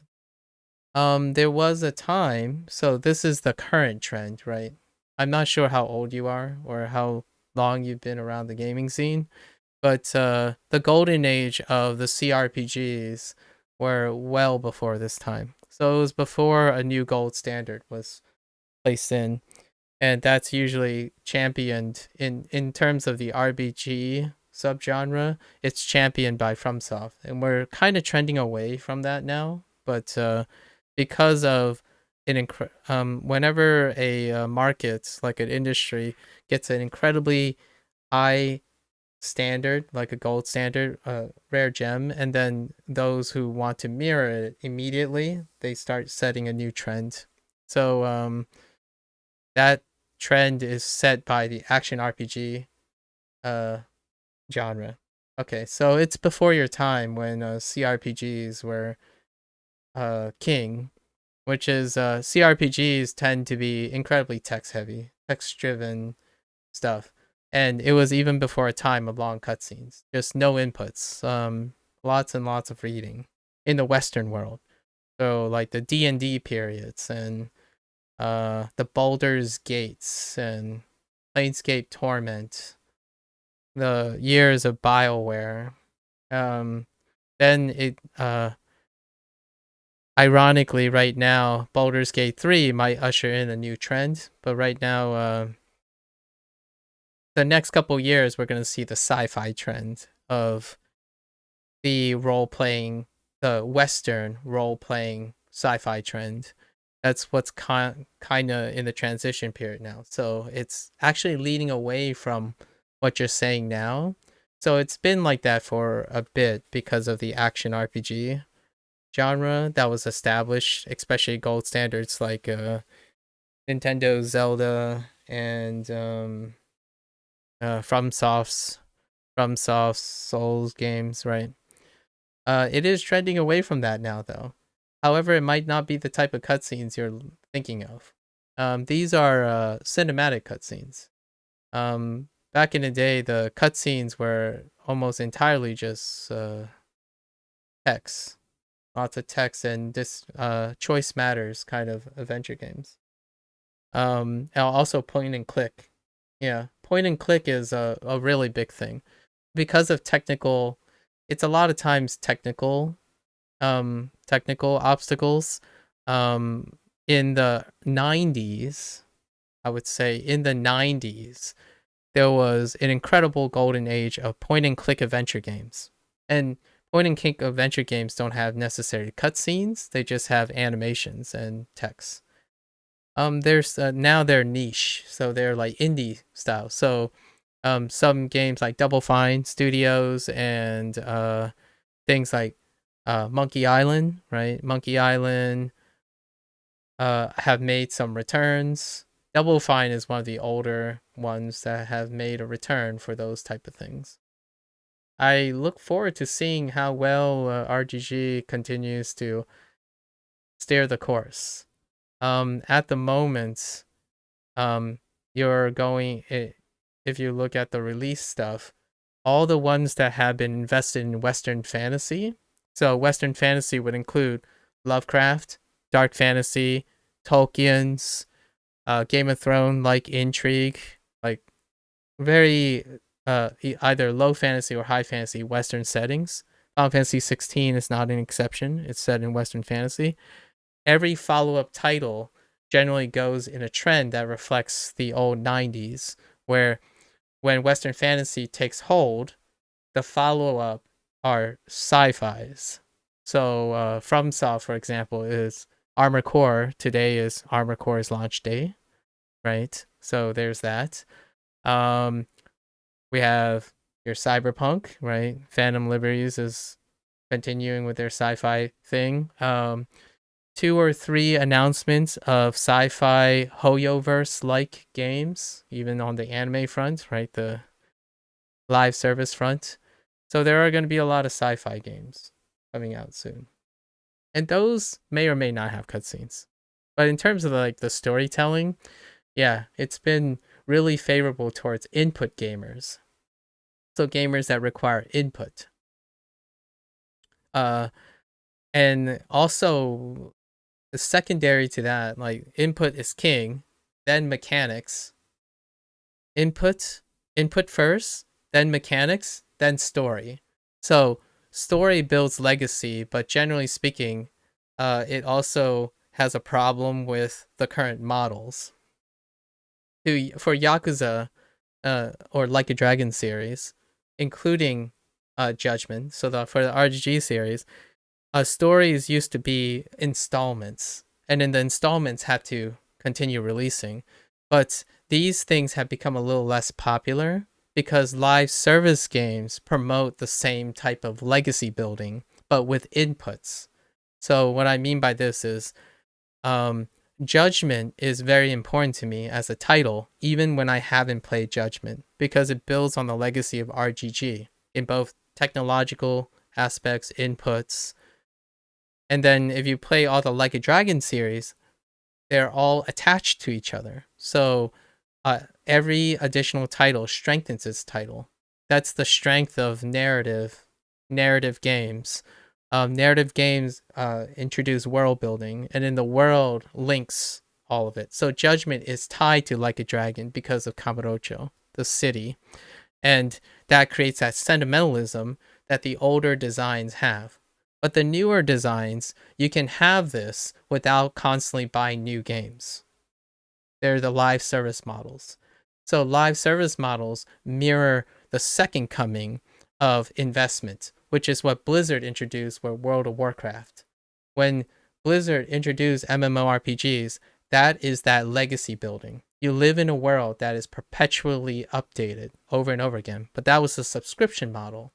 And now you have live service models. So that world continue to be persistent, and they regularly update. So the reason why that is supplanting what RGG is fighting uphill for is that RGG has to invest a lot of money, release at a game at a risk, and you have to encourage players to pick up that upfront cost. over and over again and the waiting period. So, but it does build a legacy. But in a live service model, you don't have to necessarily do that. That world persists continuously. It is updated on a bi-monthly basis. Usually that's the standard upkeep. And then microtransactions fill in the cost of upkeep for that game. And the longer you play a live service game, the more you're sentimentally invested. Just like getting someone, so if you're asking someone, hey, play these 8 games back to back to develop the same legacy, you could start a new game with a live service model. And the longer you play it, the more that universe or the world, the platform that the live service is built on will continue to grow. So it's kind of mirroring what RGG does with Kamurocho. So everything makes Kamurocho live, right? All the characters, if the city and the world they build will live beyond those characters. So they can keep putting more characters in there.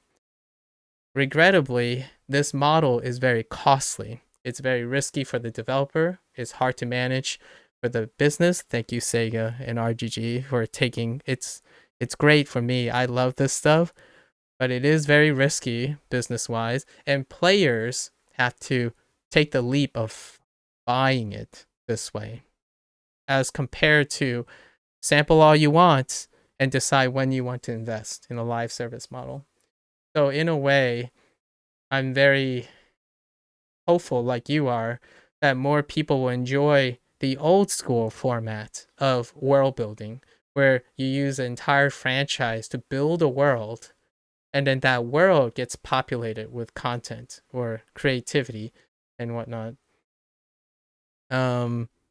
Sometimes you may make the argument these big projects come with higher qualities, but those higher qualities also come with higher risks.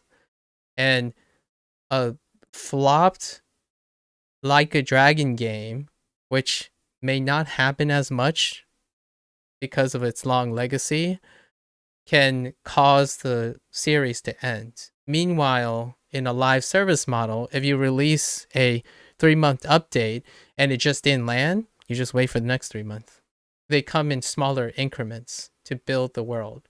So the greatest model for something that's as massive as Kamurocho is now for their legacy, like 15 plus years of legacy, a great example would be the Hoyoverse. Their Genshin Impact and Honkai Star Rail and soon to be Zen Zen Zenless, they're all in a particular universe, and that universe is the investment of everything that's in it. And I love this because the setting for this is modernism. And as a multicultural person, I am a Western player, but I have an Eastern background.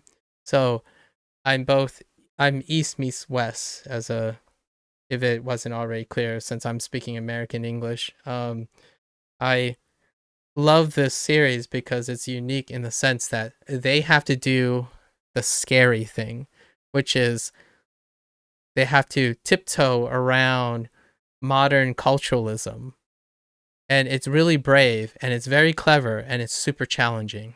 And I admire RGG and Sega for taking risks, having to constantly move this game forward in its modern age. And they're moving forward in a crazy way. They're moving their next game, right? Yakuza, or Like a Dragon, Infinite Wealth, is going to integrate Hawaii into it. And that's getting closer and closer to home. I don't live on the West Coast of the United States, but I'm more of an East Coast Asian person, and it is a startling difference between East Coast and West Coast Asians, but it's fantastic. I don't know if if you have a specific investment in it, but I like these games that continue to bridge cultures and modernism in a way that isn't like Rockstar's approach, which is to keep on enhancing input. Like Rockstar does build worlds, but the worlds are built for the player playground, not to build something to tell a story. They do tell stories that promote, the stuff that those players have, but it's not the same as modernism, where you have to depict uh, realistic fiction, but actually autobiographical nature, like depiction of Japanese culture looking at other cultures, diversity that's facing the Japanese culture. I do get a lot of kick out of the combat and the input, but the slice of life is what makes me play these games nonstop, from Yakuza 0 all the way to Judgment now. It's the slice of life aspects, all the little nuances, and I make a lot of commentary on nuances of culture and perspective. The combat's pretty good. Yeah, it's I express it so many times because it's exciting. This next full year, right? This next maybe 365 days is going to be big because RGG is in a transition period and they're gambling. And I love selfishly that creators and developers like RGG has the backing of their publisher group, SEGA, to take risks like this. And it might not be receptive to a lot of people. It might be a little bit harder to get into, but it's unapologetic. And it's been growing up in the 90s, that when video games started, right? Like the modernization of video games started. I went through most of the period outside like the Atari and the Commodore 64 period. The early days of gaming it's always interesting to see where they go. It's not modern gaming industry is like, oh, this is Spider-Man. And then another game comes out, oh, this is Spider-Man, but anime. It's like, oh, this is Spider-Man, but another region, that kind of thing, where you go to play games expecting it to have a similar experience.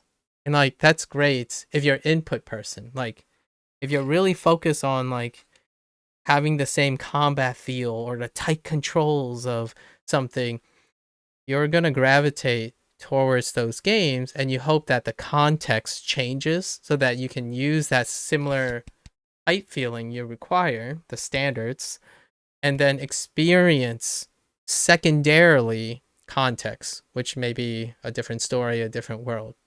For me, it's primarily the story and the world building. The mechanics and the input is secondary. And the nice thing about RGG is it's always different. So I don't really expect to hone in on a level of skill or something in input that will carry and trend. In fact, I would be shocked one day if RGG just did the exact same thing in terms of input mechanics, or input and mechanics. It's expected, if you play enough RGG games, to know that it may look the same to other people watching it, but it definitely plays different every time. And the modern gaming industry right now, they focus on iterating and refining a foundation. RGG just throws it out the window most of the time. Like, oh, you like a game that was hyper aggressive and everyone just fall over? The next game is going to be like everything blocks.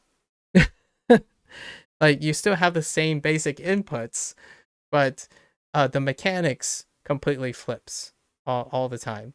And even when they're trying to make really little changes, it becomes so obtrusive that it's just a fun ride. And what I mean by fun is it can be both discomforting, annoying.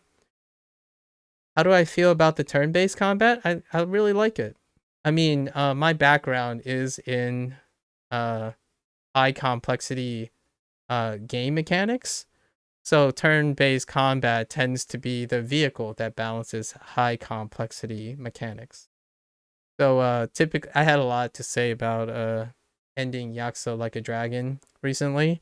However, it's really early times, and RGG does a thing where if you're really invested in a specific subgenre of games, they do the surface level. to give you a taste. So they like streamlined dipping. And Yakuza Like a Dragon is a streamlined dipping of turn-based combat. Honestly, if I did not have an executive breathing down my neck about making sure my next game succeeds, the next game in Yakuza would be a TRPG, a tactical turn-based RPG game, because they could do that too. They've done something somewhat similar to a lot of things, and that's what they are known for. So when someone asks me how I feel about things, it's a great casual thing. It's a casual turn-based combat. It's incredibly accessible when you understand what you're in for RGG. It isn't the depth of someone who is specifically looking for turn-based combat. It's depth enough for someone who's looking for the RGG story. So if you're really into turn-based combat, it will leave things to be desired. But if you want turn-based combat, but you're really here for the story, Like a Dragon is it. If you're really here for a beat 'em up or a semi-fighting game,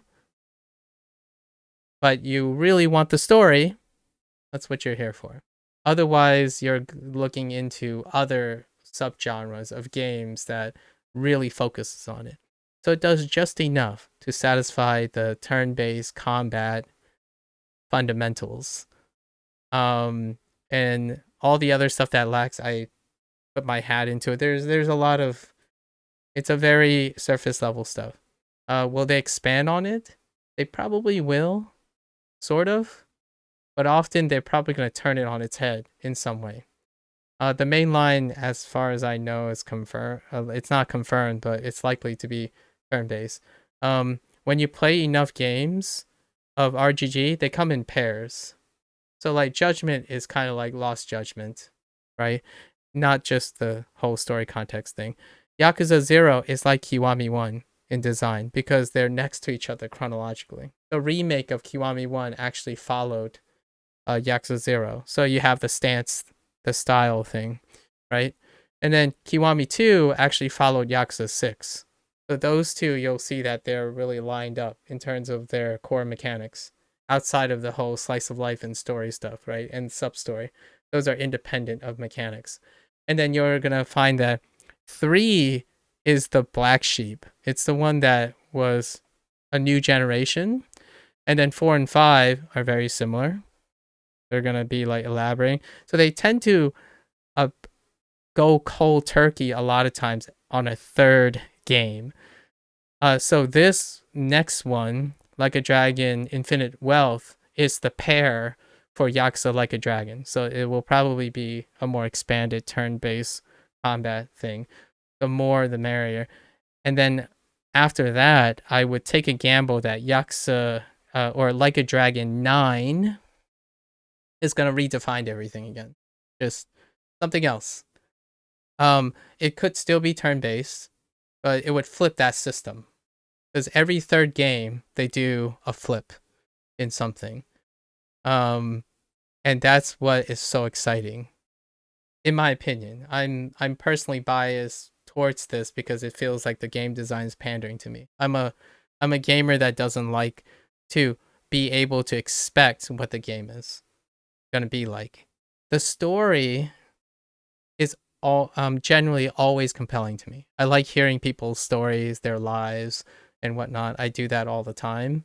And you might be thinking, well, these are fictional people. It's like, well, it's the story the developers are telling me. I'm thinking of the developers as I experience these stories. I'm more of a creative perspective person. So I always think about what the developers are thinking, what the publishers are thinking. And I see that you do have an eye for the perspective of what Western players do. So yeah, I do spend most of my time talking about perspective. So how it fits in the modern standard, cultural differences in preference, what are the changing times, and RGG, if you like this like world they're building, it's literally trying to mirror the changing times. And when you play through the games, it'll be very obvious. You see the shifts. Kiwami 1 was 2005. The vast majority of the events happened in 2005. After the economic boom from Yakuza 0, the 1990 and on. And then Yakuza Like a Dragon is 2019, which is the same year as Judgment. It happened in 2019. So the paradigm shifts in culturalism and what they have to face and problems may seem similar, but it has a different context. Like you have smartphones, all that other great stuff, and it creates perspective, which is wonderful. There's a slight digression, but it's what makes it, to me, my purpose of playing these games is to talk about perspective and cultures. Just as a reminder or like a disclaimer, my background, I'm Chinese American, and the stuff that they tackle now, finally in the modern age, a lot of times it deals with diversity or clashes of cultures, and they in like Yakuza 6 and on, even 5 to some extent, and 4. So from 4 and on, they do tackle the whole idea of multiculturalism in Japan. And then now, in the next game, I can finally see a Japanese outside perspective on the portrayal of at least the Hawaiian culture, which is still kind of closer, bridging with Japanese people than it is over here. Who knows? Like a Dragon 10 might finally visit New York City, which is the central hub. It is still the most populated city with the highest density in Asian cultures in the United States. So it'll be a wild dream in Like a Dragon 10 or 11. Somehow they got clearance and all the political stuff, all the licensing issues, and the depiction, because New York City, just like Kamurocho, they had to secure all the licenses, populate the world, faithfully reconstruct the place. So whenever you see the credit rolls, you see 30 to 40 plus businesses and brands. If they can't secure them, they have to create like a pseudo version of them, which have to clear off like international relationships and all that. So it's really brave. It's a series that literally bridges cultures, and there are very few of those. There are very few of those that take modern age, have another country get so close to depicting other countries and other cultures through their lens. And in the United States, it's kind of a sensitive topic because a lot of times we are Americans are inherently hyper-focused on individualism, and that individualism tends to be multiculturalism. And it's just a little thing.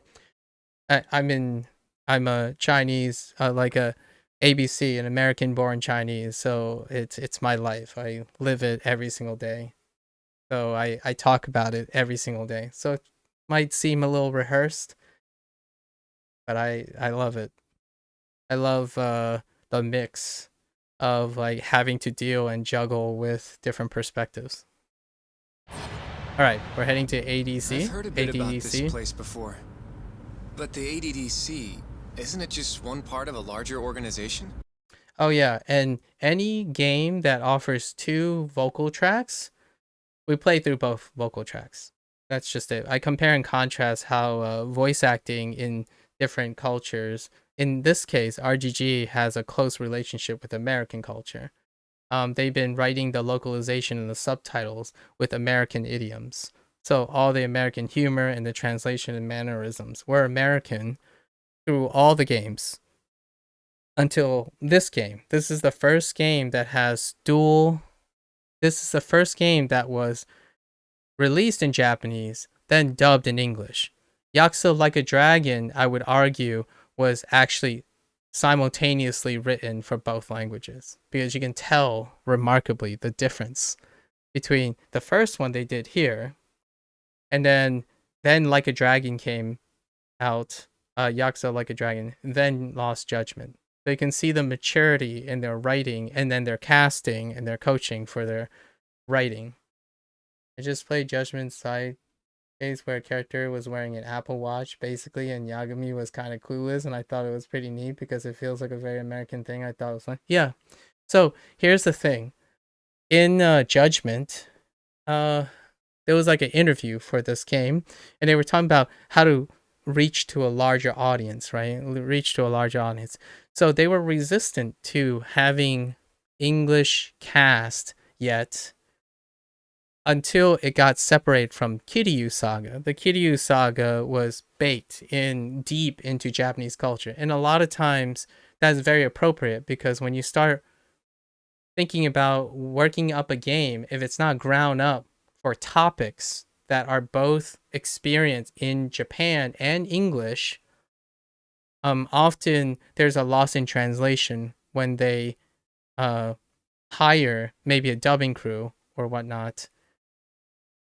Judgment, when they started doing this, Judgment was kind of like that, where they developed this and it's still steeped in like Japanese isms. So a lot of times, but the thing is, it's a little bit of a bridge because in Western society, there's a huge precedence for detective stories that integrate film noir. And then there's a lot of general feels that you can use to cast to normalize the English cast. So film noir tends to have the cast that they have, with a few exceptions that I found a little bit weird, but it's fine. But largely the cast feels normalized to an American audience because we have true crime stories. And like the Western world, actually one of the most popular genres that consistently performs through the years, not like dipping or increasing, are true crime stuff. So you got they have references to develop, to bridge. So in Japan, Japanese cinema also has a lot of, Asian cinema in general has a lot of cop dramas and detective, like true crime stuff. So it's a natural interface that it feels natural to have the American isms in the English cast.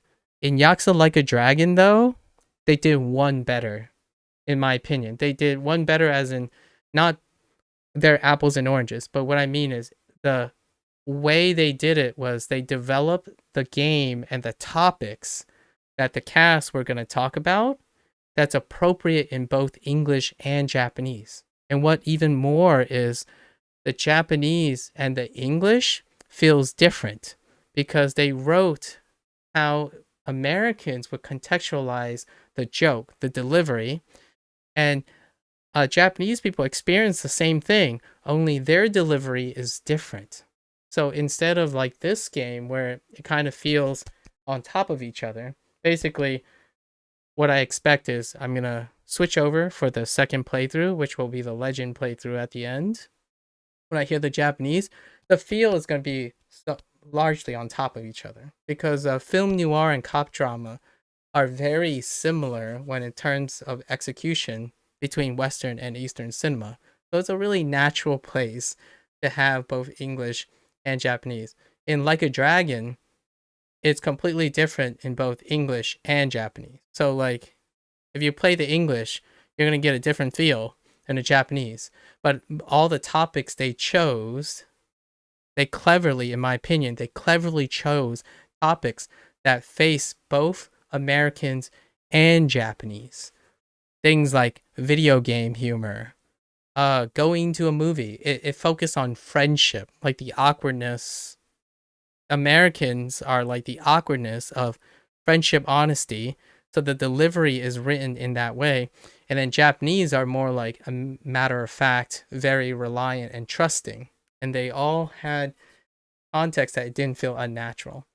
So it didn't have something like a great example that I typically use when things are lost in translation is expressing something that's inherently Japanese, which does happen. All of Kiryu Saga, most of Kiryu Saga, expressing something that's inherently Japanese and expecting an English voice cast to figure out how to express that feeling in English. It would be very difficult. For example, expressing all the hostess stuff. That's gonna come out really weird. Like it's a different take on it. So they would have to rework a lot of the things, like how the animation works and whatnot, because that type of interaction, like a hostess club in the United States, there's no point. There aren't a lot of point of reference in the same context and the same feel. So if you dubbed over it, like if they went back and dubbed like Kiwami 1, a lot of that stuff can be very difficult because there's going to be lost in translation. The sentiments are not referenced or normalized in English. In all these games now, they have to be worried about that because if you don't, then often you reinforce that stereotype where, like, for example, if you watch your favorite anime or something and there's no representation or reference in English, then you dub over it. It will feel like the English is trying really hard to be the Japanese counterpart, but it has no counterpart.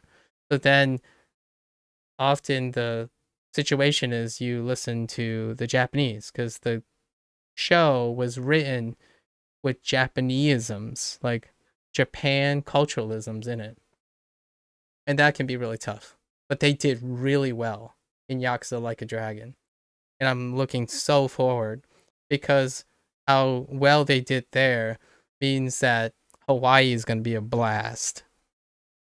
Because I'm waiting to see how clever they can become to maybe even putting in an Asian American for the first time. Like not a American Japanese person, but in where the base culture is American as opposed to like a Americanized person. And I'm curious how good their staff and stuff are. The translations are so good in this game. Like what I mean is the localization is so good. Their attention to detail is fantastic. Like one of the biggest ones that I give them props for is in order to you played Kiwami 1. Oh, you played Yakuza 0. So Yakuza 0 highlights the difference between Kansai and Tokyo, right? The Tokyo region and Kansai. Kansai is often viewed as the countryside, the rural side of things, like the more quaint and bumpkin side of things. So if you look at the subtitles, right, the localization, what they did was they add all the mannerisms of the countryside of the United States.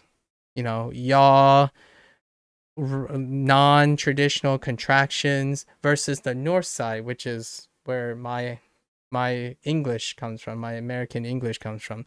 So I don't usually use truncations like what Saejima uses and Majima uses. But in order to demonstrate the relationship between Tokyo and Kansai, and then other regions, they actually expand to other regions. The specific one is the Kansai accent that they keep highlighting, and then the Tokyo accent. And that relationship is much like the countryside versus the metropolis like areas, which typically in the United States is more focused on the south versus the north. And they inherently reflect that. And it's great. It's one of those little attention to detail that they're trying to capture the same feeling that would be lost in translation if they just translated one for one.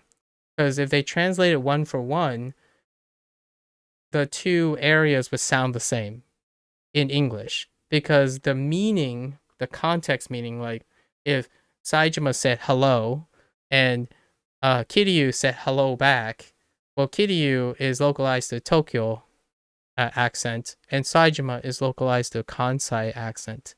So, what will they sound like if you were to translate, like subtitle it? They would both say hello. but they went the extra yard, or like the extra. That's kind of funny that I chose the English unit, but yeah, they went the extra mile to make it reflect that it's different accents. So they went ahead and picked the two most obvious separation of accents in America, in the United States, and then wrote the dialogue like that. So then you can understand the feeling that would be lost in translation, which is that, oh, Tokyo people view their dialect as more refined and sophisticated, but cold and unwelcoming and stringent, right? Very polite, proper, professional. Kansai accent is very friendly, casual, lazy, unrestricted, and welcoming.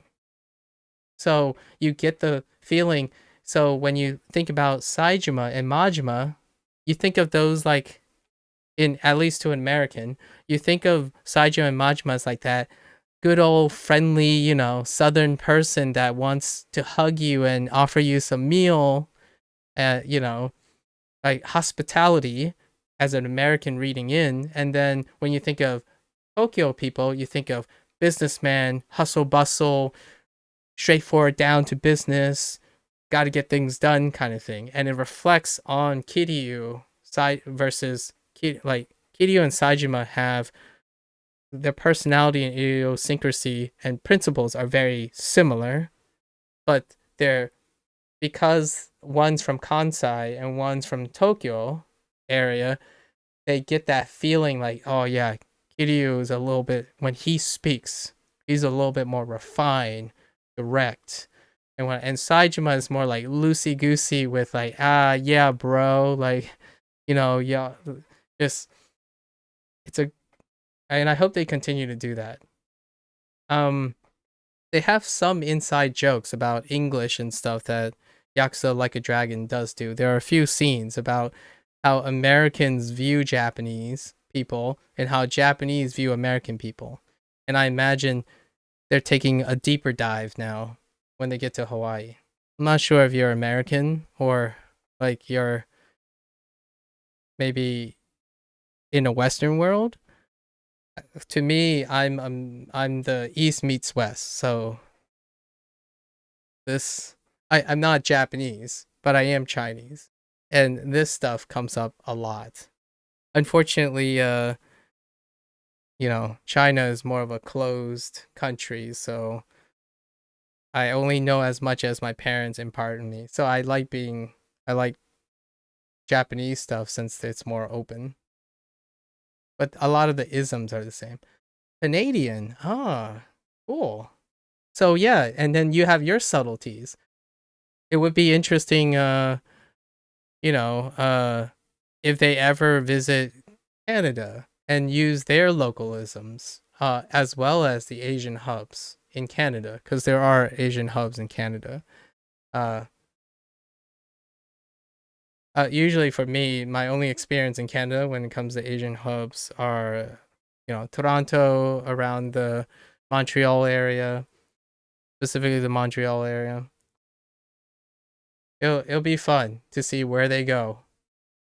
Once they get a foothold in the USA and they do well, I think the North American continent is up for grabs. I'm not sure about Latin America, but I think Canada is fair game. And that might bridge to French. I don't, it might bridge some French, touch some Frenchisms. If I recall correctly, Anyways, they call back it to the the game. Medical Institute. Is that accurate? Yeah. They own every last inch of this campus. It's incredible. I think it's a way off, for sure. Like for me, Hawaii is almost the furthest removed, but still Asian possible for me. Like New York is just an entirely different beast. And then you have Canada, right? I really like my times. I've been to Canada twice, and specifically when my family go to Canada, it's dealing with Asian hubs. So we would like bounce around, Canada's Asian hubs. And this is where what they do most of the time, where they take the closest Asian hub and like bridge that way so that it might not be as risky. And Hawaii is one of the states in the United States that is, if one had to take a gamble, is the closest thing to Pacific Islanders, which I know Japan is not often referred to as a Pacific island, but it's a island nation in the Pacific. So it's like the closest facsimile to it. If they'll ever go mainland and even Canada, I would love them to take that risk. It's super risky though. I would love to see it. I think California is not out of the question because California is West Coast Asians, and they make their way up to Toronto. At least, you know, like Chinatown in Canada, just different Chinatowns in the city. Little Tokyos are less common in the United States. Hawaii might as well be the closest to little Tokyos. However, they can do Chinatowns around the North American continent. So that would include Canada and like the East Coast. There aren't enough big concentrations of there aren't enough concentrations of Japanese people in the United States outside of Hawaii. And not even then, not even Hawaii then. Even with all these buildings, they're still getting budget to expand from that new drug. So? Is it the same as you remember? Yeah.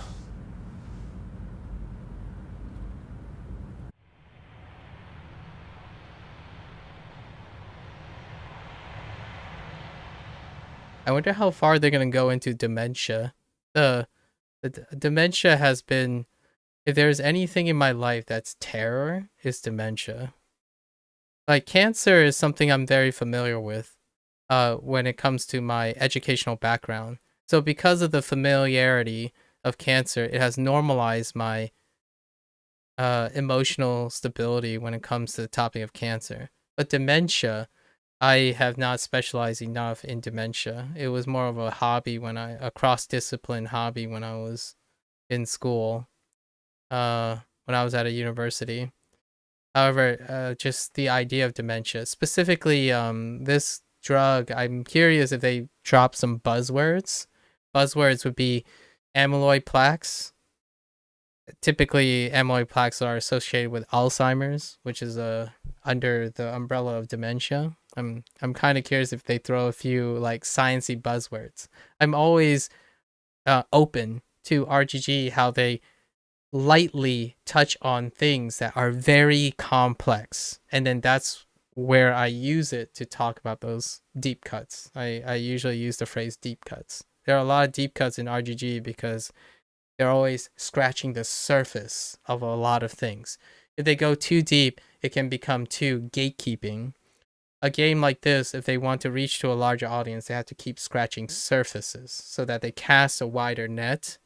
And if they go too deep, it's a trade-off for maturing your community. But you have to cast a net to develop a large community, then mature the community. So I feel like because of their design language with these recent games, they're trying to expand right now. And then when they expand, maybe there'll be deeper cuts. But in terms of science and medicine, I'm expecting some buzzwords dropped here and there. They've already dropped a few buzzwords. And for politics and like black market stuff and government conspiracy, they dropped a few buzzwords here and there along their series. But they don't get it too dry that it will make it gatekeeping. It will make it gatekeepy. Almost 2 a.m. for me. You're gonna head. Oh yeah, no worries. 2 a.m. Oh, you're on the East Coast. Nice. I'm also on the East Coast. Or you're on the East. I don't actually know how time zones extend to Canada. Does it like go in a little? But you're in my same time zone. Thanks. Thanks for hanging out, I mean. enjoy your sleep. Hopefully, you continue to enjoy RGG. I would love to hear your perspectives from a Canadian perspective on what you think when you continue playing the games. So definitely drop by, feel free. Like, don't forget that Like a Dragon Gaiden is in November. Just got a lot of stuff to experience. So sleep well. Thanks for hanging out. You live 30 minutes from Toronto? Oh man. That's like just nice, you know? You get access to the city, but at the same time be outside of it. You know what I mean? I live outside a major city too. I live outside of Philadelphia. So it's kind of nice that it's nice to have access to a city and not and that kind of thing. Sounds like a good place. Yeah, take care. Thanks for hanging out and listening and sharing. Definitely feel free more to share. Sleep well.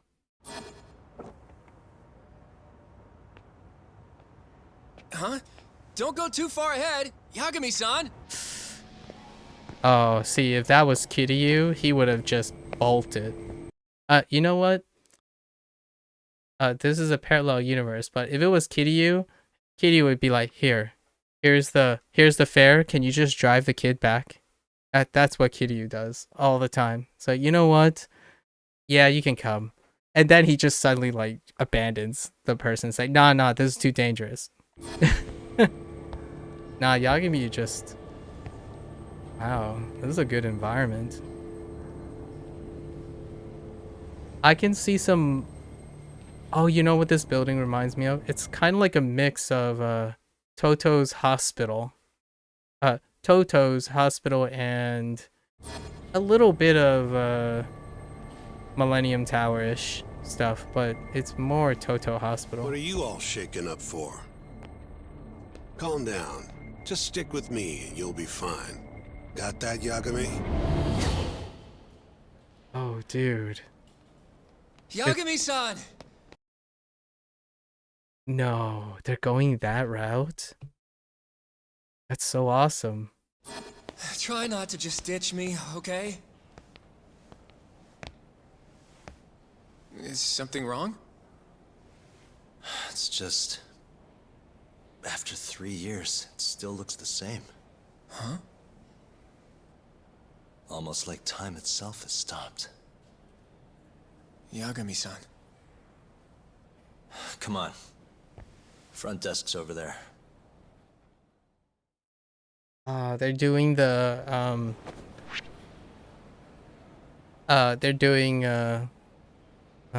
psychological manifestations as a representation of his climbing, like either his nostalgia or a reflection of like he's not necessarily hallucinating, he's more like reminiscing at the moment. And I really like that stuff. That stuff doesn't happen at all in the old stuff, so they're really touching. That's a new theme. That's definitely a new theme in this game. To put some psychological suspense into it. It's also a classic companion compositional technique for detective like true crime drama and stuff. So they're really touching on a lot of mainstays in true crime things. Do you have an appointment, sir? I don't, sorry. My name is Hoshino, from the Genda Law Office. This is my partner, Yagami. We're here to talk about a murder that took place in Kamurocho yesterday. A murder? A coworker of ours named Shintani. He was the victim. We have a record that he called this center before he was killed. Huh? We're hoping you can help us track down exactly who he spoke to. I'm very sorry, sir, but I can't provide such private information. Well, could I at least talk to Director Kido instead? He's an old friend of mine. Just let him know Yagami stopped by to say hello. I don't think that'll be necessary. Look over there.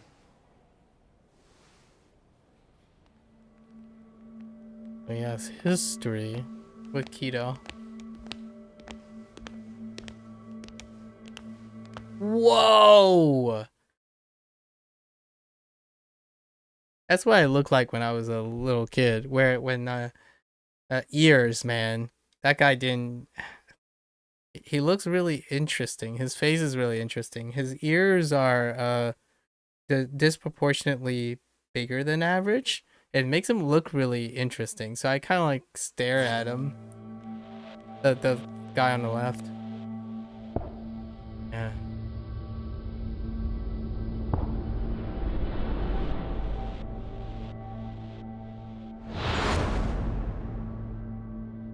Dang. Ah, that's so good. I love that transition. Gentlemen, I really don't know what else you want from me. I have nothing more to say. I've told the police all that I know. Wait. Yeah, I know.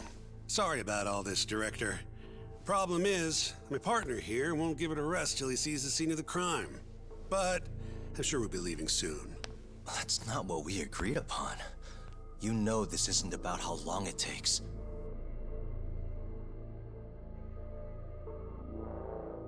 And what about Okubo? I take it he's still not fessed up. No, not quite as of yet, sir. But we all saw where the body was. Oh, okay. So, yeah, I remember they mentioning. I forgot about the details about the facility and where Okubo worked. Where he said it would be. This was Quite the place. true. Not much point in fighting this now. The minister has made it clear that he wants it resolved soon as well. Just look at how much trouble one contractor has caused. Sorry, which minister? I Minister didn't know of about Health? this, sir. The health minister. Yeah. It's all his call how much funding we get. Director, if I may, if you would just direct me to the scene of the crime, I could head over there myself. Oh yeah. See, now his voice is fitting his like youthful, more like aged, like his age look sounds like someone who isn't down on the times, but it really matches up well with his younger self. I'll be out of your hair in no time, I assure you. I'd rather you didn't wander on your own. So instead, she can show you. That's Emmy. Terasawa-kun. These gentlemen here are Shintani-sensei and, Yagami. It's a pleasure. I hope I can help you find what you need. That's Emmy. Well, the one that will eventually get killed by Okubo, I Thank think. you again, Director. Apologies for all the trouble. We didn't actually see her face. This way. But I can imagine. show you how to get to Waku-san's room. Who's Waku-san? The guy who died in his room? Oh, yeah. And you are... Terasawa-san, huh? Wow, you're young. And a looker to boot. Can we keep this professional? Yeah, I think Terasawa was Nice her name. try, Shintani-sensei.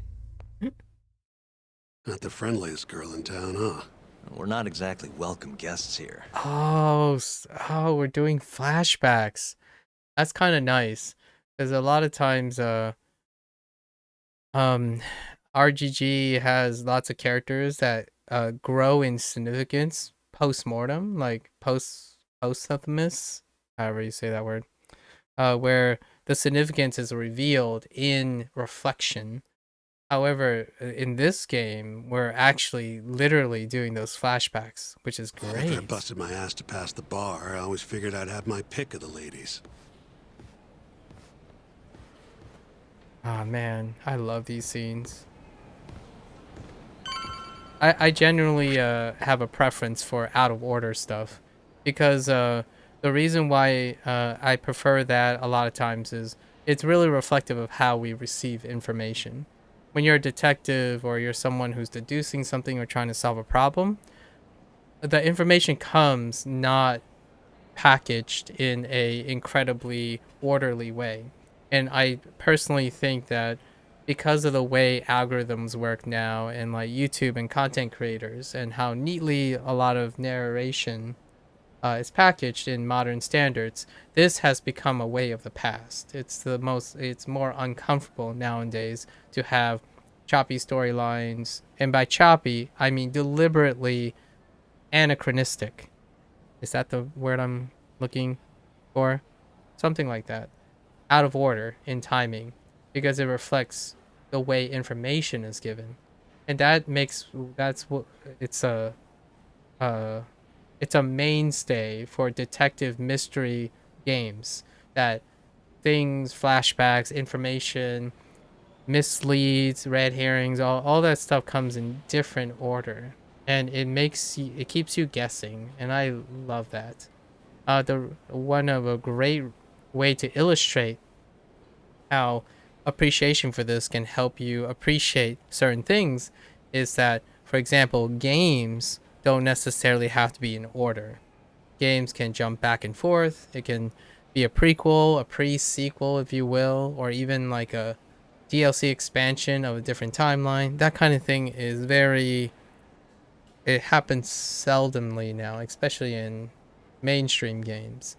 And when it becomes very seldom, a lot of times, um, it, I don't want to say it messes, it changes a person's perspective when they think about life events and how to solve problems in real life. I mean, it sounds like I'm being overly dramatic, but you can find this situation a lot. Games have become a pivotal point of influence on youth and adults alike, especially youth. And it comes to the point where when people, say you're a kid wants to make sense of why he or she or whoever needs to do this.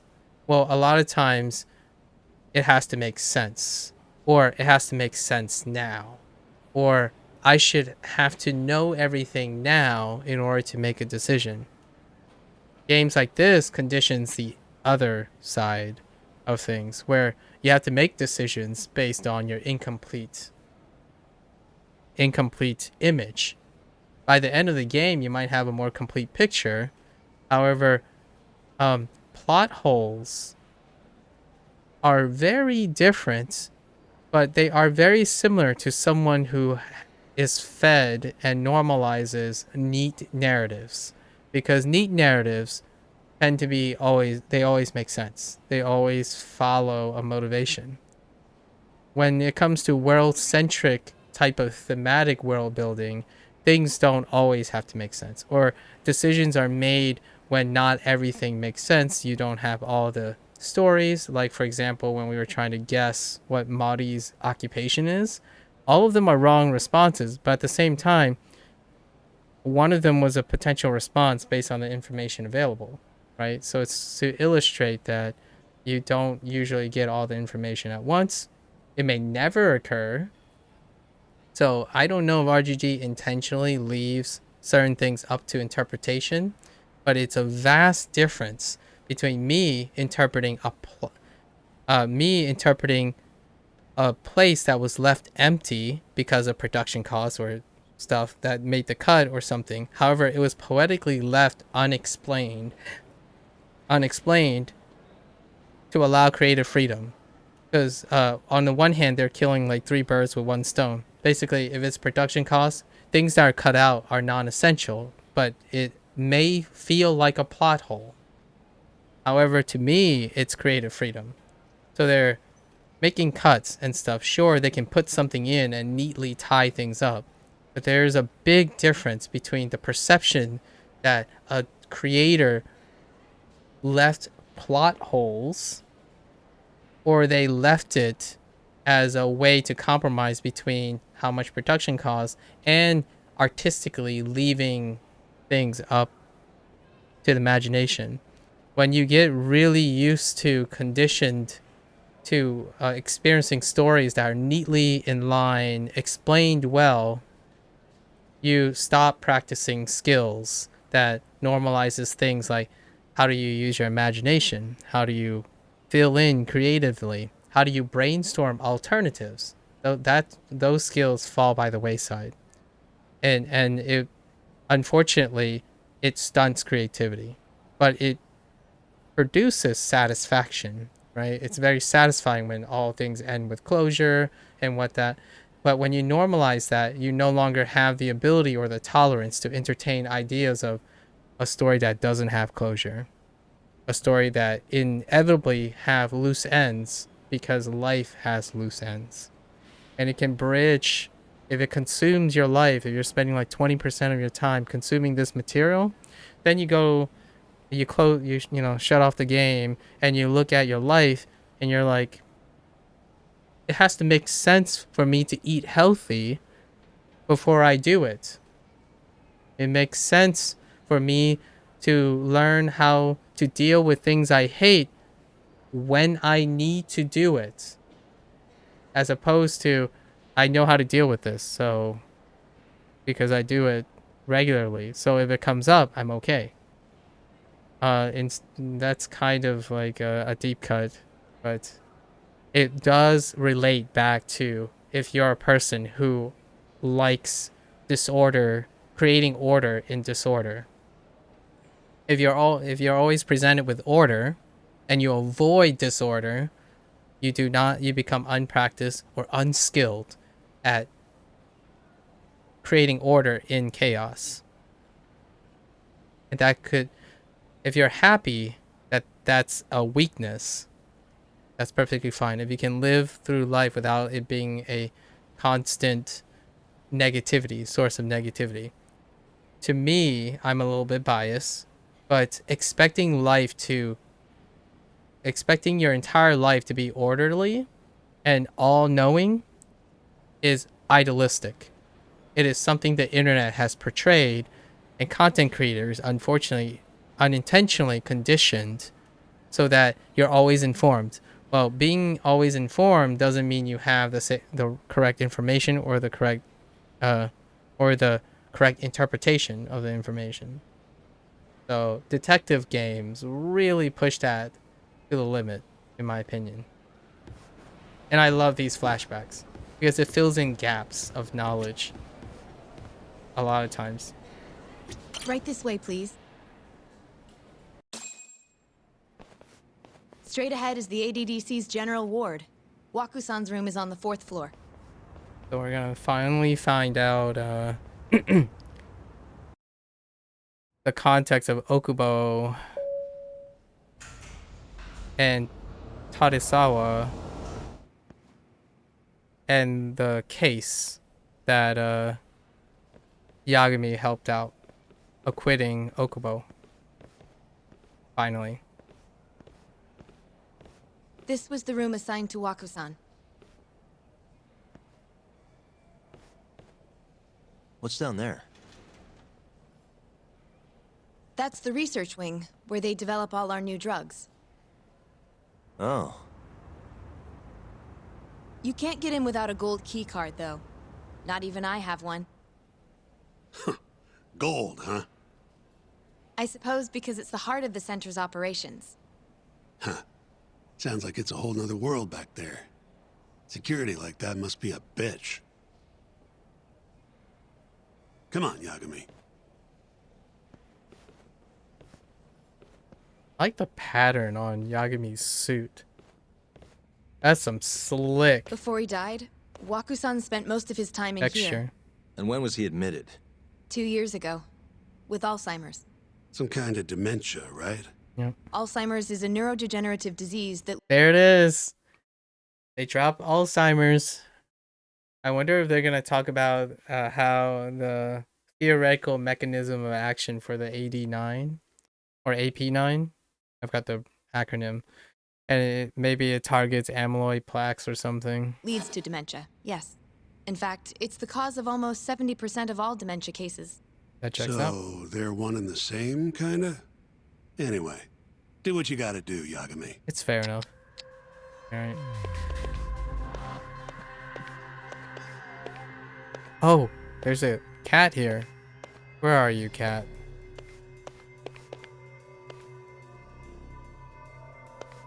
Where are you, little guy? We're probably out in the...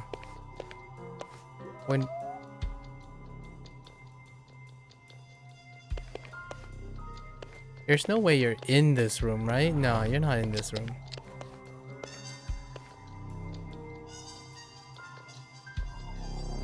Where are you, little cutie? Oh, I see you.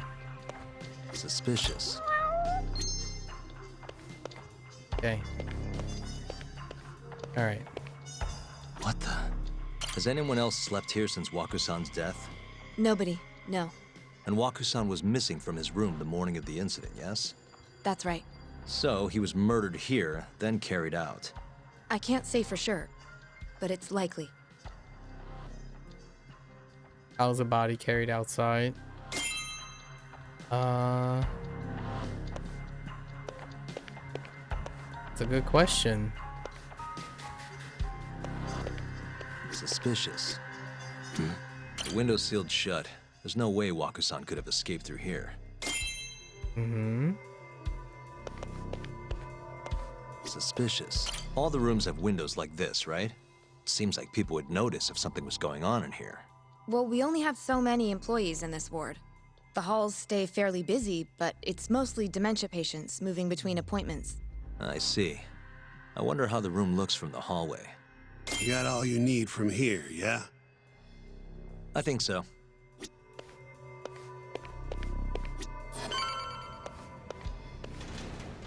Let's see. You can definitely see what's going on from out here. Okay. Shintani-sensei, can you lay on the bed for me? I guess so. Care to join me, Terasawa-san? What do you got to lose? Tani, stop being a womanizer. It was a joke. So from this vantage point, you can't make out the person's face. Okay. So, was this the colossal waste of time I knew it'd be? Nope. I got something I'd only get from being here. Does it matter? It's been days. Case is practically closed. Shinpei Okubo is guilty as hell. Well, according to him, he's not. Of course that's what he says. Consider the facts, though, man. You want to review the case? Yeah. Sure. Let's go over what we know so far. Whatever you want. Okay. All right. Here we go. Our victim was the patient staying in this room. Koichi Waku, male, age 66.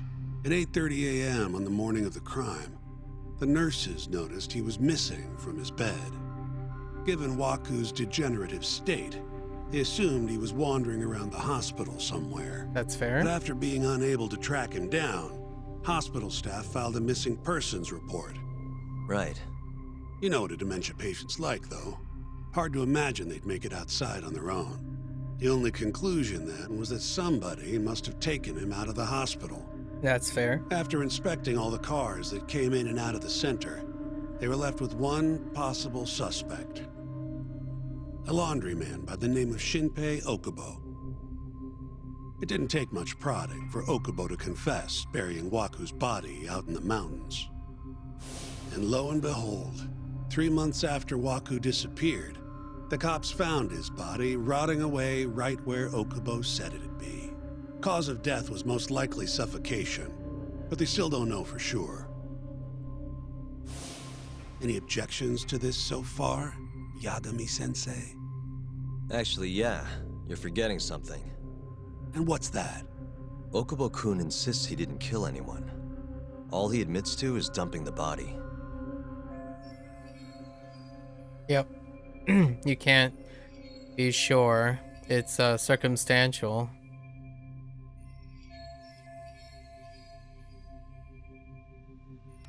Yeah. Oh, sure. But come on, Yagami. Guy's got a history of assault, and it's on record. Roughed up his girlfriend. Accidentally broke her finger. Right, but that was over 6 years ago. He was just a kid. Got drunk, made a huge mistake. And what? It's okay for a kid to hit a woman? Of course not. But that's not what he's on trial for. True. I don't condone what he did. But But legally, committing one crime doesn't mean you're guilty of another.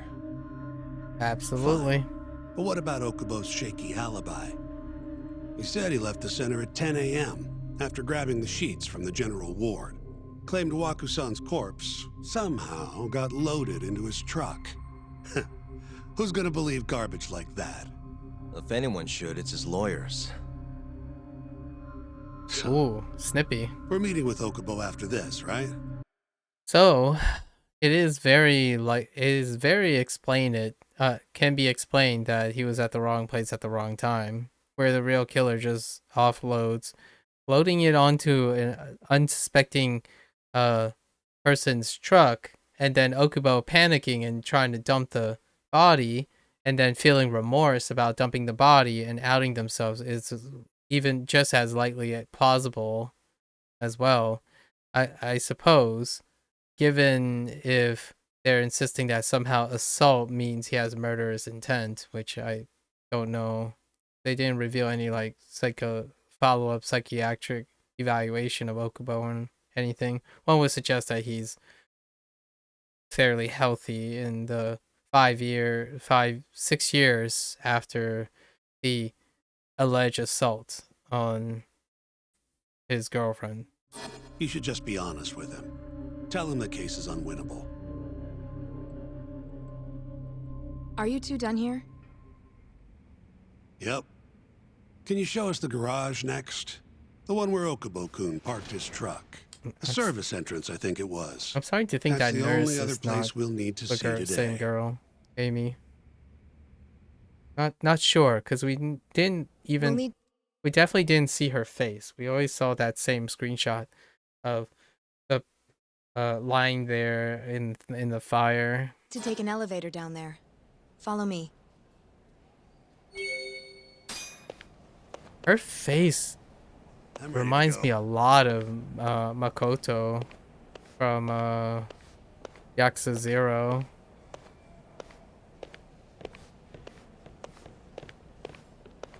Terasawa.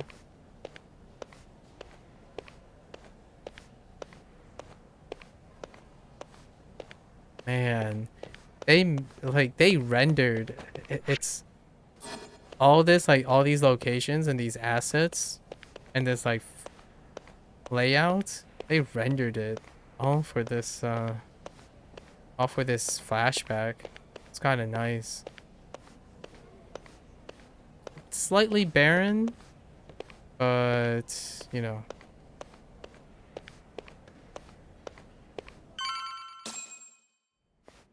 Eerily barren. Yagami, you're never gonna last if you keep taking cases like this. Criminal suits are a constant test. Dramatic irony, it didn't. And even more, dramatic irony because this is the last case. Your conviction, your sense of justice. They don't even pay that well. Careful who you say that around. Look, just chill out, okay? Take it from me. I've been around the block way longer than you have. With a loading dock? With a truck, I'm guessing? Looks like a regular old garage to me. Oh, it might have been cleared out because of the murder stuff. Because these are probably active crime scenes still. You'd make it out with no problem if you put a body into your truck down here. It's quiet. It is. Hey, Yagami, check this out. These are the carts they used to collect sheets and linens. Day of the crime, Okubo was all over the hospital with one of these things. Would have been simple for him to sneak a body in there and cart it right out. Maybe so. Where was Okubo parked on the day of the incident? Loading? That's a good point. If it's convenient, in a convenient spot.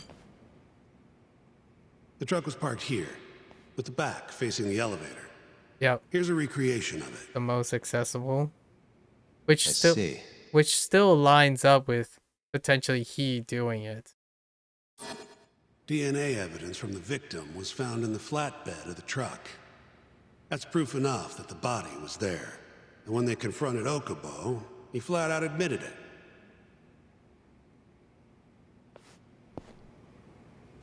So here's the like a clever story thing that they're doing. We know that Yagami got Okubo acquitted, but we just don't know how. And every time you find, so they did a clever thing where you know what the outcome is, but everything Shintani is doing is making it almost ironclad that Okubo did it. So how did Yagami acquit him? Like win the acquittal, you know?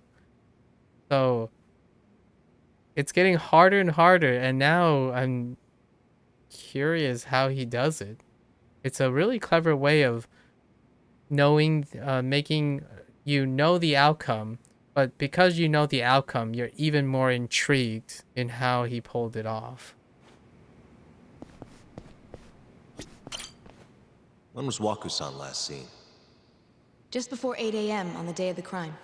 Yeah, 7:50 to be precise. An ADDC scientist will be testifying to that. Okay. He claims he saw him nice and cozy in his bed. I see. Can we talk to this witness? I tried to get an appointment, but they shut me down. Said they don't want us interfering with their research anymore. They're not willing to make an exception this once? This isn't an issue you want to push, Yagami. Worst case scenario, you get charged with witness intimidation. All right. Anyway, the victim was last seen at 7:50. That's right. Breakfast is at 8 o'clock, so the patients who can walk on their own gather in the break room. But on the day of his disappearance, 8:30 came and went with no sign of Waku-san. You thought you'd find him quickly. Didn't exactly turn out that way. Right. Got that, Yagami? Here, let's go over some more details. Okay. Well, we know Oh, they did the cutscene stuff again. is Waku was taken out of his room sometime between 7 Like the panoramic stuff, the freeze frame stuff. I like this stuff a lot. 50 when he was last seen, and 8:30 when everyone noticed he was gone. Okay. During that 40-minute span, somebody suffocated Waku and stuffed him into the laundry bin. Nobody suspected there was a body in the cart. Wait, they knew it was a laundry bin? Huh. And the only clear culprit was Okubo, the man in charge of the laundry. To further back this up, DNA evidence from Waku was found in Okubo's truck. I mean, sure. Then when the police questioned Okubo, he confessed to burying the body in the mountains of Okutama. Sure. 3 months after the crime, Waku's corpse was finally found. With me? This thing's airtight, Yagami. I know you're getting into this, but come on. I don't see how that's airtight. Just give it up already. You don't have a chance. Even though Okubo says he's innocent, I promised him we'd do everything we could. Not my problem. You shouldn't make promises you can't keep. Fine, then I'll do it alone. You don't have to be involved. Even if I'm not, the loss will hurt Genda-sensei's reputation. I'm sorry, but our client says he's innocent. I can't back down from this. Fine. I'll be in the lobby. She's gonna say something. Tarasawa. Does she have a relation with Okubo? If you like, I could take you to see Waku-san's room again. You don't mind? That would be great.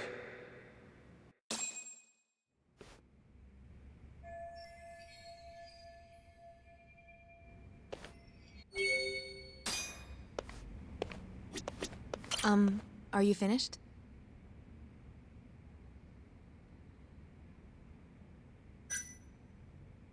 Not yet. Just a little longer.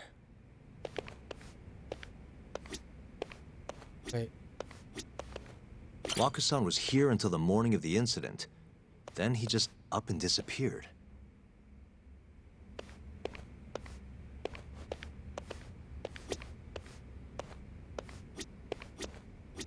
wonder how well you can see in here from the hallway. Very.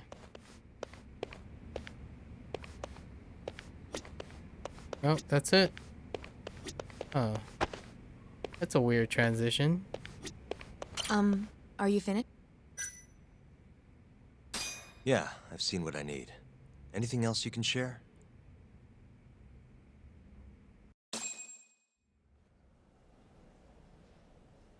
How long will Okubo-san's sentence be? Huh? If he's found guilty, that is. Probably 10 years, maybe more. It's hard to say for sure. And what if he confesses? Would they shorten his sentence? Well, at the very least, it'd make a better impression than insisting he didn't do it. But you're still going to push an innocent plea? Even though Okubo-san is the one who'll suffer for it? If he's really not guilty, he won't have to. I'll win. But to be perfectly honest, this is my first criminal case. What? Civil cases have been a mixed bag for me, too. I've actually lost more than I've won. Is that so? Apparently, a smart lawyer would never even consider an innocent plea in this case. Guess it's a good thing that I'm not so smart then, because I honestly believe I can win. Terasawa-san, were you close to Okubo-kun? I spoke to him pretty often, yes. I would see him around the ward all the time. And what did you think of him? Did he seem like the kind of guy who'd do something like this? I'm sorry. The director told us not to say too much. Wait! If you know anything that can help, just get in touch, okay? I'll do whatever it takes to set Okubo-kun free. But I can't do it alone. Just give it some thought, Terasawa-san.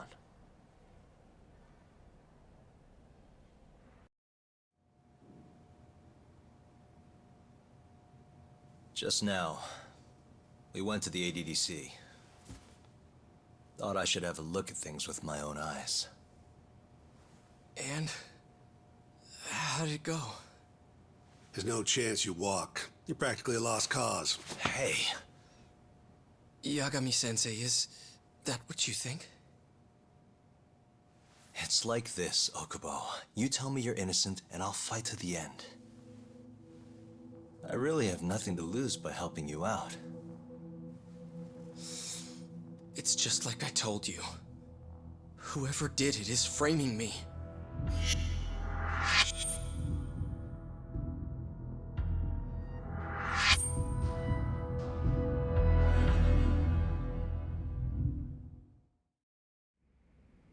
On the day of the crime, you were in the general ward at the ADDC, yes? Starting at 8 a.m., you went around to each room and gathered the linens. Yes. Nobody would dispute that. And after that, you covered Waku-san's nose and mouth, suffocated him, and then carted him out in the laundry bin. That's not true.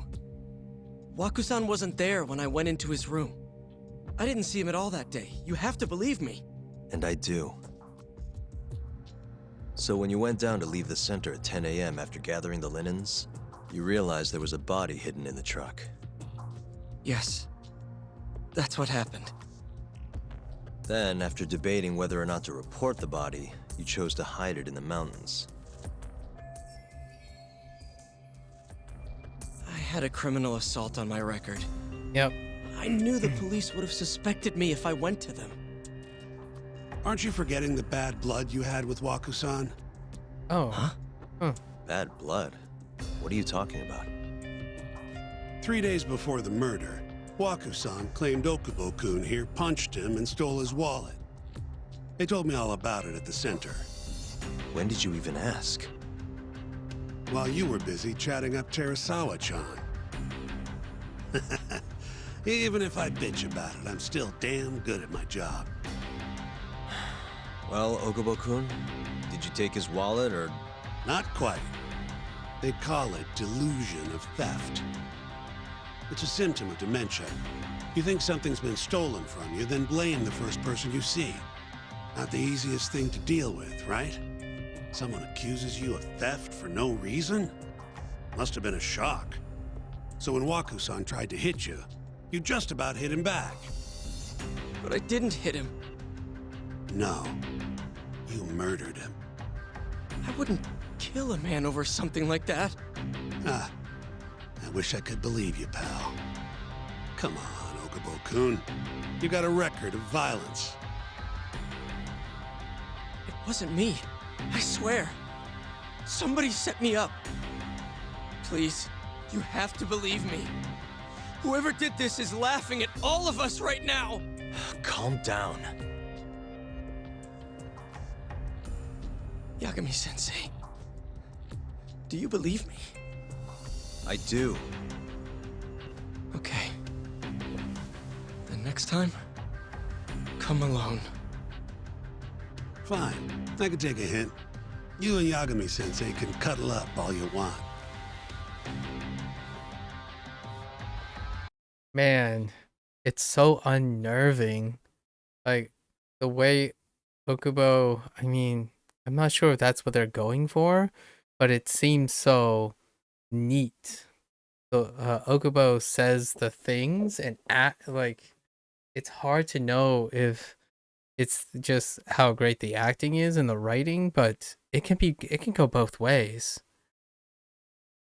Where that person is feeding Yagami exactly the things he needs to hear to believe him, or he's legitimately that way.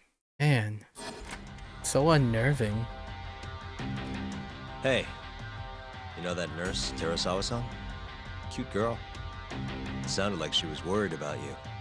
Bet you'd have a chance with her once you get out of here. I don't know. If you'll excuse me.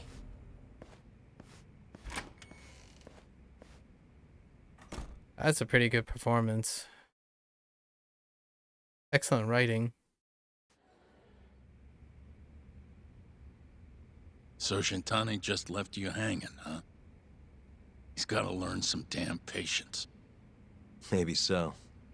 But this is my case now. I can handle it myself. Huh. Okay. Oh, it continues. Oh, snap. Yagami-san. Hmm? Have you seen Mafia lately? Where's this coming from? She's just not that great with men. I suggest you be more assertive. Right. Okay. You mean that friend of yours, Saori-kun? She's got Shintani all riled up.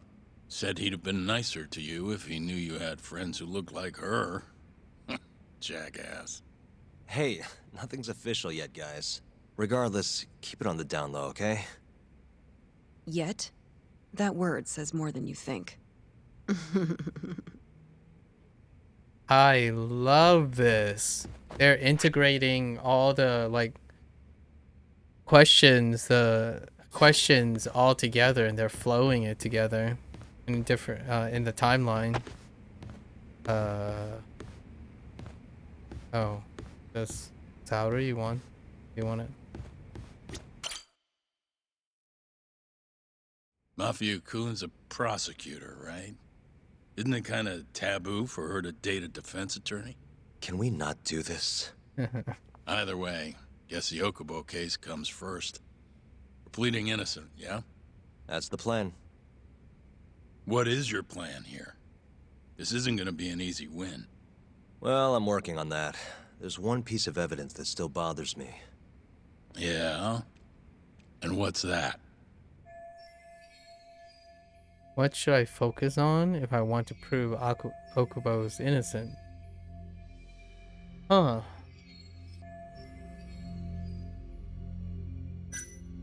The DNA sample? The laundry cart? Autopsy report. What's the autopsy report? Yeah, they're believed to die of suffocation. The cause of death is technically unknown. I don't think that's necessary. A view of Waku's house as seen through the door. His pillow is located on the left side of the mattress.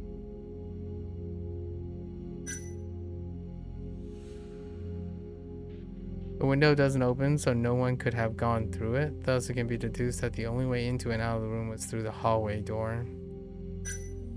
That doesn't work for Okubo.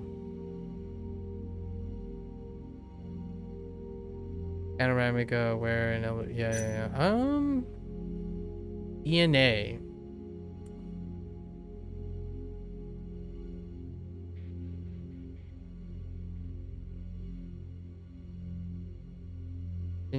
That's pretty. Maybe another person. Take a look at this. This is the laundry bin that was thought to have been used to transport Waku-san's body. Okubo-kun, the laundryman, would have been responsible for it. Where exactly are you going with this, Yagami?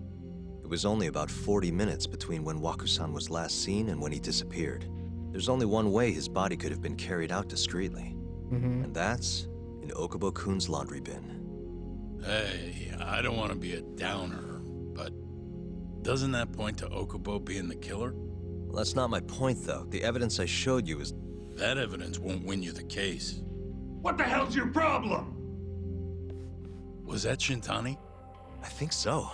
Get back here! That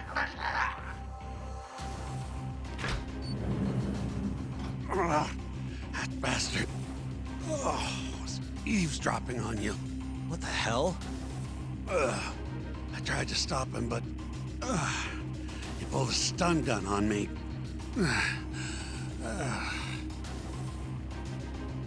Oh, that's the nurse. That landing, I'm not so sure about that landing. Oh, this is 3 years ago.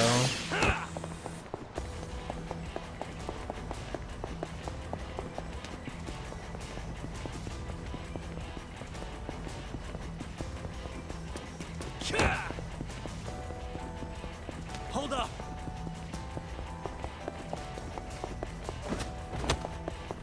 Oh my gosh. Are you serious? You couldn't, Dude, I totally hit that. What the heck, man? You won't get away!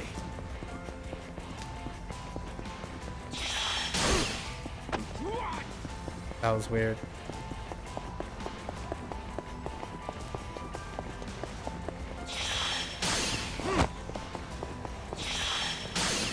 Hold up! Yeah, it's Teresawa.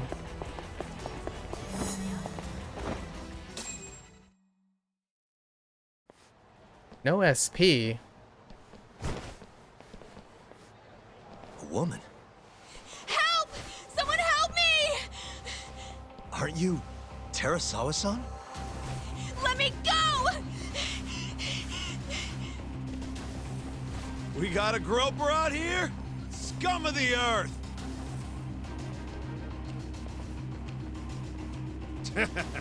Not on my watch, you son of a bitch!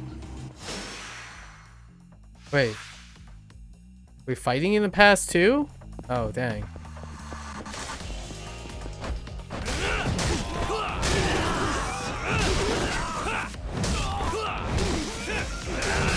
Don't underestimate the power of a bike. And sprinting and not grabbing and not stopping in time. Come here. Where are you? No SP, huh?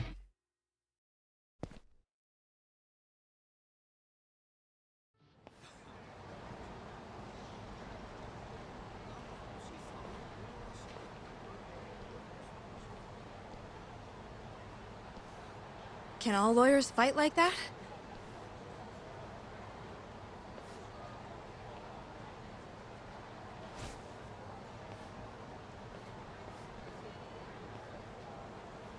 Aggressive hand holding? No, I'm just kidding. Did you really need to run away like that? Bender. I assume you came to see me. There was something I wanted to talk to you about, yes. But I wasn't sure if I should. Then that pig-headed friend of yours started shouting, so I just lost it. Okay, but did you have to tase him? Not that he didn't have it coming. Anyway, I'm listening if you want to talk. No matter what it is, I'll keep your secret. She has a Anything you tell me will parka fall on. under... She has a parka on that's suspiciously like Saejima, but it's palette shifted. Client attorney privilege. And some texture differences, like Well, you know the witness who the last saw stuff is a Waku-san? little bit. Said he saw him sleeping in his bed. Uh-huh. Well, that witness is a man by the name of Shono-san. He's one of the scientists at the ADDC. Not only that, but he's the director's right-hand man, too. Okay. And this is him? Is it like a conspiracy to hide failing patient trials for their drug? That can be a big deep cut. Yes. He's a very dedicated doctor, so the nurses have a lot of faith in him. But something felt off when I heard what he had to say about the incident. And what's that? I guess I'm just skeptical as to whether or not he actually saw Waku-san. I don't think he's intentionally deceiving us, but he may be mistaken somehow. And if I had to guess, I'd say the other nurses feel the same. Still, why hasn't anyone mentioned this until now? How could we? Nurses talking about a doctor behind his back? That's not something a nurse could do without consequences. And if it came to a courtroom testimony... None of you would testify? Maybe the other nurses wouldn't, but I would. I never really fit in over there anyway. Besides... Yeah? I think Okubo-san is innocent. Oh, really? Sounds like I've finally got an ally on my team. Oh, what if the following murder was misunderstood too? I'm currently employed as a researcher at the Advanced Drug Development Center. Part of our research consists of clinical tests we perform on patients in the general ward of the center. On the day of the crime, I was making my usual rounds through the ward.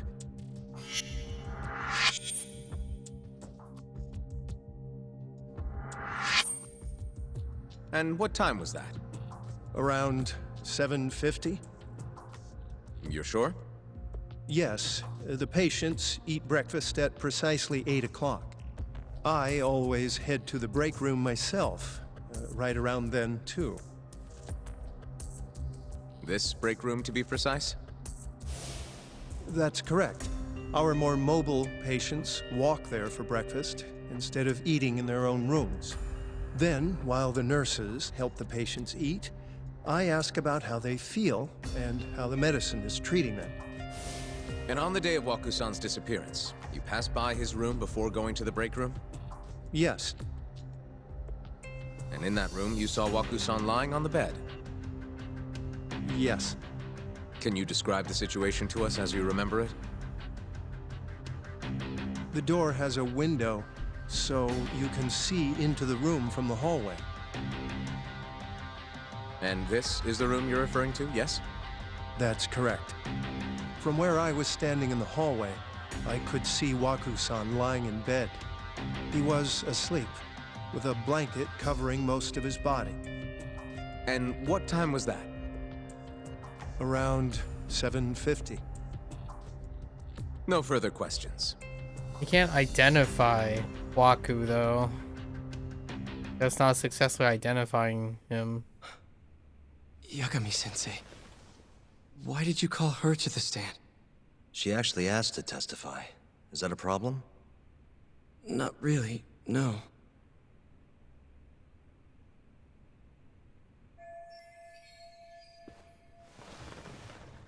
Terasawa-san, you were present for Shono-san's testimony just now, yes?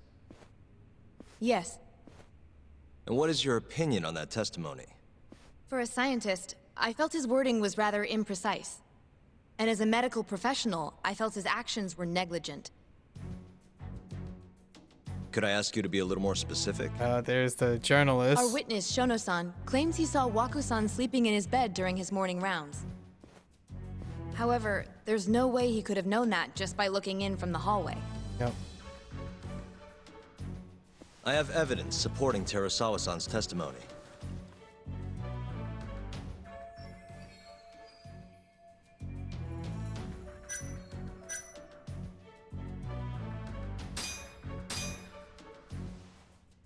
Please look at this.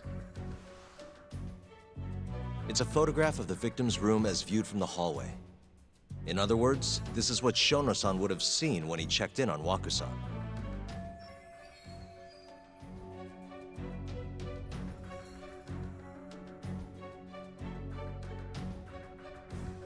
The culprit is What? Shono's testimony was a lie? The culprit was hiding in the hospital room? The victim was already dead. Oh. That can be possible.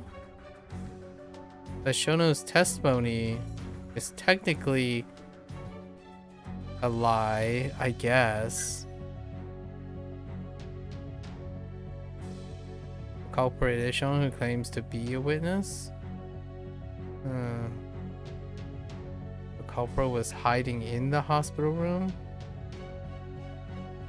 Shono-san was lying when he said he saw Waku-san in the bed. Excuse me? What he saw from the door was likely nothing more than a bulge of sheets. He couldn't have been able to identify it specifically as Waku-san. So to claim as much in his testimony seems like quite an exaggeration, don't you think? But common sense would dictate otherwise, would it not? No. Who would be in the bed other than Waku-san? The staff nurses are trained to always enter a room when checking in on a patient. In Waku-san's case, it's impossible to tell anything just by looking in from the hallway. Common sense would dictate that the person would walk in, but since he's a doctor, he wouldn't be able to make that. It would be very foolish to make that presumption, especially given all the contextual nature of dementia patients, like walking about and whatnot. It would normalize the need to go in and confirm the person anyways, in my opinion, as well. There was actually one time a while back where we thought he was under the covers, only to find Waku-san eating in the break room a second later. And upon re-examining the room, we realized that we had mistaken a bunched-up pillow for Waku-san. The witness makes an important distinction. The prosecution asserts that Shono-san's testimony is clear, that the victim was taken out of his room at some point between 7:50 and 8:30 in the morning. They claim that because of this time frame, the defendant must have smuggled Waku-san's body out in his laundry bin. But if Shono-san's testimony is invalid, as the defense asserts, we have to consider the possibility that Waku-san was taken in the middle of the night when nobody else was around. After which, the killer could have waited until the morning to plant the body in the defendant's truck. In other words, the defense establishes that there is reasonable doubt that Okubo-san is the killer, rendering the prosecution's central argument unsound. Your Honor, taking this new testimony into account, I'd like to call Shono-san back to the stand for cross-examination. Ooh. What is Yagami thinking? Shono-san. Yes? Let's see how Shono responds with evidence that Terasawa was okay. I'll get right to the point. On the day of the crime, what did you see when you looked into Waku-san's room? I saw Waku-san asleep in his bed, I think. And did you get a clear look at his face? I don't remember. So it's possible that it could have been someone other than Waku-san in that bed. Or maybe even a pillow that you mistook to be Waku-san's body. Isn't that right? Objection! The defense is leading the witness. Yeah, that's fair. Sustained. Please rephrase the question. That's fair. Leading. Shono-san, can you say without a doubt that Waku-san was in that bed when you checked on him? I don't think I can, no. Then the defense rests. But I do have a quick remark for the prosecution. Huh? Now the charges against my client stem from your assertion that he's the only possible suspect, assuming the crime took place within the stated time frame. However, the defense has proven without a doubt that Shono-san's testimony is unreliable, establishing reasonable doubt for my client. I would suggest then that you withdraw the charges against my client. With such inconclusive evidence, you'll only be wasting the court's precious time. The prosecution does not consider the witness's testimony inconclusive. His memory of the incident may be fuzzy, yes, but that doesn't change that he saw the victim. So, your whole case is based on a fuzzy memory? This promising young man's future is at stake, and you're willing to throw that away on unreliable testimony? Dr. Shono is a bright and diligent researcher. After watching his own grandmother develop dementia, he vowed to create a drug that could cure the disease. After paying his own way through medical school, he went on to become the head researcher at the ADDC. Day after day, Dr. Shono visits his sick patients out of the kindness of his heart, leading to his valiant testimony here today. If you want to know whether I trust this man, then my answer is a resounding yes. In other words, because he's such a great researcher, his testimony is infallible. His own admission that he's not sure is somehow overlooked? Is that the sum of it? Because from here, it sounds like you're putting your faith in Shono-san's title, not his testimony today. The prosecution is not as easily swayed as you think. And you want to talk reputation? What of your client's history of domestic abuse? 6 years ago, the defendant broke his girlfriend's finger. The poor girl is still suffering from the effects. And the cause? A minor, drunken disagreement. Now, fast forward to what occurred a few days prior to the crime. Waku-san, suspecting the defendant of stealing his wallet, lashed out and punched the defendant in the face. Given the clearly violent nature of Okubo-san here, that alone would be motivation enough to murder the poor old...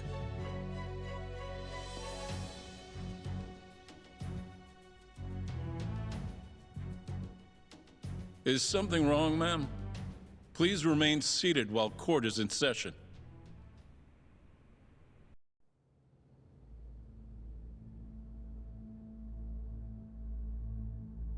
Terasawa-san?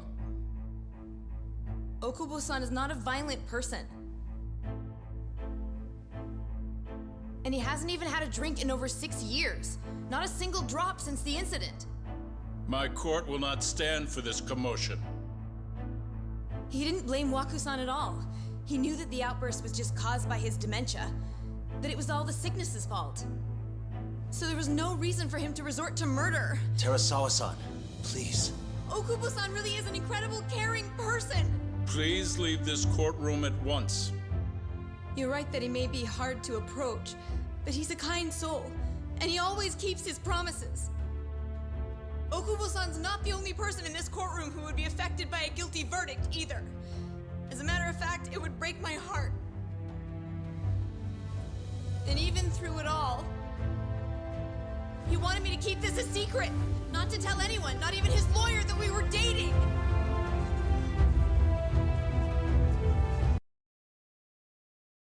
Okay.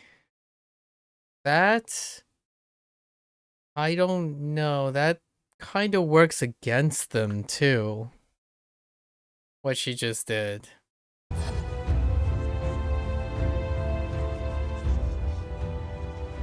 Even though he knew he could have ended up in prison, making sure I was safe was the only thing in the world he cared about. That's just who he is! But when the prosecution has already decided he's a criminal, how could he possibly be given a fair trial?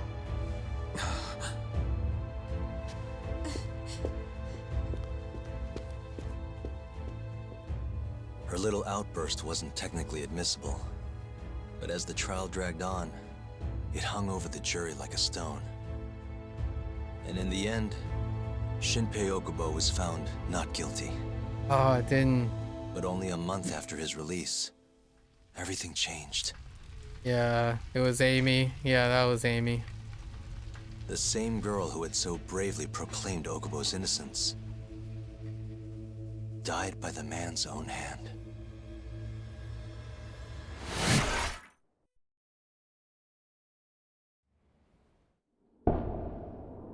And we're back to the present. Dang, it didn't play out. Okay. I have a lot of ambivalence about what just happened there, but alright. We'll brainstorm about it. as we Hi. continue. Something wrong? No, it's nothing, Vice Minister. But I haven't seen you in about 3 years, Kido-san. I see you're still the director. You look familiar, but I can't quite place the name. I seem to recall you looking sharper. I'm a detective based in Kamurocho now. The name's Yagami. Ah, I remember now. You're the reason Terasawa-kun's no longer with us. Remember, Shono? Okubo-san was unstoppable. If only my testimony had been better. Shono-san, right? Does it matter? What brings you here anyway? I'm investigating a murder, and I'll need your cooperation with it. Just like old times.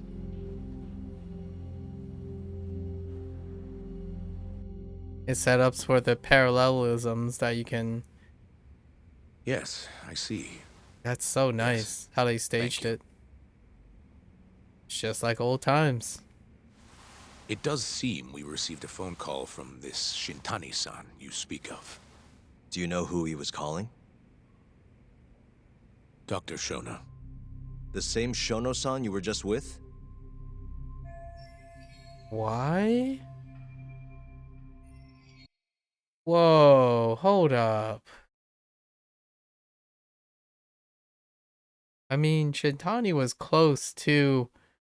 Wait, no.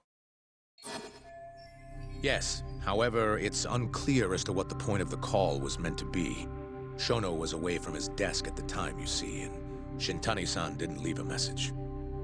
You have no idea what he wanted to talk about? None. Shono says he doesn't know a Shintani-san, and sees no reason why he would be calling. BS. Oh, really? Shono and I co-authored the research paper on AD9. We're quite well known, as it turns out. Sometimes, complete strangers pretend to be close friends or relatives in order to contact us. Perhaps Shintani-san fell into that category. Yes. Have you heard of the mole murders taking place in Kamurocho, Dr. Kido?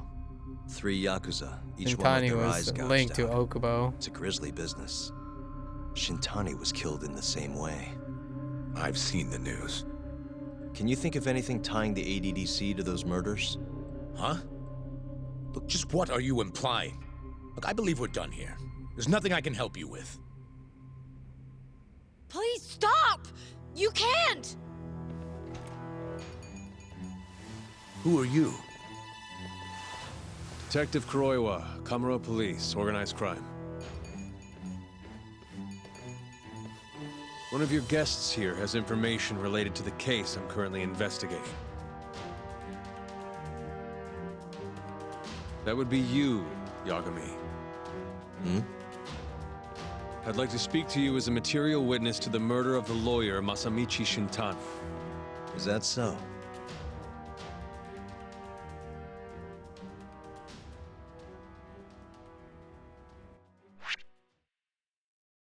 Dang. This stuff is getting good. Oh, this is getting deep layered. Lots of The layers. mole's latest victim was the lawyer, Shintani. The last call he made brings the case that ruined Yagami 3 years ago back to the surface. A patient was taken Man, I from a love hospital this stuff. and found Holy buried heck. in the mountains. Yagami defended the suspect, Shinpei Okubo, and got an acquittal. But 1 month later, he murdered his girlfriend Emi Terasawa with a kitchen knife and burned the remains.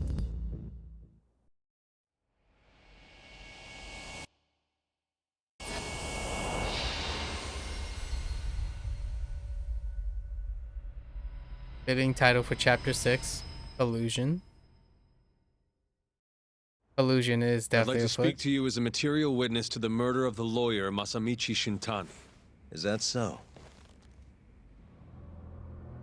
I'm Hoshino, an attorney at Genda Law Office. Officer, is this interview voluntary, or...? It is.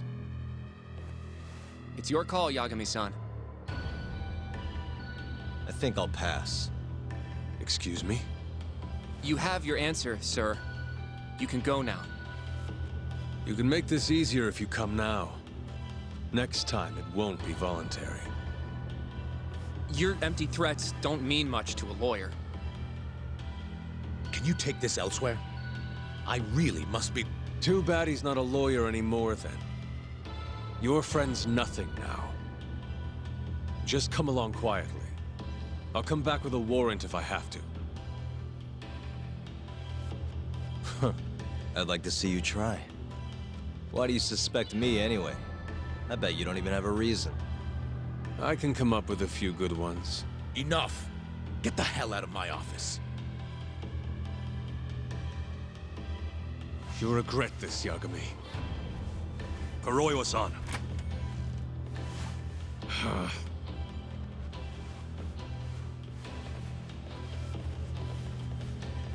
You two, out.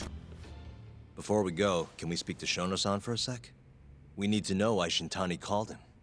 Listen, I already told you he doesn't know. Get it through your skull. Now, please leave. No problem. We'll let you get back to work.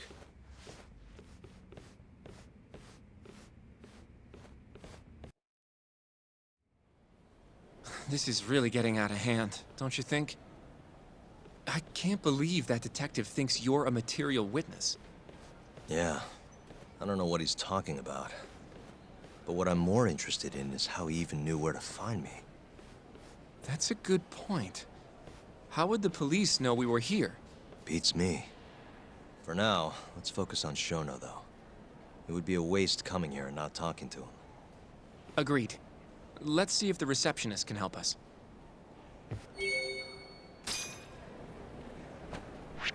Wow. It's such a different feel. Alright. That's a good place to stop for today.